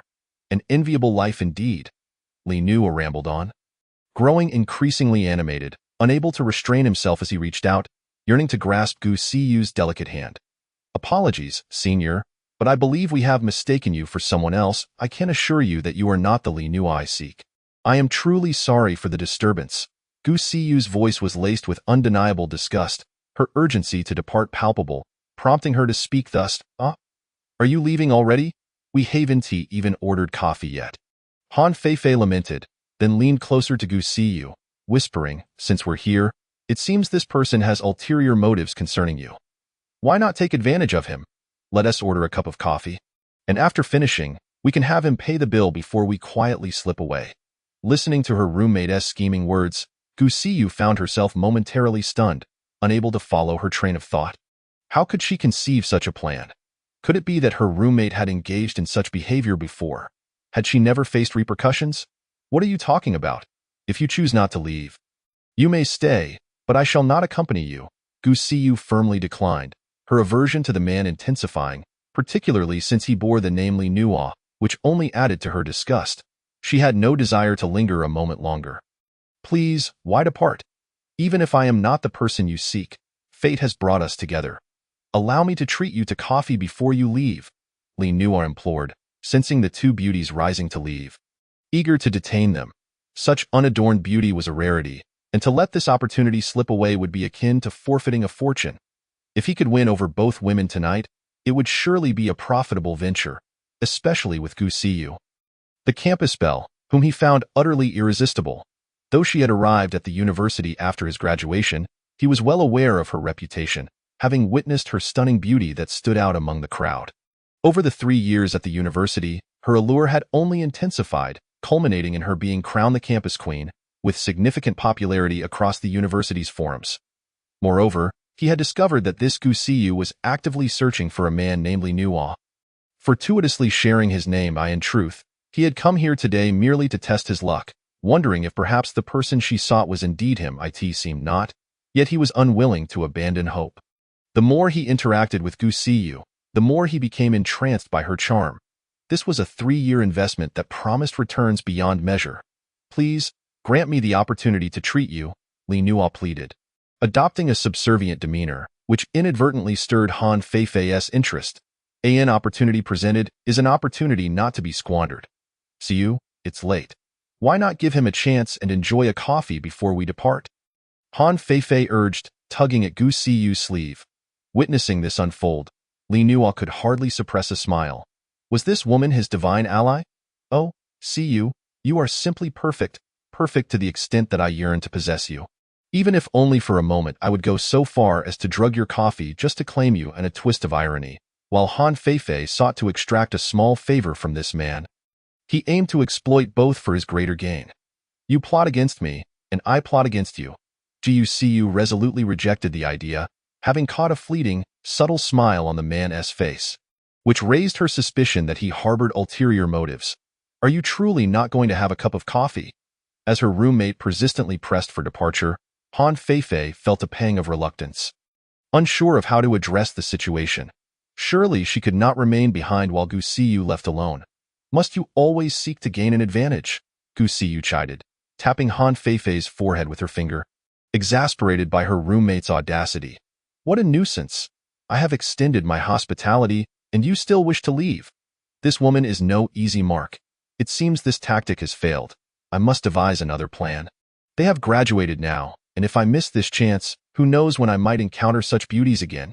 Yet, given the current circumstances, it would be unwise to press further. My intentions would surely be exposed. With that in mind, since you two insist on departing, I shall not prolong your stay. However, the night is dark. Allow me to escort you. With that, Li Nuo stood and prepared to follow the two.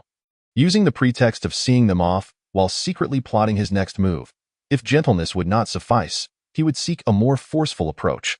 There is no need. We can manage on our own. You have other matters to attend to, I presume? No need to see us off, Gu Siyu insisted, waving her hand dismissively as she and Han Feifei moved toward the exit, determined to distance themselves from him. As Li Nuo disregarded her words, insisting on accompanying them, Gu Siyu felt an increase in her wariness, her pace quickening instinctively. She was now certain that this man harbored ulterior motives. Meanwhile, in the impoverished district of Xingfu community, Li Ruo encouraged herself internally, resolutely continuing her artistic endeavors. She opened her computer to engage in her creative process, swiftly completing her latest piece. After uploading it, a notification chimed 5 minutes later. Curious, Li Ruo picked up her phone to find a message from her childhood friend. Chow Deming. How odd. What could he be sending me this late? This is something I shared 3 years ago, but you mentioned your old phone was lost. Now that you have a new phone and number, I had to share it again. You must check it out. This author has just released a new chapter, and I adore their work. After replying, Li Ruo leaned over her desk, clicking the link and focusing intently on the screen with her right hand busy on the mouse. Is this a website? Wait, this URL looks familiar as she recognized the site and its layout. Li Ruo suddenly felt a pang of being watched. After all, she had just updated her own comic on this very platform. Soon enough, she stumbled upon her latest comic work, Black Dog. How can this be? Li Ruo gasped in disbelief. Another notification chimed. Have you seen it yet? This is the author I discovered 3 years ago. And I adore every one of their works. I believe you will fall in love with it as well. Li Ruo felt a wave of embarrassment wash over her. How could my best friend possibly be my most devoted fan? I had thought you had changed. If even you have transformed, then I would have one less companion to watch films with. You mustn't change. Good brother. For life? Are you still at home? Yes. I am. What's the matter? It's strange that this fellow suddenly asked me this. Come out for a drink. I'm at the night market in the city center, waiting for you at a small barbecue place. I'll send you the location. Hurry up, or tomorrow I'll give you a hard time. Drink? It's quite late, and it's difficult to get a cab. How about we postpone it to another day? Li Ruo declined. He was not inclined to go, as he was on the verge of falling asleep. What is the point of drinking at this hour? Don't give me that. You can ride an electric bike here. If there's no bike, you can run.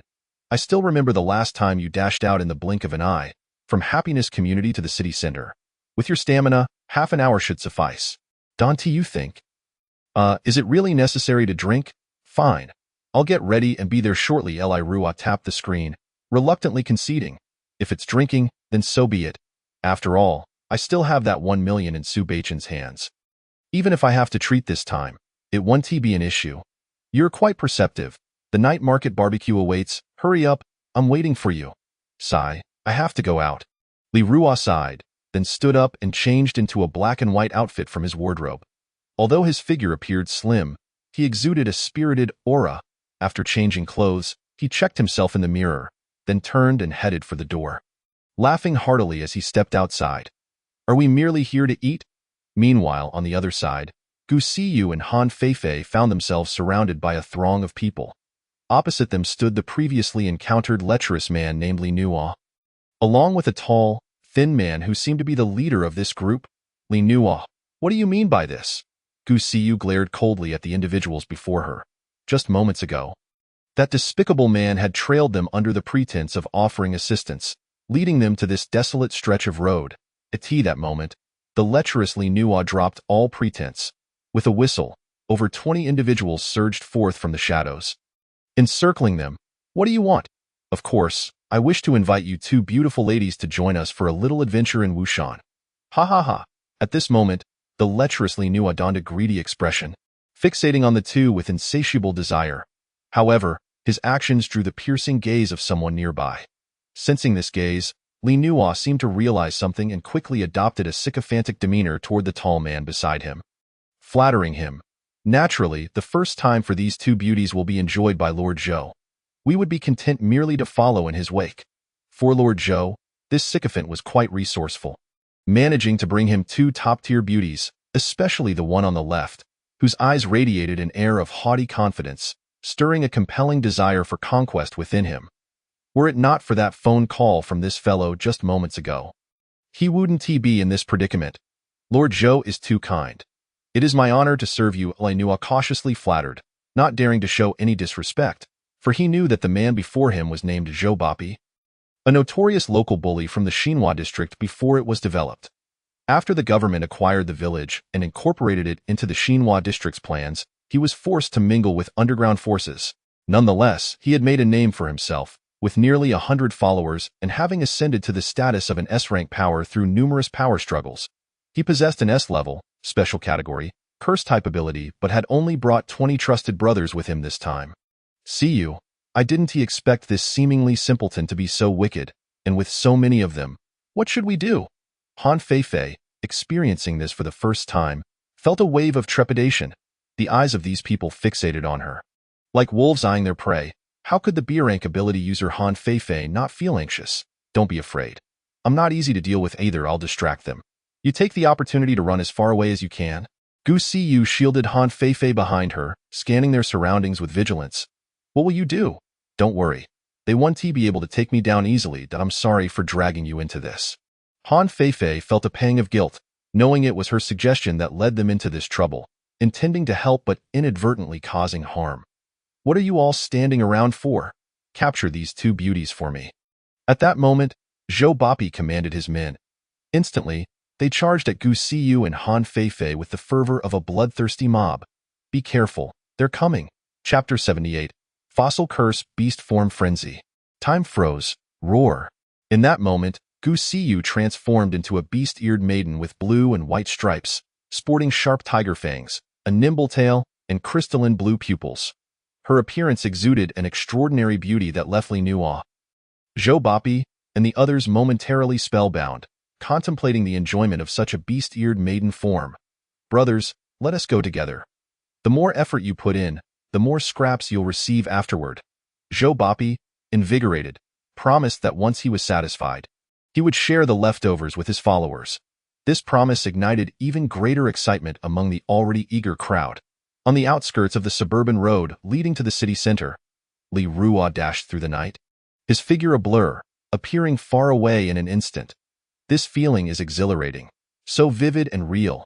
Embracing the chaotic winds of the night, Li Ruo's mind was profoundly tranquil, experiencing an unprecedented sense of authentic speed. Perhaps it was in this serene environment that one could truly appreciate such sensations. Unlike the fragmented sounds of emptiness, this feeling was tangible, a power one could genuinely feel. Huh? Is there a commotion ahead? At that moment, Li Ruo, having calmed his mind, faintly heard some strange noises up ahead. Curiosity piqued, he instinctively slowed his pace from a sprint to a leisurely walk. Is that the sound of a fight? It seems rather loud. It must be a battle between ability users. This discordant society has its fair share of troubles. I'd better take the long way around. With that, Li Ruo turned to leave, donning a beak mask for good measure to avoid any unwanted complications. With the mask on, it didn't matter who you were. No one would know who I am. Roar, time slows down. Just as Li Ruo intended to depart, a voice struck him, and he suddenly felt the wind around him flowing unusually slowly, as if he were caught in a peculiar time warp. While he pondered this, a graceful figure soared over his head. A girl with a curvaceous figure, but with an oversized tiger head. creating a stark contrast with her otherwise alluring form. Little did Li Ruo know, this girl with the tiger head was none other than Gu Siyu, who had activated her second stage beast form frenzy. Having just reached the S-rank level of her power, she was now without Han Feifei, who had inadvertently shielded her from Zhou Bapi's sleeping curse just 5 minutes prior, falling unconscious and into enemy hands. Strange, why is there someone wandering around with a peculiar mask in this desolate area at such a late hour? Gu Siyu thought, puzzled. However, before she could contemplate further, her pursuers caught up behind her. Curse Chain, Shadow Cross Lock. As Zhou Bapi arrived, he immediately activated his curse abilities, aiming to bind her without granting her any chance to escape. This woman is destined to sleep. In that instant, 10 shadow-like chains rose from the ground beneath Gu Siyu, binding her tightly and rendering her immobile. Damn it, let me go, Gu Siyu shouted in exasperation, though she was also an S-rank ability user. The sheer number of foes was overwhelming. Despite having taken down several, she had exhausted considerable energy. She knew she must flee, even using her ability to slow down time to escape far away. Yet, she never anticipated being captured. Look, your little friend is waiting for you to reunite. Zhou Bapi jeered, pointing to Han Feifei, who was being restrained by his subordinates, and approached Gu Siyu with a lecherous grin. Li Ruo observed from the sidelines, finally comprehending that he had stumbled upon a case of human trafficking, coercing innocent women into servitude. Disgusting. I warn you, release me and my friend immediately, or I will not let you off easily. Gu Siyu growled, baring her tiger teeth, her eyes filled with murderous intent. Without magic stones to replenish her energy, she could not maintain her current state for long. As he spoke, Zhou Bapi halted in his tracks, eyeing Li Ruo, who stood by, seemingly unfazed. Kid, you've got some nerve. You see me and still don't run? What path do you walk? Zhou Bapi scrutinized Li Ruo, noticing the strange mask on his face. Reminiscent of someone from the underworld. Originally, Li Ruo intended to leave directly, but upon witnessing this group brazenly attempting to abduct a young girl in front of him, as the newly appointed captain of the Ability Association's branch, he chose to stay. He was resolute in his determination to rid the world of evil, not for the sake of reward or bounty, but as a matter of duty. Hey, our boss is talking to you. Are you deaf? Seeing that Li Ruo was unresponsive, Li Nuo stepped forward, shoving Li Ruo in an attempt to teach him a lesson. However, just as he was about to continue his aggression, Li Ruo activated his mask's ability, sealing magic barrier. Without further ado, he launched into action. With both hands converging, he conjured a purple cube, enveloping the 20-odd men before him and sealing their powers. Li Ruo felt a surge of satisfaction. This skill was remarkably effective, effortlessly subduing these men. Just as this thought crossed his mind, a crack suddenly appeared in the magic barrier. How dare a mere barrier attempt to restrain my powers? Do they think my S-class ability is merely for show? Break for me. With a thunderous crash, Li Ruo's sealing barrier shattered into fragments, an unprecedented occurrence, given that he had used it seamlessly just the day before. Internally, he mused, is this fellow an S-class ability user? Could it be that the barrier's limit is only S-class? Kid, regardless of your background, no one can save you today. Fossil Curse. The cursed ability was activated, and a gray beam shot from Zhou Bapi's fingertip, aptly named, as he aimed to transform the obstructive individual before him into stone. Chapter 79. Do not leave me. The gray light surged forward. Li Ruo, unyielding, did not retreat even a step, nor did he display any fear. The moment the cursed beam approached, he slapped it away with a resounding smack. The slap unleashed an unimaginable force, obliterating the gray, petrifying light and reducing Zhou Bapi's arm to mere dust. Ah, my arm, my arm! Zhou clutched his shoulder, blood gushing from the wound, rolling on the ground in agony, his face ashen from the excruciating pain. Li Nuo, hurry and take me away. In that moment, Zhou Bapi's face reflected sheer terror at the thought of death. That single slap had effortlessly dissipated his cursed beam, an unfathomable event. Yet, if he did not flee now, he would truly meet his demise. Run! To Zhou's astonishment, Li Nuo and his subordinates did not aid him. Upon witnessing Li Ruo's terrifying power, they all fled for their lives, abandoning everything to escape swiftly from the masked stranger. Li Nuo, how dare you betray me? I will have you all killed. Blood Oath Curse. enraged by his men abandoning him one by one. Zhou Bapi vowed that if he could not survive, neither would they. Clenching his fist, in an instant, those fleeing were engulfed in a mist of blood, including the greasy manly Nuo. He had planted this curse on those around him, allowing him to control their lives at will. Unbeknownst to them, after sending them all to the netherworld, Zhou Bapi realized he would never stand a chance against this monster. In despair, he bit his tongue and self-destructed, exploding into a cloud of blood. Throughout it all, Li Ruo remained silent, watching as they all perished, leaving him bereft of any gains. How infuriating! Li Ruo felt immense frustration. Meanwhile, Gu Siyu reverted from her beastly frenzy, returning to her original appearance. Ah! Li Ruo gasped in surprise. Internally, he pondered. How could this person be Gu Siyu? With my mask on, she shouldn't recognize me, right? Lost in thought, he had intended to exchange pleasantries, but upon recognizing her identity, he fell silent instead. Thank you for saving me. I owe you greatly for this. I will remember your kindness. Gu Siyu stood up, adjusting her disheveled attire. You saved me and my friend. We will repay you. If you encounter any troubles in the future, I will assist you. Gu Siyu expressed this because she recognized the strength of the person before her. Only after awakening her feral beast evolution and attaining V-class ability would she be capable of returning the favor. Having said that, Gu Siyu moved to where those men had fled, lifting the unconscious Han Feifei. With Zhou Bapi now deceased, the sleep curse on Han Feifei was lifted, leaving her merely in a state of unconsciousness. Seeing Han Feifei unharmed, Gu Siyu breathed a sigh of relief. At that moment, noticing that her attention was diverted, Li Ruo planned to make his escape. Wait, I don't even know your name. As Li Ruo was about to leave, Gu Siyu seemed to sense something and looked up to ask. Li Ruo instinctively halted his steps. If he acted too strangely, she might catch on. How could he reveal his name as Li Ruo? Ah, Abie, Li Ruo awkwardly replied. What? Your name is Abba. Gu Siyu looked up in confusion, mistakenly believing that Abba was his name. Li Ruo did not confirm this. Instead, he continued to feign foolishness. Abie, Abie, Abie, Abie, Abie, Abie, Abie. What are you saying? I don't understand. Gu Siyu's eyes displayed clear bewilderment, failing to comprehend why he kept repeating Abie. Is he stuttering? Li Ruo's face contorted in disdain as he squatted down, scratching out in the dirt with a stone.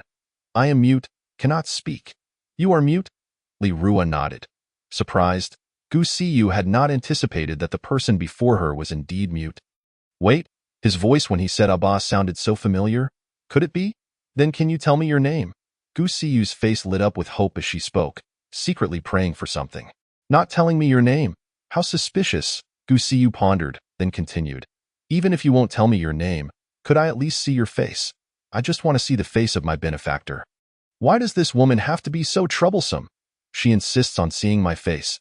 Do I have to show it to her? No, I must continue to deceive her. Thinking this, Li Ruo shook his head and wrote in the dirt.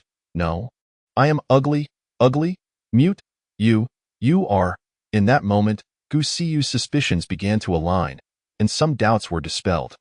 The person before her bore the same traits as the one she remembered, and that humming voice was eerily similar. He was the Li Nu she had been searching for. Realizing this, Li Ruo thought, could she have figured out I am Li Ruo? Is this woman really that clever? If I had known, I wouldn't have made a sound earlier, saying anything about a ba. Now I've revealed my identity. The bead of sweat trickled down Li Ruo's forehead, and he unconsciously swallowed hard. Just as he was about to explain, unexpectedly, Gu Siyu lunged forward and embraced his waist, exclaiming, Li Nuo, I finally found you. I've missed you so much. You've lost weight, Gu Siyu cried as she held Li Ruo tightly, feeling that familiar warmth. Her heart filled with joy. All the waiting had been worth it. I searched so hard for you. Please do not leave me again. She felt as though her struggles had finally borne fruit. Having found the most important person in her life, confirming that gaze, she declared, You are the one I have been searching for. What on earth? Chapter 80. Escape what is happening? As he felt the softness of the body in his arms, Li Ruo was utterly taken aback.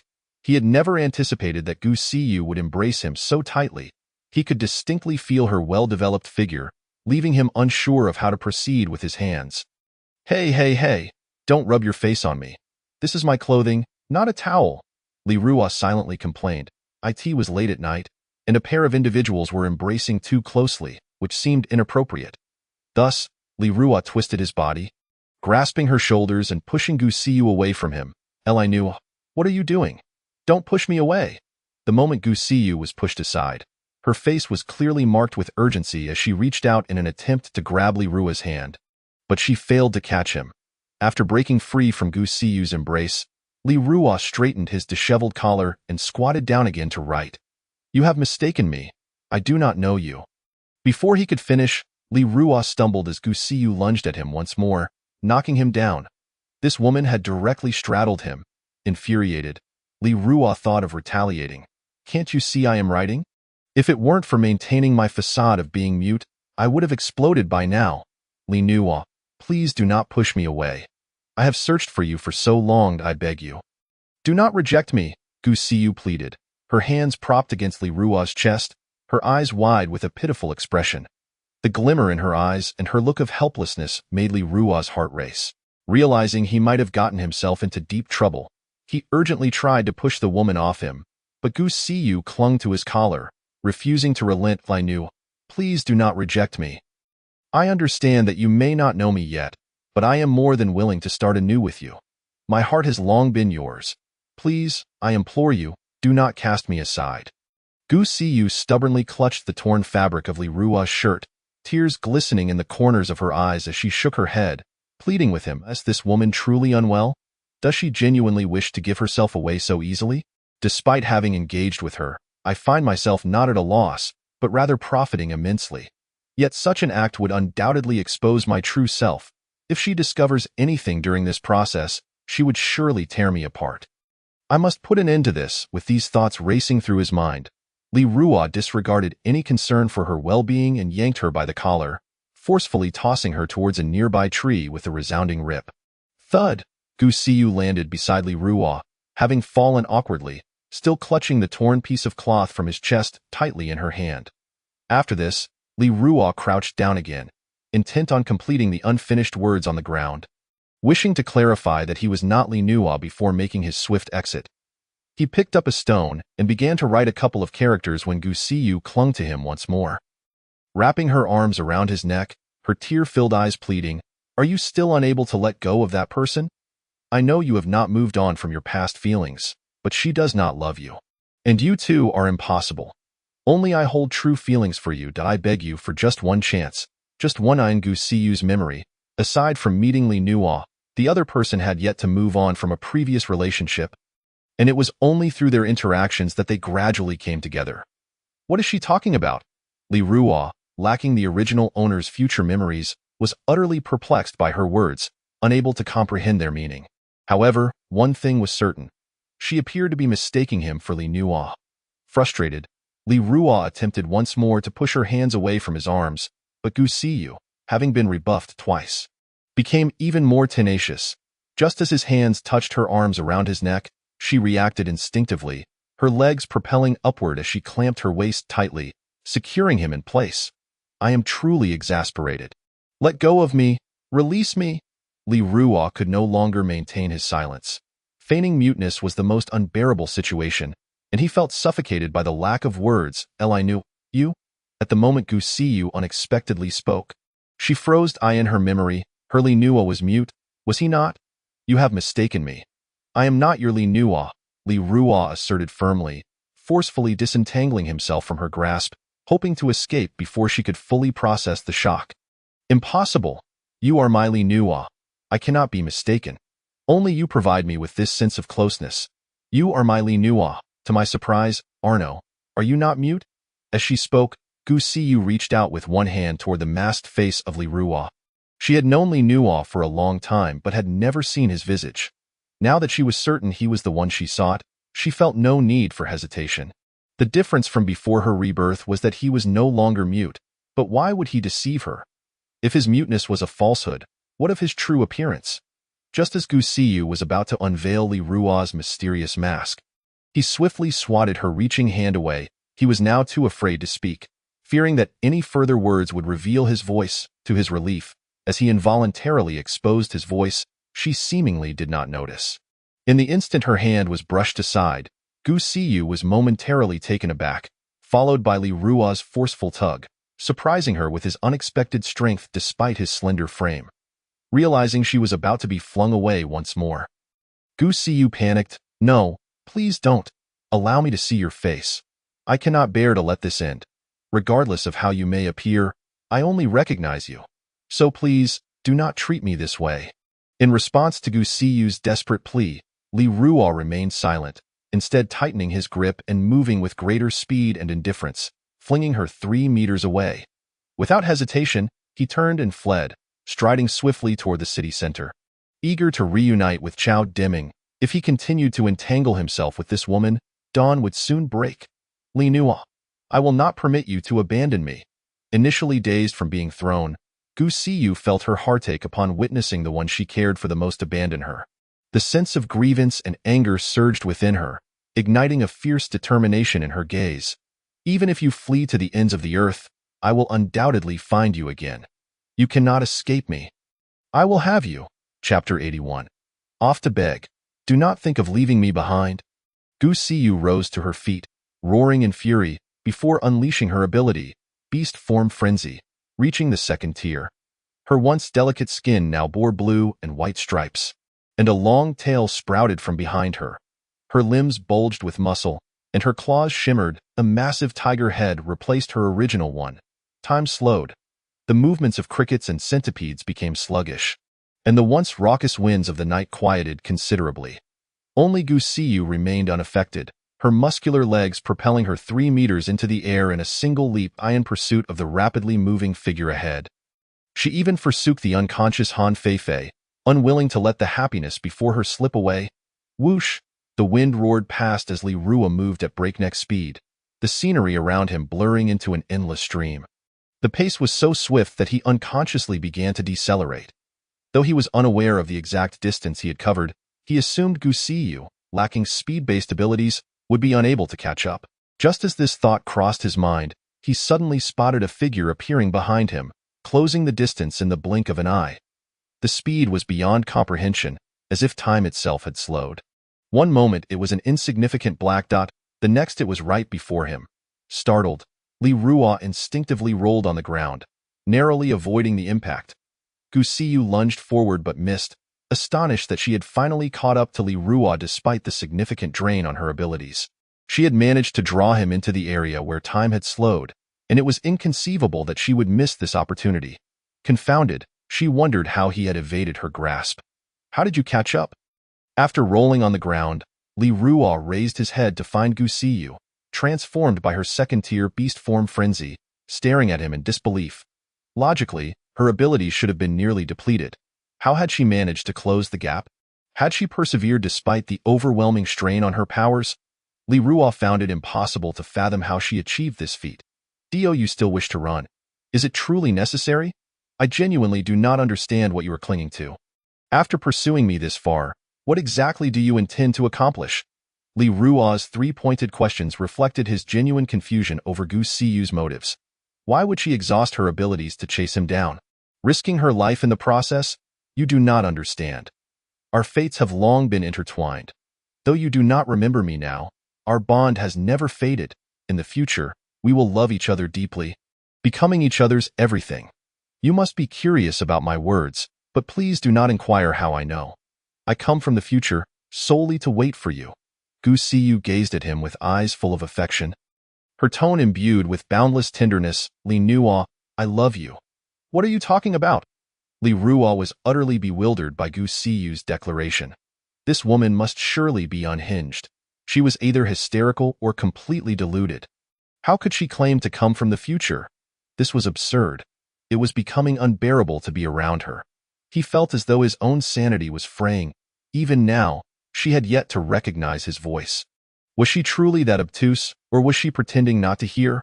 Was she toying with him? Upon reflection, Gu Siyu did not strike him as someone so hopelessly foolish. Thus, the only conclusion remaining was that she had already discerned his identity and was now deliberately humiliating him. How infuriating! With this realization, Li Rua's anger flared. "Stop feigning ignorance. You disgust me. I should never have intervened to save you today. Let us part ways here. Having spoken, Li Ruo swiftly took advantage of her weakened state to escape once more. As he watched her figure retreat from view, Gu Siyu felt an overwhelming urgency to rise and stop him, only to find herself utterly drained of strength, the consequence of her severely depleted abilities. "Do not run. I am not deceiving you." Stumbling, her legs buckled, and she squatted on the ground, the sensation of powerlessness washing over her, leaving her utterly despondent. "I truly am not lying to you, Li Nu. What must I do for you to believe me?" Like a deflated balloon, Gu Siyu collapsed onto the ground, watching helplessly as Li Ruo vanished from her sight, unable to do anything to stop it. Tears involuntarily cascaded down his cheeks. In the city center, at the night market's modest barbecue stall, Chao Deming had been waiting for nearly an hour, yet the figure of Li Ruo remained elusive. Despite sending countless messages, hunger gnawed at him, prompting him to indulge in the barbecue that was available around the clock. Unable to wait any longer, he decided to order a few skewers to tide him over until Li Ruo arrived. Just as he relished his meal, Li Ruo made his entrance, taking a seat across from him. "Wow, you've certainly indulged, haven't you? Did you save any for me?" Seeing the sparse remnants of barbecue on the table, Li Ruo assumed his childhood friend had grown impatient and started without him. "My dearly brother, you finally graced me with your presence. After waiting so long, I thought I might as well have a little something to ease my hunger." Chao Deming replied. Upon hearing the familiar voice, he immediately recognized his good friend Li Ruo. However, when he looked up to meet Li Ruo's gaze, he was taken aback by his friend's disheveled appearance.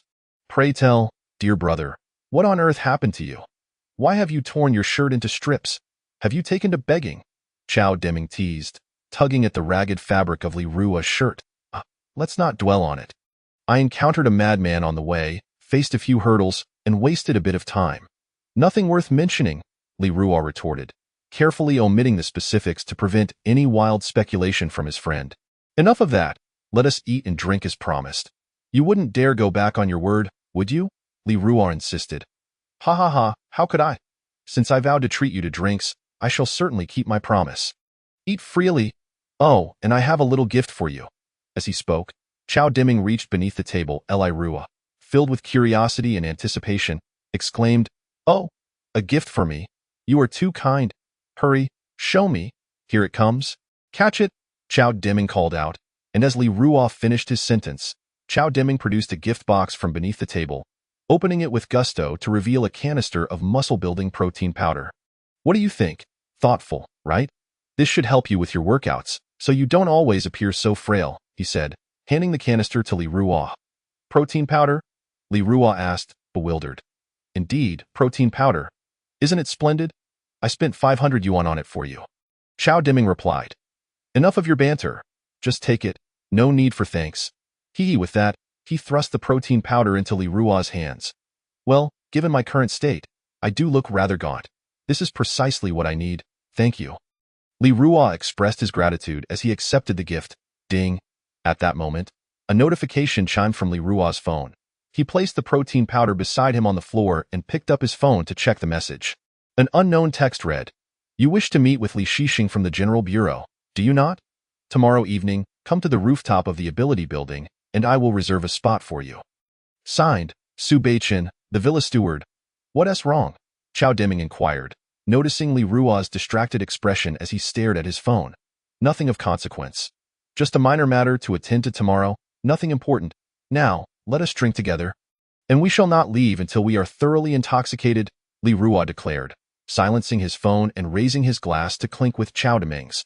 Meanwhile, in the Mouse Kingdom, atop the Huayinyun Mountain, within an empty experimental base, the notorious leader of the villainous organization known as Zero sat despondently on the stairs, contemplating the meaning of life. For 3 years, he had made no progress in cracking the synthesis formula for the driving core, leading him to dismiss most of his scientists in a fit of rage. "Old Bai," Zero groaned, rubbing his forehead as he called for Bai Shueka.0, "You must rest. If this continues, your health will deteriorate." Bai Shueka advised, approaching with a cup of tea, "I cannot relax until the formula for the final cataclysm sovereign and the driving core is resolved. The pressure is mounting as they grow increasingly watchful of us." Zero lamented, pounding his head in frustration. Tio escaped the clutches of those ancient monsters, The final cataclysm sovereign is our only hope. Do not fret, Zeroed, I understand your struggles. Every beginning is difficult, but if we persevere, we shall eventually conquer this challenge. Perhaps, Zero replied, lacking confidence in Baishueka's comfort. He sensed ominous premonitions lingering around him, as if a terrifying calamity loomed on the horizon. This feeling had intensified in recent days, robbing him of peace and prompting a desperate urge to reactivate the final cataclysm sovereign, his only viable card. Enough, old Bai. Please, leave me be. I wish to be alone for a while, he said, dejected. Very well. I shall take my leave, however. I urge you to find some solace. Your health cannot withstand this much longer. I will take heed, he thought, noting the persistent twitch of his right eyelid. His mind drifted to events from a millennium past, when the world was a society thriving on rapid technological advancement, devoid of any superhumans. In their relentless pursuit of knowledge, scientists discovered an ancient relic near the ocean's edge and inadvertently breached its seals, unleashing a horde of otherworldly beasts. The world descended into chaos as these creatures, particularly the king among them, possessed terrifying powers, impervious even to nuclear explosions. The opening of the relic granted some individuals extraordinary abilities. But in that nascent era of superhumans, they were utterly powerless against the onslaught of the Beast Kings. As no V-level superhumans existed, and even S-levels were scarce, humanity's survival amidst such horrors relied on the ancient beings that had long existed in their world: vampires, werewolves, and other formidable creatures. These ancient beings fought valiantly against the tide of beasts, ensuring the survival of the remaining life on Earth, albeit only marginally. It was only when the gates of the relic sealed once more, trapping the Beast Kings within its confines, that the world avoided utter devastation. This was the true history of 1,000 years ago, now relegated to legend, scarcely known to anyone. The villainous organization was formed by these ancient beings. As the human society of today began to witness the emergence of numerous powerful superhumans, including V-level ones, which completely disrupted the status of ancient beings within human society. Thus arose the purpose of the villainous organization, to act as the eyes and ears for these ancient beings, serving as their pawns, forever under their control. Will I forever remain a puppet? Zero lamented, his expression one of despair. As the foremost member of the villainous organization, he was simultaneously a chosen subordinate of these ancient beings. Once bound as a subordinate, his powers grew stronger, and over 2 centuries, he had transformed his Earth-based abilities into a formidable force, achieving the pinnacle of S-level strength. Yet, he remained eclipsed by the V-levels. The chasm between S and V levels was akin to a vast chasm. Only the strength of a V level could afford him any semblance of authority in the presence of those ancient monstrosities. Humans are truly fascinating. Engaging in futile resistance while still persisting, do they not fear death? In the once silent laboratory, a sudden, oppressive voice reverberated, causing Zero to feel every hair on his body stand on end. Who is there? Zero exclaimed in alarm, rising to his feet and scanning his surroundings frantically, yet finding no source for the voice. However, he felt an undeniable certainty that the strange voice was hauntingly real, as if it emanated directly from his mind. Do not be alarmed. You are merely too tense. I am not your adversary. Rather, we share a common goal and a mutual enemy. I believe we can collaborate. We are kindred spirits. In that fleeting moment, Zero once again heard that enigmatic and unpredictable voice, which seemed to have no source, manifesting abruptly within his mind. Who are you? What do you want? Show yourself. Cease this trickery, for I am not easily deceived. Zero scanned his surroundings with vigilance, refusing to be swayed by such trifling words. You inquire about my intentions? Then allow me to pose a question. What is it that you seek? Do you wish to extricate yourself from the shackles of puppetry and seize control of your own fate? Or do you aspire to reign as the sovereign of this realm? Do not attempt to beguile me. Reveal yourself. Did you not claim to harbor no malice towards me? You wish to collaborate? Then why do you remain hidden? Is this the extent of your sincerity? Zero continued to survey the area, his wariness unwavering, suspecting that the other party might be an ancient entity sent to test him. Thus he remained on guard. I too desire to appear before you, yet you would not comprehend the predicament I currently face. For in the strictest sense, I am already dead. Dead? That is impossible.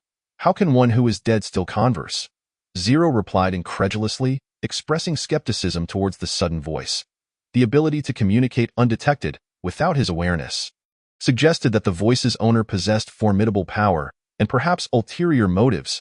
Have I ever claimed to be human? The voice chuckled, exuding exasperation towards this cautious human.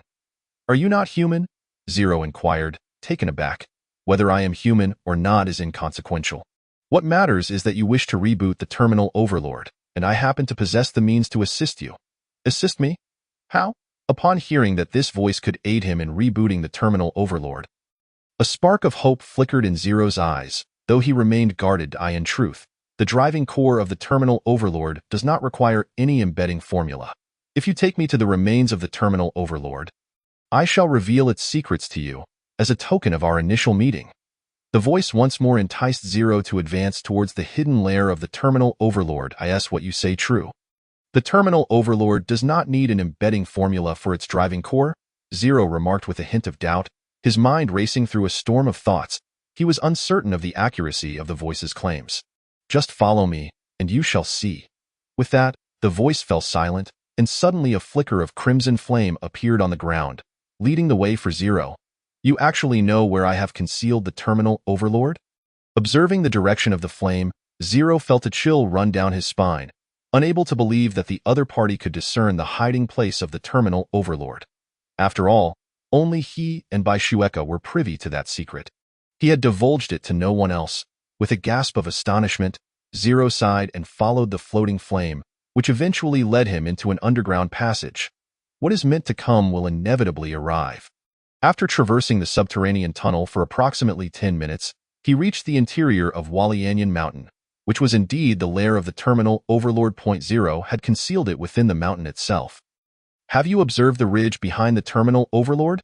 There lies a concealed cockpit, which is difficult for ordinary individuals and scanning devices to locate. Ascend and examine it closely. You should be able to find it.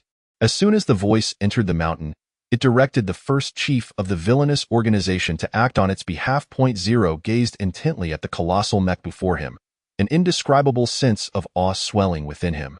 The giant mech loomed like a small mountain, emanating an overwhelming pressure. In the dimly lit cavern of the mountain, Zero hesitated not to utilize his earth-based abilities, conjuring steps beneath his feet to elevate himself steadily to the spine of the massive robot. To his surprise, the terminal overlord harbored a hidden cockpit. This circular recess was undoubtedly designed for embedding the driving core, he mused excitedly. With exhilaration coursing through him, Zero gently caressed the hatch and cautiously seated himself within the cockpit. Chapter 84. I shall await your return here. This is the gift I present to you. As long as you place the driving core into that circular recess, the terminal overlord shall be under your command. My assistance can extend no further. The rest is for you to create. I am known as the Long Corpse Demon King, and we shall meet again. The voice of the Long Corpse Demon King faded into silence, vanishing within the confines of Walianyan Mountain. After the voice ceased, within a laboratory situated above the mountain, the blood-red glow emanating from the driving core of the terminal overlord dimmed slightly, unbeknownst to Zero. The moment the Long Corpse Demon King's voice resonated in his mind, a surge of crimson light erupted from the driving core within the laboratory. Long Corpse Demon King. It seems that this designation does not belong to any species among those ancient beings. Zero pondered aloud, stroking his chin in contemplation as he sat in the cockpit.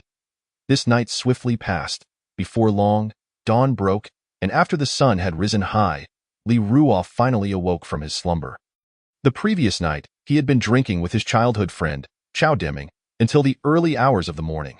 Despite drinking until around 2 or 3 o'clock, he felt no intoxication whatsoever. Rather, it was Chao Deming who had succumbed to a drunken stupor. In his original self's memories, he was known for his inability to hold his liquor, as consuming 3 or 4 bottles of beer was already a considerable feat for him. Yet this time, he felt as if he were under some enchantment, downing 5 or 6 boxes of beer without feeling even the slightest hint of inebriation, and he hadn't even made a single trip to the restroom during that time. In such a state, Li Ruoff mused that had he not drunk, they would likely have ended up sleeping on the streets that night, as this fellow had a tendency to spill his drink all over him. After a simple shower to rid himself of the lingering scent of alcohol, Li Ruoff climbed into bed, only to awaken near noon, still feeling somewhat groggy. His sleep had been inadequate, primarily due to its brevity. It was an opportune moment to attend to matters in the afternoon. He wondered whether the muscle-building protein powder that old Chow had given him was effective. After completing his morning routine, Li Ruo recalled the protein powder that Chow Deming had gifted him, deciding it would be a shame to let it go to waste. He might as well have a light meal and drink that protein powder now. With a flourish, Li Ruo retrieved a kettle and a teacup, scooping out a packet of protein powder from the container and preparing it with hot water. After stirring it briefly, he blew on the mixture and brought the cup to his lips. With a gulp, he downed it in one go. The taste? Upon taking the first sip, Li Ruo's brows furrowed in disbelief at the flavor of the protein powder. What the heck? This is just ordinary soybean milk powder. I assent it?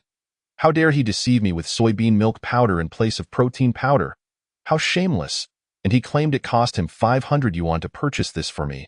I can't believe I actually fell for it. Li Ruo set down the cup he had just emptied, grumbling and cursing Chow Deming for being so miserly, even deceiving a good friend. Unbeknownst to him, most protein powders taste quite similar to soybean milk powder. It's just that protein powder is richer in protein and more nutritious. He felt as though he had been tricked. However, upon reflection, this behavior seemed entirely in line with his childhood friend's character. That guy could never be so generous. Even when he managed to swindle $1 million from their family's steward, he never exhibited such generosity. Forget it. No need to dwell on this. I should head to the Abilities Association. There are important matters to attend to. Li Ruo donned a simple outfit, black shirt on top, white trousers below, and inexpensive sneakers costing 50 yuan. As he reached the door, he opened it and stepped outside. After waiting briefly by the roadside, he hailed a taxi and headed straight for the Abilities Association branch in the impoverished district. Meanwhile, less than 10 minutes after Li Ruo's departure, a luxurious Bentley appeared beneath the happy community, flanked by a cadre of black-clad bodyguards, as Qi Miao disembarked from the back seat. This must be the place, Qi Miao remarked to her bodyguards. Following the previous incident, her family had arranged for 24-hour protection in the form of bodyguards. The National Abilities Union also took this matter very seriously, given the terrifying potential of elemental abilities awakeners. Moreover, she was the sole disciple of the V-class overlord of Bear Country, Halifa Shang, and thus required adequate protection. Miss, according to our intelligence, this is indeed the location. One of the bodyguards stated deferentially, perplexed as to why their young lady insisted on coming here. Qi Miao gazed at the dilapidated community before her, furrowing her brow. Why is this place in such disrepair? The bodyguards nodded in agreement, and one could not help but ask, Miss, why must we come to this location? It doesn't seem to hold any particular significance. Qi Miao shot him a glare, retorting, I told you to come here, so just do it. No need for all this chatter. The bodyguards promptly fell silent, not daring to utter another word. In truth, Qi Miao had never mentioned Li Ruo to anyone, not even to high-ranking officials. They merely attributed the previous danger to her good fortune. Qi Miao took a deep breath, calming her emotions, and then strode into the neighborhood. Upon entering, she was greeted by a wave of stale air that caused her to furrow her brow. Nevertheless, she did not retreat. Instead, she pressed onward. Arriving before a dilapidated building, Qi Miao halted, raising her gaze to the worn structure. Her eyes hardened with resolve, as if silently affirming to herself that she would find that person no matter what. Without hesitation, she stepped into the building. What greeted her was a narrow room, where even the restroom and shower were connected, with merely 3 or 4 meters of distance in every direction, and it was utterly vacant. Was there truly no one present? Chapter 85. The ghost town of the western suburbs in Nanjing City. In the impoverished Huazhou district, Li Ruo alighted from a taxi at the branch of the Abilities Association, seeking to report to Zhang Xuelin. As Li Ruo arrived, Zhang Xuelin recognized that the seemingly ordinary individual before him possessed an extraordinary power. You've come, Zhang Xuelin greeted. Yes, President, I have arrived, Li Ruo replied. Good, follow me. Your information and facial recognition have yet to be entered into the association's database. I will also assign you the role and authority of the western suburbs captain of the Huazhou district, Zhang Xuelin explained, leading Li Ruo towards the data control room. There, he utilized his authority as branch president to access the Abilities Association system. Stand here for a moment. I'll take your photo and record your iris for verification. All right, Li Ruo complied, positioning himself before the camera. With a click, ultraviolet light scanned his features, also capturing his iris. Once this was completed, Zhang Xuelin focused intently on organizing the system files, inputting Li Ruo's basic information, and saving it into the system. Notably, he annotated his abilities as ceiling-related, and instead of Li Ruo, he assigned the name Crow. After all, Li Ruo had failed his ability awakening 3 years prior, and if his true information were recorded, the higher-ups would undoubtedly investigate. It was more prudent to fabricate an identity for him. Given his penchant for wearing a bird beak mask, Crow seemed a fitting alias. All done. From this moment on, you are the captain of the Abilities Association in the western suburbs of Nanjing City. Huazhou District, and I have granted you the permissions associated with this position. Here is a detailed introduction to your role. Please familiarize yourself with it. If there are no further matters, proceed to the Western Suburbs Management Office to meet your team, as they will now be under your command, Zhang Xuelin stated, handing Li Ruo an introductory booklet. Taking the booklet, Li Ruo skimmed through it, which outlined the responsibilities of maintaining law and order in cooperation with the Abilities Management Bureau. He was to respond promptly to any incidents involving abilities-related criminals, detaining suspects until the Bureau's personnel arrived. Ultimately, the Abilities Association operated under the Bureau's jurisdiction, necessitating many collaborative efforts. Am I to assume my duties now? Li Ruo inquired. Indeed. Go ahead. It is prudent to familiarize yourself with your area of responsibility. Zhang, please escort him to the Western Suburbs Management Office, Zhang Xuelin instructed, summoning a colleague. With someone of equal standing to manage the Western Suburbs, he felt relieved, for few were willing to take on that role. As the president nodded, Li Ruo secured the position booklet and followed his guide to the management office. The Western Suburbs, situated in the impoverished Huazhou District, were largely rural with few residents, mainly factories, many of which had either closed or relocated over the past 20 years. Upon arriving, Li Ruo beheld a desolate landscape, overgrown with weeds, flanked by several abandoned factories. The Western Suburbs Management Office was directly across the road, with a handful of residences and small shops to the south. A cursory glance revealed approximately 30 to 40 households, alongside a weathered earth-constructed gate, bearing the marks of time. The management office, nestled among these dilapidated structures, appeared quite forlorn. Before departing, his guide, Zhang, offered a word of caution. Although it seems quiet during the day, remember not to venture out at night. If you hear any noises, do not investigate. Li Ruo, puzzled by this warning, questioned, What do you mean? Why should I refrain from going out at night? If I do nothing, what purpose does my role as captain serve? Suit yourself. Just know that I've warned you. Experience it once, and you'll understand. Zhang shrugged nonchalantly. By day, the place appeared to be an ordinary town, but come nightfall, it transformed into a ghost town. He refrained from elaborating, knowing that curiosity could be insatiable. Left alone, Li Ruo gazed at the desolate town, bewildered. What? Are there truly ghosts here at night? How mysterious. Contemplating this, he stepped into the aged management office.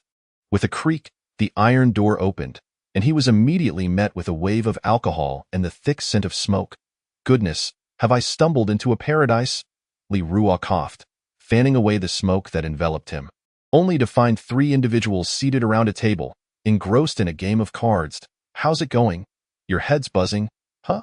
One tall, slender man, cigarette in mouth, declared as he laid down 4 twos, exuding an air of arrogance. You're impressive. Go ahead and play. Another stout man, also smoking, furrowed his brow in response. Well, my apologies, 2 threes, 1 left. The tall man discarded his cards, leaving the others with only 3 remaining. Looks like the landlord is about to win, remarked a shorter man, deep in thought, with 2 threes and a 4 in hand. Wait, don't move. Suddenly, the stout man excitedly raised his hand, casually playing 2 fours, just enough to beat the previous play. Oh my, Li Gu, you truly excel. The short man praised, giving a thumbs up. The tall man, realizing he had lost, displayed a look of despair, tossing his cards aside and I'm done. I lost? He glanced at the newcomer with indifference. So, what did you lose? These individuals had grown disheartened since their arrival, as there was little opportunity for advancement in this place, with only trivial disputes among residents to manage. You're mistaken. I am your newly appointed captain. My name is Li Ruo, codename Crow. If you don't believe me, you can verify in the system, he clarified, presenting the position booklet. Chapter 86. The Ghost Town of the Western Suburbs to Our New Captain? Laughter erupted from the trio upon hearing Li Rua's introduction. Did I hear that correctly? After all these years, we still have a fool coming to be our captain. The stout man laughed so hard he clutched his stomach. Exactly. In this rundown place, I wouldn't even bother to take the position, let alone be responsible for maintaining order here. The living conditions are abysmal. Given the chance, I would gladly leave. The tall man added in agreement. Buddy, what were you thinking? Coming here to take on this role? You must have been duped. The short man looked at Li Rua with pity, his tone filled with sympathy. Seeing their reactions, Li Rua felt a wave of dread wash over him. Could it be that I've truly been misled? Well, today is my first day, and I'm not familiar with this place. Could you enlighten me? Also, what about the others? Li Rua inquired. There's no one else. It's just us here. Allow me to introduce myself. As your team members, I'm Li Chong. This tall one is Wang Jingxian, and the short one is Lu Tian, the stout man said, pulling out his phone to verify Li Rua's identity in the Association-S system. The three appeared relatively amiable, appearing to be older than Li Rua, likely nearing 30. Hello. It's a pleasure to meet you all. Li Rua smiled politely, attempting to ease the atmosphere. Do not be too quick to rejoice. In this place, the personnel from the Abilities Bureau will not come at all. Aside from us, there is no one to oversee matters here. It can be said that we are the law enforcement of this locality. People will approach us for even the most trivial issues. Of course, you may choose to disregard it. After all, our duty is to manage the illegal wielders of abilities, the rotund Li Chong said to Li Rua. This? Quite simple, for here, as night falls, there will be hauntings. Aware of Li Rua's confusion, the lanky Wang Jingxian stepped forward to speak. Hauntings? Is that true? Li Rua dug at his ears, unable to believe that ghosts could still exist in this world. Furthermore, he had to head to the Ability Tower in the city center tonight. Would it still be possible to leave now? Or were these people merely jesting? Believe it or not, some experiences must be encountered to be understood. Li Chong remarked nonchalantly. Hearing his words, Li Rua felt a tightening in his chest. He could not ascertain whether Li Chong was speaking truthfully, but from his tone and expression, it seemed he was not jesting. Li Rua furrowed his brow, contemplating how to cope with such a situation.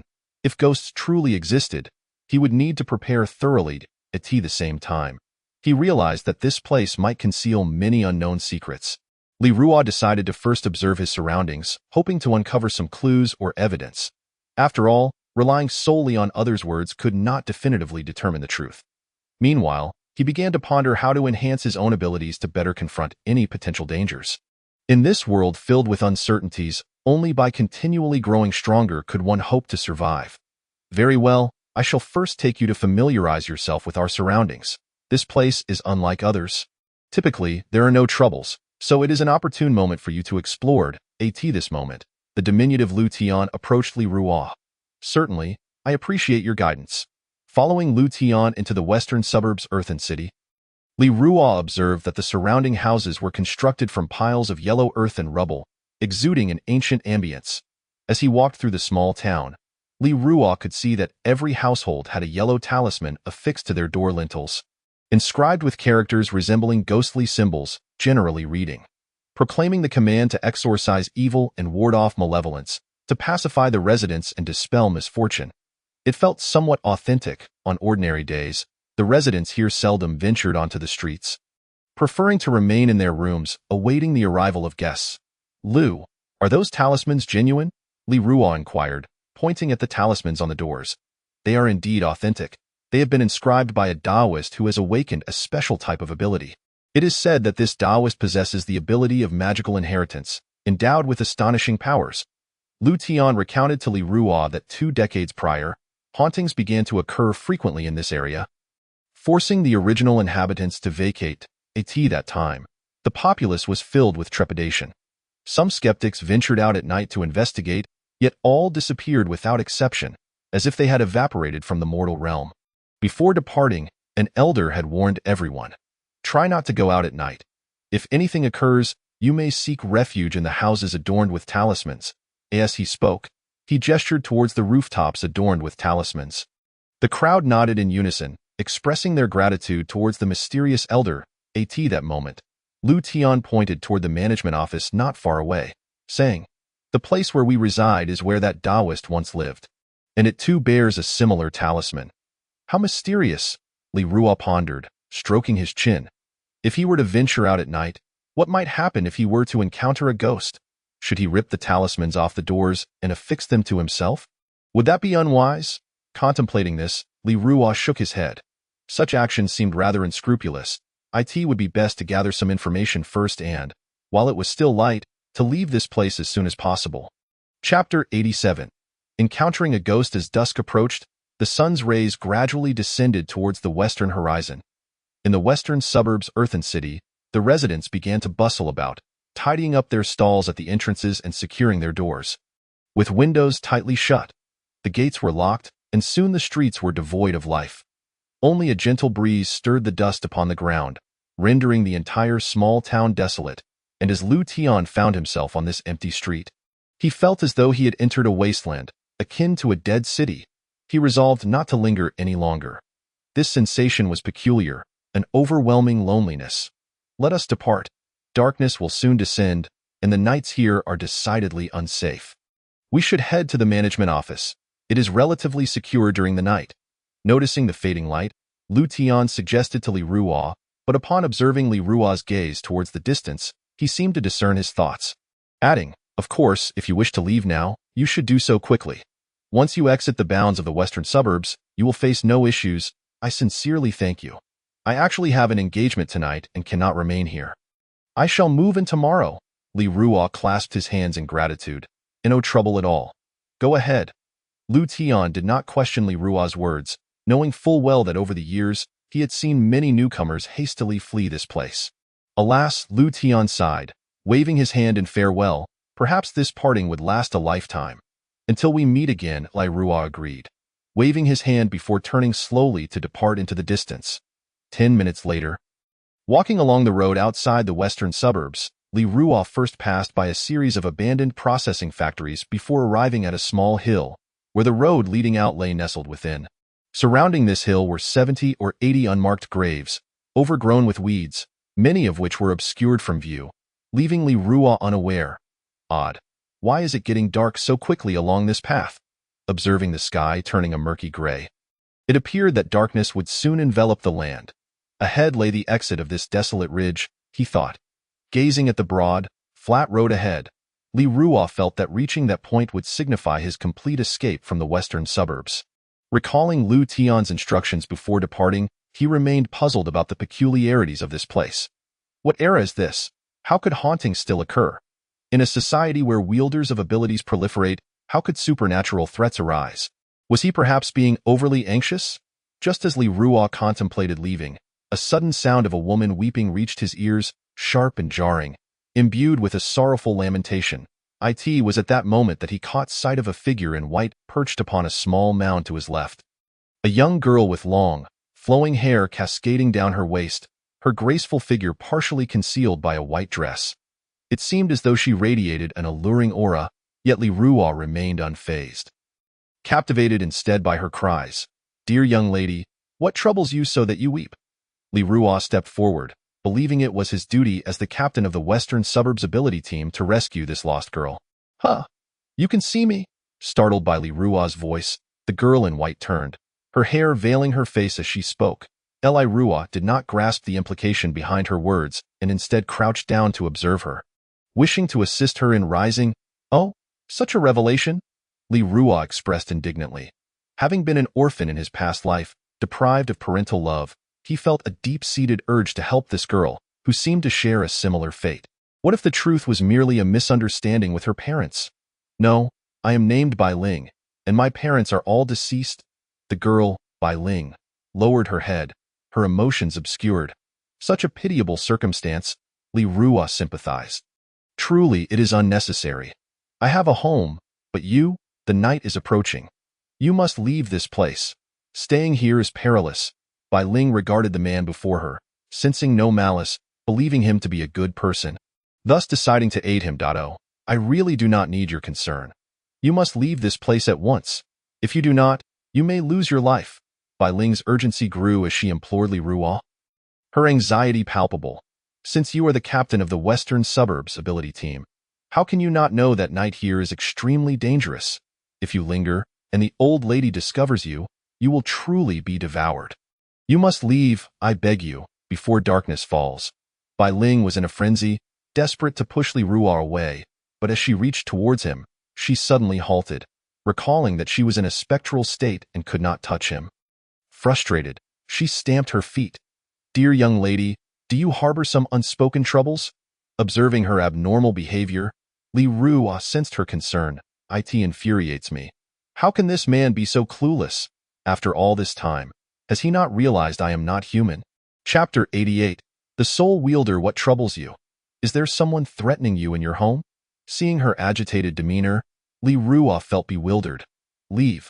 Just get away from me. I do not wish to see you here. You scrawny, foul monkey. How dare someone like you attempt to flirt with a beauty like me?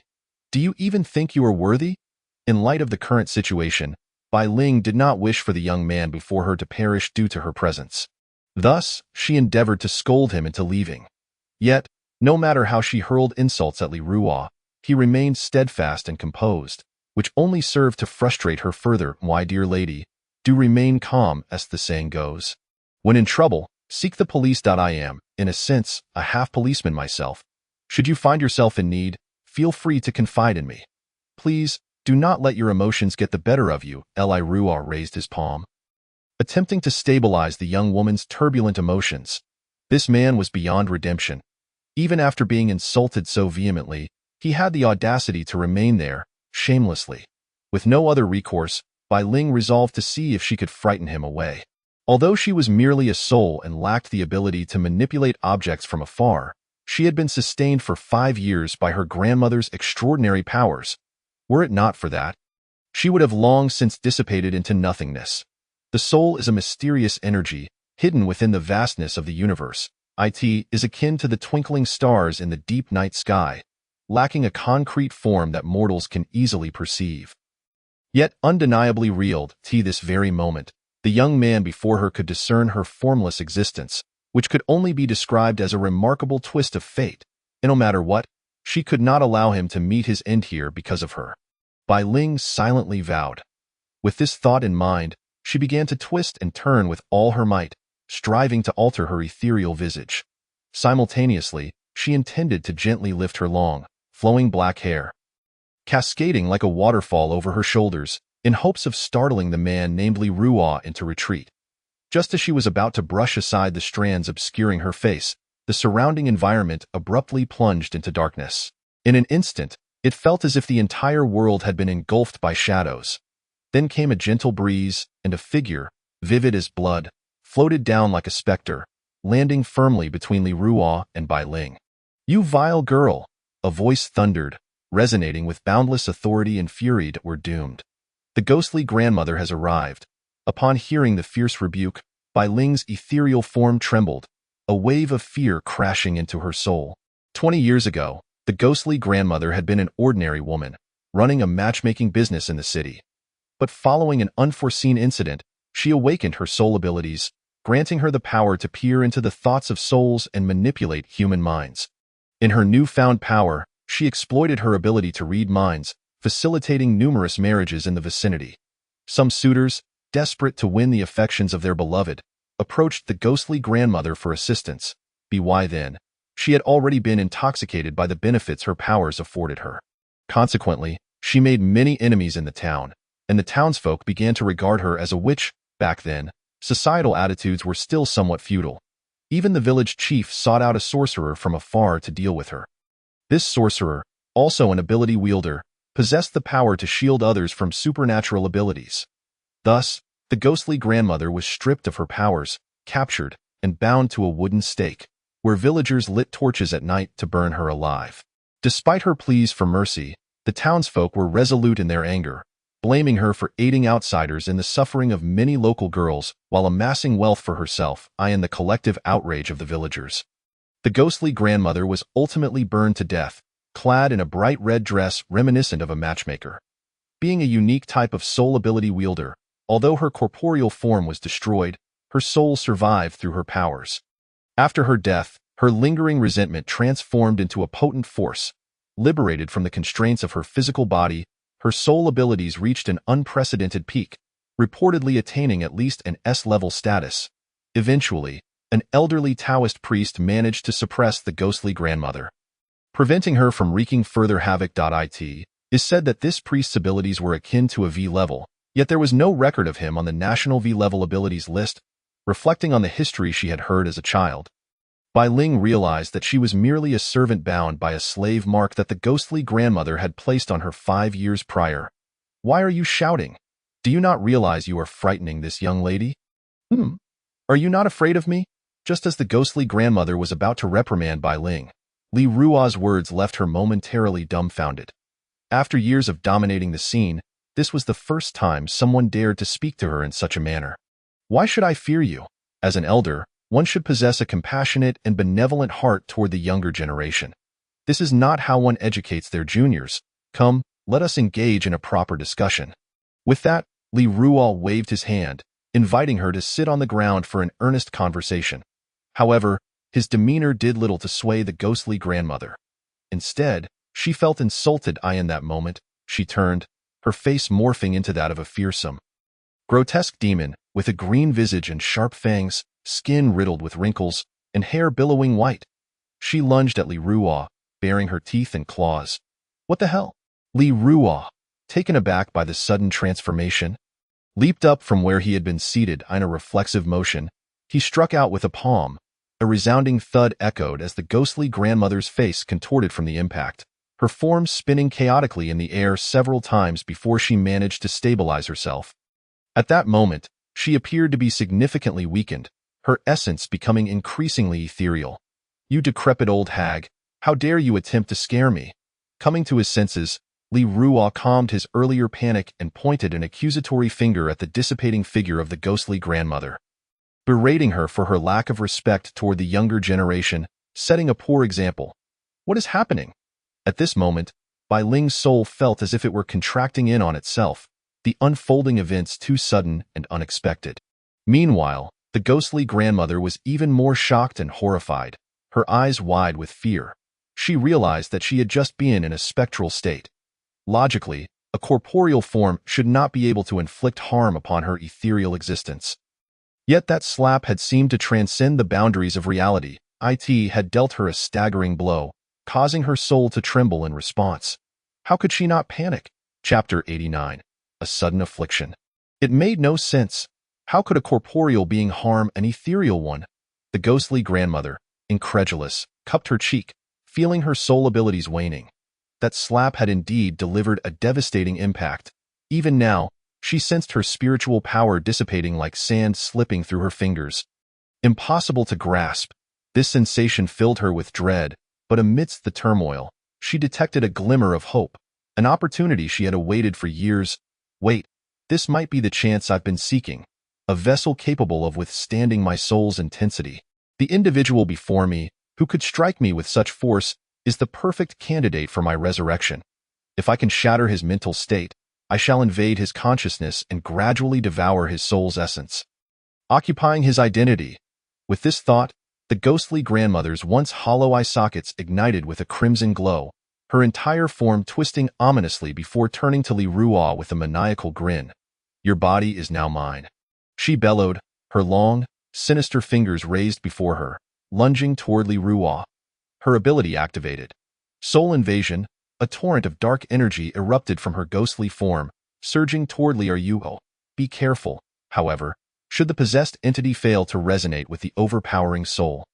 They could not harness the ghostly grandmother's true strength. How curious! Why does this young man remain motionless as I charge at him?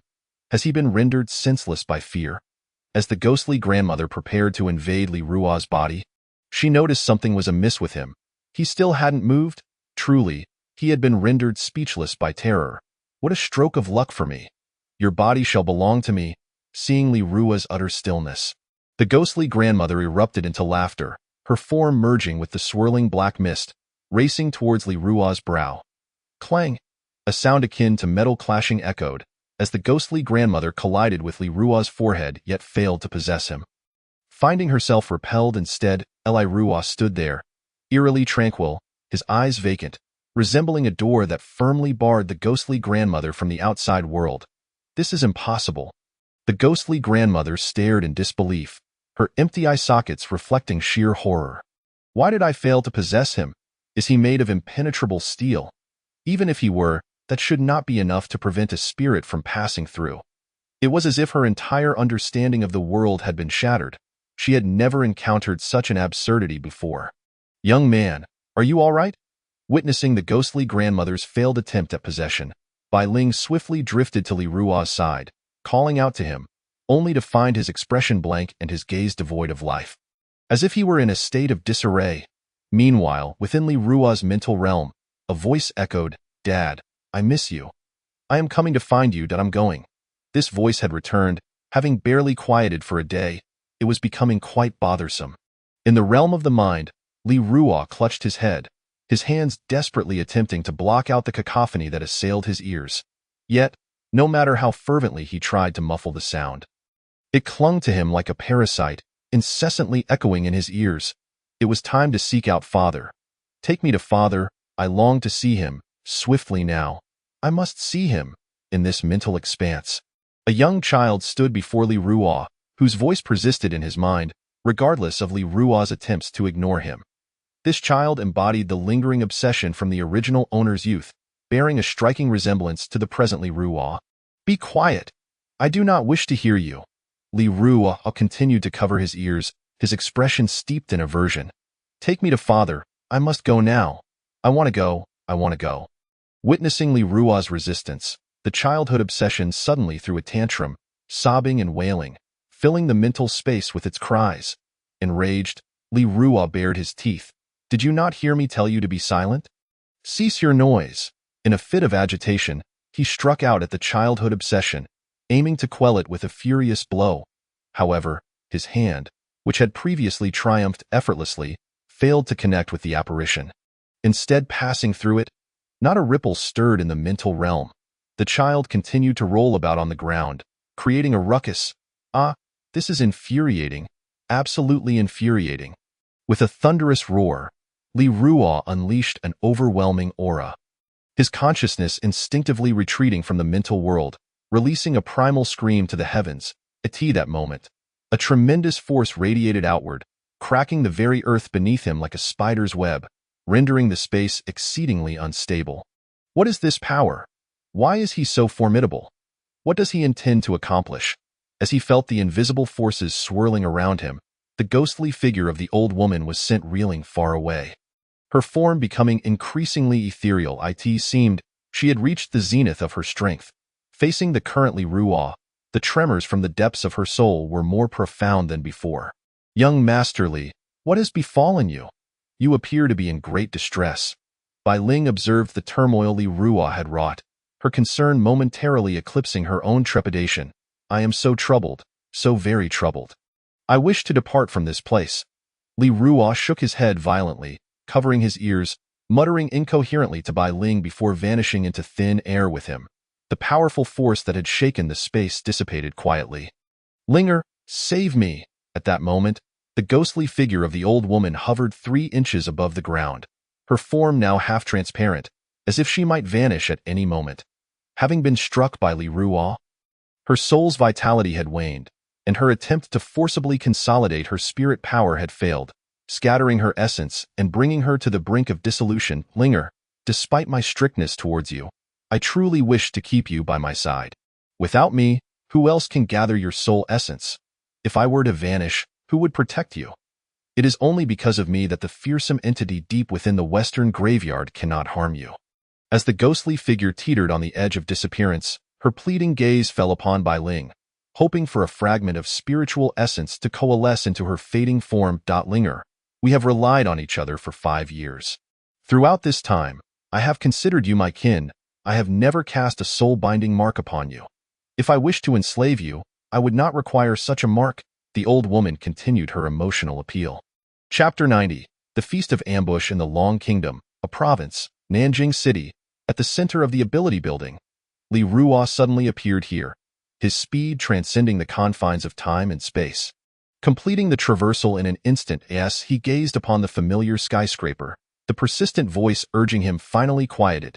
It seemed imperative to resolve the original owner's childhood regrets. Otherwise, would he be driven to madness?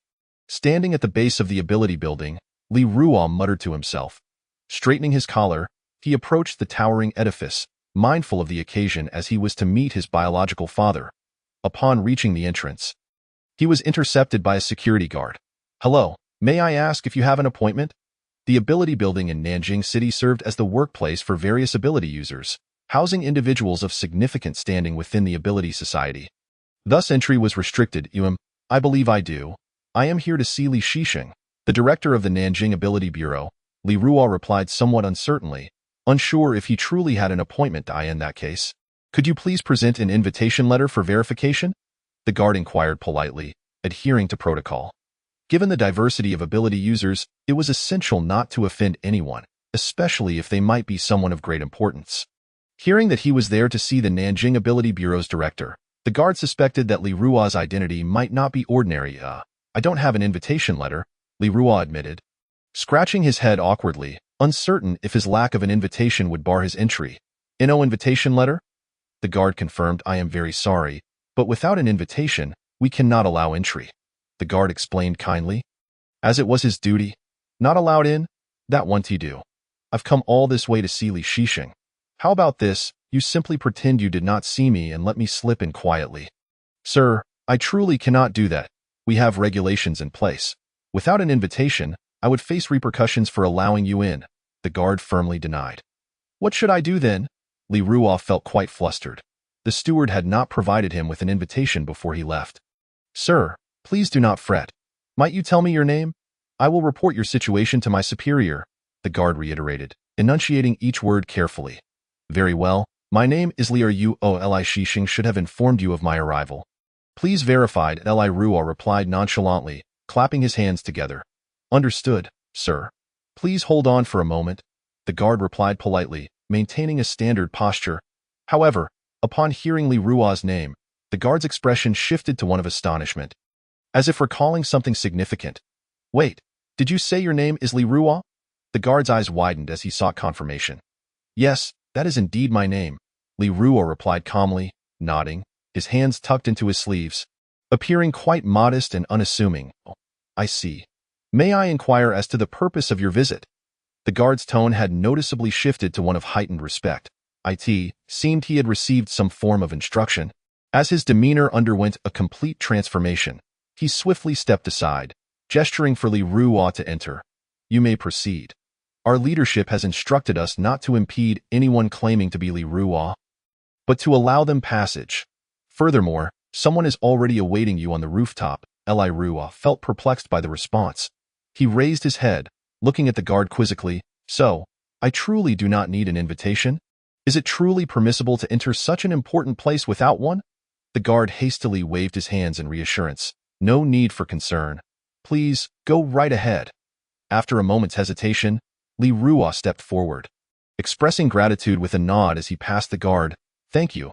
He then proceeded into the ability building. After pushing open the door and heading towards the elevator, the guard picked up his walkie-talkie.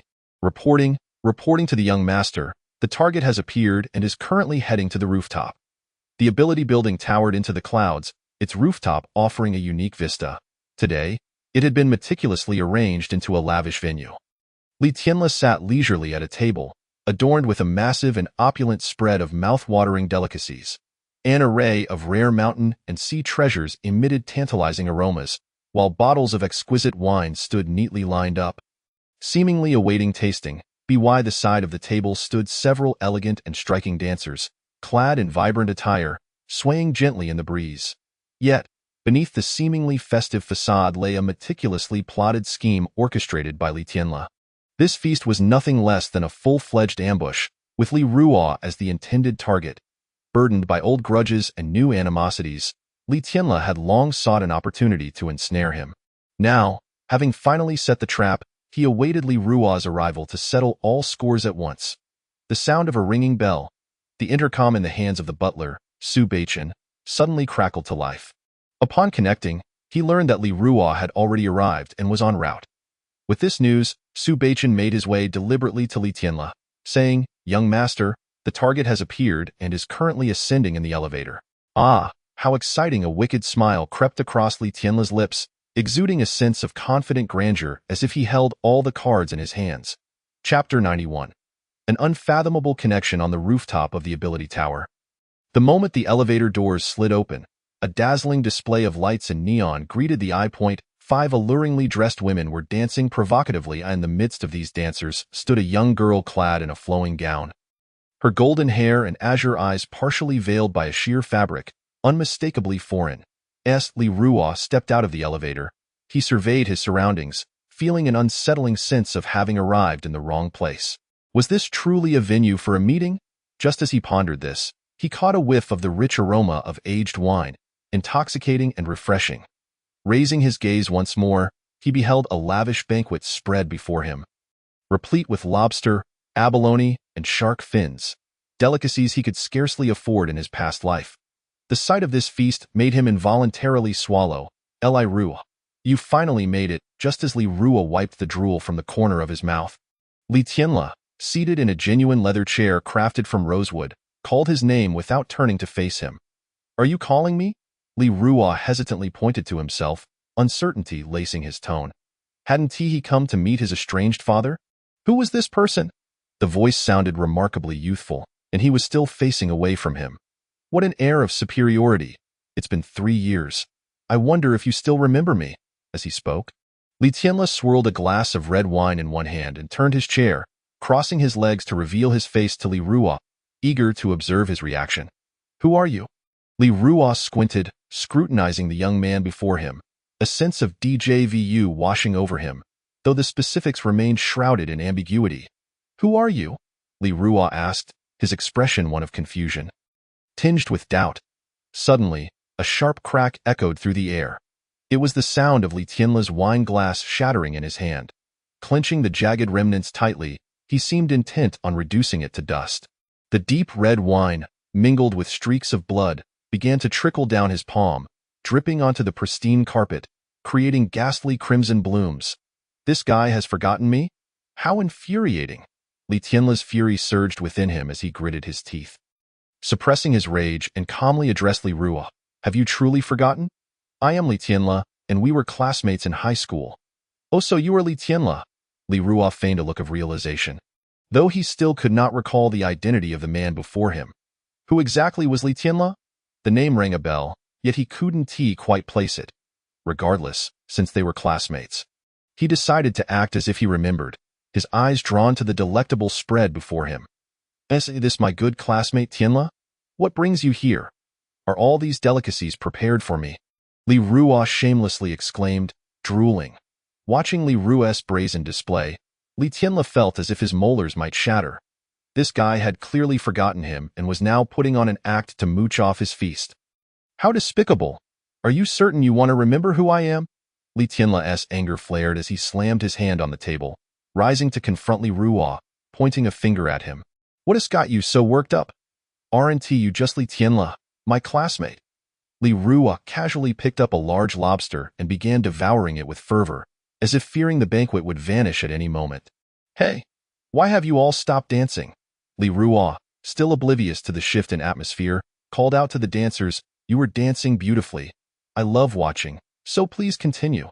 At that moment, Li Ruo felt a peculiar tension enveloping the room. He slowly lifted his head, only to find an array of eyes fixated upon him. The dancers, who had been so lively moments before, now stood frozen, their gazes filled with surprise, curiosity, and a hint of disdain. Feeling the weight of so many eyes upon him, Li Ruo grew increasingly uncomfortable. He instinctively rubbed his nose, attempting to alleviate the awkwardness. Yet, the stares remained, pinning him down like nails, unable to bear the scrutiny any longer. He furrowed his brow, thinking, I need to find a way to break this stalemate. After some contemplation, he resolved to focus on the food. With swift determination, he seized a piece of abalone from the plate and stuffed it into his mouth. Chewing vigorously as the exquisite flavors spread through him, his tension eased slightly. Come on, don't stop. Keep dancing. Let us make this lively, he mumbled through his mouthful, hoping his words would coax the dancers back into their rhythm, thereby reviving the atmosphere. Shut up! At that moment, Li Tianle could no longer contain himself. He lashed out at Li Ruo.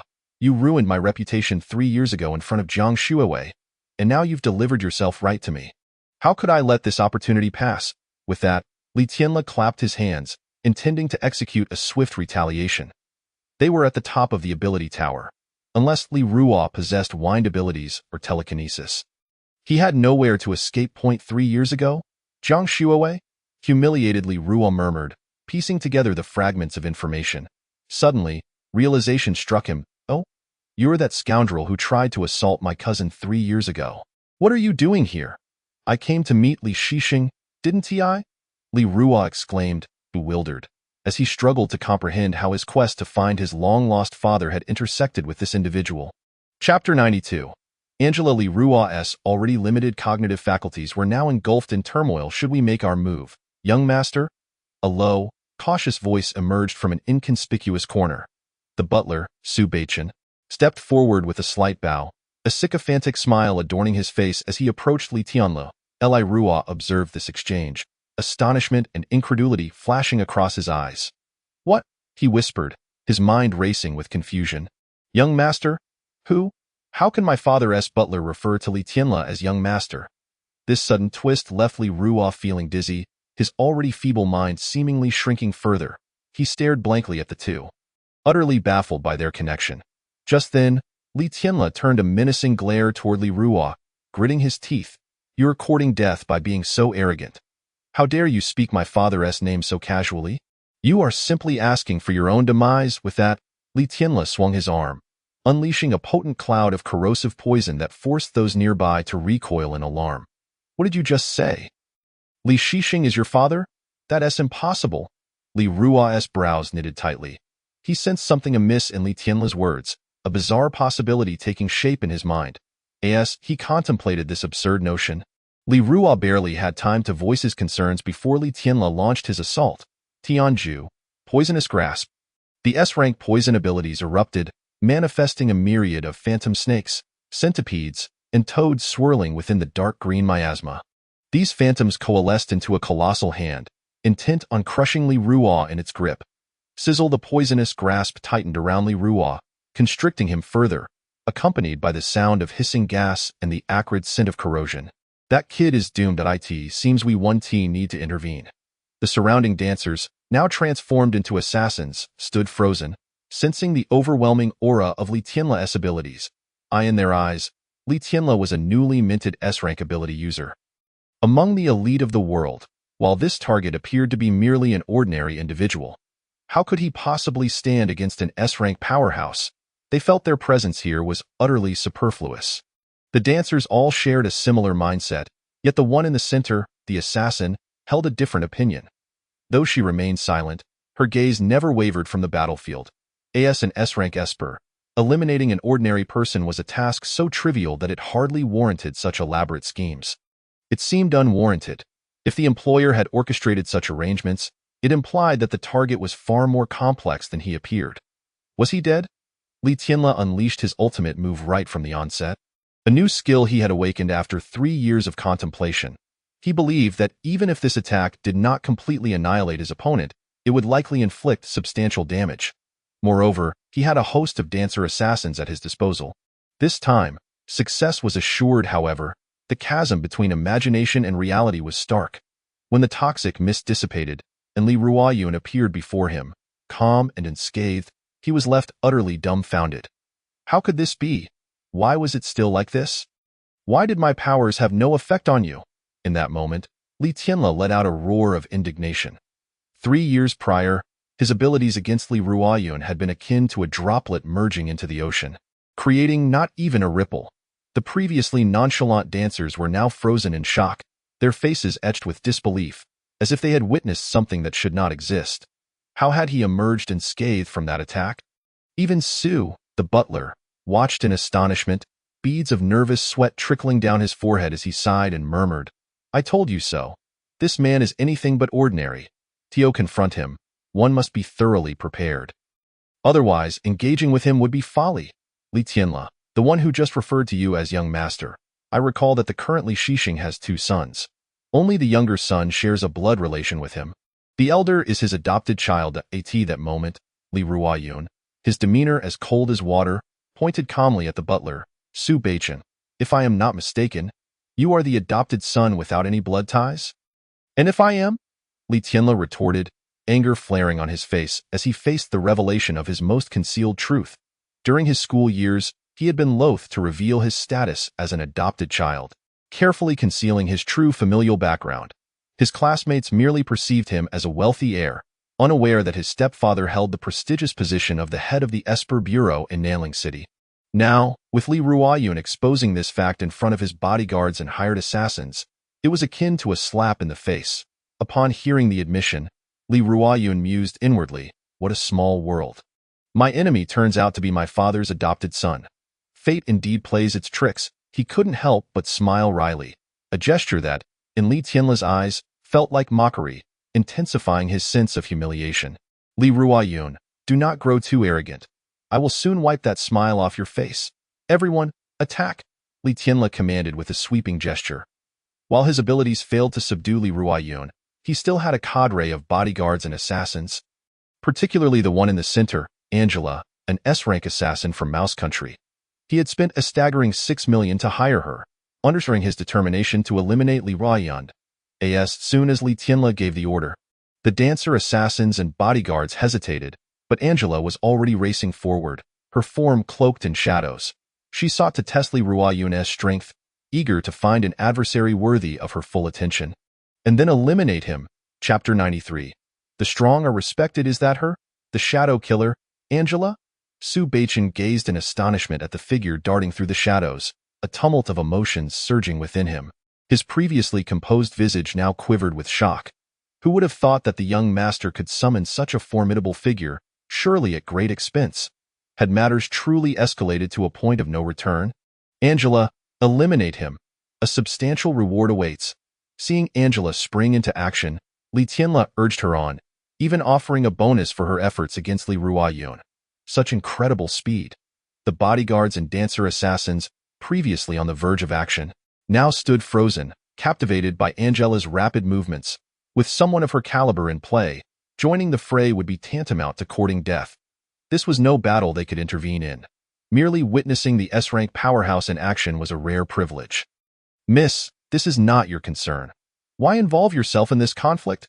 Li Ruoyun stood his ground, unaffected by the fleeting shadows around him, his expression calm as he addressed Angela. He sought to dissuade her from engaging. Listening to the murmurs around him, Li Ruoyun deduced that this elusive woman might be a formidable opponent, and he preferred to avoid confrontation. He had not come here seeking bloodshed. Why must their meeting devolve into a life-or-death struggle? Li Tianle mentioned your name. It is Li Ruoyun, correct? Angela's voice emerged from the darkness. From your earlier display, I can see you are no weakling. In fact, you might even surpass Li Tianle. You are a worthy adversary. As she spoke, her tone shifted, brimming with excitement. I offer no respect to those of equal strength. I will let my prowess speak, determine a victor, and then send you on your way. As her words hung in the air, Angela's form suddenly vanished without warning. Almost simultaneously, the sky erupted with countless shadow clones, each one identical to Angela, rendering it impossible to discern the real from the mimic. Even more astonishing, every clone not only mirrored her appearance but also exhibited lightning-fast speed, slipping through the air like phantoms, creating an ethereal spectacle. Prepare to witness the ultimate technique of dual Esper fusion. The shattering shadow assault, Angela proclaimed, her voice resonating with power. A potent and enigmatic force emanated from her. A new ability born from the fusion of elemental darkness and unique speed. This phenomenon of Esper fusion was unprecedented for both Li Tianle and Su Beichen, their eyes wide with disbelief. Different abilities can merge like this? Li Tianle murmured, while Su Beichen stood speechless, entranced by the flickering shadow clones above, around them. The bodyguards and dancers ceased their movements, gazing in awe at the unfolding spectacle. They exchanged bewildered glances, filled with trepidation. Perhaps this was the true reason Angela had ascended to S-rank. A unique fusion technique coupled with astonishing power that left all present in a w-in that instant. Countless versions of Angela transformed into mere afterimages, each wielding a dagger, launching a dazzling assault upon Li Ruoyun. In a heartbeat, Li Ruoyun found himself enveloped in a whirlwind of black lines, the traces left by Angela's swift movements. His body was knocked down repeatedly, and each time he regained his footing, a new clone would strike him down. The clang of daggers echoed as they collided with Li Ruoyun's frame, and the shadow clones vanished after their assault. Yet, amidst this overwhelming onslaught, Li Ruoyun was left scrambling, his defenses crumbling as the tide of battle turned irrevocably against him. Ha ha ha, how does it feel? Angela's sharp, triumphant laughter reverberated throughout the space, shattering Li Ruoyun's final vestiges of dignity. Can you keep up with my speed? Let me tell you, my velocity is unparalleled, the swiftest among all S-rank powerhouses. She flitted like a specter among the indistinguishable clones, leaving Li Ruoyun bewildered, as even with his formidable S-rank prowess, he found himself at a loss against Angela's unimaginable speed and unpredictable tactics. Li Tianla was at a loss against you. But that does not imply that this young lady will be helpless as well. Angela provocatively continued, her words dripping with disdain and contempt for Li. Are you this truly all you are capable of? Angela lifted her chin, gazing down at Li Ruo with an air of superiority, her eyes glinting with scorn. Humph. It seems that you so-called masters of the Dragon Nation are not as formidable as you claim. Before me, you can only cower like pitiful creatures, utterly powerless to retaliate. Resigned to receiving blows?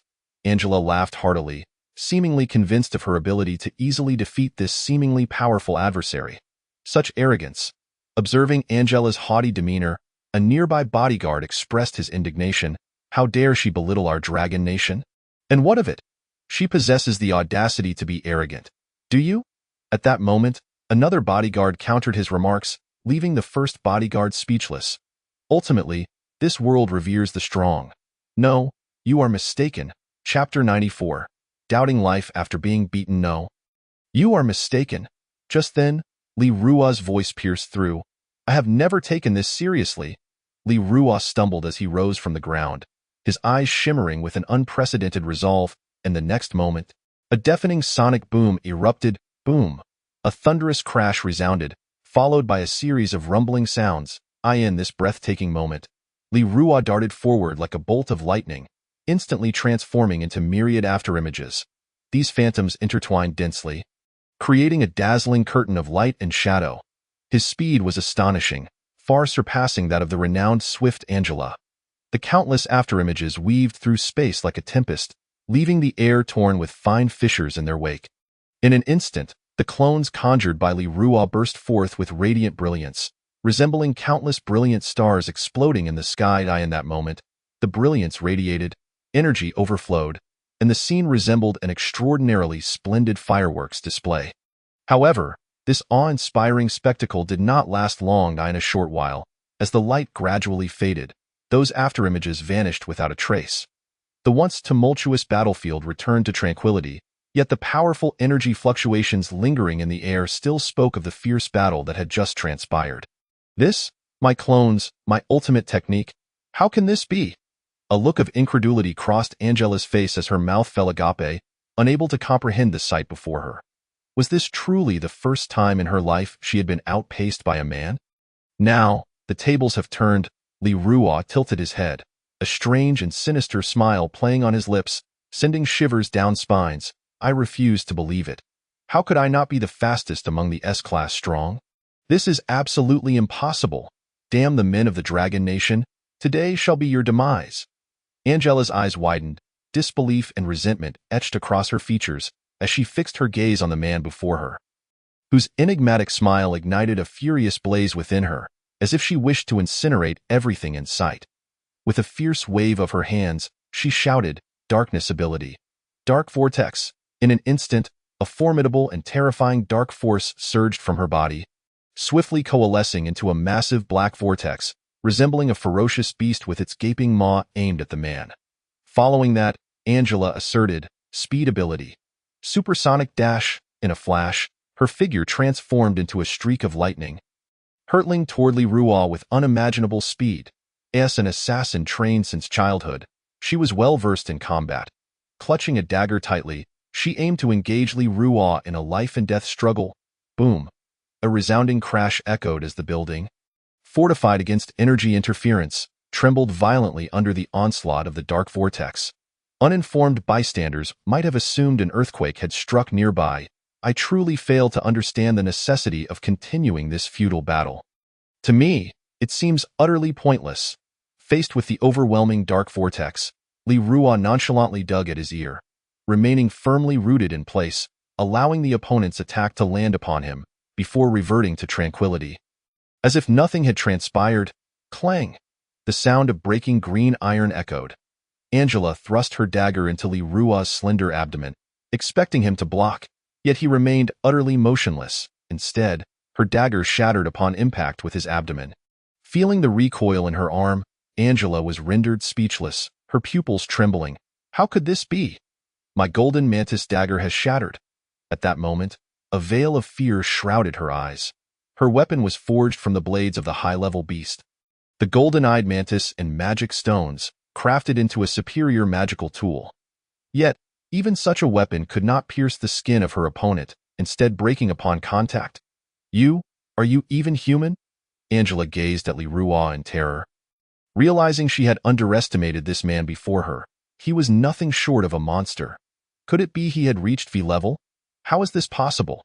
How could he be so strong? In that instant, Li Tianla also bore witness to Li Ruo's might, a sense of helplessness rising within him. This guy was simply a monster. No wonder his poison abilities had no effect. It turned out he was not human at all. Others sharing this sentiment included Su Beichen and the bodyguards and dancers, who stood frozen in place, scarcely daring to breathe, some already contemplating their escape. This farce must come to an end. It is time to meet Li Shisheng. Li Ruo's lips involuntarily curled upward as he reached out to seize Angela in that moment. Perceiving the man was about to strike, Angela quickly reacted, activating her speed ability to escape from Li Ruo's vicinity. This man was far too enigmatic. Lingering near him could spell danger. Humph! Angela scoffed. Do not be too pleased with yourself. I have not yet been defeated. When we meet again, I shall make you pay. With those fierce words, she acknowledged her inability to contend with him.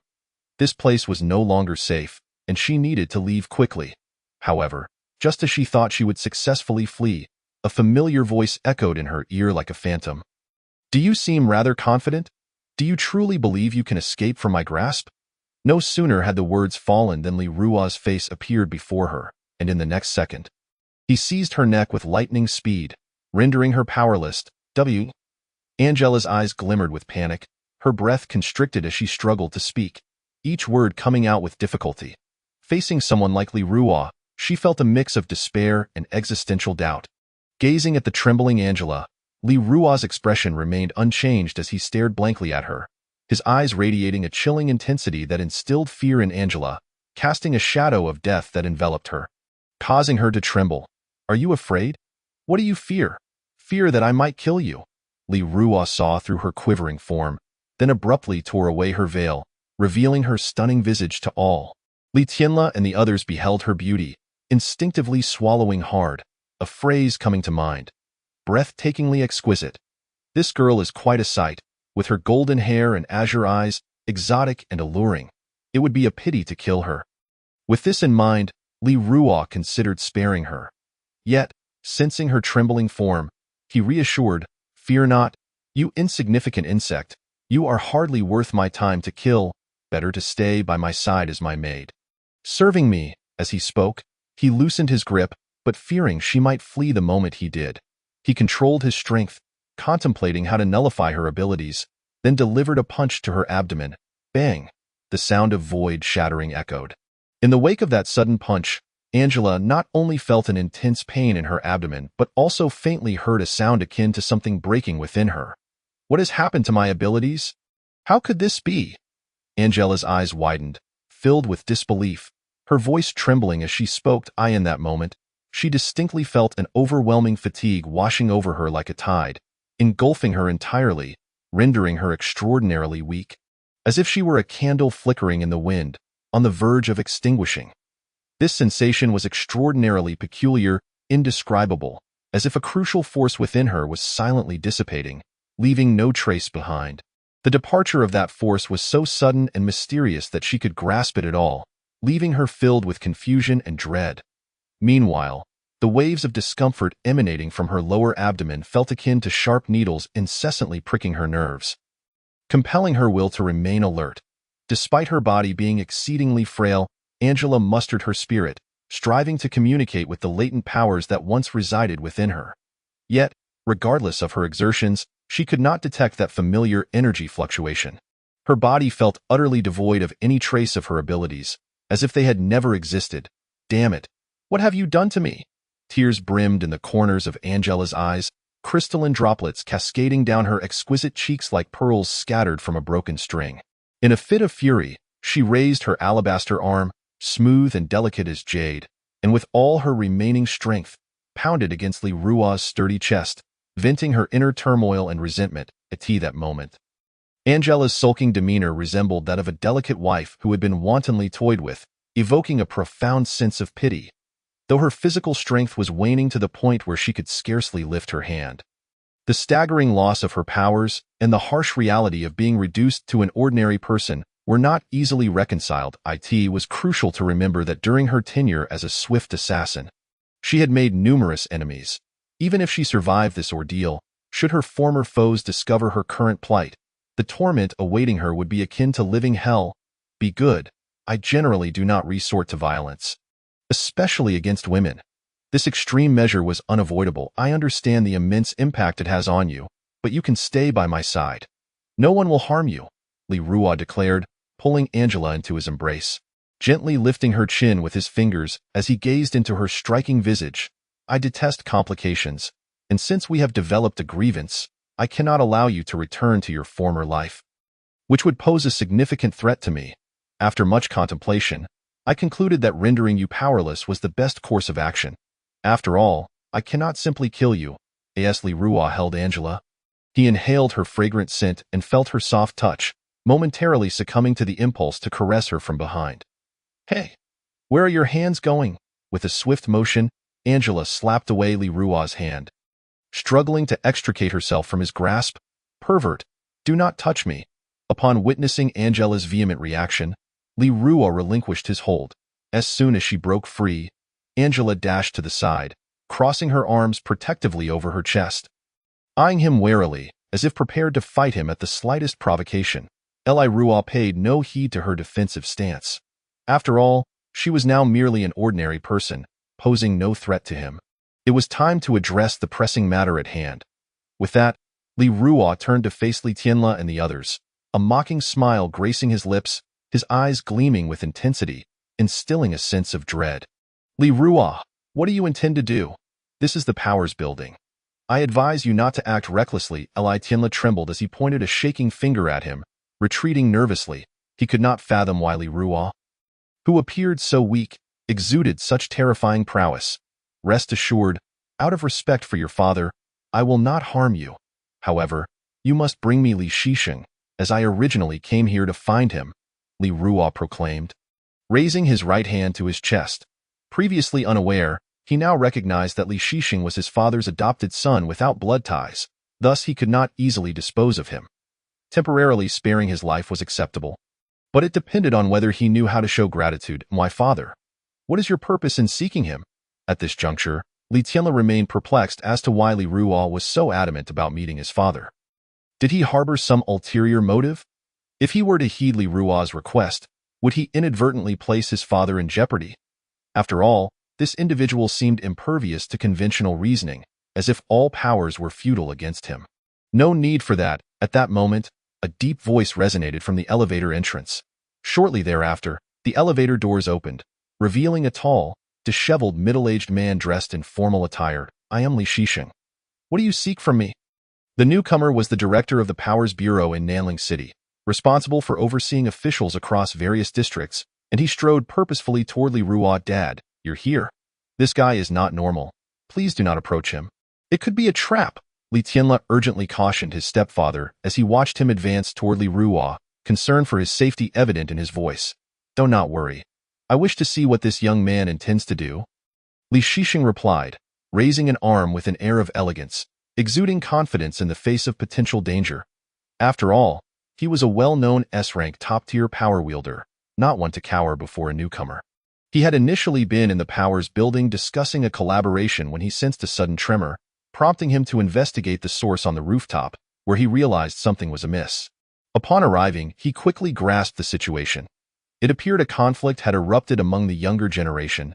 I do not care who you are, but your ability to push my son to this extent speaks to your capabilities. Perhaps I have been remiss in my supervision of Tianla, resulting in this incident, but the Powers Bureau has its regulations. Private disputes among power wielders are strictly prohibited, Li Shixing remarked, casting a disappointed glance at Li Tianla before continuing to address Li Ruo. I do not care what transpired between you.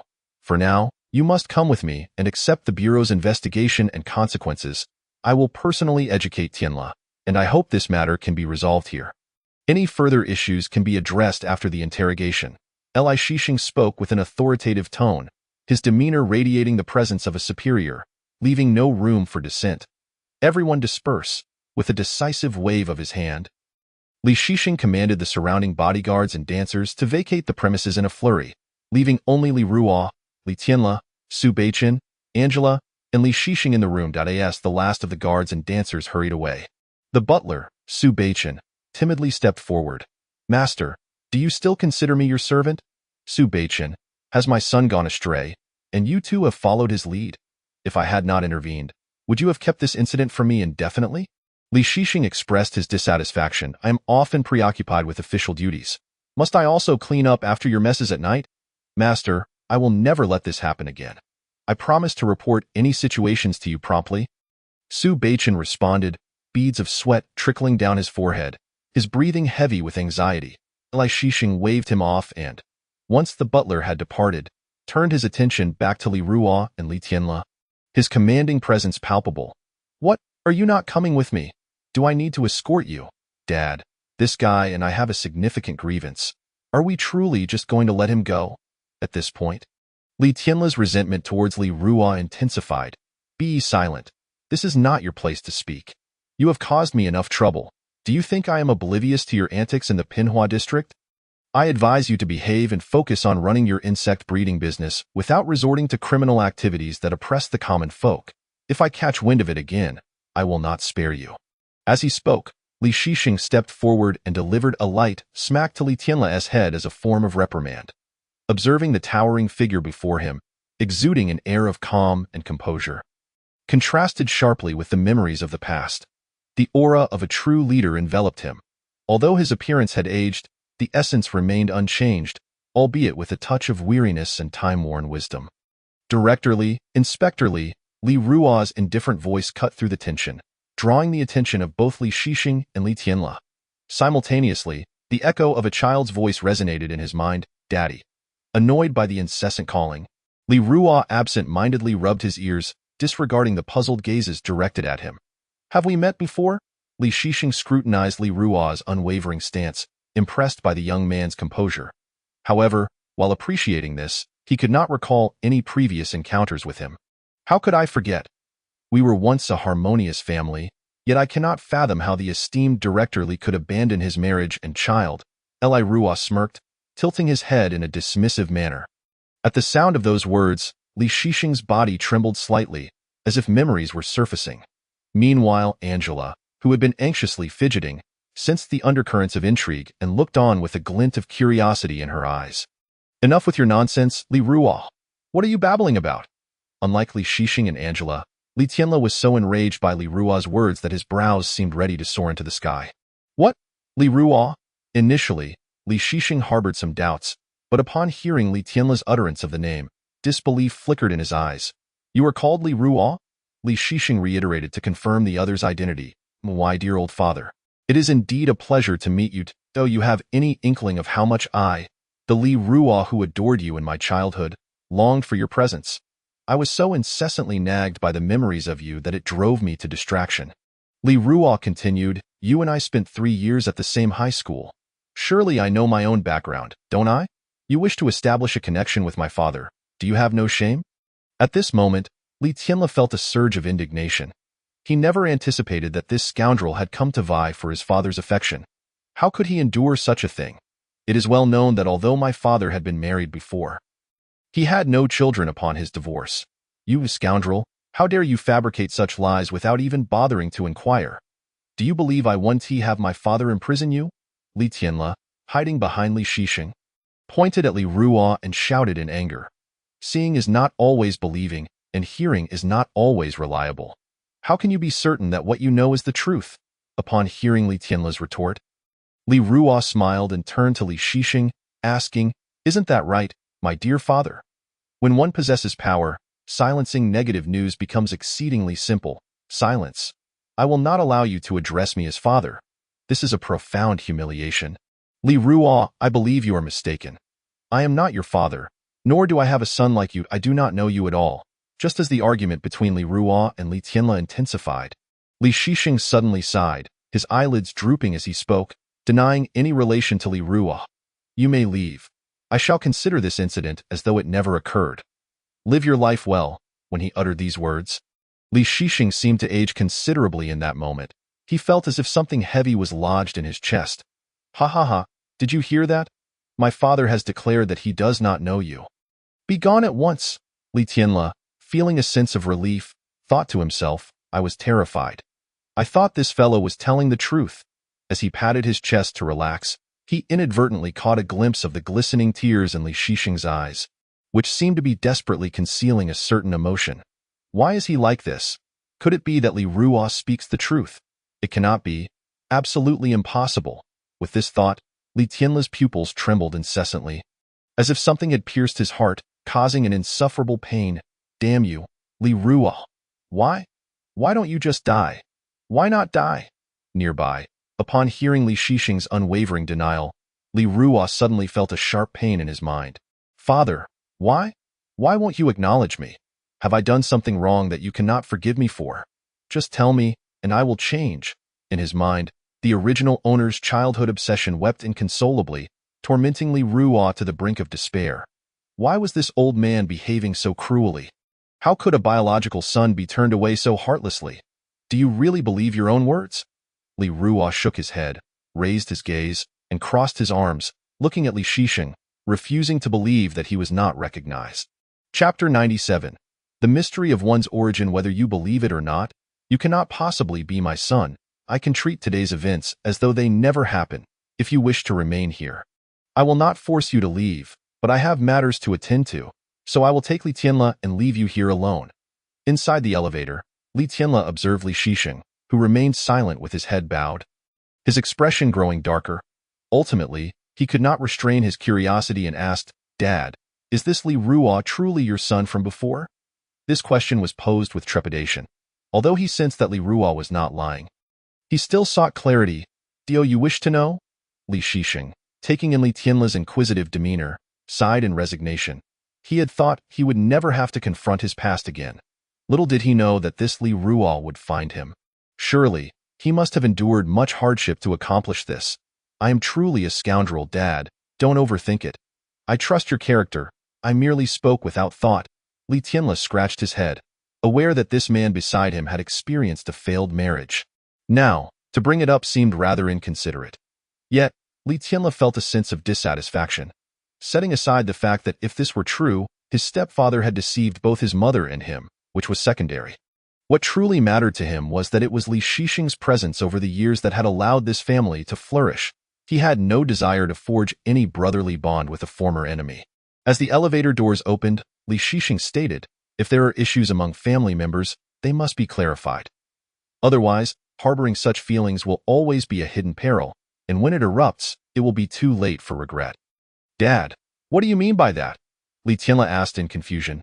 He could not believe that Li Ruo was indeed his son.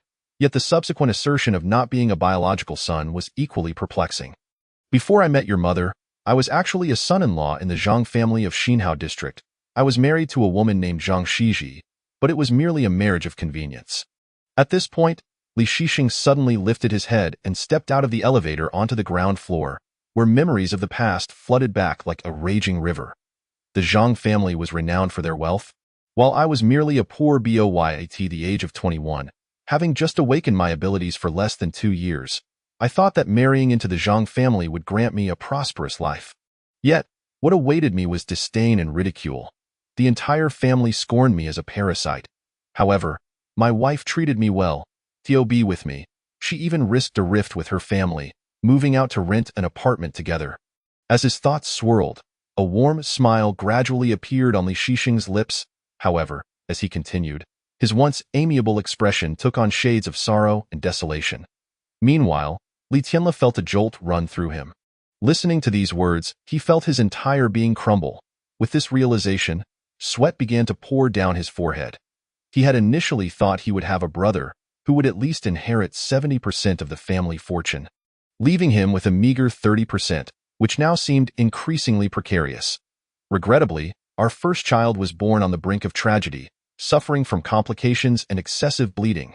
In an effort to save both my wife and the child, I sought help from many, including ability-enhanced pharmacists, yet all was in vain. Ultimately, I had no choice but to relinquish the child. This event struck me profoundly. I remained by my wife's bedside, listening to her murmur about the child. My heart ached as if pierced by 1,000 knives. I knew she had invested all her hopes in this child. Fearing her sorrow, I couldn't even bear to contemplate how to tell her upon her awakening. With each step, Li Shixing kept his head bowed, the corners of his eyes seemingly brewing tears, yet the dignity of a man held him steadfast. A twist? How wonderful! Li Tianle's once dim eyes regained a glimmer of light as he inquired. What happened next? Later, perhaps out of divine compassion, I encountered a newborn baby abandoned beneath a tree. Seeing that no one was willing to adopt him, I took him in and raised him as a substitute for my stillborn child. I even discreetly rewarded the hospital staff to keep my secret, all to ensure that my wife could awaken in good health. That child, Li Ruo, was the one I adopted and bore no blood relation to me. Even my wife at that time was unaware of this. As for why I divorced my first wife, it was not only due to irreconcilable feelings, but also frequent quarrels over trivial matters. With others secretly fanning the flames, I had my own grievances. Li Shixing recounted his past struggles and heartaches. So it was like this? Upon hearing the full story, Li Tianle formed a pistol shape with his right hand, resting his chin upon it as he pondered. If Li Ruo were also an adopted child, then he need not worry about him contesting the inheritance.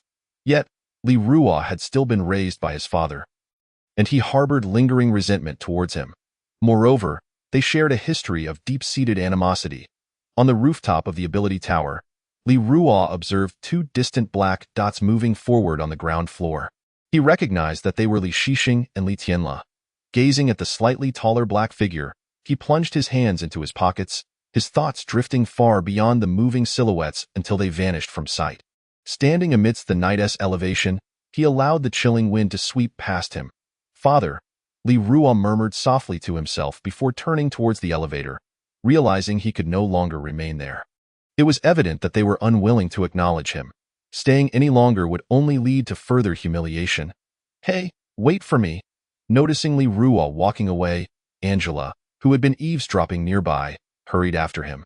Now stripped of her abilities and surrounded by enemies, coupled with her striking appearance, venturing out at night was fraught with danger. In the past, her powers had shielded her from fear.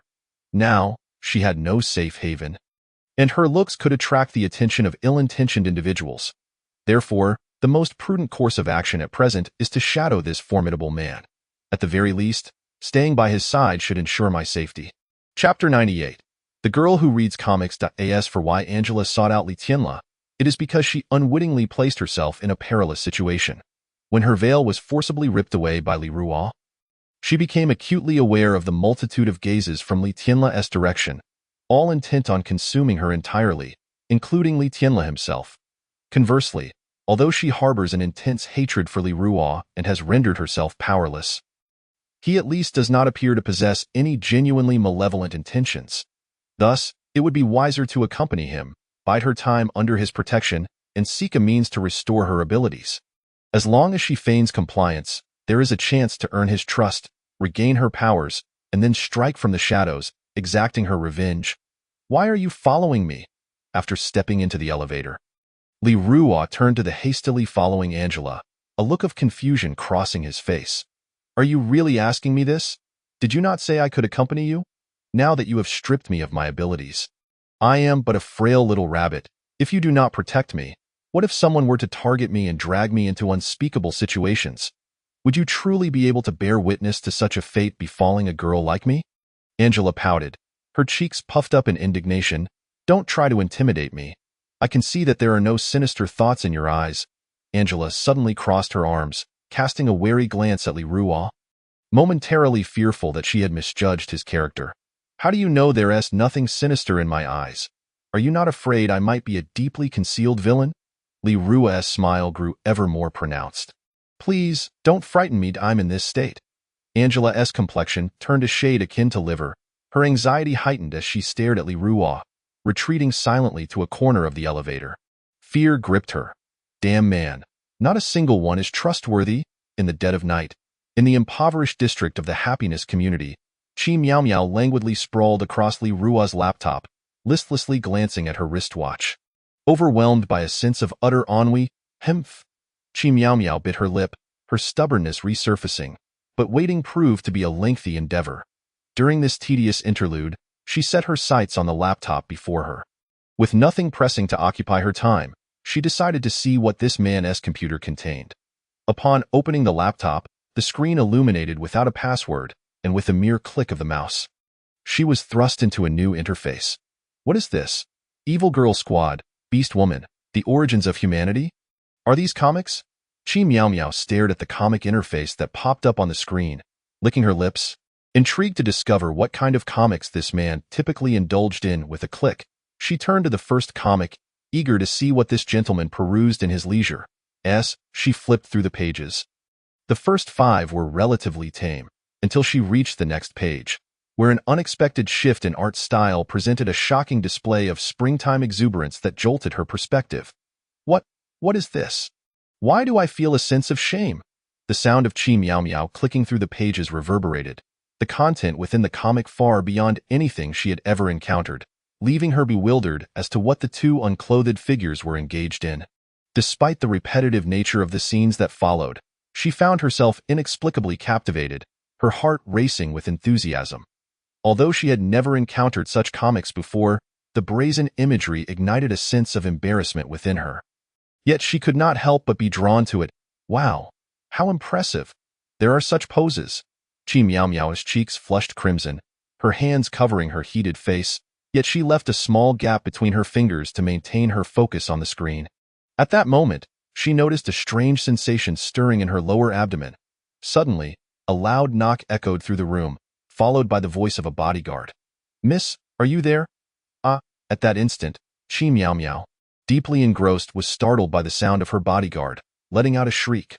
What's wrong, miss? Are you all right? Don't worry, we're coming in. Upon hearing her cry, the bodyguards outside wasted no time, forcefully kicking the closed door. Fearing for their mistress's safety, with a resounding crash, the door flew open, sending a cloud of dust into the air. No, don't come in. Chi Miao Miao's voice rang out once more, laced with panic and urgency. However, it was far too late. The bodyguards surged into the room like a whirlwind. Chi Miao Miao, resembling a startled kitten, had her hair standing on end, leaping from her seat in shocked eye. In that moment, she swiftly reached for the laptop on the table and closed it with lightning speed. You scoundrels! Who allowed you to enter? Chi Miao Miao seethed, pointing an accusatory finger at the intruding bodyguards, her face flushed with anger, her eyes wide with fury, as if ready to unleash flames. We heard your scream and were worried something had happened. So we rushed in to check, the lead bodyguard stammered, attempting to explain. Even if something were amiss, it is not your place to meddle. You barged into my room without my permission. Utterly outrageous. Chi Miao Miao fumed, her chest heaving with indignation. In that moment, the atmosphere in the room grew palpably tense, as if a storm was brewing. Get out. No one is allowed to enter without my command. Anger radiated from Chi Miao Miao as she shoved the bodyguards out of her domain. Marvelous. This comic is simply splendid. Chapter 99. Return my laptop. Eek. Upon reaching a pivotal moment, Chi Miao Miao could not help but let out a soft hum, her forehead flushed, her excitement causing her to flail her arms like a child, as if her head might burst into steam. Covering her head, she nestled under the covers and opened her laptop, eager to delve into the next comic. Hee. In the cocoon of her blankets, Chi Miao Miao peered at the screen. Drooling with glee, entirely devoid of any semblance of ladylike decorum, her eyes shimmering with a wild glint.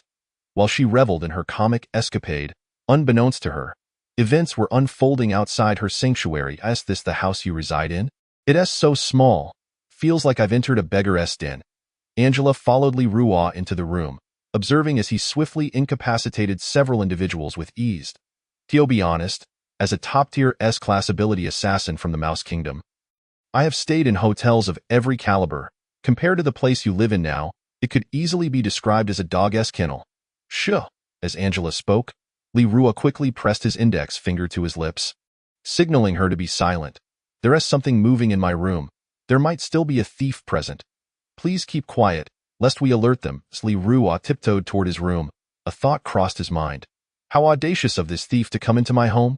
Observing Li Ruo's stealthy demeanor, Angela couldn't help but feel exasperated. Brother, this is your home, isn't it? Why do you seem more like a petty thief? With a creak, Li Ruo gently pushed open the door to his bedroom, discovering it unlocked. Have thieves grown so brazen these days? To break into a home and leave the door unlocked? Upon entering the dimly lit space, Li Ruo stood on tiptoe, continuing his careful approach. Upon entering, his keen ears picked up the sound of rapid breathing within the room. No way. It's one thing for a thief to break in, but to occupy my bed. Li Ruo observed the quilt on his bed rising and falling, illuminated by a glow that piqued his curiosity.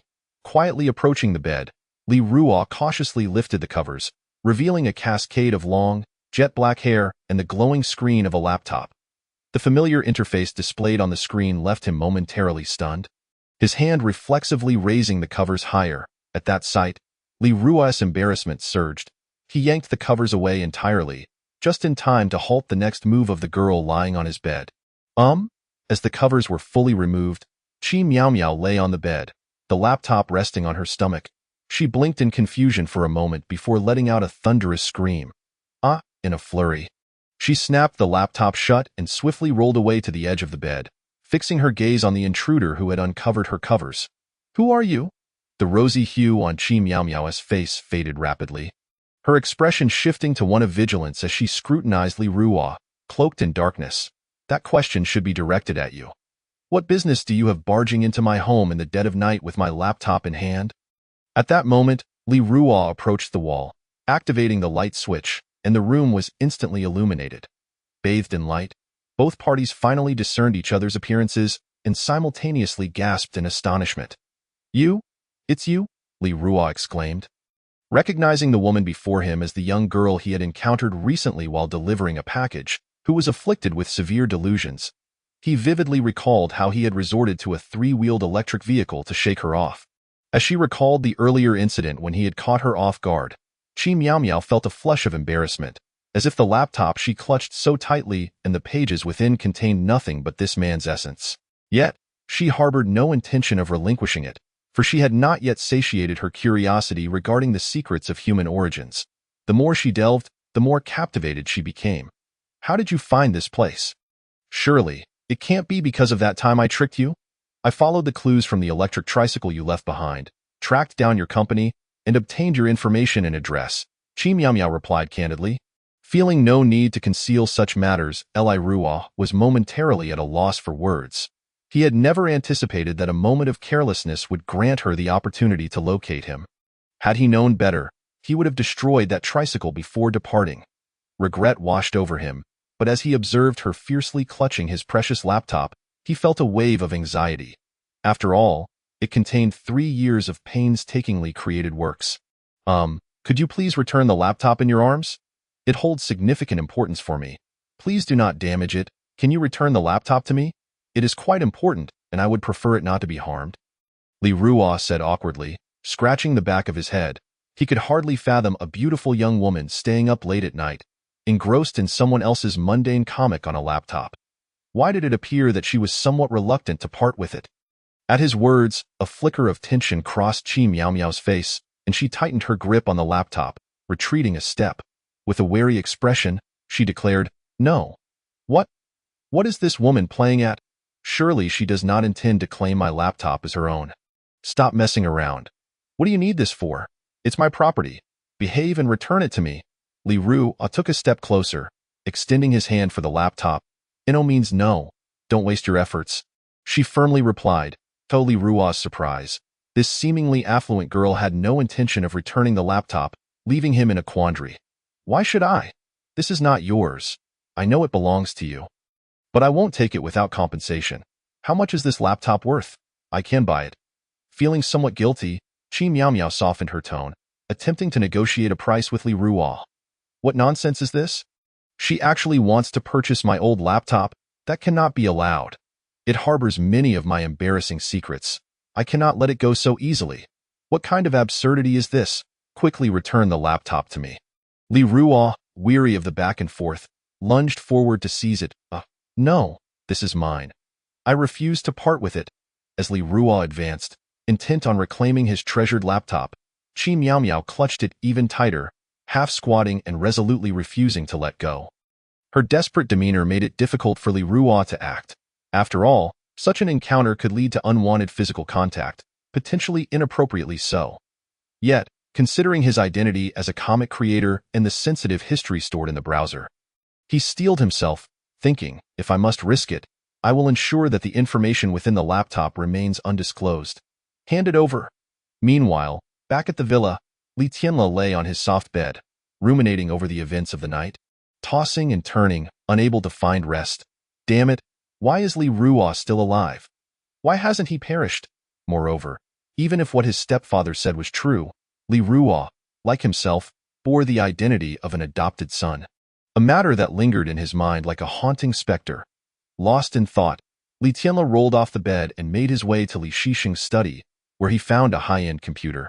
He opened a mysterious website and clicked on a pop-up advertisement that led him to another clandestine login page. Li Ruo, even if I cannot kill you myself, I refuse to believe that no one else can. Regardless of your status as an S-rank Esper, there are countless S-rank powerhouses in this world. If one cannot eliminate you, then 100, 1,000, or even 10,000 can, he declared with a sinister expression, his eyes gleaming with malice. Apologies, father, but let me borrow your assassination network to ponder what the login password might be, Li Tianle uttered ominously. This website had originally been used by Li Shixing before he ascended to the position of Esper Inspector, allowing him to eliminate numerous potential competitors, ultimately securing his position in the Southling City Esper Bureau. However, now Li Shixing had long since retired from such activities, yet this time it would be used by his stepson against the very adopted son he once raised. With swift keystrokes, Li Shixing entered a series of passwords, failing twice before finally succeeding on the third attempt, gaining access to the foreign assassination network. Success! Li Tianle exclaimed, elated as the screen transitioned to the successful login page. He had inadvertently learned the login password from his stepfather, and despite the years that had passed, he had managed to recall it correctly. Li Ruo, your demise is imminent. Prepare to face the nightmare I have arranged for you. He chuckled darkly, subsequently posting a photo of Li Ruo from high school on the assassination bounty board, detailing his name, gender, identity, and address beneath the image. Finally, he announced a staggering bounty of 30 million. Of course, he could not afford such a sum, so he utilized Li Shixing's computer privileges to misappropriate 30 million from the Esper Bureau's funds for the bounty. Li Ruo, I refuse to believe that under a 30 million bounty, you can escape death. At this moment, Li Tianle's expression was twisted with rage, his eyes bloodshot, determined to pursue Li Ruo to the bitter end. Feeling impervious to the influence of his status as the heir of the Southling City Esper Bureau. At that very moment, Li Ruo had forcibly wrested the laptop from the stubborn Qi Miao Miao, causing her to burst into tears, which prompted Angela, who had been idly sitting in the hall, to investigate. Upon entering, she beheld a disheveled girl weeping pitifully beside Li Ruo, as if she had suffered a grave injustice. Li Ruo, what have you done to this girl? Angela exclaimed, astonished, her eyes betraying a hint of disdain. She had never imagined this man would dare to commit such a despicable act, especially given how little time had elapsed. Barely 10 minutes. Wait, is this really the time to think about that? This man is capable of such vile deeds, and here I am, in his house. Am I not walking into a trap? Do not think wildly. The situation is not as you imagine.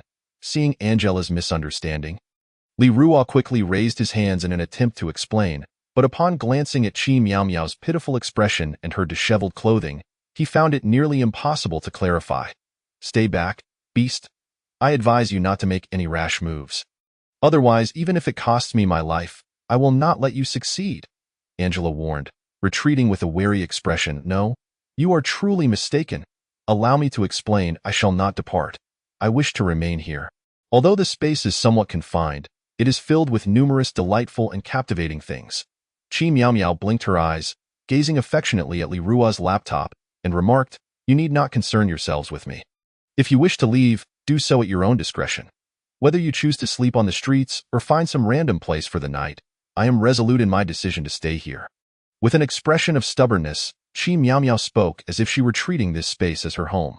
Seeing their young lady so obstinate, the bodyguards felt quite troubled, yet they had no choice but to indulge her whims. Wary of leaving her unprotected in case someone harbored ill intentions. Are you truly planning to linger here? Li Rua's expression darkened upon noticing Chi Miao Miao's bodyguards had acquiesced. Fine, I can't be bothered with you. If you wish to stay, then stay. My home has only 2 bedrooms. You may share the master bedroom with Angela, while I shall take the guest room. Uttering this, Li Rua had completely disregarded the presence of the bodyguards. Fully aware that his rented accommodation had limited space, certainly not sufficient for such a multitude. That won't do. You must hand over the laptop to me. It is imperative that I safeguard it. Lest you indulge in some unhealthy distractions tonight, I must oversee your well-being, Chi Miao Miao declared with righteous fervor, extending her hand to demand the laptop from Li Rua, under the pretense of guiding him. I believe it is you who wants to watch something, Li Rua retorted with a sidelong glance at Chi Miao Miao, fully aware of her intentions from the way she had hidden under the covers to read his comics earlier. What do you mean I want to watch something? I am simply aiming to help you cultivate self-discipline and restore some order to your life. Look at how thin you have become. You ought to nourish yourself properly. It is certainly not about my own desires. Hurry, hand it over to me. I shall look after it, Chi Miao Miao insisted, her gaze fixed intently on the laptop in Li Rua's hands. With a sense of resignation, Li Rua, hoping for a peaceful night's rest, opened the laptop in front of everyone, installed a lock screen software, and set a password before finally relinquishing the device to Chi Miao Miao. After all, he had already locked the screen, so even if she wished to access it, it would not be an easy task. Given that his lease was nearing its end, he planned to vacate the premises the following morning. Contemplating these matters, Li Rua, Chi Miao Miao, and Angela proceeded to their respective rooms, eager to rest after a long day, lest they suffer from hormonal imbalances. Without a word to Li Rua, who had entered the guest room, Angela discreetly and considerately walked into the master bedroom. Observing this, Chi Miao Miao said nothing and followed the golden-haired, blue-eyed foreign girl into the master bedroom, casting a peculiar glance in the direction of the guest room before entering. In truth, she had wished to share a bed with Li Rua. Since viewing that Risku comic earlier, her desires had become quite restless. If she did not find an outlet, it would be unbearable. At 3 or 4 in the morning, Chi Miao Miao lay in bed with Angela, both wrapped in a wide blanket, their bodies nearly touching due to the small bed. The mattress was surprisingly firm, and she could distinctly feel Angela's bosom pressing against her back, which only deepened her discontent. Angela found it difficult to sleep in such cramped conditions, especially with an errant hand exploring her body, causing an itch. What are you doing? Angela turned to Chi Miao Miao, bewildered. Why are you touching my backside? Did I? It must have been an accidental brush. Do not overthink it. Just sleep. Chi Miao Miao feigned ignorance. Was it merely a figment of her imagination? There was an unsettling feeling about Chi Miao Miao's demeanor. Forget it. I shall just sleep, Angela resolved, turning her back to Chi Miao Miao once more.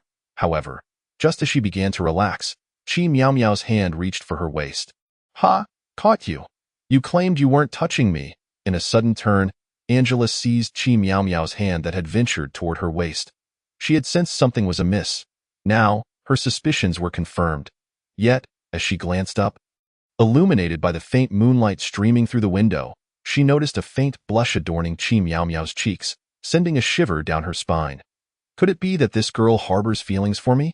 In the Dragon Kingdom, a province, Beifu City, within a basement of a downtown office building, lay a notorious den of criminal activity known as the Black Dragon Society, where S-class abilities congregated, often with connections to the local abilities bureau. Boss, the assassination network of the villain organization has issued a high bounty, amounting to 30 million. At that moment, a young man clad in a black trench coat rushed before a one-eyed middle-aged woman. Chapter 102. The Final Job. Oh, how many years has it been? Such a large bounty appearing within the villain organization's assassination network is truly a rarity, the one-eyed woman, known as Zhang Heilong, expressed her surprise. Boss, I discovered that the target of this 30 million bounty is situated near our Beifu city, in Nailing City. Would only take about an hour to drive there. Should we? The young man inquired cautiously, uncertain of his boss's intentions. Do not act impulsively. Though it presents an opportunity, we are in a tumultuous time. The selection for the next abilities commander in a province is still underway. Once the position is filled, a significant reshuffle of power will ensue. I cannot remain here any longer, the one-eyed woman lamented. Regardless of who ascends to the position, they will undoubtedly initiate a major crackdown on criminal activities. And I, too, shall not escape unscathed. The protective umbrellas of the past will abandon me. It appears I must prepare an escape route. Considering this job, even with the platform's cut of 5 million, the remaining bounty, combined with my savings, would suffice for a comfortable life abroad. Come here and send me the detailed information regarding this 30 million bounty. I wish to assess the target's viability, she commanded. Boss, I have compiled the data. The target is merely an ordinary individual, likely possessing a unique magical artifact. However, in the face of absolute power, they should be easily dealt with. This job is evidently a gift. We must act swiftly before someone else seizes the opportunity. The young man reported, presenting the dossier to the one-eyed woman. Engaging in their line of work necessitates not only an understanding of the basic information, but also verification of the target's details and reality. As intelligence is paramount. This indeed appears to be a rare opportunity, but from the information provided, it seems this person possesses a high-level magical device capable of masking their abilities, which may prove inconsequential to S-class abilities. We must act quickly. The current climate is unstable. Once this job is completed, we shall retire and leave this place of calamity behind. Within the villain organization's assassination network exists an unwritten rule. If a hit list is published, any individual may claim the job as long as the target remains alive until the employer retracts the order or the target is deceased. The following morning, Li Ruo awoke early, stirred by the alarm he had set to discreetly gather essential belongings and relocate to the western suburbs. After all, he was still the captain of the western suburbs, and having visited the previous day, it was now time to fulfill his duties. Since accommodation was arranged there, he decided to stay. Dressed and ready, Li Ruo tiptoed into the guest room, where he found the two women in pajamas, nestled together, their legs intertwined, revealing their navels, while the blanket lay discarded on the floor. The scene was quite unconventional. Where is my laptop? Li Ruo had no time to appreciate the sight before him, his thoughts solely occupied with his laptop. He approached with caution, mindful not to awaken the two, observing their harmonious sleeping arrangement. He mused that having Angela beside Chi Miao Miao was perhaps preferable to having her beside him. There it is. Quickly, Li Ruo spotted his laptop beneath the bed, seemingly hidden to prevent him from taking it. How clever of them to conceal it in such an obvious place. He was certain that it had been deliberately placed there, as it was neatly arranged, indicating intent. Having retrieved his laptop, Li Ruo stealthily exited the guest room, ensuring to close the door quietly behind him as he slipped away. In the unfolding events, the guards stationed in the corridor remained undisturbed. Upon exiting the happy community, Li Ruo hailed a taxi, instructing the driver to head straight for the highway in the western suburbs. After Li Ruo departed in the cab, a group of individuals clad in black trench coats silently observed his direction from a street corner, subsequently retrieving their phones to contact their associates. The target has boarded a taxi heading west and I am still following him discreetly. Understood. Keep a close watch. The west is sparsely populated. It's an opportune moment. I'll inform the boss, but ensure you don't lose him, came the response from the other end of the line. Leave it to me, the man replied before ending the call on the desolate suburban highway. Li Ruo sat in the back seat of the taxi, racing through the increasingly empty outskirts, where vehicles became a rare sight. Suddenly, a truck came barreling towards them in the wrong lane with a thunderous roar. The taxi, caught off guard, was overturned in a cacophony of screams, flipping over completely, its roof resting against the ground, with its wheels suspended in the air, and wisps of white smoke emerging from the engine, indicating a potential explosion. Fortunately, both the taxi driver and Li Ruo emerged unscathed. As they clambered out of the inverted vehicle, The furious taxi driver approached the truck's front, banging on it and exclaiming, "What kind of idiot drives like that? Can't you drive? You've totaled my car? You owe me money." His emotions were running high, nearly losing his life in the process. Bang!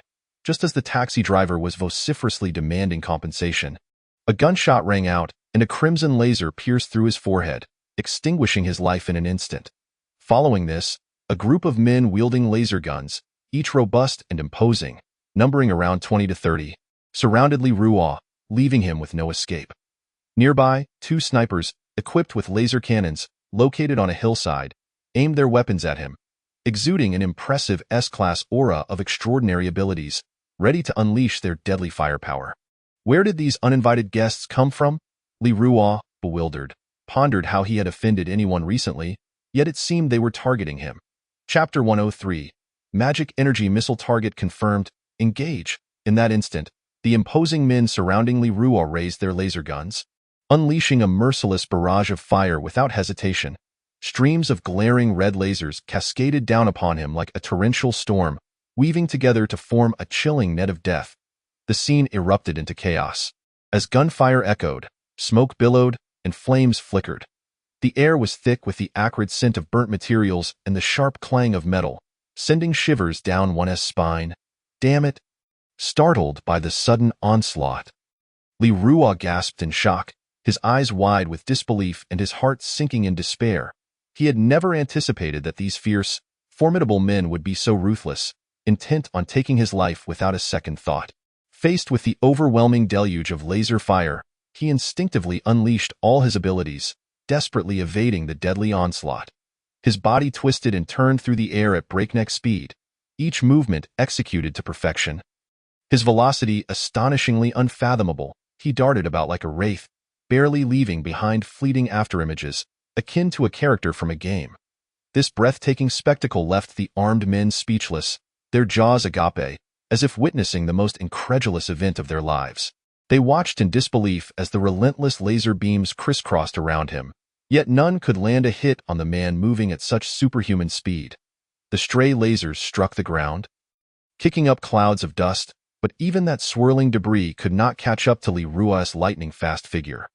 What in the world is this monster? How could he possess such speed? Damn it, I refuse to believe we can't hit him. Some among the group were astonished by their target's extraordinary speed, while others stubbornly insisted on making a hit. However, as moments ticked by, the rising dust coalesced into a dense fog, shrouding the area completely. Visibility diminished, and the men could no longer see Leroy, only hearing the sporadic sounds of hurried footsteps and labored breathing. Tightening the tension in their hearts, "This is bad. The energy in the laser guns has nearly depleted," cried one in panic, his voice laced with despair and helplessness. The increasingly distinct, heavy footsteps resonated like the grim approach of death, each thud weighing heavily on their hearts. The faces of the men turned ashen, beads of sweat rolling down their foreheads, in their frantic state. They resembled ants on a hot stove, scrambling to locate their backup supplies. Finally, someone discovered the invaluable magical energy stone ammunition, clutching it as if it were a lifeline. Yet, overwhelmed by anxiety, their trembling hands struggled to properly load the magazine into the weapon. They were all A or B-class superhumans, and in the face of a formidable enemy, only their weapons provided a semblance of security. Time was of the essence. Each passing second meant danger drew nearer. Gritting their teeth, they fought to overcome their fear and unease, desperately attempting to complete the loading process. Yet, the more anxious they became, the clumsier their movements, nearly causing the magazine to slip from their grasp multiple times. "Dare to lay a hand on me? You all deserve to die." As they fumbled to charge their weapons, Leroy's voice pierced through the fog, followed closely by his entire being. Whoosh, boom. The moment Leroy emerged from the mist, a thick, straight beam of red laser energy shot from the opposite hillside. Sensing the imminent danger, Leroy instinctively sidestepped, narrowly avoiding the laser blast. The ground erupted in a cataclysmic explosion, shaking the highway violently, creating a massive crater and burying the 20 to 30 men beside him in the blast.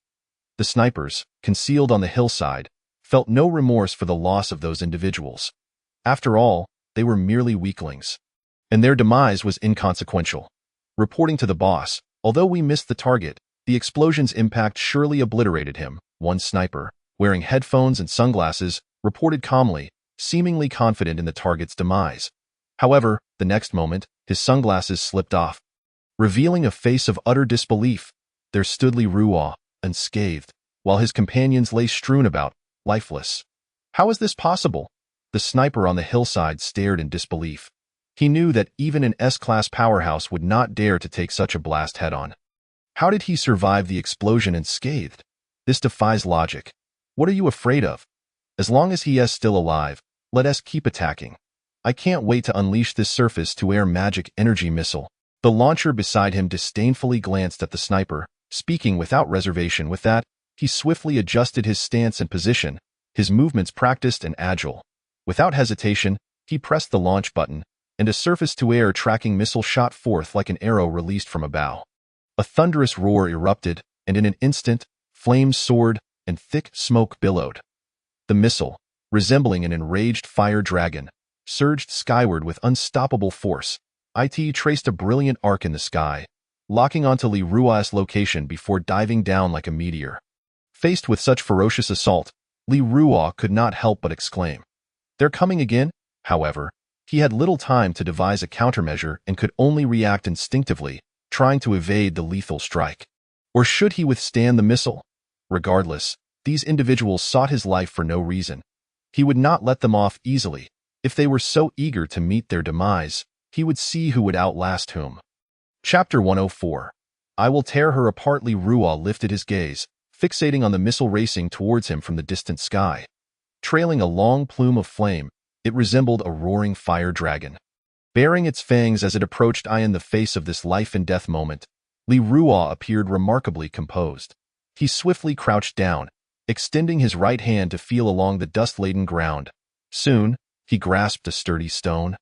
Its rugged surface etched with the marks of time, embodying resilience and endurance. Li Ruo straightened his posture, cradling the stone before his eyes, inspecting it with meticulous attention. He narrowed his gaze slightly, weighing the stone's heft and dimensions. Then, taking a deep breath, he abruptly raised his right arm, channeling all his strength into his hand. At that moment, the missile drew ever closer, the howling wind akin to a demon's roar, sending chills down his spine. Nevertheless, Li Ruo showed no sign of retreat. He clenched his teeth, summoning every ounce of his power, and hurled the stone with great force towards the missile. A resounding bang erupted, echoing through the air like thunderclaps. As the stone was launched, in the blink of an eye, a piercing sonic boom resonated through the sky, and the once inconspicuous stone transformed into a dazzling meteor, hurtling towards the missile with unimaginable speed. In an instant, the two collided. A brilliant flash erupted, and sparks flew in all directions.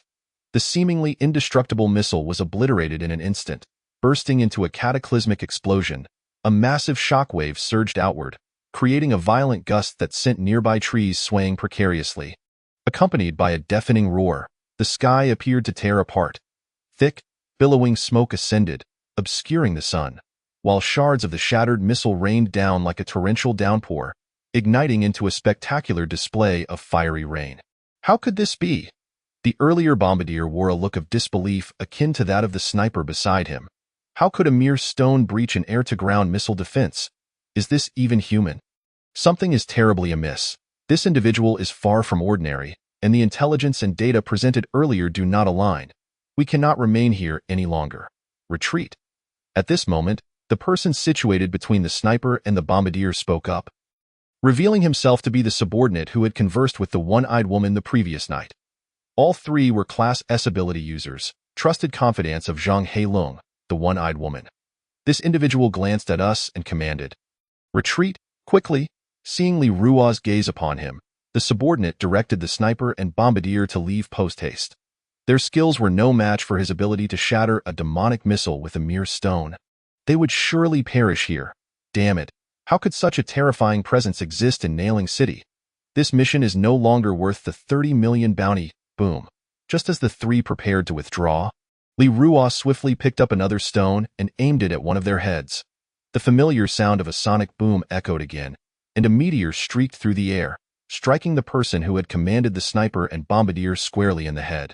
Brain matter and blood erupted in a gruesome display. Ah! The remaining sniper and bombardier simultaneously erupted in terrified screams, horrified by the sight of their comrade's head exploding before their eyes. Their legs weakened, trembling uncontrollably as they crumpled to the ground, drenched in sweat, as though they had encountered the most terrifying ordeal of their lives. Who sent you? Why are you here to assassinate me? Tell me the truth, or I will kill you now. Li Ruo flashed before the two, his gaze fierce yet composed, an enigmatic aura enveloping them, inducing a palpable tension in their breaths. The shadow of death loomed over them. Please, don't kill me. I'll speak. I'll tell you everything. It was our boss who ordered us to kill you. Faced with the threat of death, the two readily divulged their superior's identity. Your boss? Who is your boss, and why did they send you to deal with me? Li Ruo seized one by the collar, demanding answers, determined to uncover the truth. This matter must be resolved. If left unaddressed, countless similar incidents would arise. There could be no leniency for treachery. Our boss is Zhang Heilong, the underground empress of Beifu City and the leader of the Black Dragon Society. She discovered that your basic information and photo were listed on an assassination bounty abroad, valued at 30 million, and instructed us to deal with you for that bounty. What did you say? I'm on an assassination list abroad, and for a bounty of 30 million. Hearing their words, Li Ruo was taken aback. How could he have been placed on an international assassination network?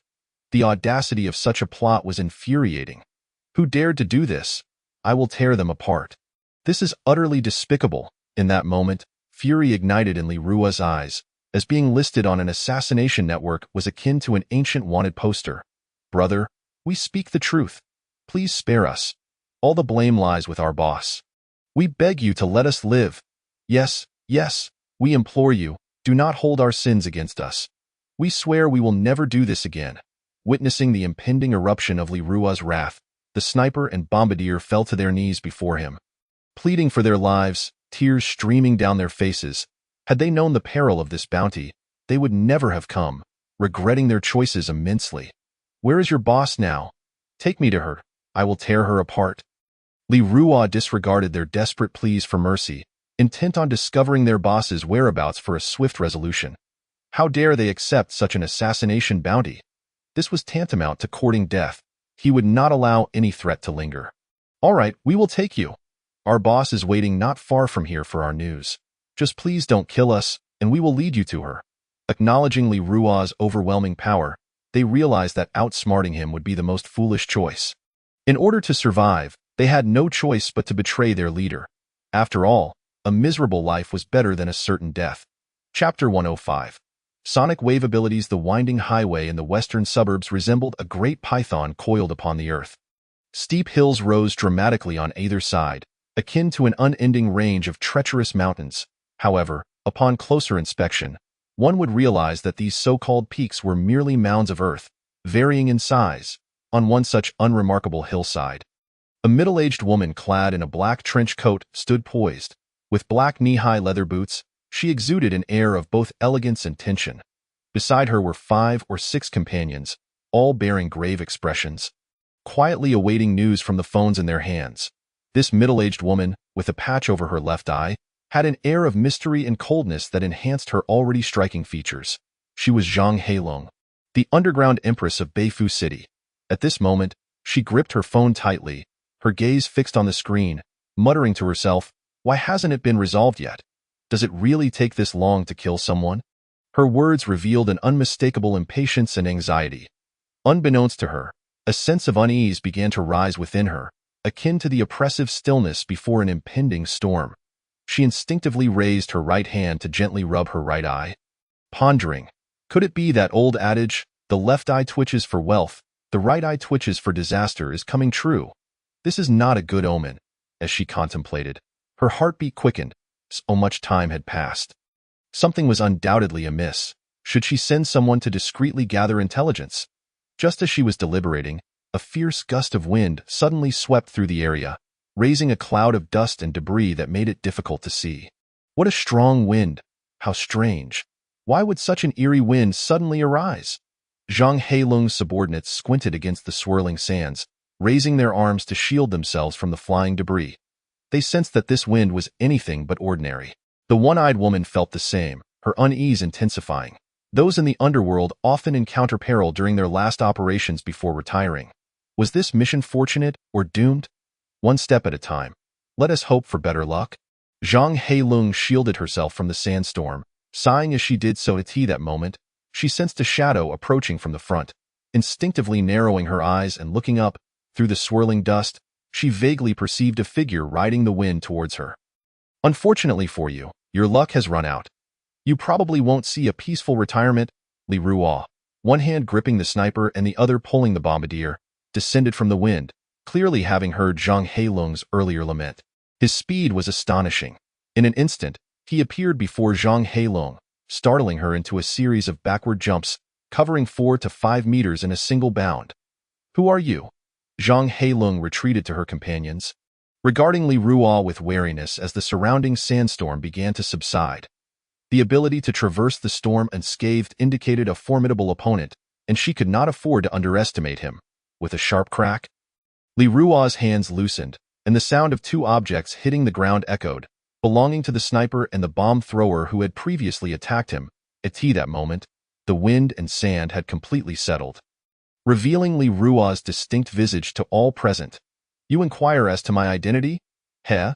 Li Ruo chuckled awkwardly. I am the harbinger of your demise. As soon as the words left his lips, Li Ruo clenched his fists tightly, his right foot rising on its toes, and with a powerful push against the ground, he surged forward like an arrow released from its bow, hurtling towards Zhang Heilong. With a thunderous boom, the spot where Li Ruo had been standing was engulfed in a cloud of dust. From the descriptions provided by the sniper and the bomb thrower, Li Ruo instantly recognized that the one-eyed woman before him was their leader, audacious enough to attempt his assassination. He vowed not to spare a single one of this vile group. What? Upon finally discerning the identity of the newcomer, Zhang Heilong was taken aback, utterly unprepared for the complete annihilation of his vanguard team. He had never anticipated that the opponent would locate him so swiftly, and even more astonishingly, that this individual would charge at him without hesitation. With an unmistakable resolve to fight to the bitter end, how could she possibly remain passive? As Li Ruo drew perilously close, the distance between them seemed so minimal that it felt as though he could effortlessly seize Zhang Heilong's fragile throat with a mere lift of his hand.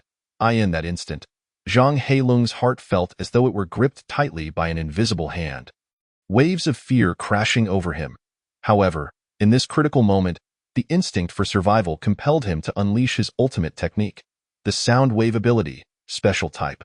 With a roar from deep within, he called forth, "Supersonic wave." A deafening hum erupted, akin to thunder on a clear day or the thunderous stampede of countless horses. This overwhelming sound wave surged outward like a tidal wave, distorting the very air around it, creating visible ripples, as if even the surrounding space were stirred by this force. Enveloped in this chaos, Li Ruo felt a piercing pain in his ears, the shrill sound penetrating his mind like a multitude of sharp needles, causing his movements to involuntarily slow. Seizing this opportunity, Zhang Heilong darted aside with ghostly speed, narrowly evading Li Ruo's furious, lethal punch.